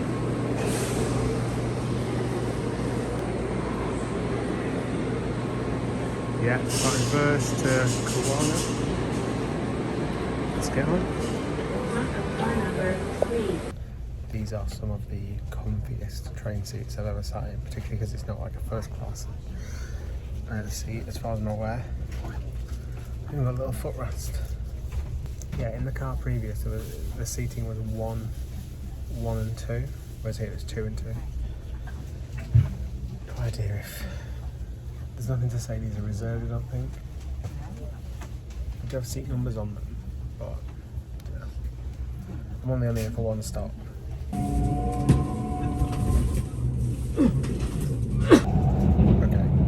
so you do need a ticket. And the guy just came to check the tickets, and it goes back to having an express ticket again.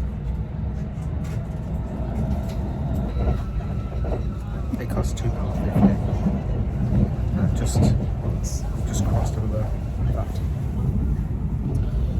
I can see the other slow line trains actually, and I'm pretty sure that I could have got on when I got through the ticket barrier. Just I had the option to go onto the slower trains or get on the faster train, and that is why the IC card does actually let you into that area.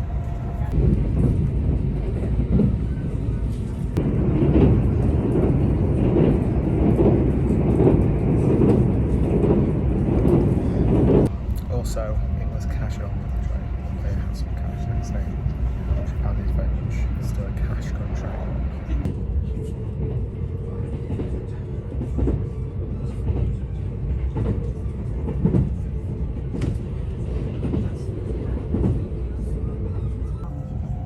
I've only just noticed this. Oh, it doesn't stay on all the time. I've never seen that before.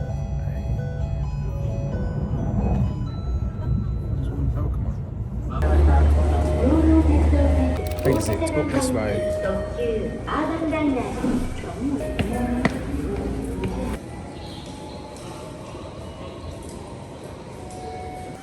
So if you've been following my Chinese/Japanese adventure over the past couple of weeks, well, videos wise, probably a bit longer than that. I think that's my hotel there, the brown one in the middle. I do plan my hotels as you would expect, just near metro lines and stuff, just so I've got good access to everywhere that I want to go to. Here's my hotel, Senso Inn. It's literally, that is the station. I'm going to drop my bag off and hoping they're going to say, oh, we'll just give you your room. Thank you very much for watching. It has been a very quick video going from Tokyo down to Nagoya. The hotel, well, the hotel isn't as good as the last one. In fact, you can see here, got a nice little view. I'll be able to tell when the bus comes tomorrow for the Nagashima Spa-Land. However, the next video on the channel is actually going to be from Legoland Japan. I just happened to stumble upon that today. That's in Nagoya, so we went there. It's so empty. Yeah, the other parts on the trip, particularly the Universal one we're going to go to tomorrow, the day after tomorrow, is absolutely rammed.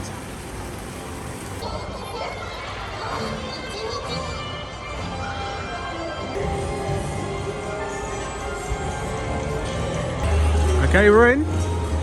Oh, these little buckets. I like anything that moves. Nice animatronic. Obviously, the great thing about Lego is its colours. On a gloomy day, it still looks great.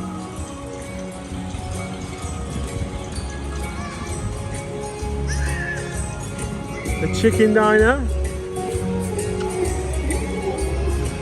But I hadn't really planned to come to a park today. It's very much a chill day.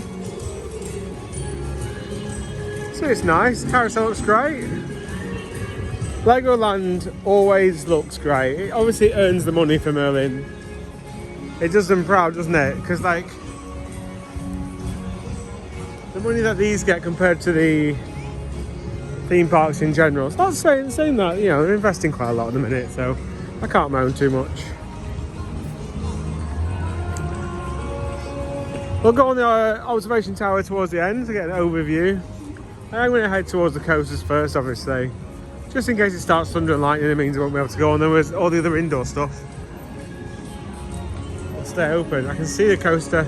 It's quite small. It's quite a small park. And it's quite open as well from what I saw on... Like, it feels very amusement park-ish, if that makes sense.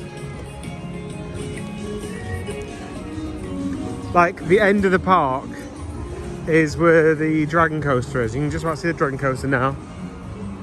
It's not very far whatsoever.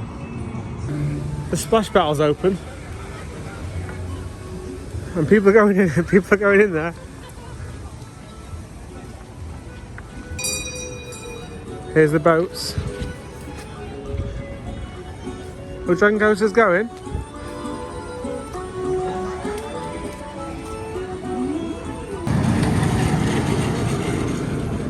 Ninjago. We'll come back to that. It must get quite busy at times because they've actually gone to the effort of installing 2 of these. The only ones they've ever really installed 2 of are those jet ski ones. I mean, it is dead today.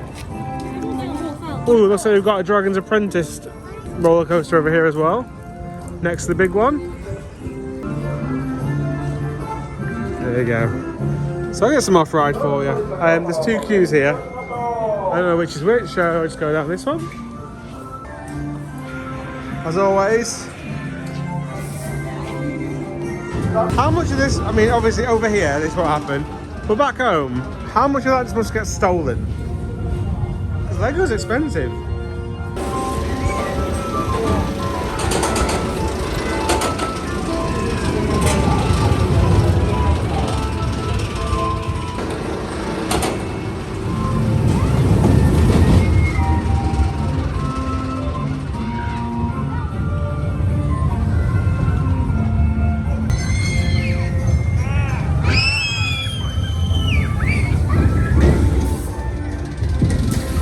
That was possibly the smoothest kids coaster I've ever been on. It was so gentle.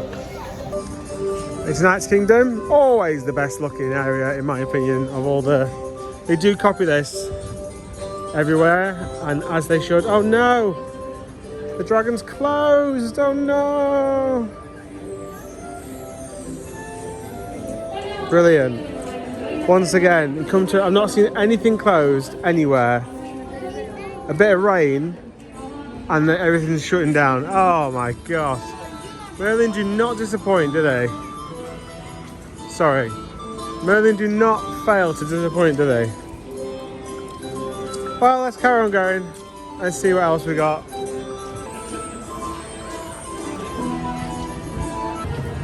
We've got a show. This is a 4D type show. Palace Theatre. All the fire trucks. I know this is incredibly low throughput, but for the kids it must be a great one to do. As a kid I'd have loved that.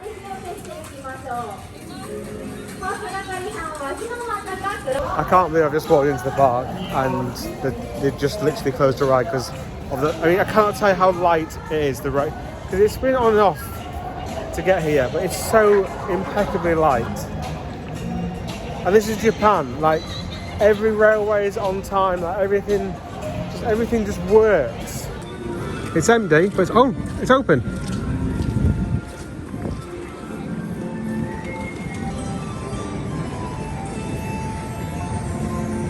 This way? That way? I don't know. Let's head this way. It's on 2 trains. Right, I'll see you afterwards because they are strict on the whole phones.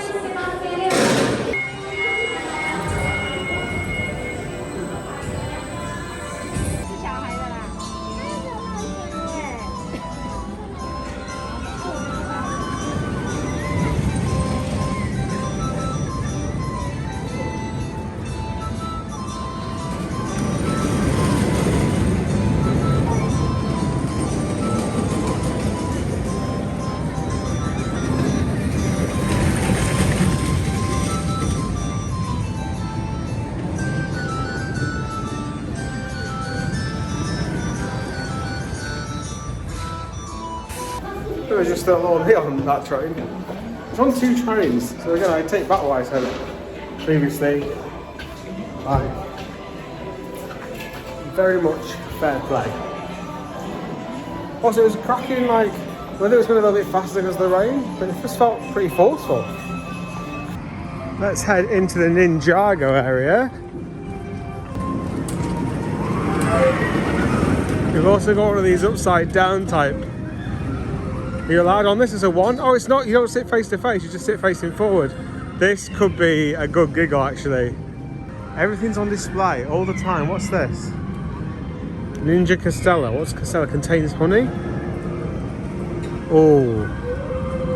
Power up fried rice beef. Yeah, I think we should give that a go. Because, again, there's no queue. When we come back, we're going to do the Gerstlauer Skyfly. I did not think I would do one of these today. Is this on, this heater? No. Also got a flat ride. Kai's Skymasters. Oh, is it closed? Oh, this might be closed. Okay, it is open.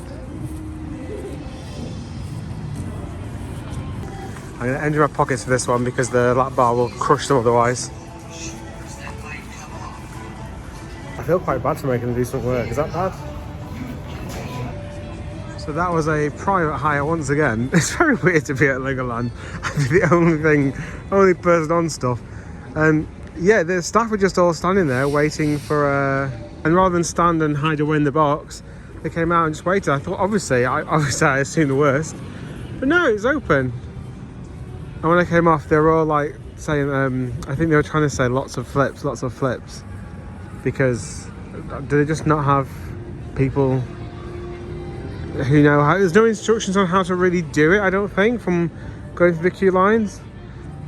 But it was actually incredibly easy to get it to flip. And you can see them from the trees and stuff. Even though we're on the coast, there's no real breeze. Oh, there's nothing. It was quite an easy one to flip. The rules are basically to help you. 1, always change direction earlier than what you think you need to change. That's number 1. And the second one is cross your legs and tuck them underneath as much as you can. Something to do with the centre of gravity. There's a great one. I think it might have been Trips Drill that has a really good example of how to do it, and there's a video on there of how to do it. Also, can we just say that the staff once again are just on fire. Another weird thing is it doesn't unlock straight away. Normally it unlocks now. You see they're still locked in the lock position until they get to about, I don't know, 11 o'clock. I did think at one point it's not going to unlock. See, they're still locked. And there you go, they just unlocked. That's a bit unusual, not had that before.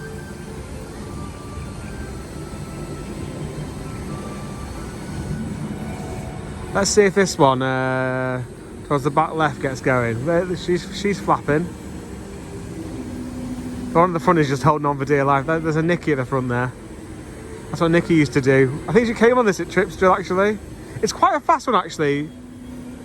It seems to be going around pretty fast. But yeah, no flips are happening. Yeah, when Nikki went on one of them, it was when Nikki was... Trips Drill was the day when Nikki actually started to go on stuff. Much to me bothering the hell out of her for many theme park trips. But the first step was getting on that and just not touching the wings. So if you're worried about actually getting into thrill rides and stuff, it actually worked pretty well. So go and sit on that, and as long as you just hold on, you don't touch the wings, you'll just literally go around in a nice circle. You'll have a bit of movement and you get a bit of height, nothing too much. But then later that day we actually got onto the suspended coaster, which was great and gentle. And like all people who don't like rides, who are scared of rides, as soon as they go on a big ride, something clicks, and after that they are fine. I've never had someone not enjoy a ride when they come off it. Georgie maybe, but to be fair, even Georgie went back on Snowjet.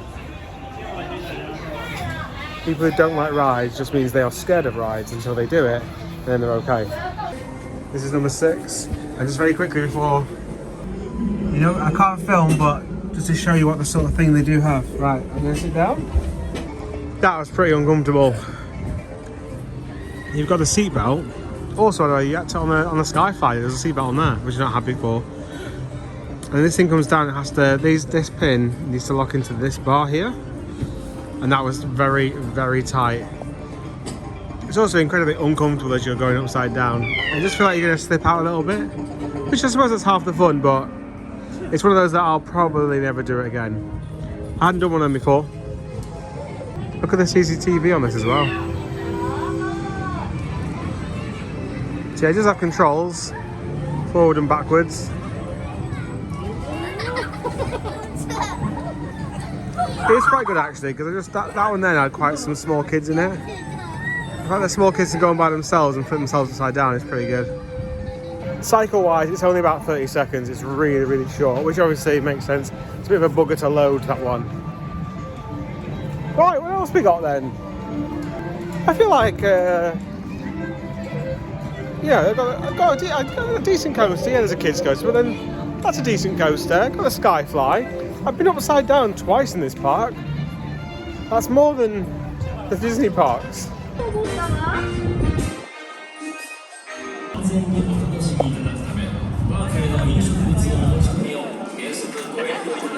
I literally just gone and got some fries and came up here to eat, and then I've just been messing on my phone for about 10-15 minutes. I didn't really realise I'm the only one in here. This is so weird. You know what's nice actually? I'm really trying to remember how to say certain phrases, arigato, sumimasen, all that sort of stuff. And for the first time it's actually going in. Actually remember it, because I always forget every time. I feel like I'm on the spot. Oh, rain's coming down a bit more now. It's a bit of a gloomy day. The sunset's about 5 o'clock. Got some more Lego building in here. Rainbow Design Studio. Little airplane ride, City Airport. Again, it is open. Coast Guard HQ. I mean, have you ever seen Coast Guard HQ without a massive queue on it? It's an odd vibe. Oh, what's this?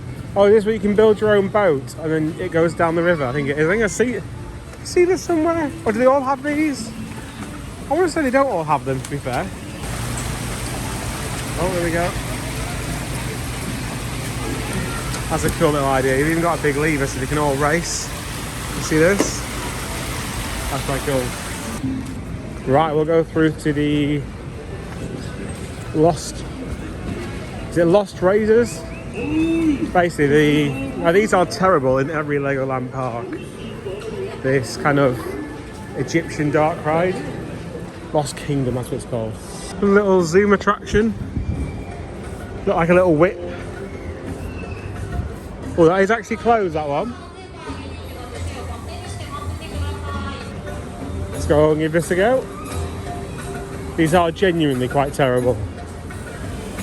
But luckily, I don't have to queue for it, so in fact, just literally walk on.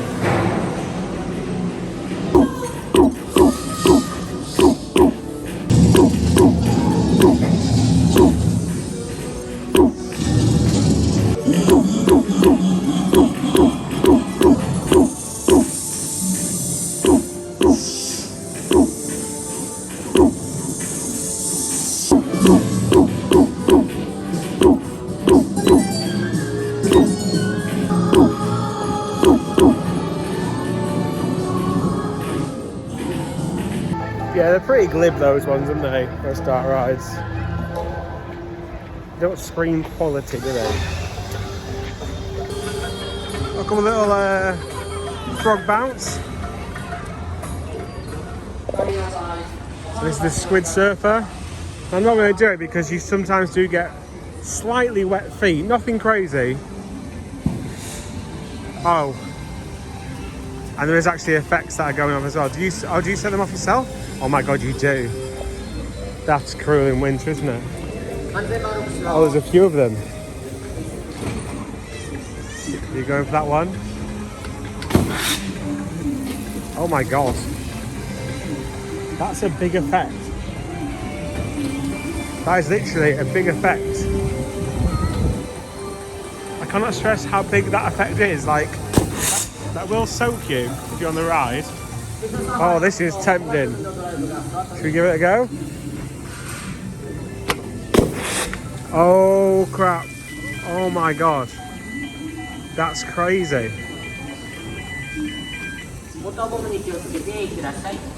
I literally have just soaked that guy. I don't feel quite bad. Although I'm going to do it again. Is that bad? Takes time to recharge. In fact, if they zoom out at the wrong time because they're going to get closer, does that make sense? So I've got to give it one go. I won't get this guy again. Go next one. This is it's not even paid. Merlin, you can charge for this. How often can you go again? You gotta wait. We'll do one more. We'll do one more. We'll do one more. Then we'll do a runner. Right, here we go. As it come round. Oh no, no, no, no, no. Can't do it. There we go. Oh my god, it's soaked there. Oh my god, it's soaked there. Right, I'm running away. I'm running away. I'm running away. Over here. Let's go to the submarine ride. Before they get off and come and get me. Oh, it's warm in here because of all the fish. This does really sell going underwater. You step down into it and then the door closes. And you get the bubble waves. It's done pretty well. They're actually loading these one person at a time. One person.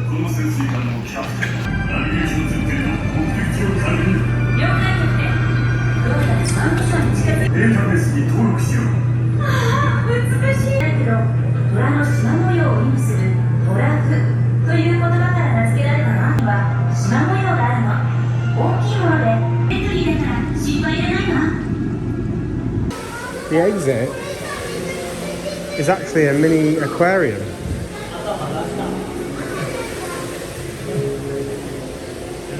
Is that the same? Can't remember now in all the Legolands. I mean, as expected, it's basically an advertisement for the sea life next door. Now we're heading back towards the front. It's very small. If you compare this to like the German park is absolutely massive. I've never done Billund actually, I've done quite a few others, but never done Billund. So this is to finish off obviously now with a go on the observation tower. Oh! And we'll have a quick walk around Miniland before we head off. Let's go on the observation tower first. So this is to finish off obviously now with a go on the observation tower.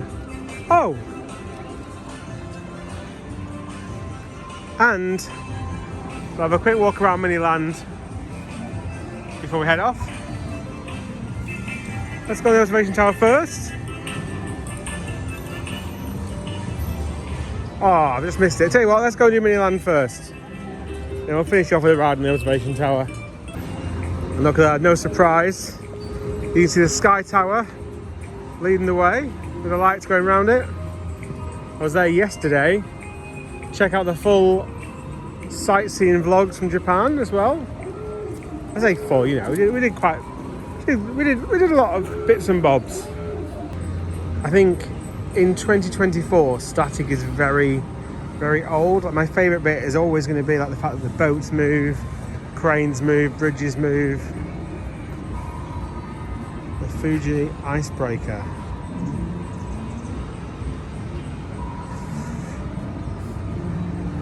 Oh, is this moving Ferris wheel? Now this, I think, this might be wrong. This is representing a, I think it's the amusement park, literally just over in that direction. It's about an hour away by metro because it's really awkward to get to by metro. But they have a massive wheel there. They actually do have one of these little swan boat things. Have they got any buttons? Oh, here we go. Let's see if these work. Oh, there you go. Yeah. Spaceship Earth. Crab.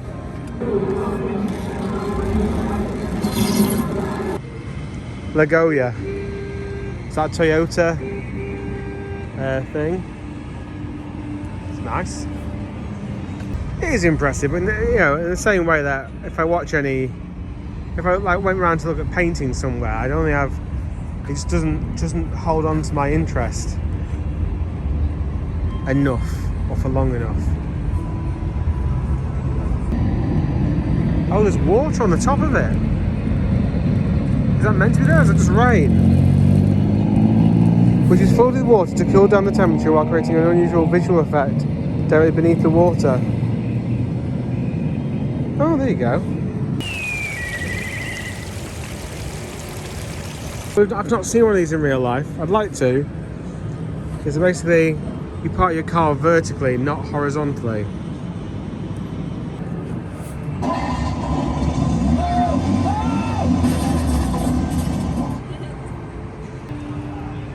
This is Tokyo Station. I've not actually seen the outside of Tokyo Station. I've only seen the inside of it.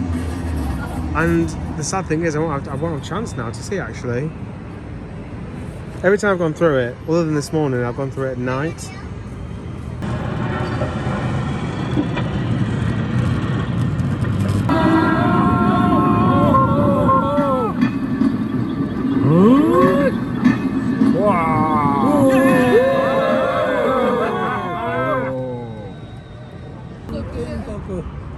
And a massive one here as well. That is absolutely enormous.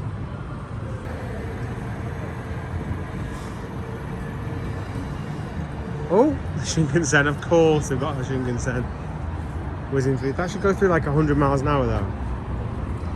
We've got a police officer on a Segway chasing a robot. Chasing a hare, I think. Osaka Station. Oh, so is this all Osaka? If so, then I'm very excited to be going. I'm going there tomorrow night after Nagashima Spa Land, so I should be able to look at Mount Fuji in the background there. I should be able to see quite a bit of it, I think.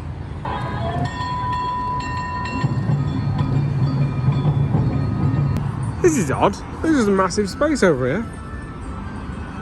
I imagine there's some sort of event space. It's just very odd to see it in the park. Does that make sense?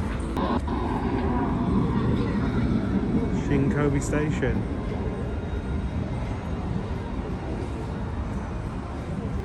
Mount Fuji just in the background there. It's not Lego though, in case you can't tell.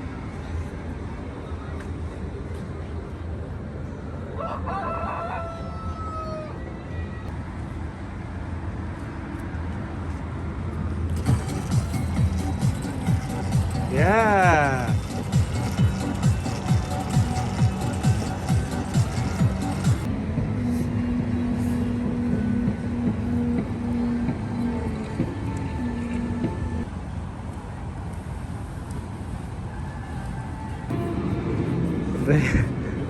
I've seen a few stadiums over at different Legolands, but this is...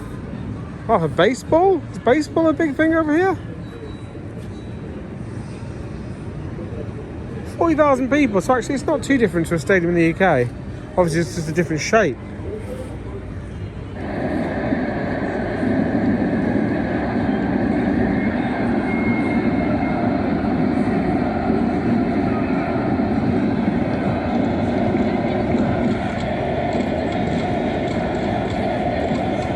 Is he doing the full home run? I think it is. Or a cat cafe.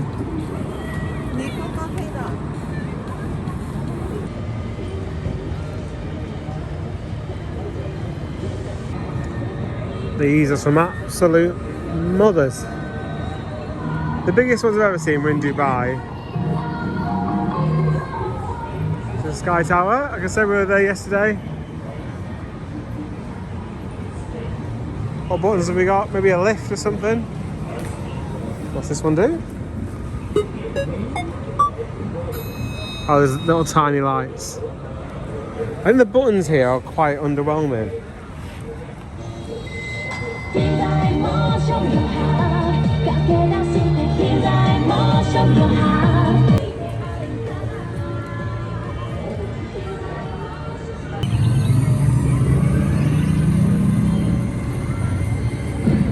And that's it for our trip around Miniland. It's nice, as Miniland is, but like I say, it's like I'm never going to spend hours looking around a Miniland. I was more of a Hornby train guy than a Lego. I never had Lego as a kid, really. I think that leads on to liking roller coasters, to be fair. Roller coasters are essentially a fast train, aren't they? Legoland Japan とその周りの景色も楽しんでね。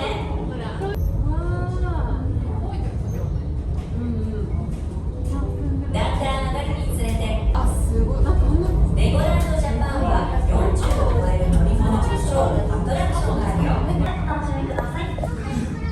So you can see the driving skill takes up a bit of, like, goes all the way to the driving skill there.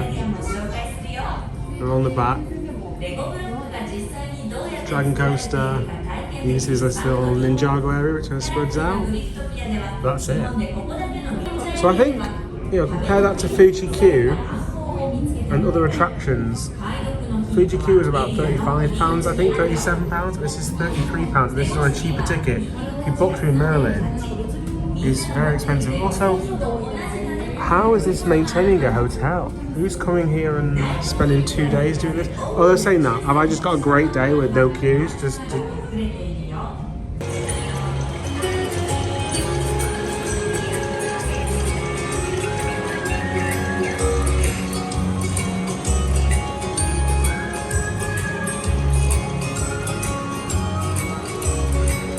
This is the same music as they use in the UK.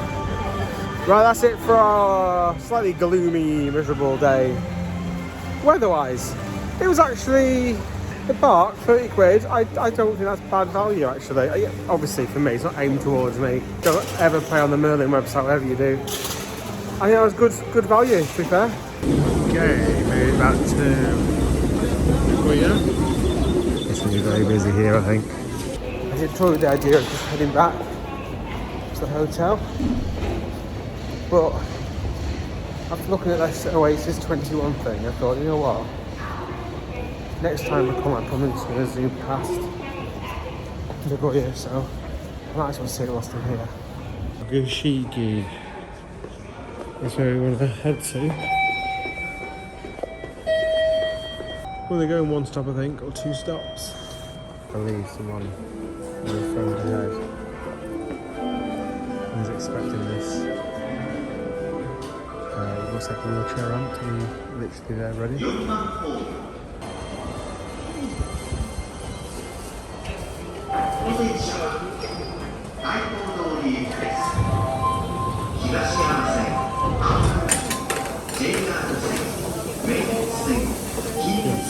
Just epic service, isn't it?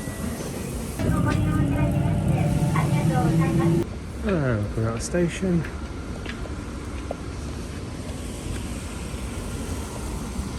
By this tower. Looks like there's an observation deck on it, so there's a lift going up. I'm hoping there's going to be a big reveal now on the left. You can see something. Can we go up to the top? As it says, it shuts at 9 PM, so we should be able to. I mean, it's nice, it's just... why? This is a tube station. Oh, there's an ice rink.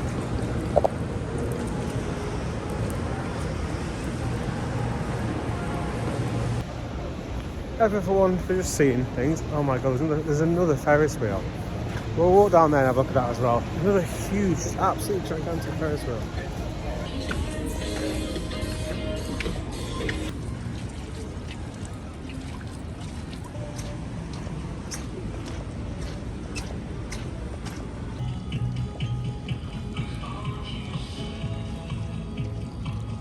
We're just heading down here now to look at this Ferris wheel, but look over here. I don't know if you can see this.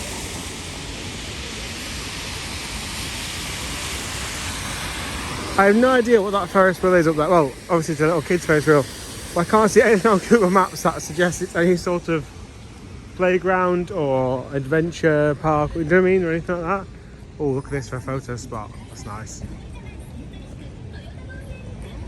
Yeah, apparently the Mitsukoshi is a department store, and little Ferris wheel's on top of the department store.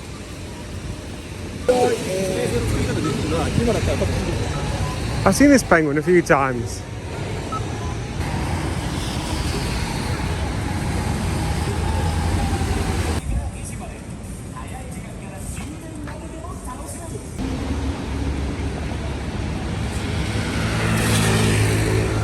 There is a racket. Sunshine Gorikosaki. Oh, is that for Pashenka? Oh, there's lots of proper cameras here. What's going on? Like proper big boy cameras.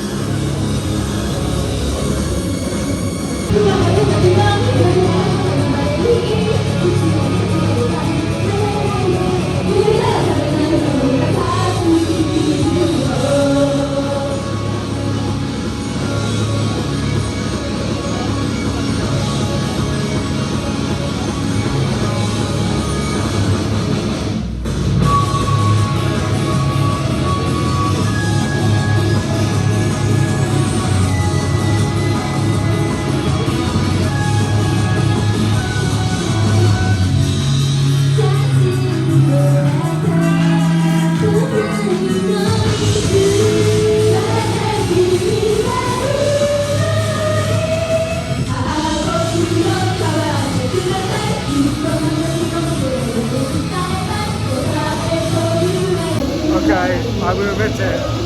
I am completely fascinated by this audience. Not the singing and dancing, the audience.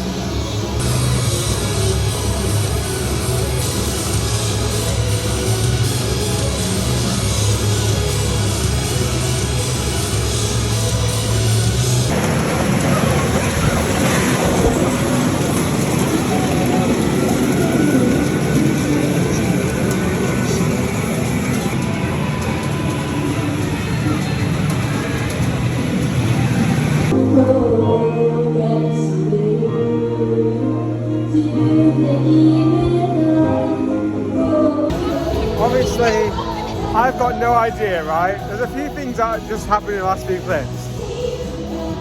Let's talk about this band, right? I don't know what's going on. The audience is just...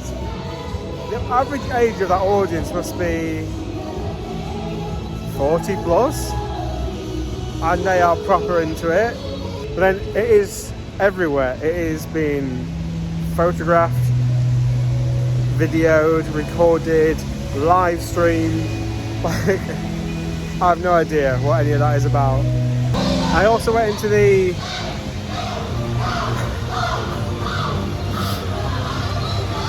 it'd be great if it was all in time, like they all sang at the same time. Then I went to the pachinko place, and I think I said to you before, I don't know if they're good or bad on filming, so I just kind of took a clip outside, walk around. Not that you can actually see the game or anything. However, you can't win money in pachinko, so you saw in the shot, I kind of showed you like the prizes that you can win. However, as I walked out, there's literally a tiny hole in the wall, and that was for where you can give those prizes back, I think, and then it gets converted back to cash.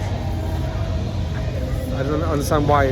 Everyone knows that happens, but that's fine, rather than just making it legal. It's very odd. But I'm going to start to head back to my hotel now, I think. Hopefully get some food along the way.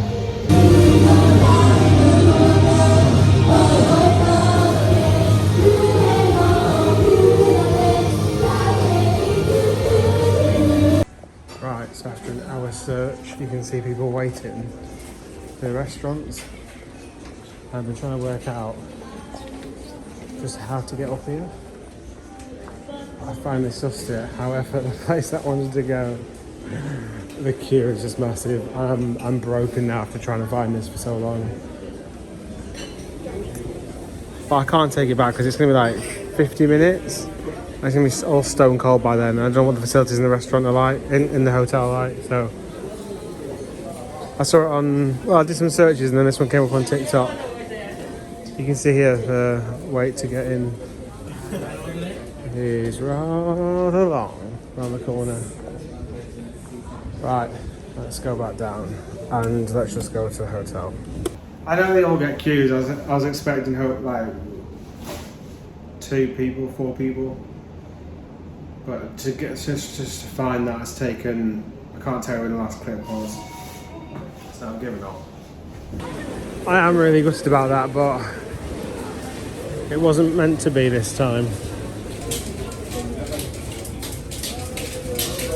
Let's go back to Kawana Station. These nice little, I don't know if it is for Christmas. It's very Christmas tree like. Yeah, I suppose it might be. Luckily the bus station is literally right outside. The only issue is, oh, 53. It actually says the number. That's the first one I've seen that actually says the number, and it's a 53 bus that I need to get. Now the good thing about the buses from here to Nagashima Spa-Land is they're like every 15 to 20 minutes. If you miss one, it's not the end of the world. Normally for a theme park bus, you'll be waiting an hour, 2 hours or anything like that. So, I'm gonna go downstairs, I'm gonna drop my bag off. I'll be back here later before I go into Nagoya to then catch a Shinkansen down to Osaka to go to Universal Studios Japan tomorrow. Oh no, to be fair, no, they have got numbers on. Maybe I just missed it last night and they do all have numbers on. I've literally got a little reception downstairs, printed out a little timetable, which was adorable. The hotel, this is the hardest bed I've ever slept on. Well, breakfast was included, didn't film any of it because I've been in a bit of a rush this morning.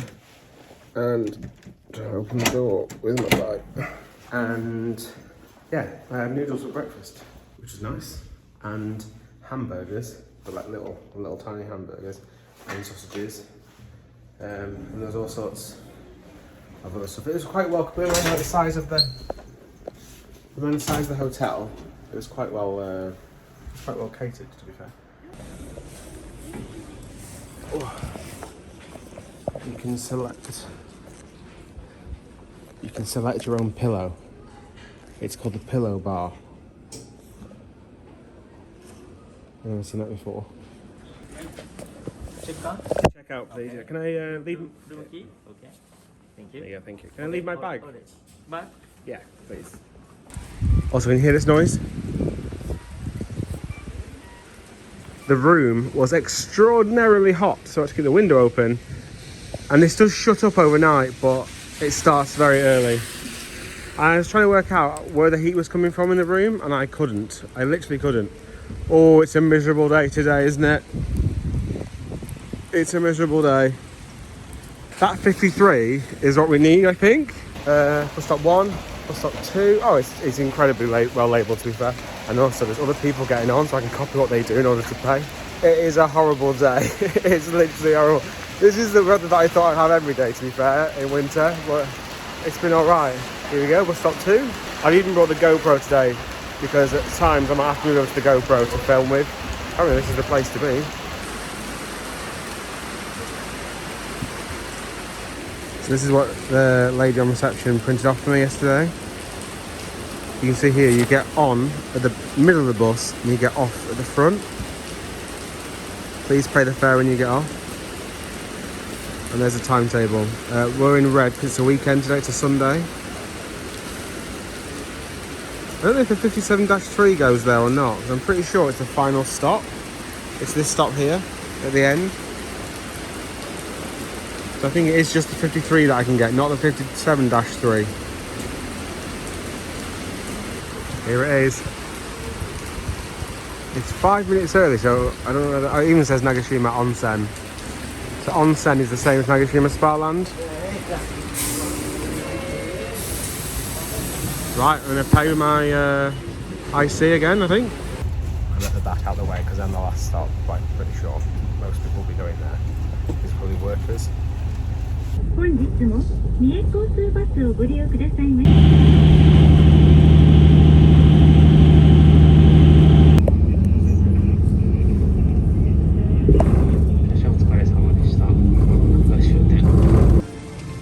Oh, that was a bit awkward. When I was getting off, my card actually ran out of money. I think I had quite a bit on there, but it mustn't have done. We are here, and the good news is there isn't loads of people. But saying that, there wasn't loads of people at Fuji-Q, but the queue lines didn't move, did they? So I imagine this is the entrance. I can't see anywhere else to go.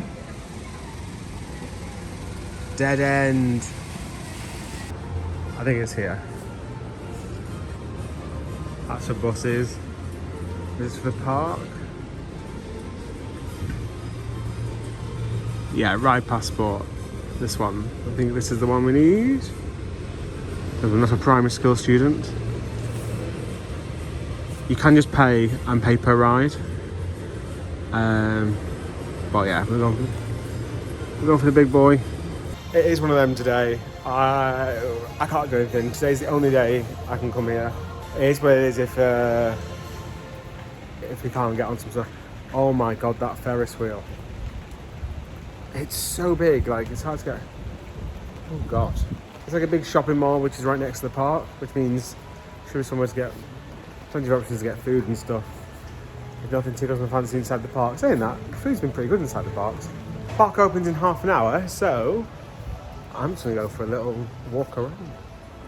I actually have a Panda Express here. I didn't expect to see that. I thought they'd scoff at a Panda Express. It's really odd because it's so quiet.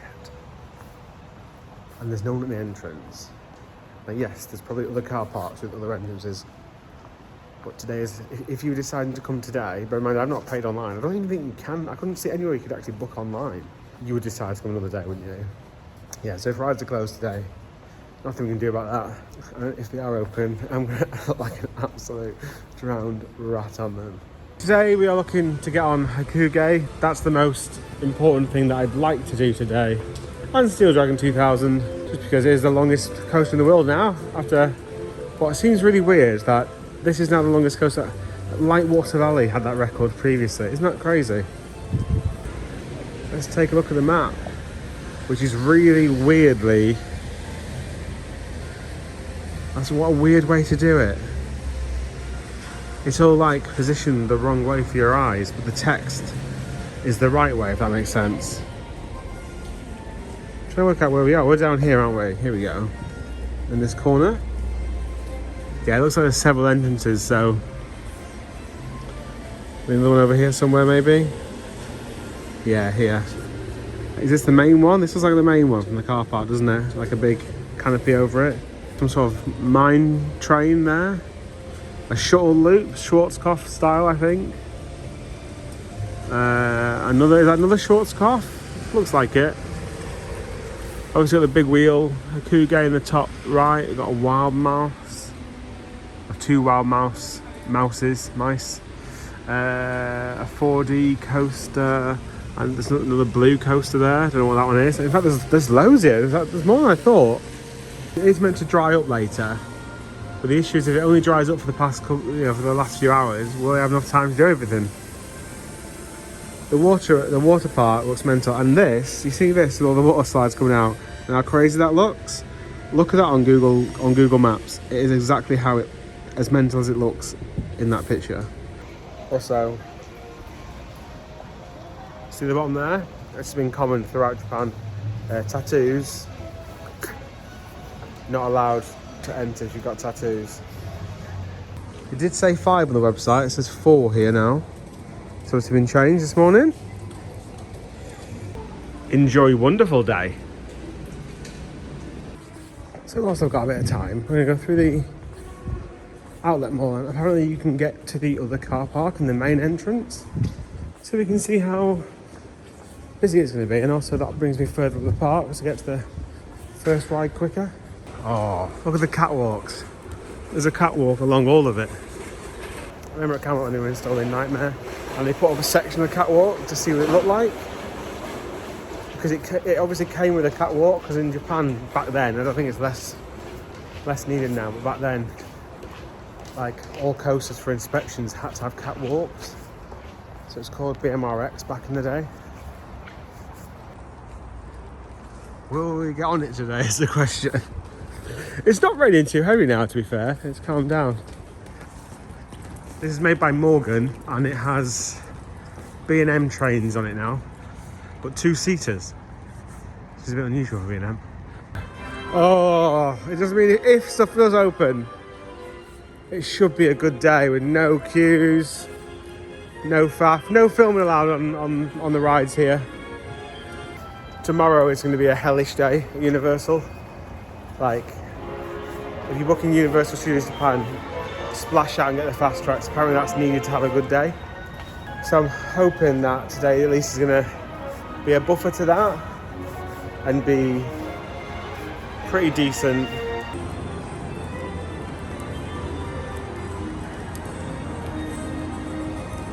Yeah, this is definitely the main entrance. Also, I like this.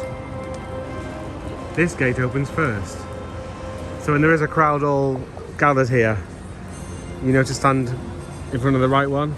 That sounds daft, but a lot of places do that where they have a double gate, then one side, and then the person who stood here who's been waiting the longest doesn't get through. There seems to be a lot of extra support work. You see how wide the supports go for it? I don't know if that's because of like earthquakes and things. On this B&M doesn't seem to have anything extra. Maybe a few more supports in it. No, it doesn't. I think, yeah, I don't know. Oh, to be fair, cars are just about coming in now, and I think I remember this. Somewhere it said it only opens 15 minutes, the car park only opens 15 minutes before the park, and that's why it's so dead. It's just gone 15 minutes to when the park opens. That makes more sense now. So just before past, you can see how the guy is actually leading people in.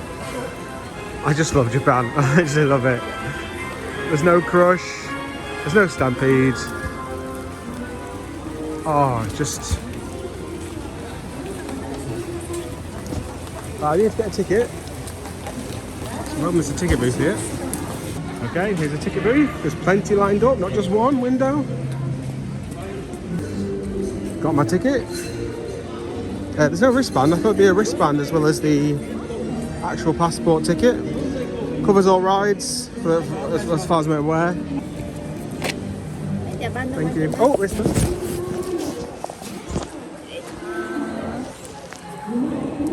Thank you. Oh, so it is a wristband. There you go. That's that question answered.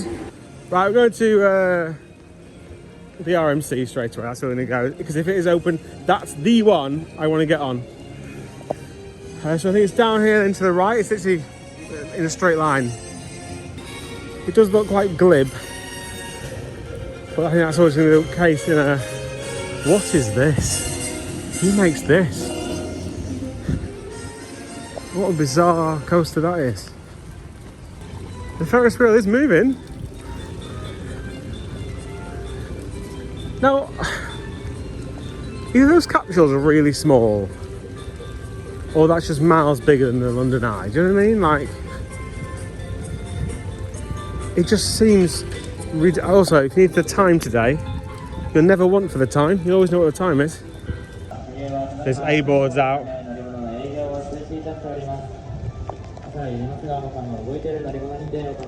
Can only be a bad thing, can't it? If the A boards are out. I don't say anything on the A boards, to be fair. It won't start until the rain stops. Not sure that's going to be a thing today, the rain stopping. Okay, should we do the Ferris wheel? Let's go do the Ferris wheel. Can't do much else at the minute. Right, so I'm going to give this a go. Oh, look at the air already. Yeah, it's just what it is. It's what it is, isn't it? We're on the Ferris wheel now for the next hour.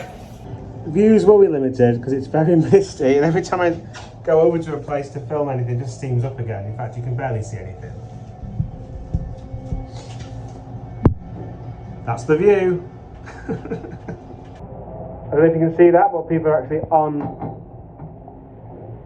You're actually on the Starflyer. This is the main event. It's the only real thing I'm bothered about today. It's meant to be very, very good. Whilst we're up here, and whilst you can't see anything outside, the good news is I've just checked the weather, and apparently there is a 0% chance of rain from 12 PM, which means like 4.5 hours to whiz round, and obviously I don't think it's going to be busy today. So should we head over there and see if it is actually open, see if we can get on with something? Free fall looks like it hasn't opened in a while. Unless the bins are just placed in a very specific area. It's a shame because they're pretty good, them. I like them. They do sound like they're, you know, having a car crash essentially. It's very small, this, by the way, this corkscrew layout. You go down this hill, through 2 corkscrews, and that's it. Let's see if we actually get on it. Is there people actually being loaded? Yes, I saw people getting on it. Oh, right. I'll try and get some off-ride, but it'll be mostly rain.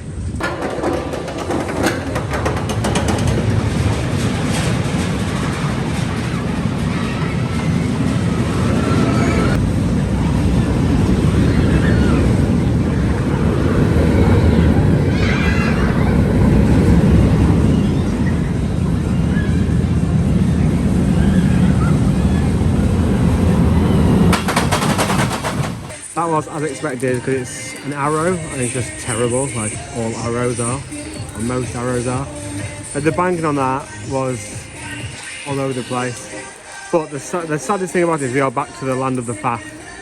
We've literally got a seatbelt, a lap bar, and then there's a massive announcement which has to happen. Then there's a man who walks up the platform with a sign, like a massive, like hilariously big sign, saying don't move your head from the headrest and don't let go of the lap bar. And at the end, they don't let you out the exit until every bag has been collected. And it's a good idea in theory, but I don't have a bag, so it just holds me up for no reason. But I will say this, because I don't blame that on the staff. That's just obviously the procedure. It's a procedural problem, not a staff problem. But they were wiping down all the seats as people were coming to them. That one's closed. Well, leaving star's closed. Let's go and, I didn't get walk past the dart ride, so let's go and do this dart ride.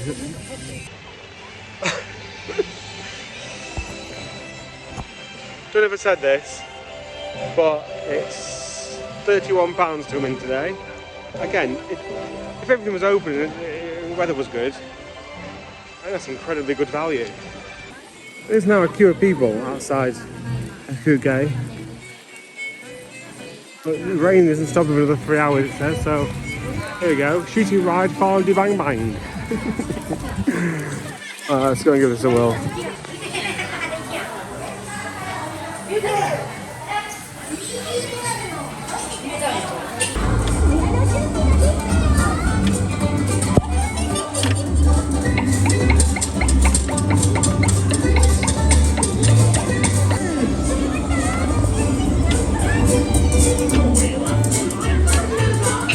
Managed to get a couple of clips there. Look how entertained and thrilled I look. It was an okay quality dart ride. The graphics over here always seem to be pretty good. Other gun was unresponsive. Every like 10 hits, it wouldn't fire. But it looks like a kid's coaster here. I don't think that's open. It's like, how is the corkscrew open? Oh, is this not a ride? Is it a restaurant? Oh, you cannot use ride tickets or passports. What is it? It looks like there's something over here. As in, like, you interact with it, if that makes sense. But we shall never know. Because it's paid again. I'm not paying again. Bear in mind, I can barely get any attractions already. The S&S shot tower was also open. However, I don't want to just do stuff for the sake of it, if that makes sense. Like, not particularly fussed. Although saying that, it's a very tall shot tower. It's like a triple tower. Also, this pirate ship. There's actually 2 pirate ships side by side. But yeah, I might go and hide out for an hour or so just to let it calm down now. Because I'll have a look on the map and see if there's anything else I can actually do whilst it's raining. Oh, we've got another one. This minecart roller coaster. I mean, who makes this? Look at the supports for it. It's been built like a bridge. It's quite tall, actually. It's, you know, relatively tall for what it is. Right, well, the rain does seem to be slightly easing. It might not look like it, but it is.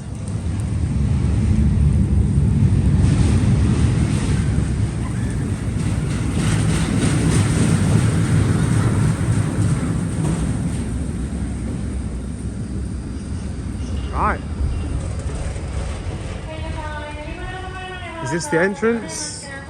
The jet coaster. Alright, so I'll give this a go.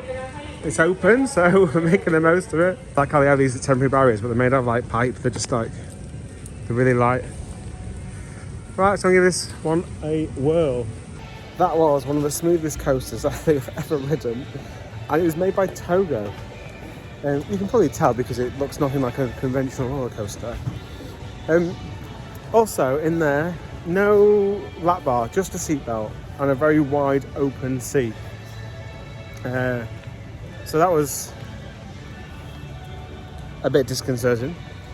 I'm not going to get the scale of this, but I'm underneath the two pirate ships. You see? No? They're massive, but then they've gone and gone, oh, we want one more. And they've got another pirate ship. I don't know why they've got 3 pirate ships. The rain is really getting there now, so I'm hoping some more stuff opens up.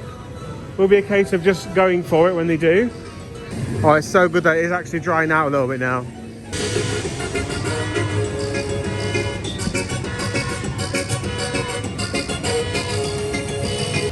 Again, just one operator. It was a private hire on the jet coaster. There's only me on it, and she wiped down all the seat. The staff are just. In fact, no, it's not the staff. It's just their culture, isn't it? Yeah. So this is the other entrance, I think. It looks like that doesn't look like where we came in, but it's actually like a narrow corridor, so you walk down past the water park, if that makes sense.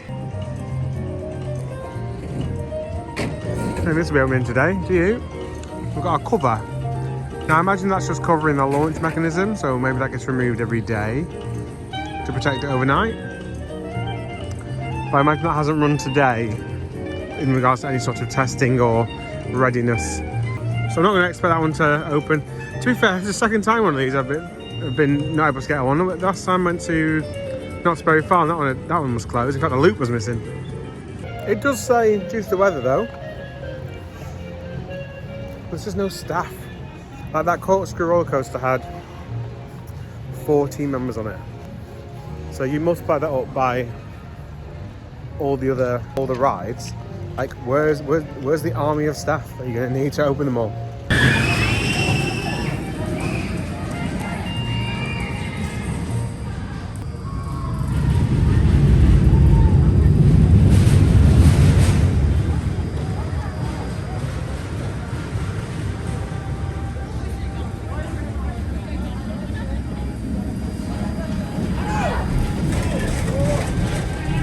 This sign on the left, the shop towers, means cancel. It says it'll reopen at the following time, and then it says cancel for the day. According to Google Lens, so that is not opening. It's a shame because it's one of the few rides that have actually been operating. A lot of rides just don't have a sign. You just have bins and ropes to close them off.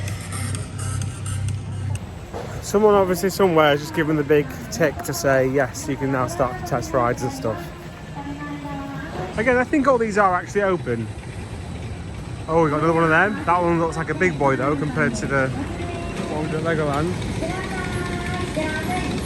Paratrooper. There's one guy on there.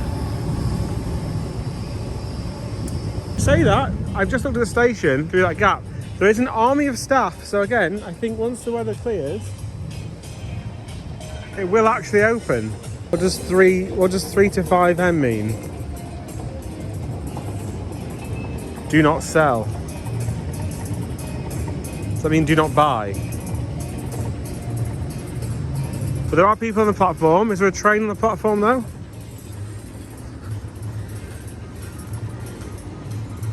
No, there's no train on the platform. 2 o'clock. What does that mean?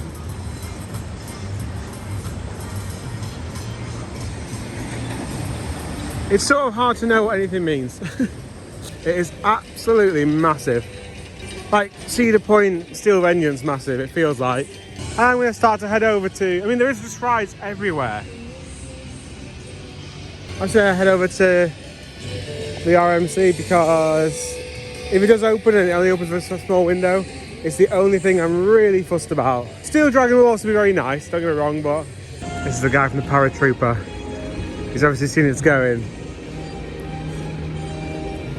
Is there people on it yet though? I don't think there will be.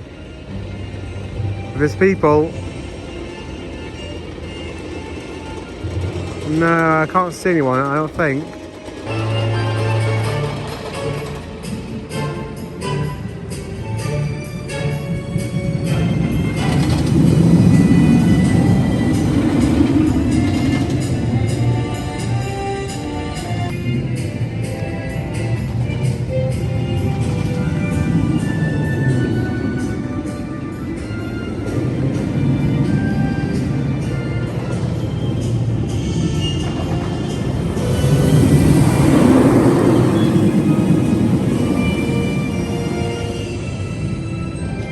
You know, it's funny.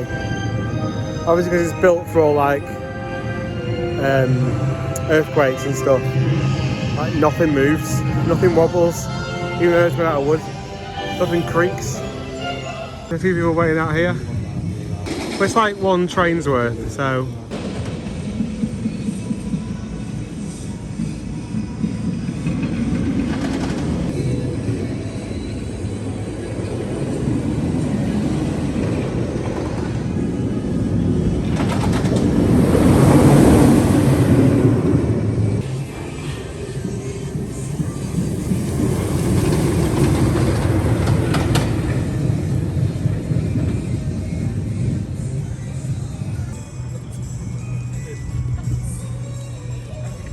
So it's been about half an hour. This SNS is still testing. I've not seen the RMC go around with anyone actually on it. And this is the level of rain now. See how, you see that on the camera? I mean, yeah, you see a little bit. But also, there is one of those electric toboggan type rides. I was just looking literally the opposite side of the park I was looking at. Also, I completely forgot about this thing. Now, this will be second on my list if it opens. I don't know what I'm going to Google Translate this in a second. I grew up watching Discovery Channel documentaries of coasters getting built around the world. Now, granted, I don't think this is the actual one. Oh no, it might be actually. With the actual, it goes vertically up, over, does a barrel roll, locks into place down here, and it tilts downwards and then comes backwards. But they were building these in Asia, and I thought, oh, now we're going to go on them. But I thought this was here. I just come down just past Steel Dragon's entrance, which is on the left. So let's see what this says, if it says closed all day or just for weather. It does say weather. It says unseasonable weather, which made me laugh. If you're wondering what I'm using, I'm just using the Google Translate, where you take a photo of it, or you just hover it over it. It's called Google Lens, I think. It's literally a golden tool. Oh, look at this. Now, getting a train on and off isn't a mega quick process, is it? You know, most rides it takes about, what, 10-15 minutes? Unless you're over park. Why not? Don't tell me that due to weather you can't get a train on and off the track. You've only just started doing that. Japan, you are all lovely. Well, your operations are mental, guys. I just recorded that announcement. I was hoping there would also be an English one, which does happen, even in parks like this. I have heard English announcements. And I don't know if that was like a kind of a green tick to say, because that's the first announcement I've heard all day, and it's literally been as the rain has pretty much stopped. So does that mean like everywhere has permission to open? They're saying that some rides have been open anyway. When I went to see the point, they had a hurricane warning go off, and literally everything shut down and all the staff ran away from the rides, essentially. Lightning storm type thing. They just left the public to fend for themselves. They literally just went and closed their ride and went for it. It was interesting to see, just a bit bizarre.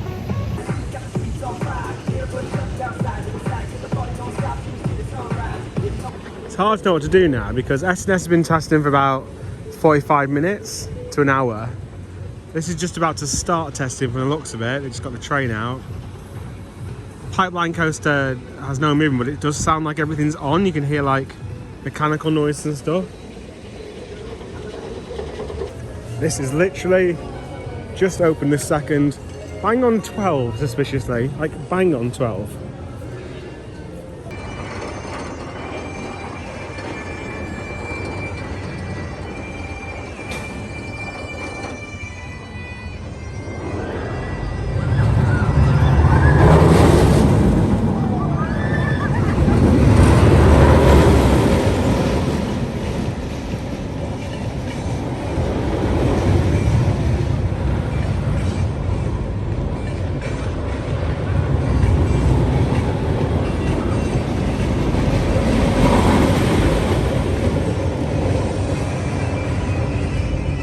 Yeah, as expected, smooth as anything. And just a great ride, really smooth, quite fast. I was front row on there because obviously I was literally there as it opened. I can see the flying coaster go around as well. Priority ticket is sold out today. Is it actually sold out or is it just they're not selling it? These guys are waiting here. They suggest it's going to open soon.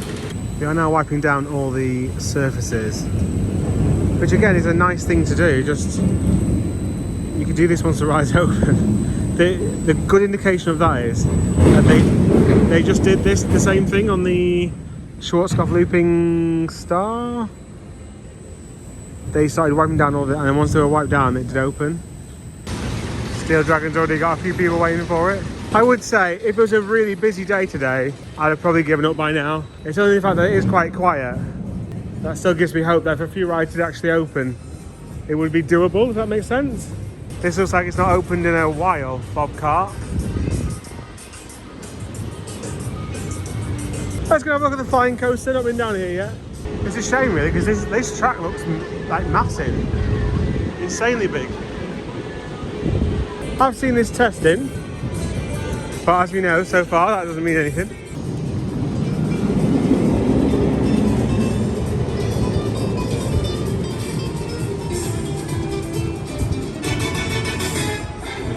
Seems quite big though. I think it might be is it a clone of Mako?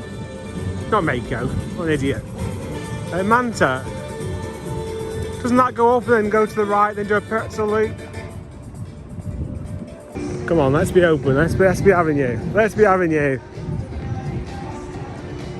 Thank goodness for that. I can hear harnesses being closed.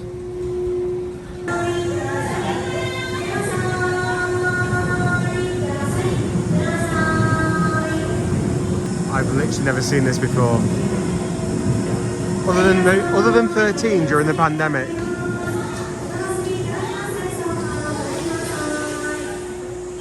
Very strange. These are still collecting their items from the previous train. Guess that one now gets cleaned.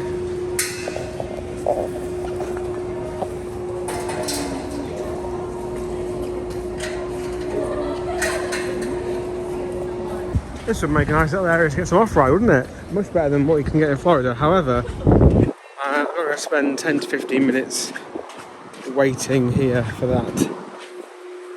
That's how long it took. About 15 minutes all in from me arriving to the top of those stairs to now getting off and walking out the exit. Got off front row, and by front row I mean row 3, because the front row has been taken up by these selfish test dummies. I don't like flying coasters. However, that was pretty good. It's dead smooth. The pretzel loop is just a bit too much, isn't it? I know a lot of people say that, but it is true. It's not comfortable. The only inversions which should really exist on them are the ones where you flip over, like almost like a fighter jet type manoeuvre. Because they're great on there, and that is unique to that ride type. Unless it's Hero, then they're not so great. But we got on it, it was a ride. I'll come back down here later for some off-ride if I get a chance, but I feel like because it takes so long to start each ride, I am going to be up against it a little bit to get most stuff in if they open. Some maintenance guys are leaving the area, are leaving the Steel Dragon area, so that suggests it's just opened. This is still testing with no one on it. Wild Mouse is now testing, which it wasn't before. I know it's not a great video when everything's not working and not going, you know. But this is a true reflection of a day out at this theme park today. It's very trying, very testing. Because you don't just spend money on coming to the park, you spend money on getting to the park. And obviously spend money on travelling to Japan to come and visit these parks. There's a lot involved in that. To say everything's hunky-dory and great isn't always helpful, is it?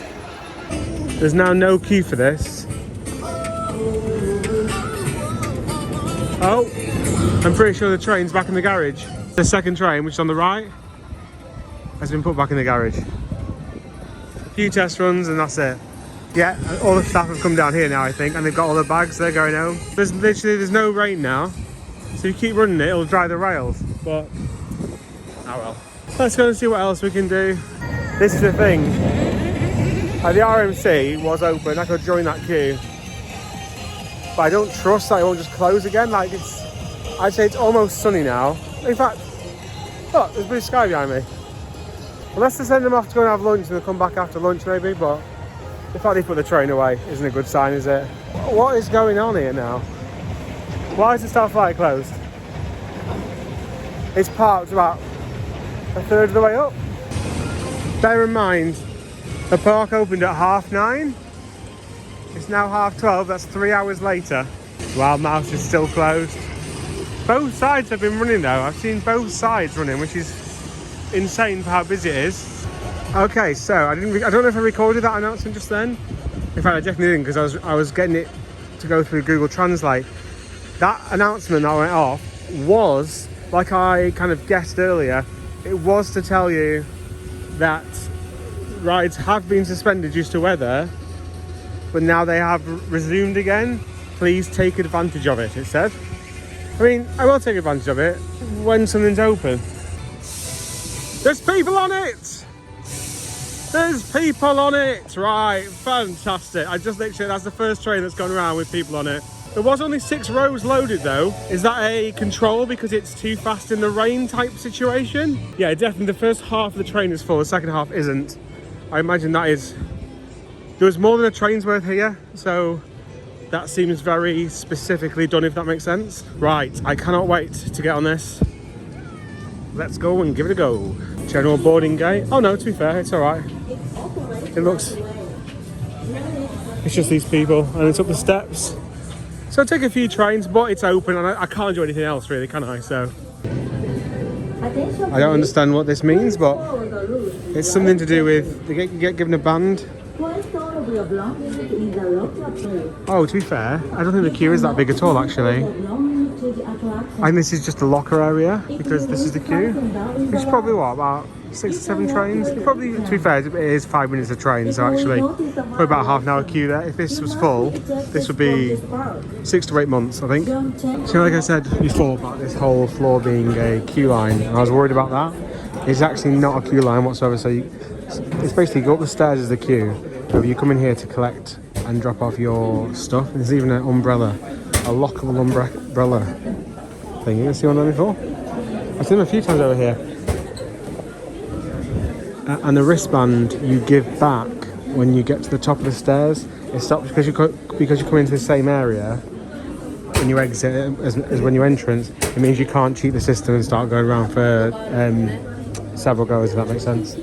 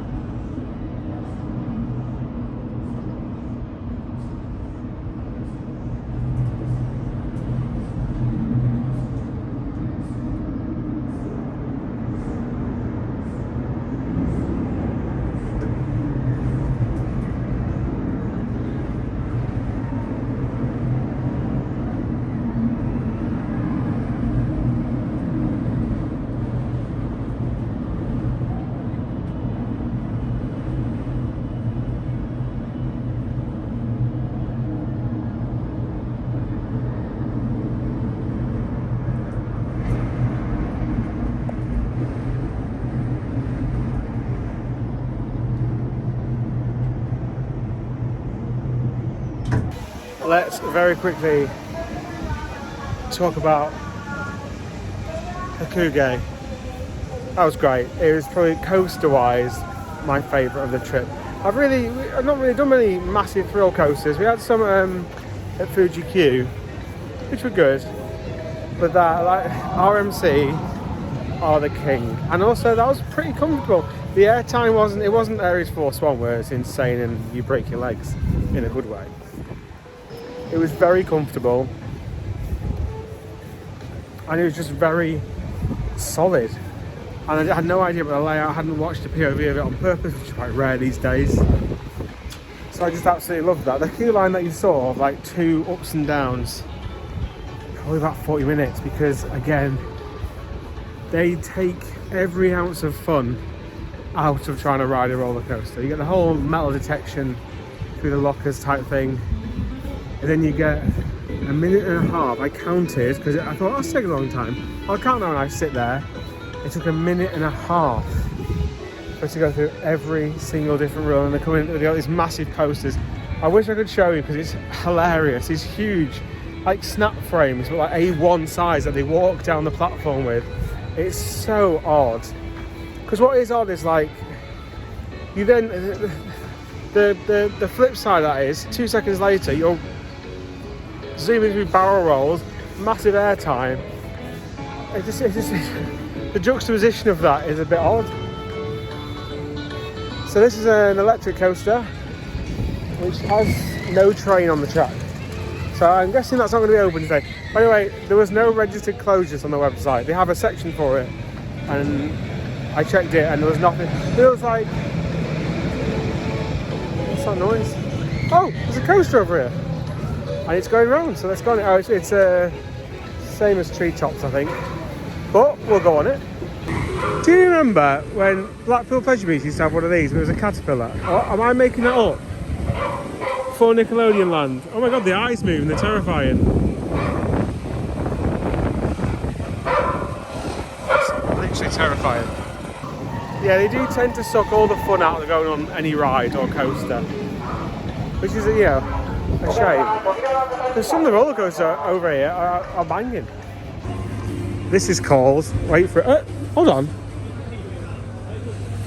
This goes the opposite way, or is it a different version? This is a different version. This is called Children Coaster. Apparently, some of them don't mean that when you convert, like they have a proper name. They have a proper name for in Japanese, but then when it comes to English, you get like a really simplified conversion of it. Here it is. It's slightly different.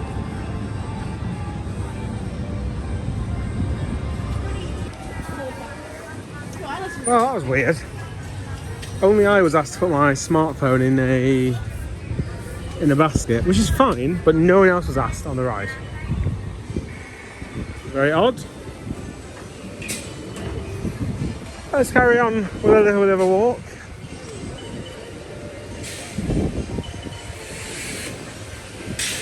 I mean, again, if you're coming with family, you are very well catered for if you're coming as a family.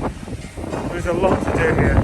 I would do Viking because it's a whopper of a pirate ship. Oh, here come the winds now. Next reason why stuff can't open.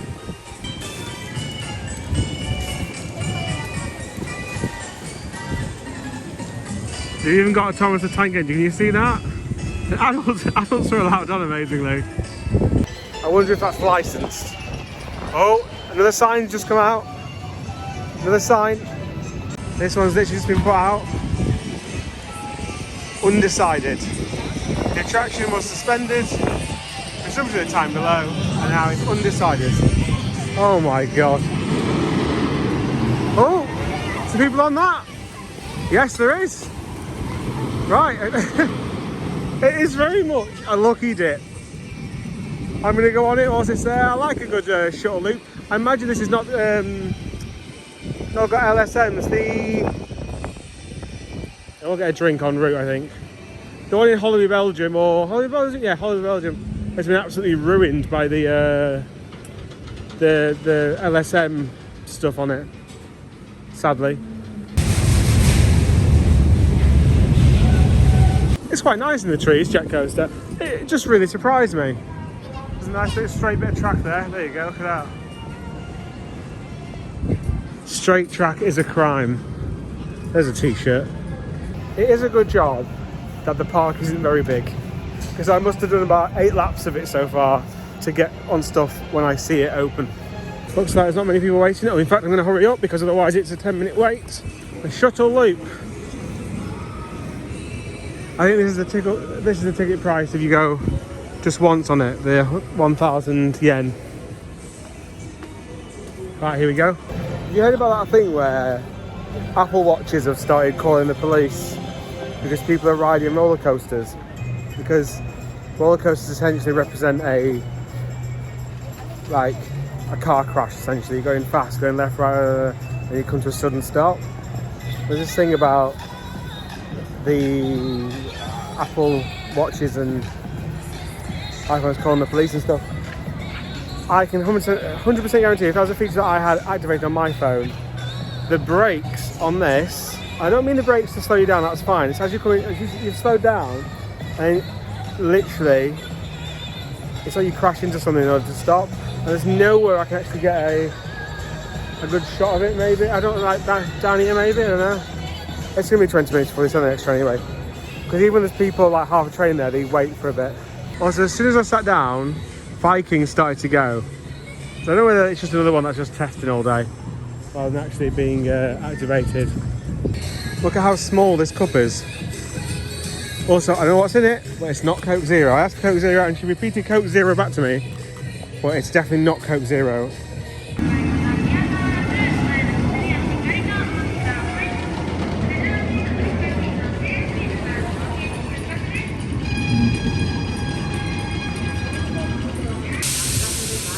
And it's a really slow loader because one, they load all the cars before letting any more in, and you also have to put your stuff in a locker before you get on. Once again, you have to put stuff in a locker for a wild mouse.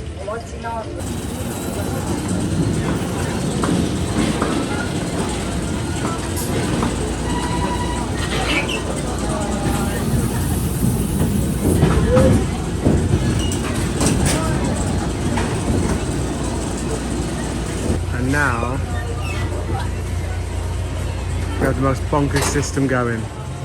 You've got to cross over a car to this side, put your stuff in a locker, and then come back and get in. Oh, the joys. Although, look at this. It's cracking the flags now. It's genuinely roasting. And when I come off the ride, I've got some more, even better news. Again, they do enjoy some sharp brakes. This one up here, the mid-course, particularly brutal. I'll try and show you on this one when this car comes around. The good news is the 4D spin has opened, and also, more importantly, the pipeline coaster in the background, that's opened. So I'm going to head to the pipeline coaster first, as that's, to me, more important for me. It's more unique, never done one of them before.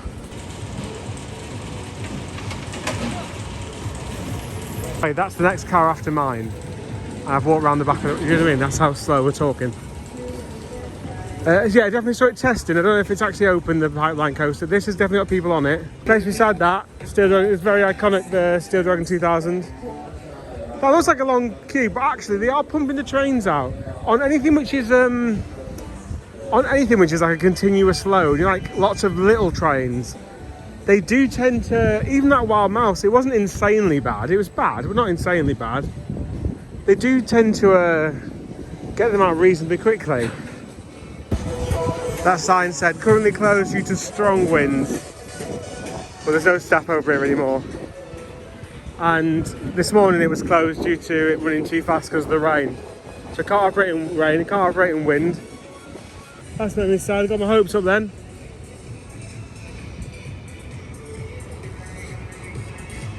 Definitely saw it going. I'll stay for a minute or two, see if I can see it rolling. It's very odd they can kind of get away with what they do, just closing it willy-nilly, because like when that ride closed at Fuji-Q, no one kicked off. Like if it was back in the UK or America, people would be livid. Bear in mind, at Fuji-Q, people have been queuing for a long time. But everyone's just very understanding and just kind of like, we're very patient with it. here, is that the same? Like, they just wouldn't, no one would think to get annoyed, or obviously we get annoyed, I get annoyed. Is that a cultural difference where actually they go, okay, and then they just go and do something else? Like, it just not bother them in the same way? But in the same breath, you know, if you're paying X amount to get to a park, if it's a legitimate, because like, it's very, I don't know any other business where you can let them, where you can open something, like you operate an outdoor theme park, and it's not as if this is like Dubai where it rains maybe for 2 minutes a year. Like, there is rain constantly here, so if you don't build your rides for rain or for wind. Fantasyland open during winter and their rides almost faultlessly operate. Do you know what I mean? So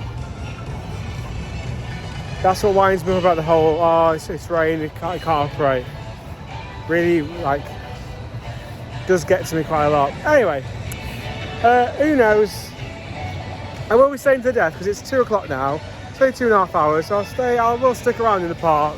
I wouldn't normally, but it's, you know, those two particularly, Steel Dragon and the Ultra Twister, are ones I really want to do. And I've got that's probably a half an hour queue to get on the SNS 4D coaster. So that'll fill half an hour. Right, let's go and give Arashi a go. These are pretty intense, these. But they're a lot more fun than the Intamin ones. Actually, the queue line is only 1.5 maybe? It seems alright, to be fair. 30 minutes it says, but I'd be amazed if it was that long actually.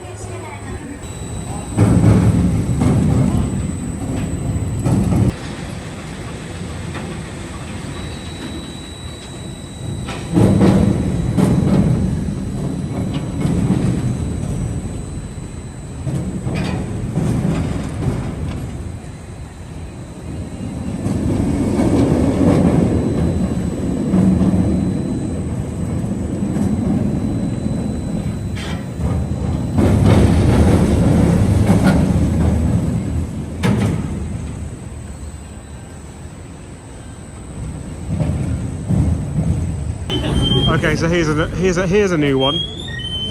So actually, on first glance, this is all looking like it's been operated relatively well. They load 2 cars at a time. But then you realise they are only loading one side, but because the activation, you know, the all clear buttons essentially, the dispatch buttons are on both sides, they have to pay a host to literally stand over there and press every time. They're only loading this side though. These do pack a punch. They are really good. I don't know why we've not seen any of them in the UK. Like, why doesn't Pleasure Beach just buy one of these? Well, other than the fact they're skint. But like, I mean, it would fit in a small footprint. It's a big ride, lots of flips, really intense. So I've said this before, these little fins here, they flip the cars and it's full on. It always surprised me just how intense they are, to be fair.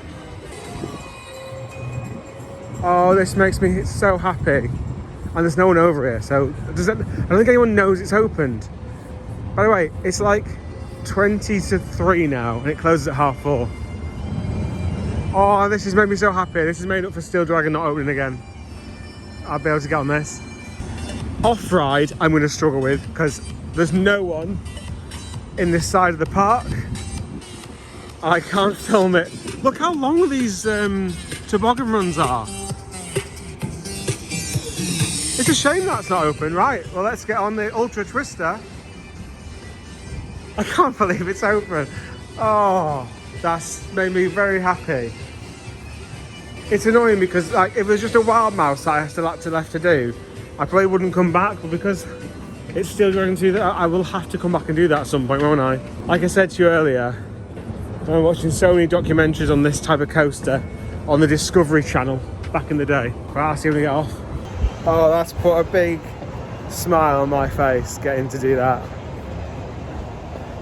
Like, I'm not gonna lie, yeah, obviously, it's not the best coaster in the world. I'm sure Steel Dragon 2000 has a lot to offer. but the nostalgia of getting on one of them, because I think they're only in Asia. I've not seen them anywhere else. It's a bit jolty. It's so weird. The whole process is so weird. So you start off by going backwards. I actually got a shot of the train. The staff, there's no one there, so the staff just having to take some pictures and a quick little video up there. It's really odd because obviously the wheels, as you get on and off, are just floating in midair, which is very odd. Brakes are sharp. Brakes are pretty sharp. They are very much on or off. But then, so the system, it's very unusual. Like the lift hill is the vertical lift hill. I'll do my best to try and explain this. So you start to roll backwards and you roll into this mechanism here, but the chain only engages like about here-ish. So there's basically a big arm which pushes the car up until it connects with the chain, and then you carry on, and then up and over. And the inversions are great. It's very weird, the fact that you're in a centre tube. You then stop at the far side, and then the whole thing like tilts down, and then it releases you backwards to come back. I just thought that was great, and I'd resigned myself to not going on that today. So yeah, there's two things that I want to do again before we go. Obviously the RMC, I'll do it one more time, and also I might do that again. It was a bit brutal. These guys are going on it. I'll try and get a shot, because actually the dispatch, I sat down and off we went. There's no faffing at all on there. These have lots of like leaves and puddles, and it looks very much like it's been abandoned for a bit. But they definitely will not be opening for any time soon.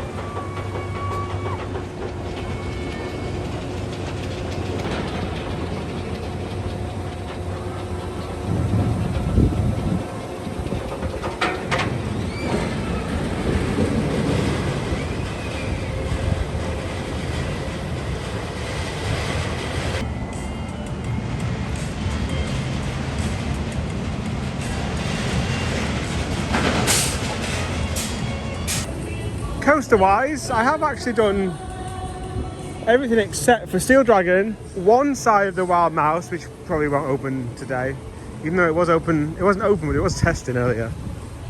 And the Peter Rabbit Kids coaster with no train. And to be fair, the Peter Rabbit coaster did actually say that it had, like, it was closed. Nothing else did, but that did. I've waited 5 minutes for this to go. So this is your off-ride footage.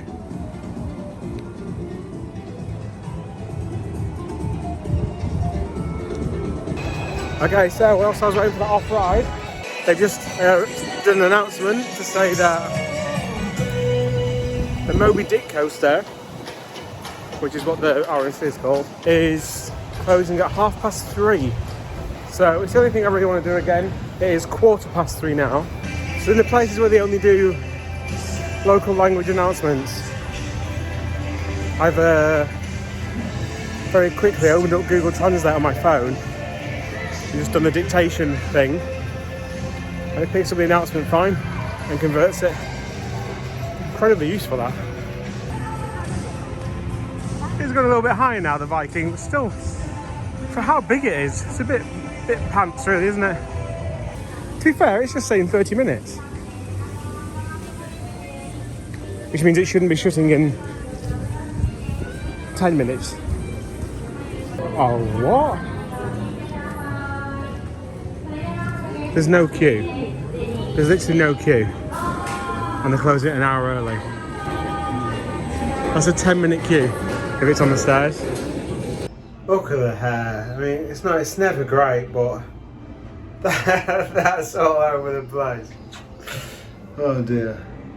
Right, so you join me back where the day began on the Ferris wheel, except this time we can actually have a look at some of the views of the surrounding area.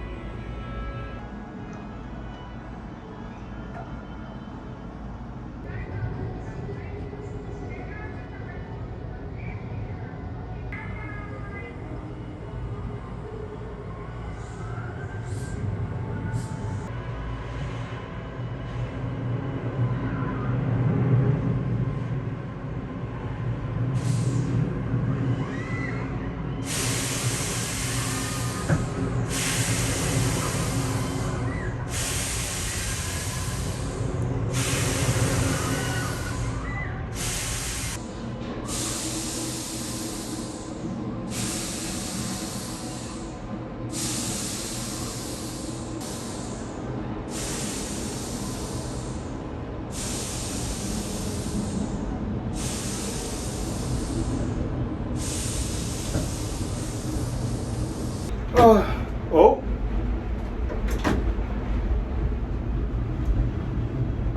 I take it back. There is some high winds up here. I do think they would have got it open if they could have got it open. It was just more the frustration of the trying to get through stuff through the day.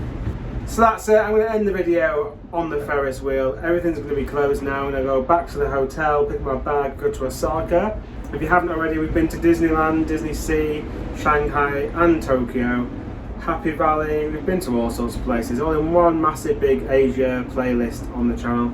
If you can like the video and subscribe, that's always appreciated. I know this won't be the best, most coherent video. It has been a massive patience test today in order to get on stuff. However, the only things I've not been able to do are Steel Dragon 2000, which is a bit sad. Obviously, this is my highlight by a country mile. I just had another go on it. I was on the second to back row, and it seems to have sped up a lot throughout the day, and it's just great. Absolutely. I put it somewhere between Untamed and Steel Vengeance. Steel Vengeance still beats it, but Untamed is like, it's quite short, so it's longer, but does that, I don't think that makes sense. But that's where I'd rate it, in between those two anyway. Other than that, I'll see you in the next video, which will be for Osaka, and then we've got Universal Studios Japan, and that is going to be a pretty testing video, I think, because the queues there are enormous. But hopefully, I'm really hopeful that single rider will be my saviour of the day there, but we'll see. It is 5:03 in the AM. I'm going to head down to Universal Studios Japan now, because apparently it's a good way to get into Super Nintendo World when you haven't got any express passes. I'll explain more as we travel there. So I'm going to take the metro from Juso Station down to Universal Studios Japan. That should take about roughly half an hour at this time of the morning, half an hour.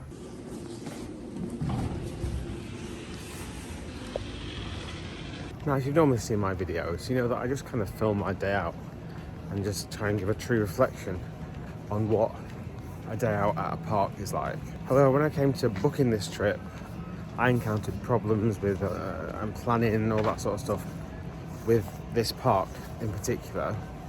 And I found a Facebook group, and the Facebook group was basically asking all these questions on Super Nintendo World, express passes, blah blah blah blah.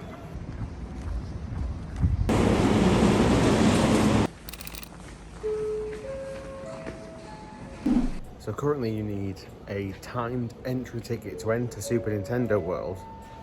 Harry Potter World is fine, but Super Nintendo World, you have to have a timed entry ticket. And then obviously for the rest of the ride, you want express tickets. I say rest, like the ones that have express. Now, obviously I'm a single rider, and I plan to very much utilize all the single rider lines today that I can. Universal Studios Japan seems to be the best park that I've been to on this entire trip. And if you haven't seen the rest of the trip, go and have a look at the playlist, and also subscribe, please. Please subscribe. Universal Studios Japan seems to be the best park for single rider lines. On their website, there's actually a list of all the different single rider lines you can go on. So I will be utilising that, and I know a lot of people won't want to do that. However, if it's that versus a 2-hour queue, I'm going to do that. The queues at the park have been insane over the past week. Bear in mind, it's not a public holiday, it's just a normal midweek term time week here in Japan at the moment. I'm here in January, which again is meant to be the slower period. It's the reason why I planned this trip.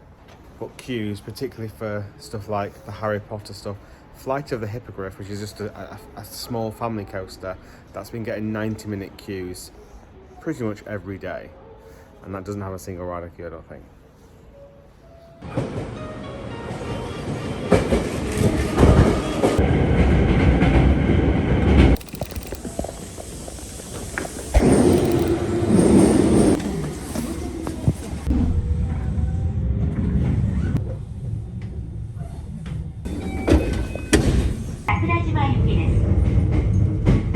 This should give you a hint of why I'm here this early.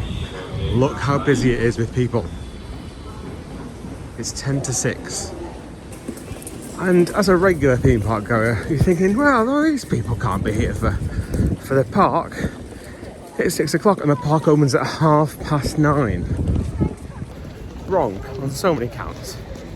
So the park officially opens at 9:30.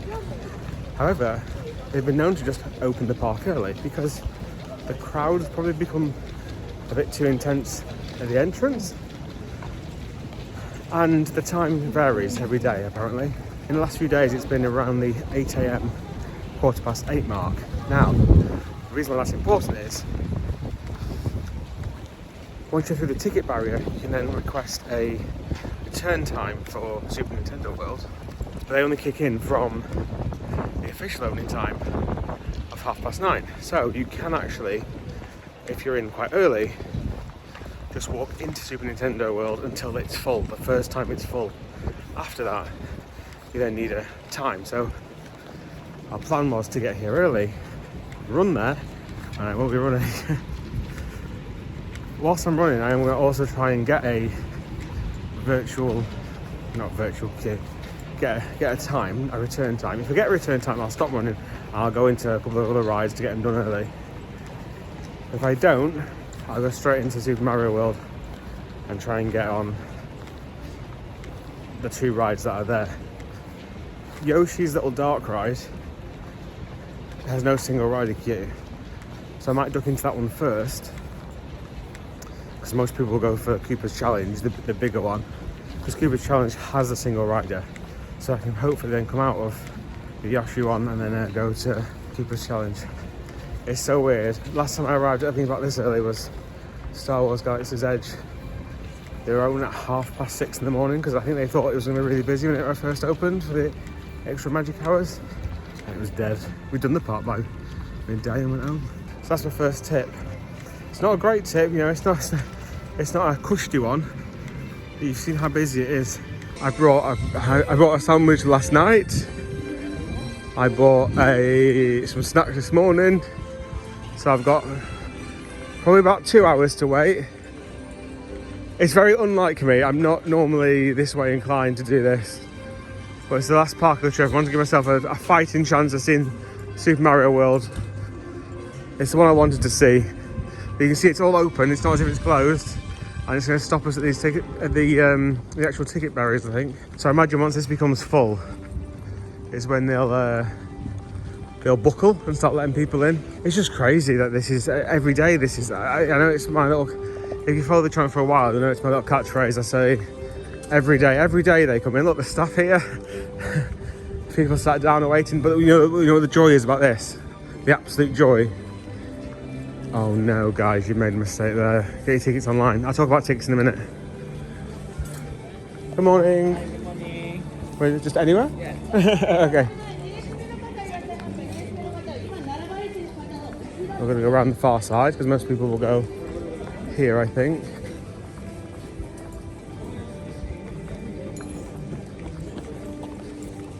And we are literally right at the front, so we've given ourselves a good chance here. You can see how many people, because I tried to get information, I kept trying to get information. Thank you. I kept trying to get information on how busy it gets. So right now it's 6 a.m. and you can see there's maybe 3 people in front. And they've lined us up here, which so I imagine this is going to be a good place to go in.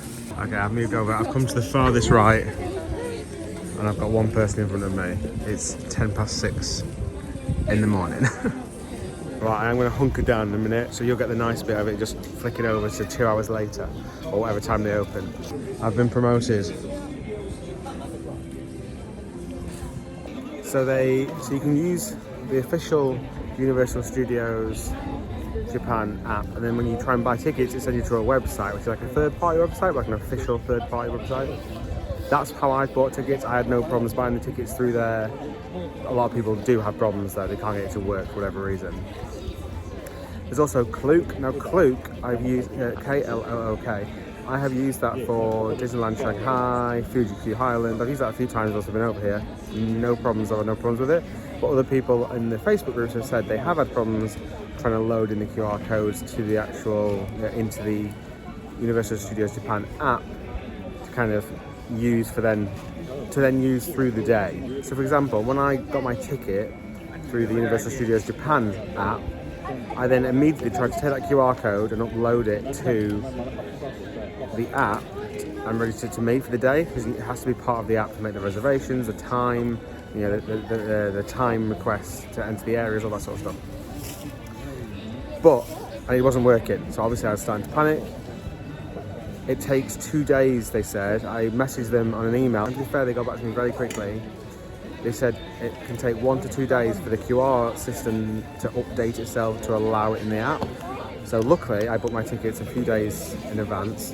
And I tried yesterday to upload my ticket, and it's all now registered. It's in the app, it's officially there. So I expect as soon as I scan in, I should be able to request a time for Super Mario World and use the app. Whatever I'm needed to do in the app, it should work straight away. But there had to be a time for the system to update with new ticket sales. I think it's not instant, so don't just come here, do it on the gate and expect it to then upload immediately. Now with express passes, they sell out well in advance. Like, I was dreaming to think I was gonna get some booking just a few days ahead, like absolutely dreaming.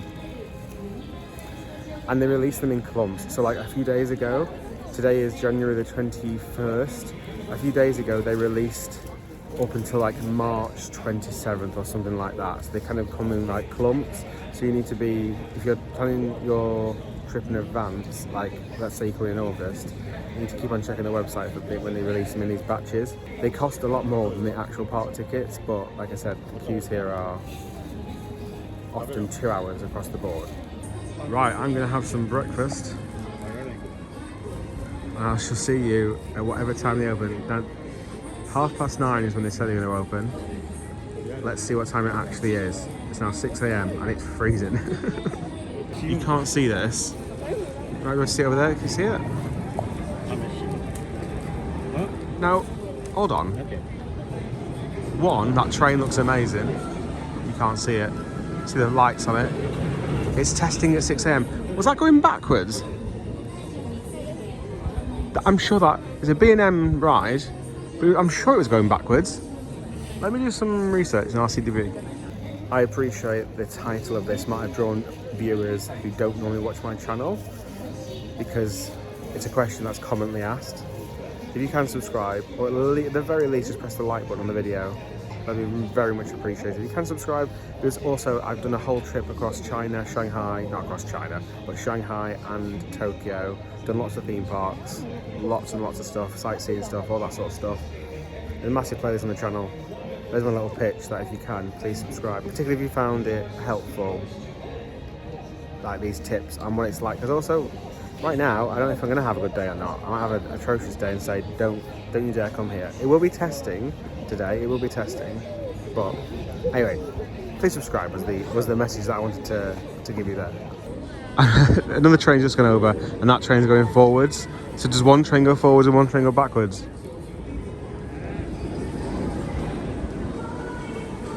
That train was definitely going forwards. At 6:30, the roof lights have just come on for the big canopy. And we've also got these bad boys now. So, number 72 on the Throw 6 to Start Universal Studios Japan system.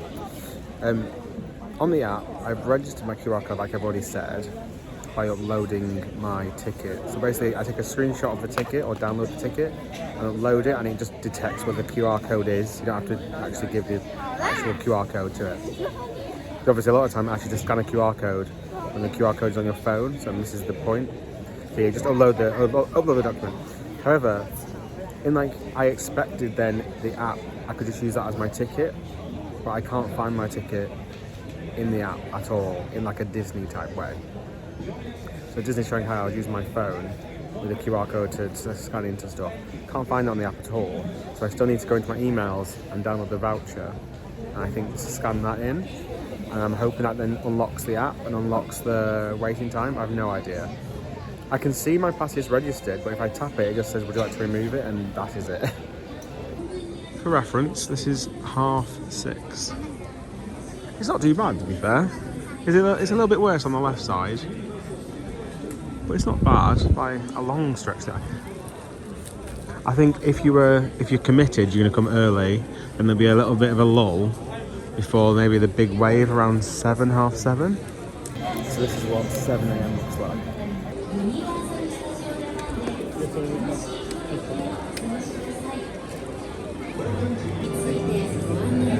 Security box cavalry.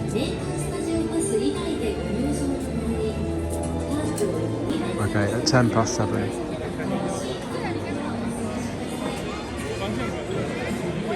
It's pretty much a full plaza now, I think. Still not a massive amount of people, to be fair. Remember, it's 10 past 7 and they're meant to be opening at half past. They advertise 9:30. I don't know any theme park which advertises every day the wrong time for opening. It's very, very odd. Like, that's the solution, if that makes sense.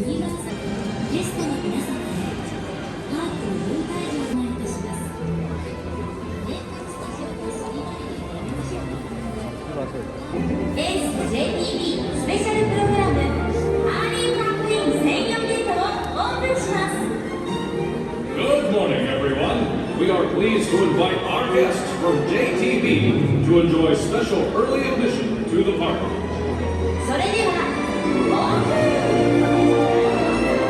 Very much a Japanese way. There's plenty of people going down this queue. I can't see, like, all those signs are for Universal Pass, but there's several people who come down, got to here, realised they're in the wrong queue, now they're going to have to go and get back there.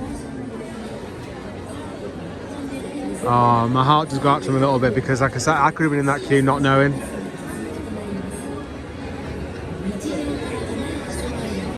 About 5 minutes later, the main bulk of the early access have made it in. I'm just hoping for some staff to turn up now. Okay, they are closing those doors. I imagine these are going to now move over to this side. They haven't let the cavalry through yet on the other side, so it is still fair. This is my biggest bugbear, is when one side gets let in ahead of the other. But the minute it's still early entry people. This is a bit strange because they've closed these doors. Are they going to reopen them in a minute?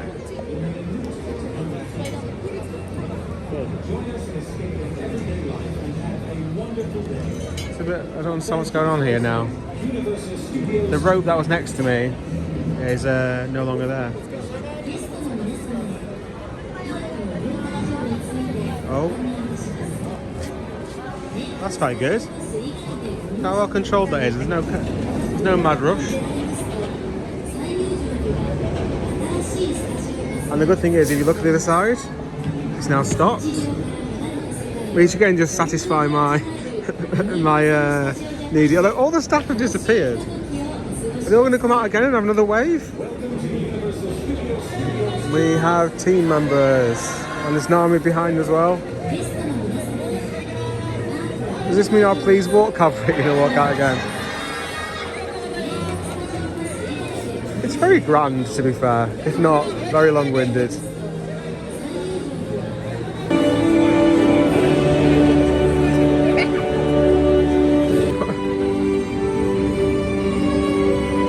No wonder the queues are so long. This is what happens all over the place. Right, I will screen record my phone because I'm going to have to use it for my ticket in a second. Because I'm going to straight away try and do any sort of reservations and get it to work. So if it works, then we'll... oh! Woody Woodpecker's out. I'm back at Portaventura. That makes sense. But I can't seem to reserve anything on there. And obviously I can't stop to ask anybody just yet. I'm risking not getting in. Oh! A guy just counted. I just heard a clicker go. Good morning. I just heard a clicker. Someone was actually clicking people in. So does that mean I'm in? I'm not through the tube yet. I did a half marathon last year, but since then I've eaten a lot of Japanese food. I did try and stop and ask, but it's just costing me too much time. I can ask when we're inside the world, maybe. Morning.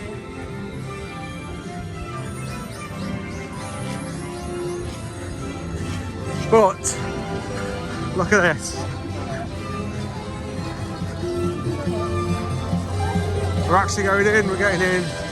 I'm happy. It's the major thing here that I wanted to see, to be fair.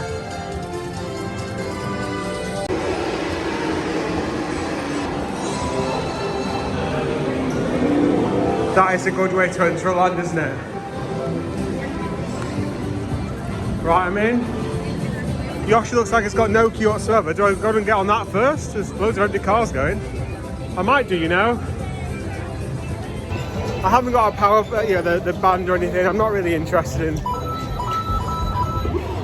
interactive stuff. I'm more than happy to watch someone else pay through the nose. Money. I'm happy to watch other people. It is very cool. It is very cool. This is the big boy one as well. Apparently the one in California is quite small. Oh, that's great. Even as a single rider, I mean, I'm going to go in the main queue for the difference of. Thank you. The difference of 5 minutes. I'm going to go in the main queue, I think, just because it's more of a guarantee for those 5 minutes.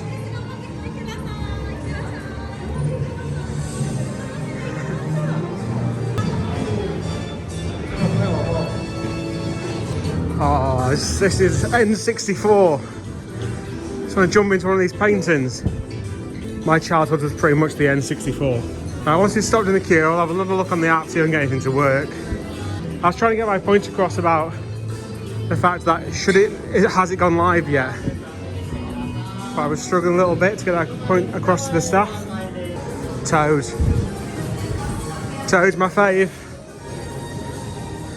Me and my little brother used to fight over who got to be Toad in Mario Kart. This is what I mean about we need to sack off all the traditional stuff at Disney. The queue's moving as well, it doesn't stay still. Very limited numbers of express coming through, I think, at the moment. Being so early, which means the main queue will move even faster. Coming here first does mean that flight at the Hippogriff later, that a coaster that I need to get a tick for, that's going to be a grim queue line. He's not got a single ride or anything, but I'm making that sacrifice for spending the morning in here. I'm just so glad, and again, it's thanks to that Facebook group. I would never have known that I'd probably arrived at 9 to get in at 9:30, by which point I'd have been really confused of how everything was so busy. So yeah, shout out to it. It's called the Universal Studios Japan Abroad Holiday Trip Planning or something like that. I'll try, if I remember, I'll put a link in the description down below. It really, it's done me a solid. I've just literally seen the person in front of me on their phone using the app, and they have options I don't have. I've tried removing my ticket and adding my ticket back on again to the Universal system. Still nothing. So I come off this ride, I'm going to have to go and seek someone to see if I can, because you can also use that to reserve, I think, standby lines for just other rides, which obviously now I'm in this queue, I'm going to miss out on. But I'm pretty sure he had options that I didn't have on his screen.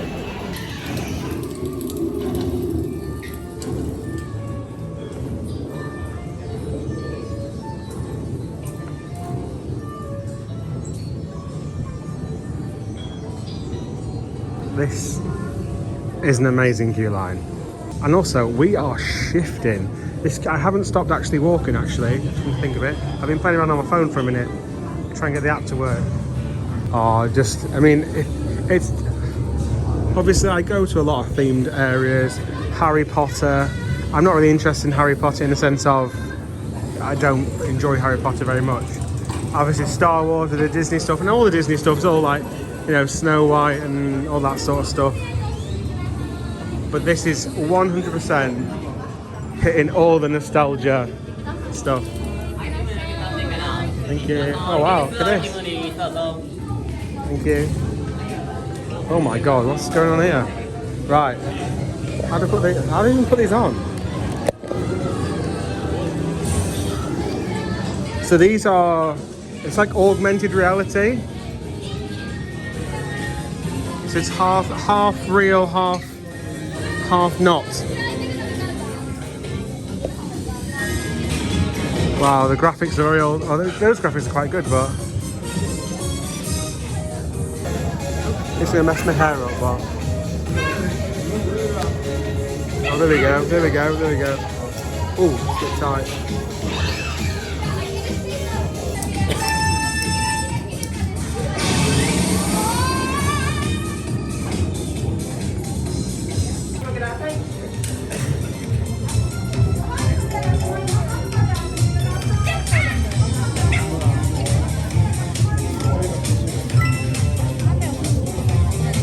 Oh, so you actually get them and then click them in?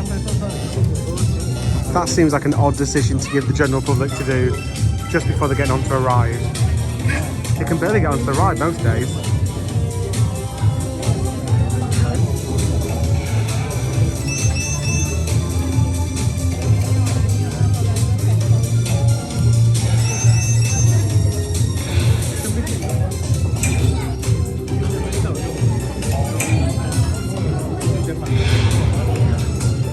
Also, there's no...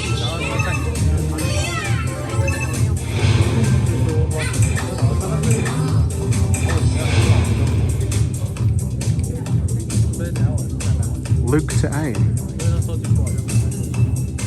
I've just checked the app whilst in here very quickly. 8:13. I've refreshed the app and it now lets me pick a time. But the return time is 9 AM anyway, so I'm not going to do that. Because I'm still going to be in here probably.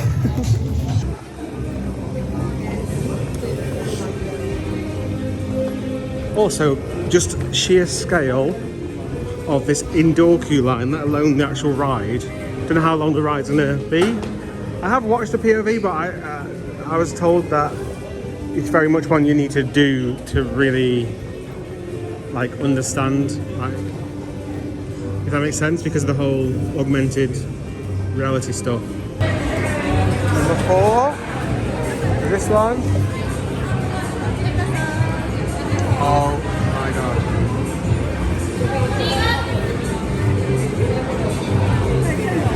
Right, I'm going to put you away.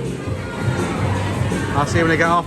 The single rider queue as well looks very small. So I'm going to jump in that and I have 2 goes, I think. So this is an 80 anyway, or 45 for single rider, but single riders seem very short. Unless there's a bit that I'm not seeing. I'm going to go down to Yoshi and do Yoshi. Yoshi? Yeah, it's currently 8:30 now and I can still get a reservation to come in for 10 AM. So it is going down, it's going through the hours.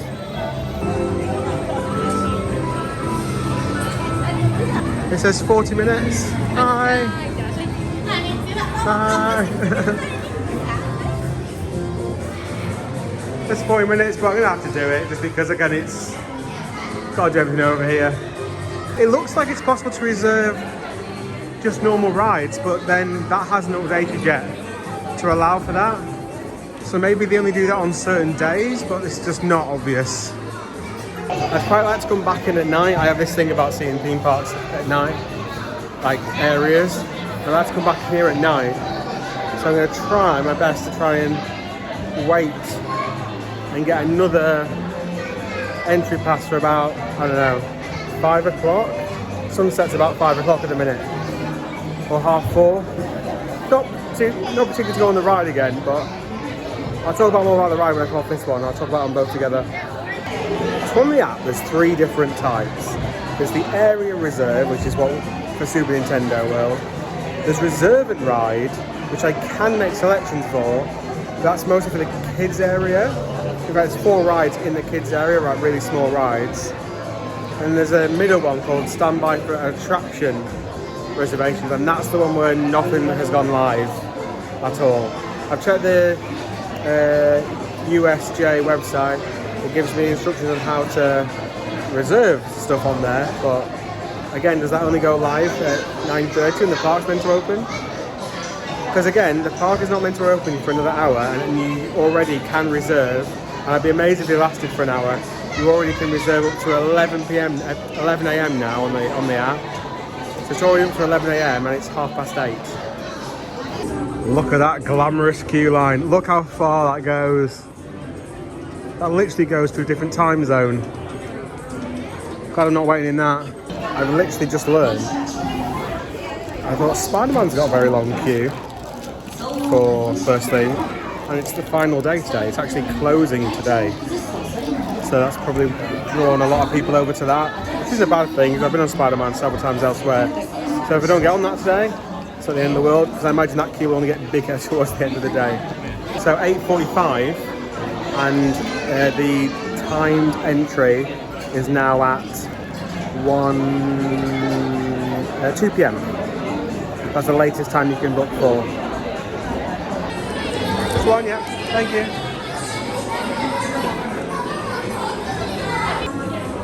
And this is a parent swap queue, by the looks of things. Looks like we're quite close to the front, to be fair. How's that? What, that's 15 minutes? Oh, here we go. That took 17 minutes. It was advertised 40. It's an Omni movie though, isn't it? They just eat people. They're great. Also, why do you have a red Yoshi? Oh, is this an accessible car? I think it is. It's got a door on the back. I love that. That's great.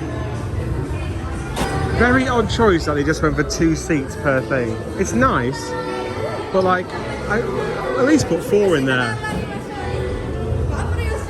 I will say this, you know, this lap bar had to come down a long way. Oh, you can see the line there. I know I'm not the skinniest, but for a slow moving, I thought this would be like a little lap bar thing.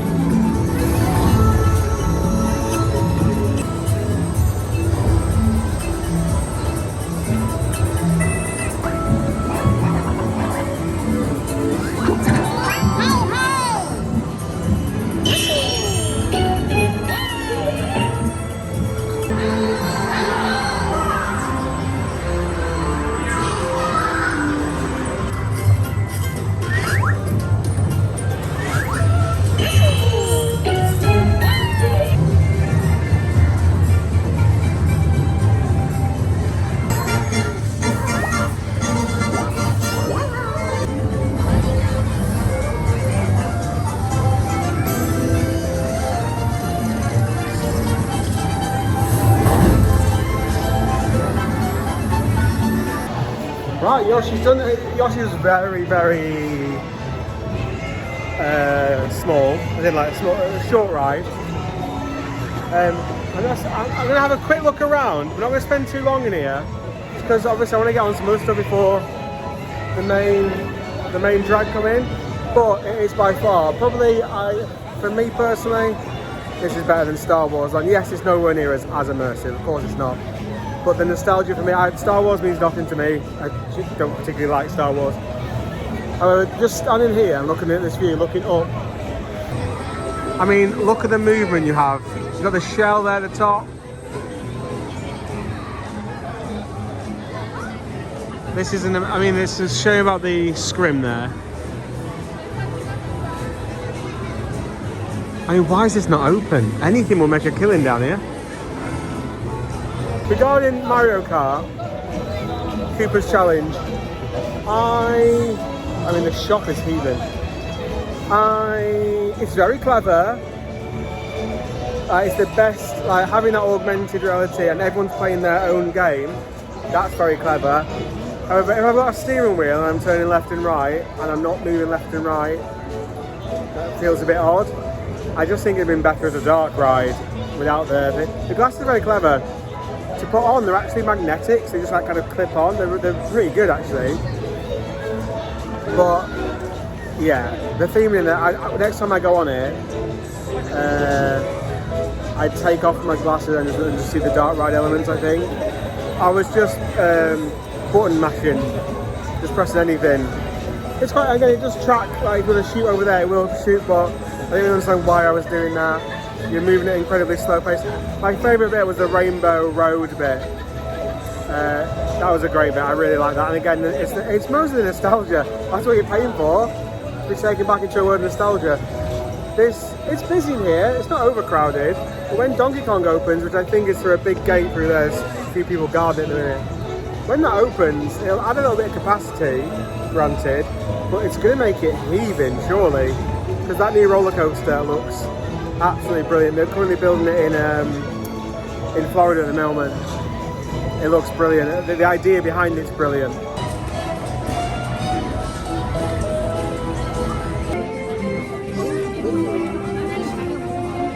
I think it's just literally started at 9 AM. Of course, that was the first. Was that the first? I can't remember now. I'm hoping there's lots of rush. That's a flying dinosaur in the background, a B&M. Flying coaster. I think that has single rider though, so we'll skip that for now. Big trains on there. That's another thing as well. Queuing is more of a, like I say, a psychological thing. If it's got big trains and the queue's moving fast, I don't mind it being a longer queue if it means I constantly move. It's on the ones where you barely move because it's small trains or, you know. So 9:03 and we're on 3 PM now. 3 PM just popped up on the app. Like I say, I'm trying to get a 4 PM tick. I'm trying to find, I didn't pay any attention to anything when I was coming in of where I am, where I'm going. So Spider-Man's closing because the Marvel franchise has run out. And is Marvel Disney now? I forget. Yeah, because it is Disney, but then Universal Florida have the rights to it. That's what confused me, I think. So yeah, so the rights have gone. And I think this was the first, from looking, again, take the Universal Studios Japan website with a pinch of salt. I think this was the first Spider-Man, hence why it was so technologically advanced. It won awards for years, like best ride and stuff. And it is a cracking ride, Spider-Man. I've got no interest in Spider-Man or Marvel again. Hear all the Jaws music, but Jaws is closed. Jurassic Park is also closed at the minute. Right, where is the Harry Potter situation? It's down here, but there's no signs to say as much as which. It's currently listed as 50 minutes for Fly the Hippogriff. And again, this is just a coaster tick credit. Again, if you're new to the whole coaster geekery, it's just counting ticks, counting credits. So we'll need to be done at some point. Let's just go to like 90 minutes. So I just want to kind of get it out of the way. And it's not got any single rider, but it does have express, which means a bad queue will move even slower. But after this, I can kind of chill. The rest have, the important ones have single rider. That will help me out a lot today, because every single rider queue I've done over in Japan tends not to have many people. They don't like separating. Or either that or I've been incredibly lucky each time. Like at DisneySea, both single rider queues will walk on all day for Indiana Jones and Raging Spirits. Again, if you are a Harry Potter fan, and very much the way that I'm a Mario fan, like, yeah, I can see why this is a slam dunk, because it is incredible. It is incredible.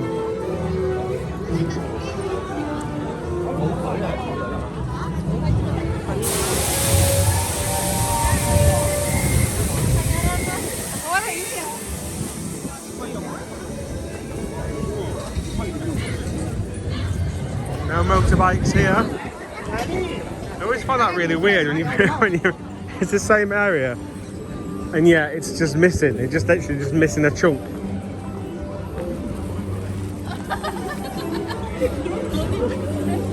To be fair, I can walk around this one more than I can walk around the one in Florida. Unless this has been designed bigger, that would make more sense, wouldn't it? Design wider paths, like everything here.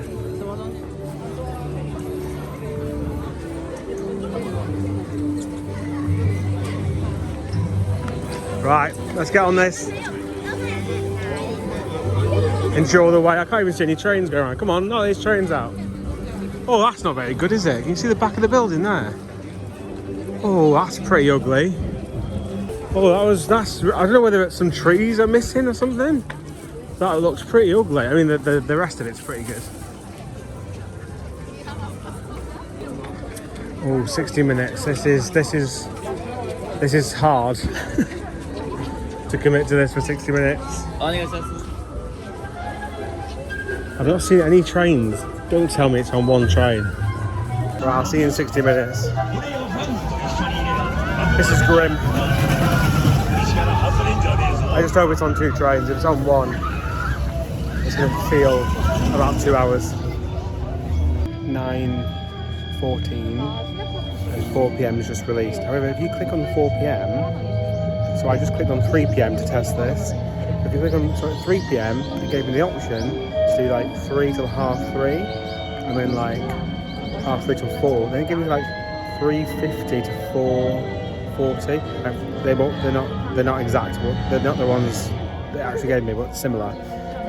So it meant actually, because I want a really late one, even though it says 3 p.m, I was able to actually go on and get like a 4:40 p.m. So don't just, if you are looking for like the next batch along, just go into the one that's available, the latest available now, and there might be ones later. That's literally just what I did. So I've got one now, so I should be able to go back in there just around sunset. So I'll see it at night, and I'll probably do a single rider then on Cooper's Challenge again.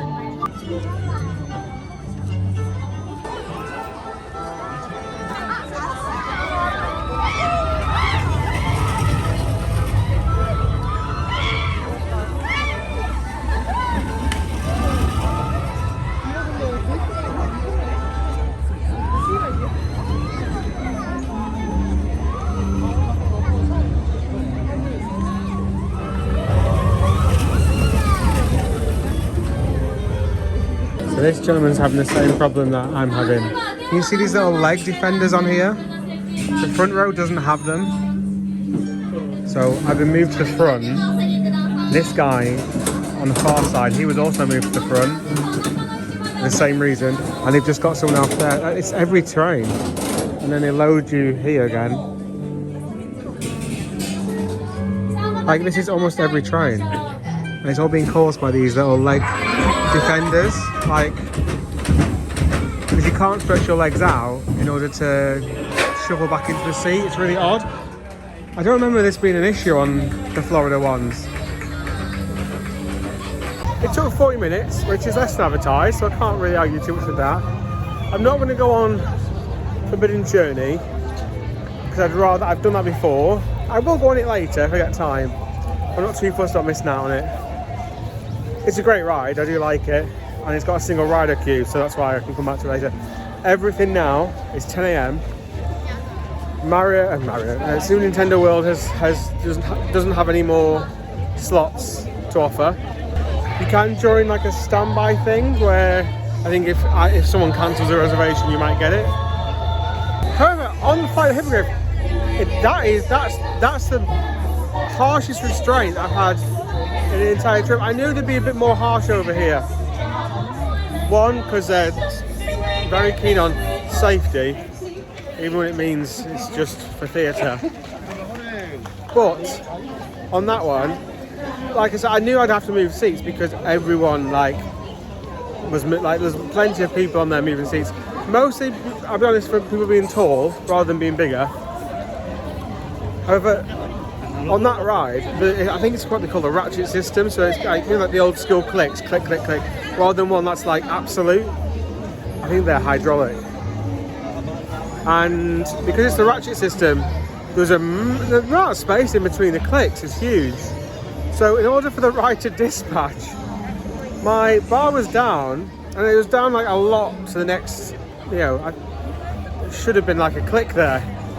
I just had to hold it down for it to dispatch, because I was also getting on their systems obviously green lighting when I held it down. And then as soon as it had been dispatched, I could just lift it up, like I didn't have to hold it down anymore. It's when I had so much space in there. Very odd. I know it is because at the first seat I could never have done that though, because you can't stretch your legs out. Those Vekoma trains are normally like bob on. Are they the older ones that do the click? Because I'm pretty sure the Vekomas nowadays, you just pull them down and they just match your position absolutely. Anyway, I just thought it was very weird how I had to hold it down, and as soon as it dispatched, she said, "Oh, you can let go now." Like it doesn't matter. It's a bit, just I've never had that. I've done a lot of rides, I've never had that before. We're going to go to Hollywood Dream, Now, Hollywood Dream does have forward-facing cars and backward-facing cars. Very unusual for a B&M now. I've never seen that before.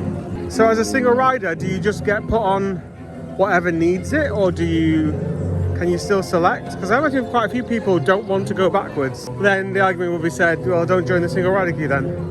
Also, you did get a peek into, on that, you got a peek into Donkey Kong World Land. It does look, it looks good. It looks good. The only other thing I would say right now, and this video might go online before Donkey Kong opens, but Spider-Man is currently eating up 2 hours 20 in queues. That's a lot of people. So tomorrow, those 2 hour 10, 2 hour 20, that queue line has to go somewhere. And nothing else is opening. Donkey Kong doesn't open tomorrow. Donkey Kong, I don't even think has an official opening date other than 2024. Maybe early 2024.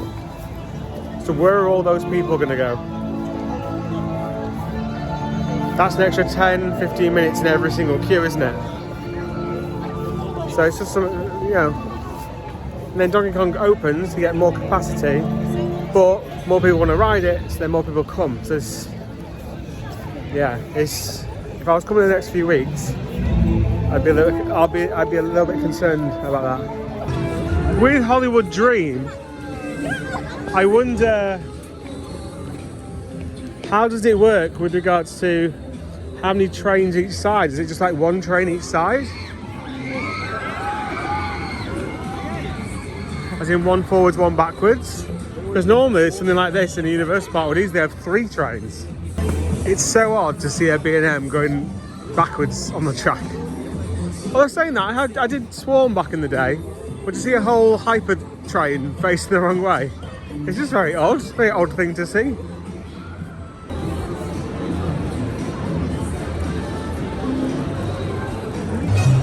Oh, big old queue.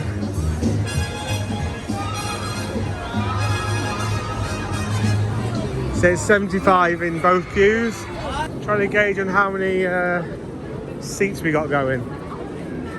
Oh, we'll get a little pamphlet, I think. Hi. Thank you. Arigato. What is this? What is this? I mean, it makes... Oh no, here we go.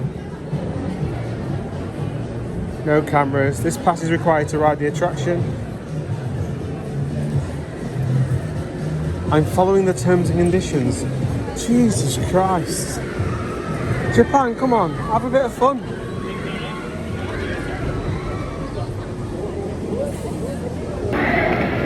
I've already been given a little basket to put my phone in, which is what it's in right now. I'm hoping I'll have to have 75 minutes without my phone because I've literally just joined. Looks like some sort of merge point overhead.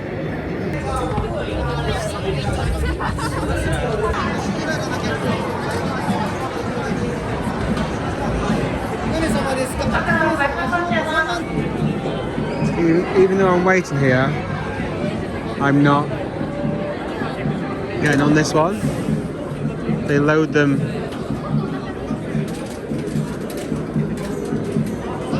because, believe it or not, they do 1 backwards train and 3 forwards trains. So they'll load, this is once backwards, and then the next train, like the ones we're being loaded now, will be forwards. I'm pretty sure for single riders, yeah, look, there's a free space there. Single riders are only loaded. Single riders are only loaded on the front facing. Don't really know why that is. I suppose people would rather not do it. It's taken 45 minutes in the single rider queue to get this far.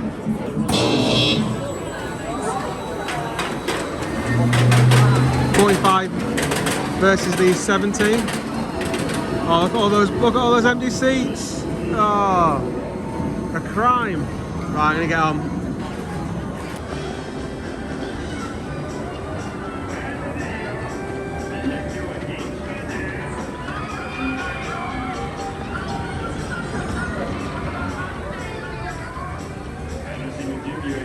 I've just been very lucky because it's now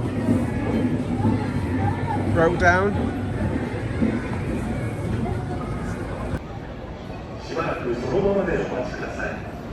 It's got about 80 managers up there now. Oh, these shoe bands. These people is when the feet might come off. Not the feet, when the shoes might come off. Yeah, it's literally all stop at the moment. I got lucky with that. Oh no, is this going again? No, it's going empty. If you're going forwards, it's on 3 forward trains and 1 backwards train. Obviously a lot less people want to go backwards because the wait is only 10 minutes difference. The layout is weird. It's really weird because it goes like across the top of the buildings, it goes through one building, but it's a fun, like, it's like a family hyper, if that makes sense. Like, I'm saying hyper because it's got the clamshells. I don't actually know if it's that tall. It doesn't feel that tall. But there's some great pops of airtime on there and a fantastic sound system, like a banging sound system. There's 5 songs to choose from there. But yeah, I liked it. I'd like to do it backwards, purely for the novelty of doing it backwards. But I don't know if I'll have time today, because again, I think it's in one of those parks that shut the rides early in order to close for closing time. The fact that it shuts at 7 o'clock is beyond bananas for me. Yeah, it really doesn't look much, does it? But it's just a lot of fun. See how it goes like across the top of the buildings? It's called Hollywood Dream. There's people on this one. Nah, it's still running empty. I feel very lucky. I had that somewhere else as well on the trip. Oh, to Kabisha. I got off that and then they closed it down for weather and it didn't reopen again. But yeah, I love the look of it going across the buildings. It does look fantastic.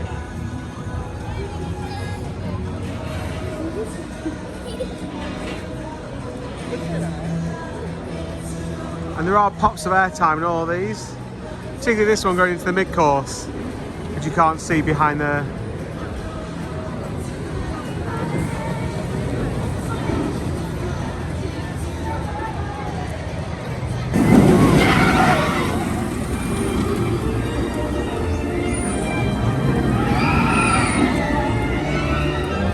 Okay, we are in 70 minutes, even if it's around 50, again, it's not great. I don't think any park should be expecting that of its guests, really.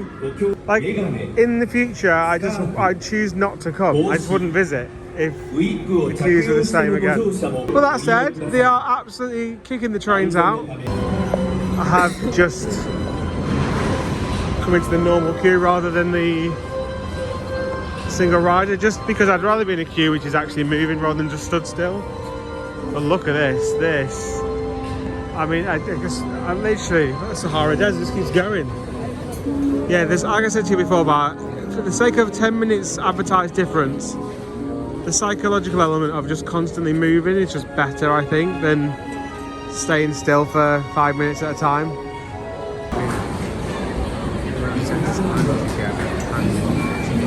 All of that area, like on the brake run, this whole side, has taken about 35 minutes.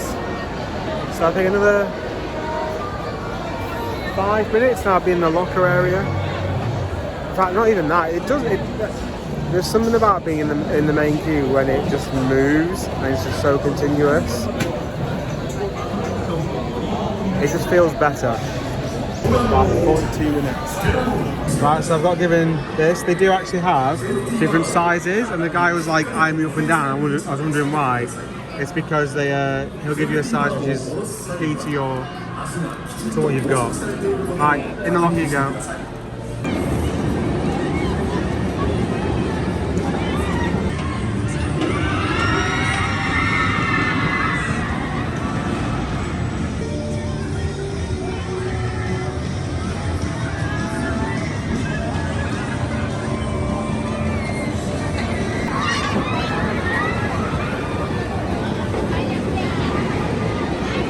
Right, so here's the system. After you give me a ticket, you join the queue to go through the metal detectors. This is a single rider queue here. I'm not going to lie, so this doesn't move. Obviously, they'll let them in batches at a time. and their ticket will be different, I imagine. And that tells the person after the security scanners which lane to send them down. It doesn't look like it's moving here, however, actually the platform, it moves quite a lot. If I queued up again in the single rider though, I think it would be about half an hour, 40 minutes, because single riders were moving so quick on there. Because the trains, the throughput on this is increased because of all the security faff, as much as that is a faff. Whereas on the Hollywood Dream, they're doing all the metal detection and all the scanning on the platform, slowing everything down. But let's talk about the ride for a second. That's probably my favourite flying coaster. Because it's a bit different. Yes, it's the fact that it's all the way in Japan and it's different, so that's a plus.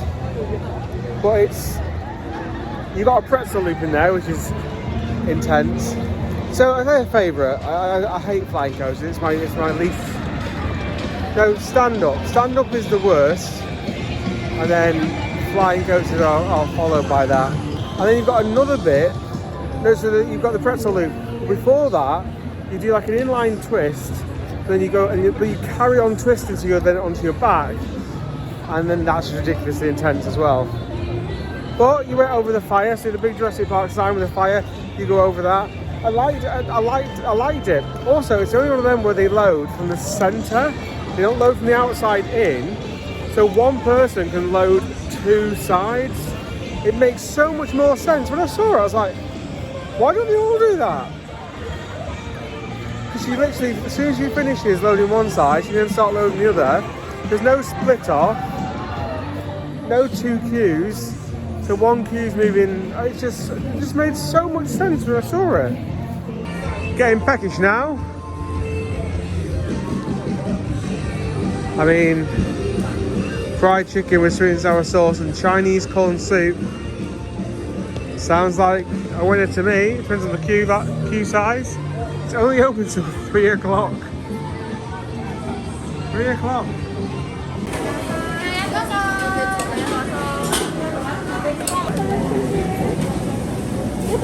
Hi. Thank you. Arigato, thank you. Just look how nicely presented that is. That's just insane. Even like the fact that it's served, the way she's like serving the tray to you. Oh, I'm excited for this.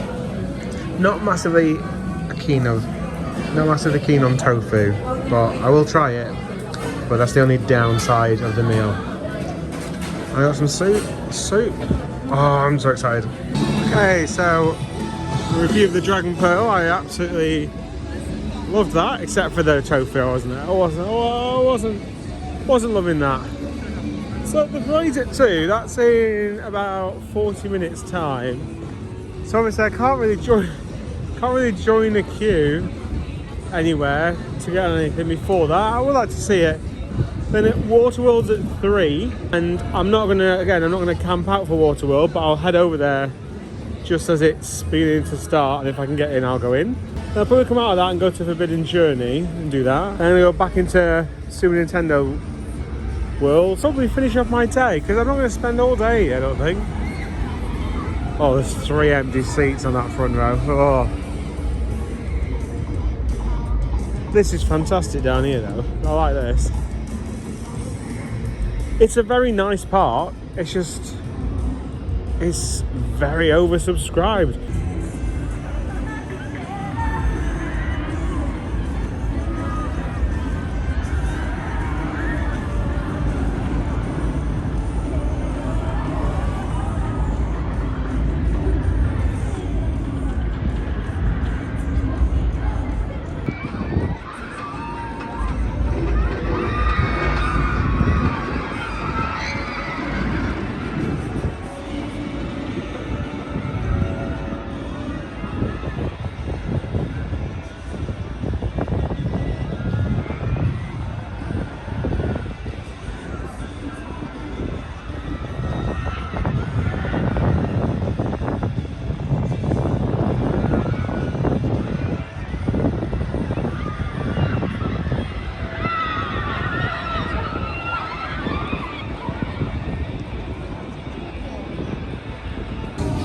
Let's take a look at the Minion area. It looks incredibly themed. I can't take that away from it. Just the ride is absolutely garbage. Well, we've got a Minion here. Again, there seems to be no sort of queue. Or is there a queue? No, I don't think it is.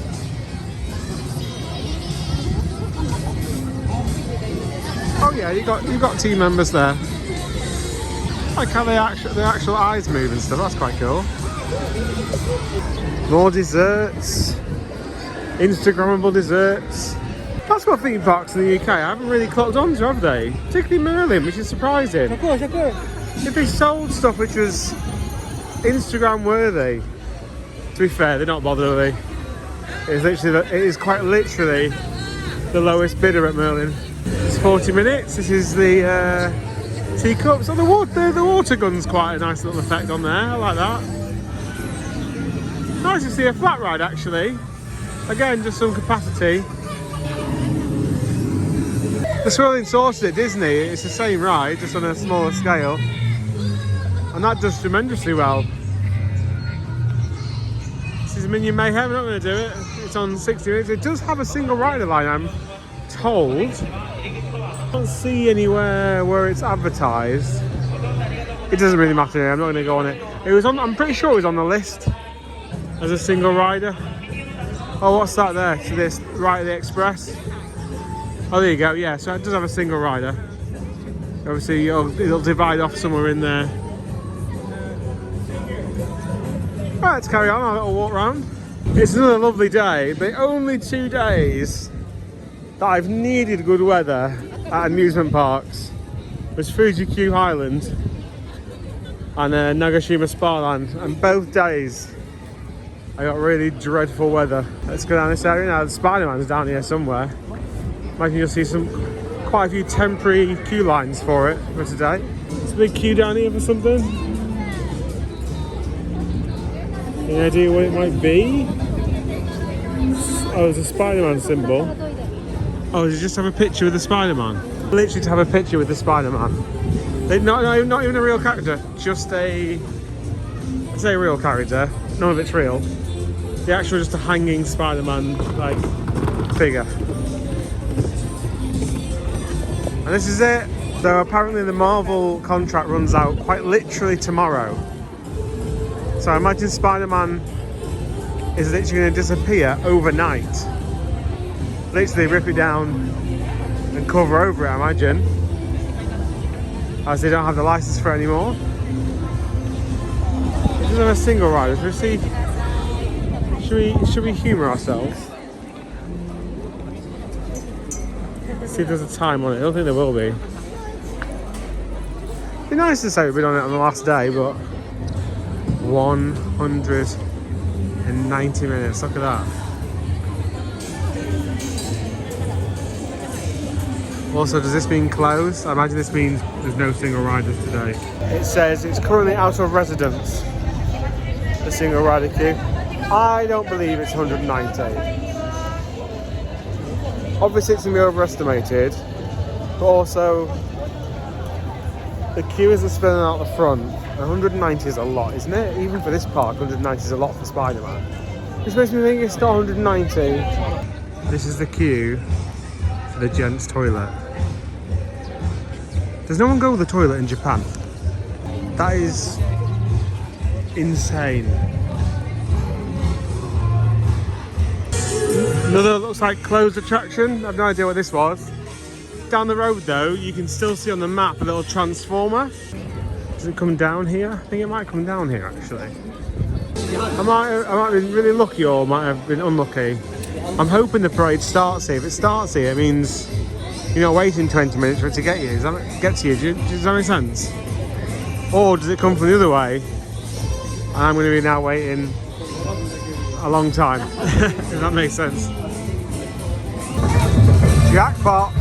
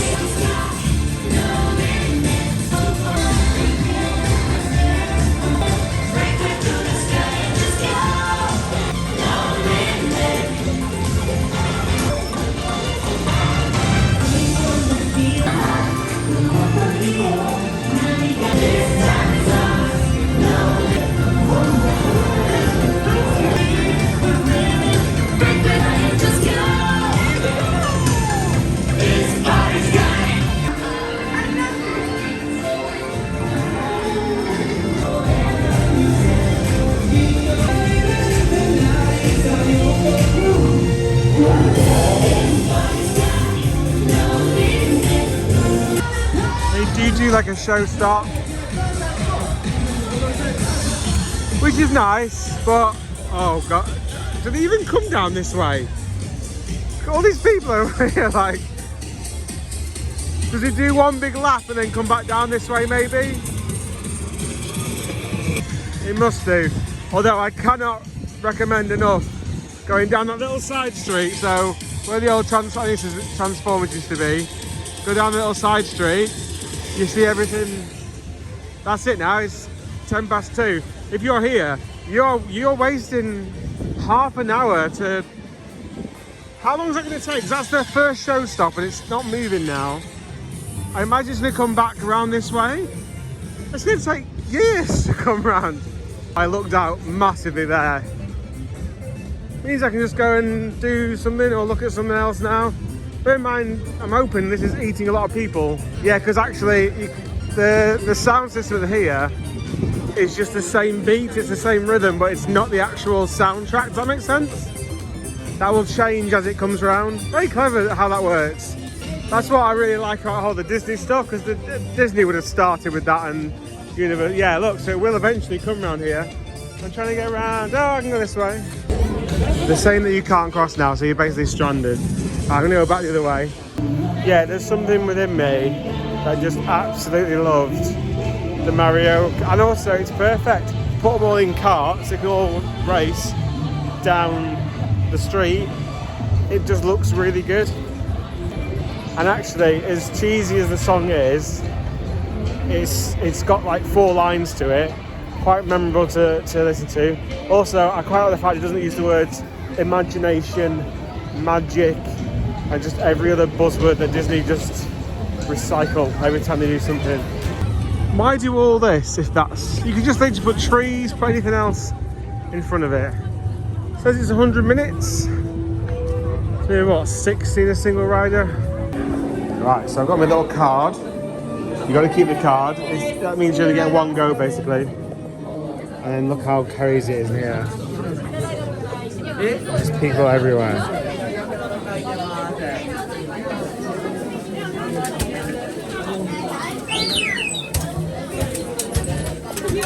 And then you got to go back this way to join the queue. This way, exit.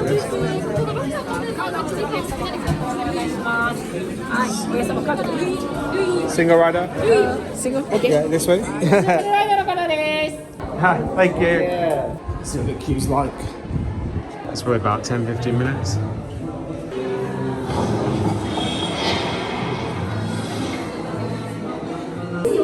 This is the fastest moving queue.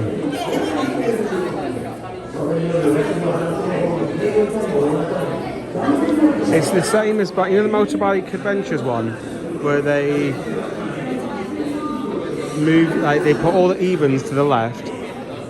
Oh no, to be fair, no they don't actually. I'll take that back. But it's a very good system. It means that every time it gets to the top, everyone's in a 4. Every time. There just seem to be massive gaps. Is there a pre-show or something? I think there was a pre-show in Orlando, but then when I did it, they weren't running the pre-show.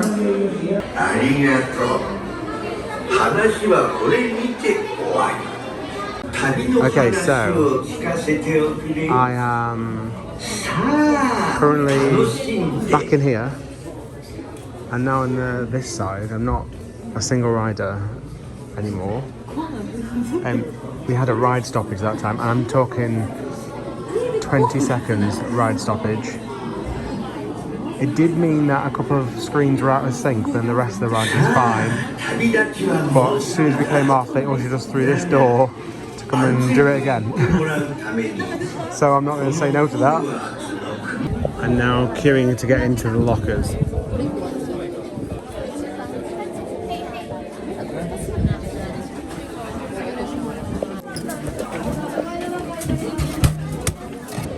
It is a cracking ride, Forbidden Journey. However, the locker situation there is enough to give anyone claustrophobia. There's so many people in the lockers coming in and out of it because they're not double-sided, and it is just utter chaos. They give you a little slip to ensure you only get to ride once.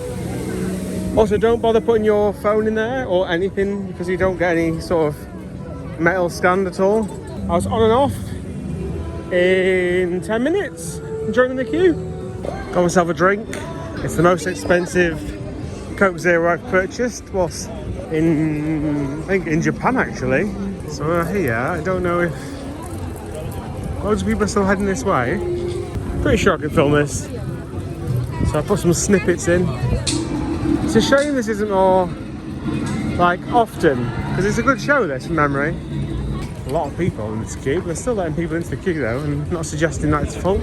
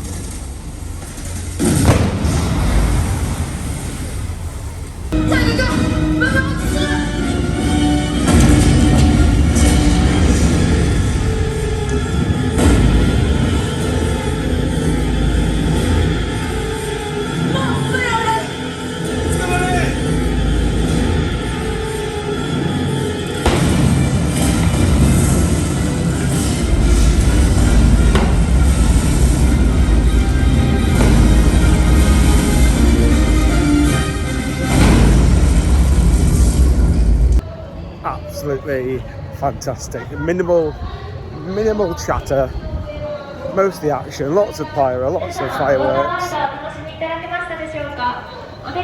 lots of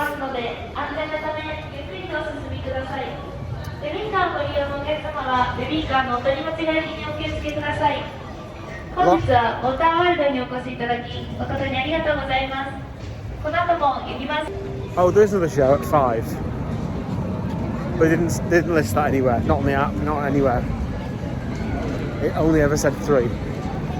It's just great. And the plane coming over. First time that happened over in California, I was like, that is business. That is good crack, that. Highly recommend. And I'm glad I went to see it again now because I forgot how good it was.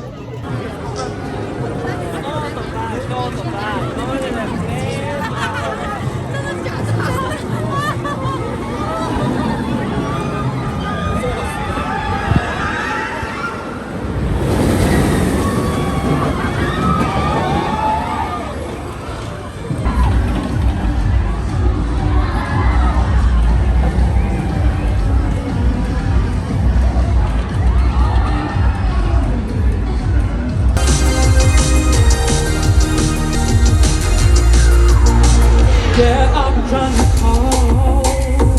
I've been on my own for long enough. Since city's calling, oh, what's around to judge me? Now, those vocals don't sound brilliant, don't get me wrong, better than I could ever do. However, to give them credit, that's like, they're like 15 minutes into a dance routine now. So the fact they can still get anywhere near the right notes is quite impressive, to be fair. All that's left now is to head into Super Mario Land, Super Nintendo World. Oh, I'm getting tired now. This is the end of a almost 2-week trip. I am flagging now, and it's not that bad. And I'm going back to Shanghai, spending a day and a half there, and then I'm flying back to the UK. So I'm going to finish off with a ride on Cooper's Challenge, which I do love. It is a bit weird and it doesn't quite work for me. However, just the whole nostalgia thing, like I said earlier. So as soon as you come in, I don't remember seeing this morning, but they got the bandstand. How much are they? 4,200 yen. What's that, about 25 pounds? All the staff just keep on saying, here we go. Every time you interact with them. So when we come out, I'm hoping this will all be lit up.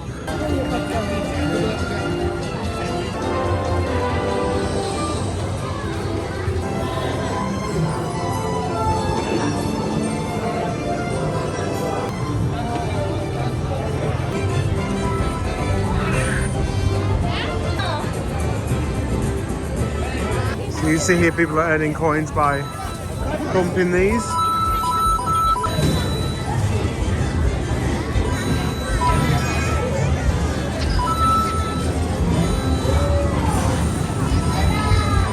Got 2 out of 3.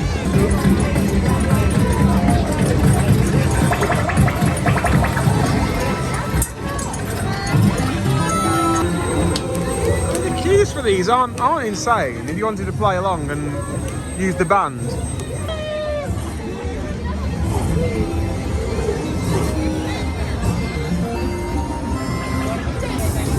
If you try and gotta hit it at the right time.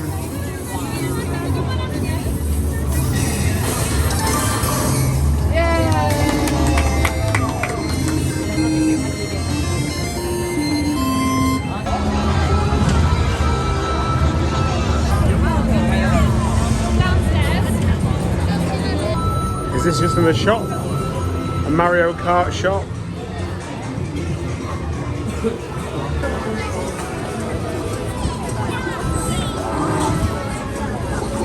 We'll have a very quick peek through here and you'll see. Go see the minions.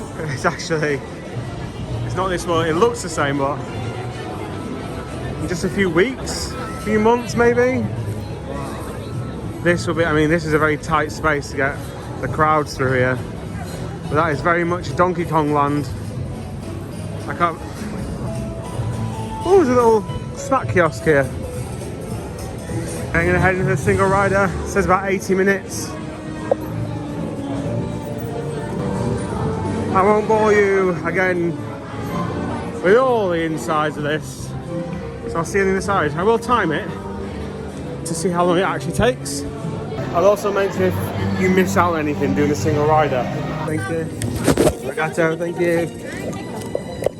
Oh, I've got it. Yes. It means we're getting on. That makes me so happy. I genuinely then thought for a minute we won't be getting on it. If there's no queue now though, I'll be annoyed because we've been waiting up there for ages. In fact, we're walking straight down. There's literally about 10 people there now.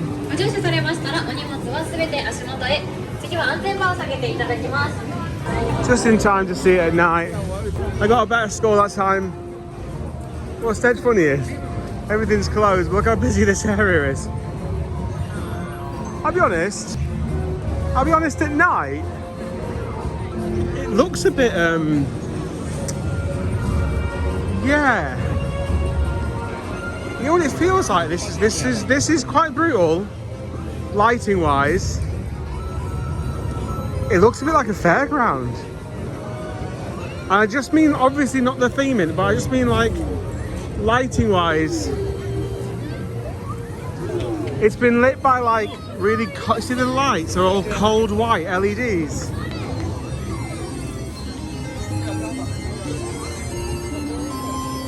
It just doesn't, I don't think it really complements it at all. Oh, that's disappointing.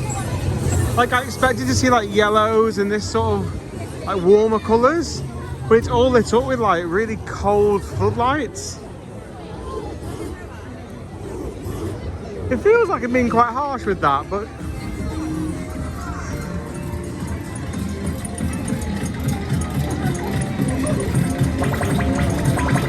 like in there, it's all lit up yellow and it looks like nicer. It looks floodlit. Does that make sense?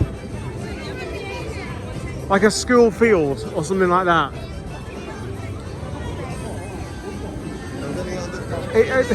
Yeah, it's a bit harsh, I think. Like when I was in DisneySea the other day and it was all beautifully lit and subdued, and yeah, I don't really know what to make of it. Like Bowser's Castle, you see how it's like dimly lit? Inside there, it's stunning and beautifully lit. So I thought, okay, right, but it looks like they've gone for the strongest bulbs possible. Oh yeah, I don't like that at all. Right, so, can you have a good day at Universal Studios Japan without Express Pass? Let's get to the entrance and we'll answer that question.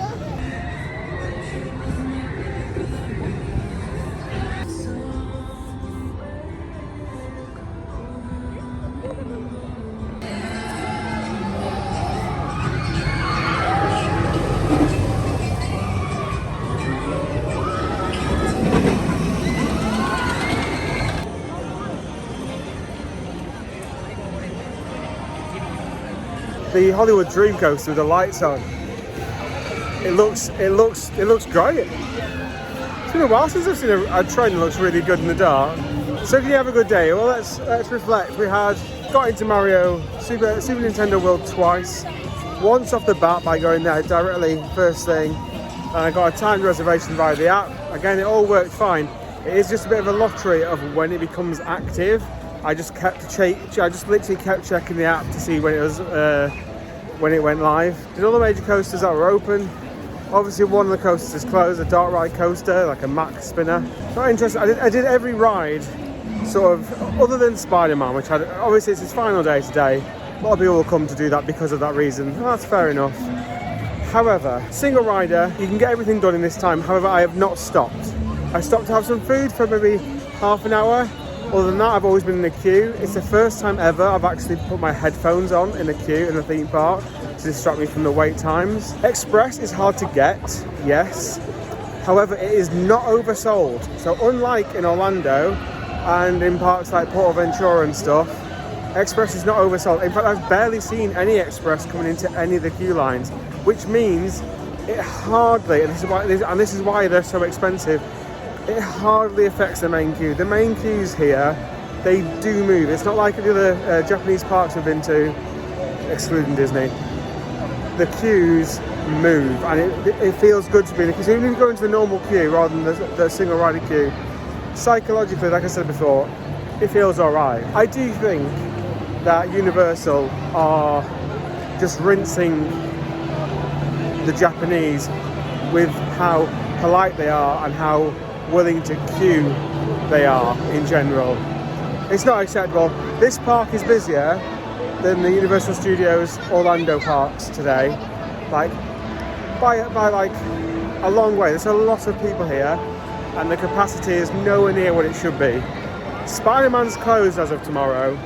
That's 2.5 hours worth of people. It's been 2 hours 20. No, sorry, it's longer than that, isn't it? That's 3.5 hours. That's 3.5 hours of people that have 220 minutes is what it's been. That's 3.5 hours of people that have to go elsewhere in this park. They've got Jaws closed. They used to have Transformers. That's now no longer even on the map. One of the roller coasters, that's only a max spinner with like 16 seats. That's not a high capacity attraction. It doesn't have enough attractions for how many people are visiting the park. Super Nintendo World, the nostalgia. The second time I went on it, we did actually stop once.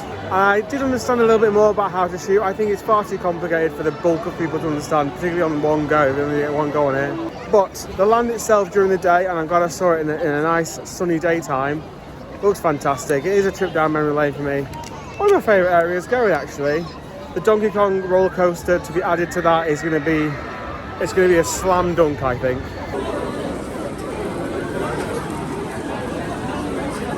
If you're finding this video because you are planning a trip here rather than you actually watch my videos all the time, please do subscribe. It does really, I'm like the video, it really helps and makes me want to put the time and effort into doing videos with more tips type stuff rather than just documenting the day type thing. I did start the day here at 6 a.m. 5:58 I was outside that gate.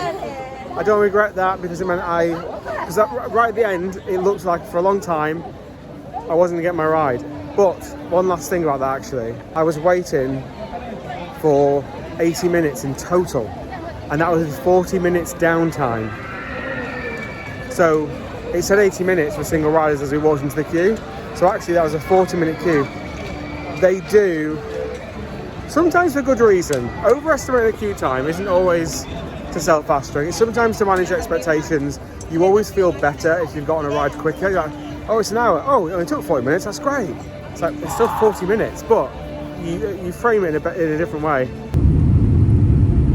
Welcome to a little bonus video.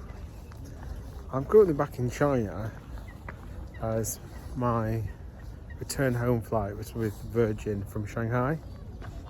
And my hotel previously, I'm currently staying in this hotel. See the one that looks like it's from the Men in Black? That's the Hilton. I'm pretty sure one of these is the Dorset Shanghai. I want to say it's this one. which I was saying the other day. I'm at Century Park, and today was I was just doing a work day essentially in my hotel before I fly back. I know you're probably thinking like, well, you're in China, go and do something. However, the last 2 weeks have been exhausting, so I just wanted to do something which was a bit more chill. However, little did I know, in this park, what's that? Oh, it's a drone. Do they allow drones in China? I'd have bet my life they didn't. Does anyone imagine China just to look like this? I don't know why, because obviously they need parks. So many people live here and stuff. Of course they're gonna have like nice open spaces, but you just don't imagine it to look like this, do you? Anyway, the reason for this video is there's a little coaster through here. I have no idea, I've not seen it going, but I have seen other little rides going, like this pirate ship and stuff. So if we can get on it, might as well do it, mightn't we? It's called the Flying Car by Jimna Rides, Jimna. I've done a couple of them whilst I've been over here, I think. But yeah, I've not seen it going, sadly, so maybe it's not operational. It looks like it's like a little amusement park. I imagine it's like a paper ride thing. Either way, we'll take a look at it.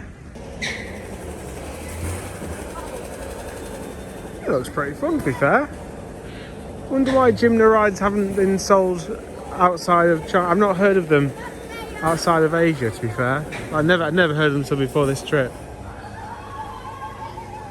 The fact it isn't parked properly in the station never bodes well, does it?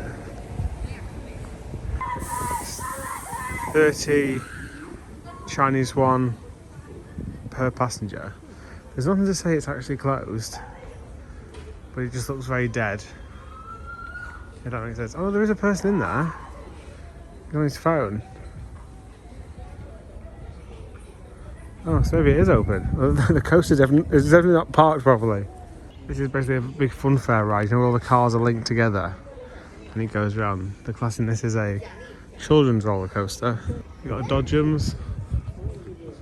It's all very weird because it's so quiet, but they are all staffed. And they got a cycle monorail, I think, or some sort of monorail goes around the entire little park. It's really a tiny little park. Right, let's see if I can get a roller coaster. Let's see if I can get a ticket for the roller coaster, which isn't parked properly. Well, they sold me a ticket, so we'll see if they accept it or not. They also stamped the date on it.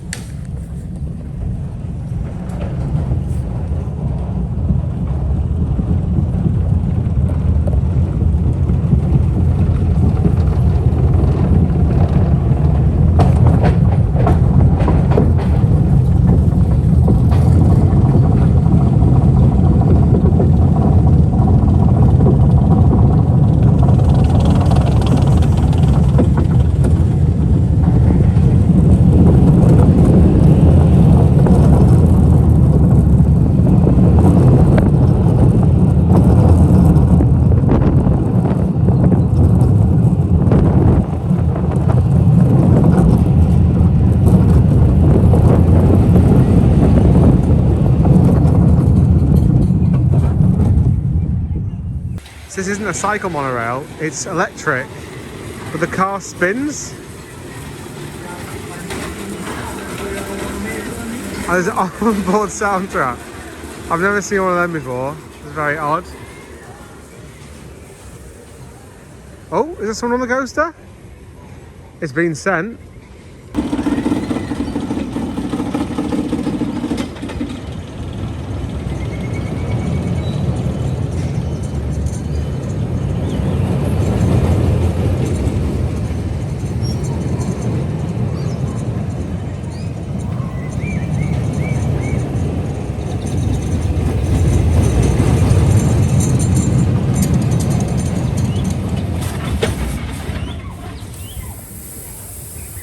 Well, there you have it. Like I said, I wasn't planning on doing a video today, but there you go, a little extra bonus video. If you haven't already, go and have a look at all the different China and Japan videos. It's all in one massive Asia playlist. Universal Studios Japan, Disneyland Shanghai, Tokyo Disneyland, DisneySea, Fuji-Q, lots of stuff to see. If randomly this is the first thing you've ever watched, that is pretty random. £3.31 that roller coaster was, which to be fair is pretty expensive compared to some of the stuff. Right, it's pretty windy. Please subscribe, please like the video. And I shall see you in wherever I shall end up next. Bye for now.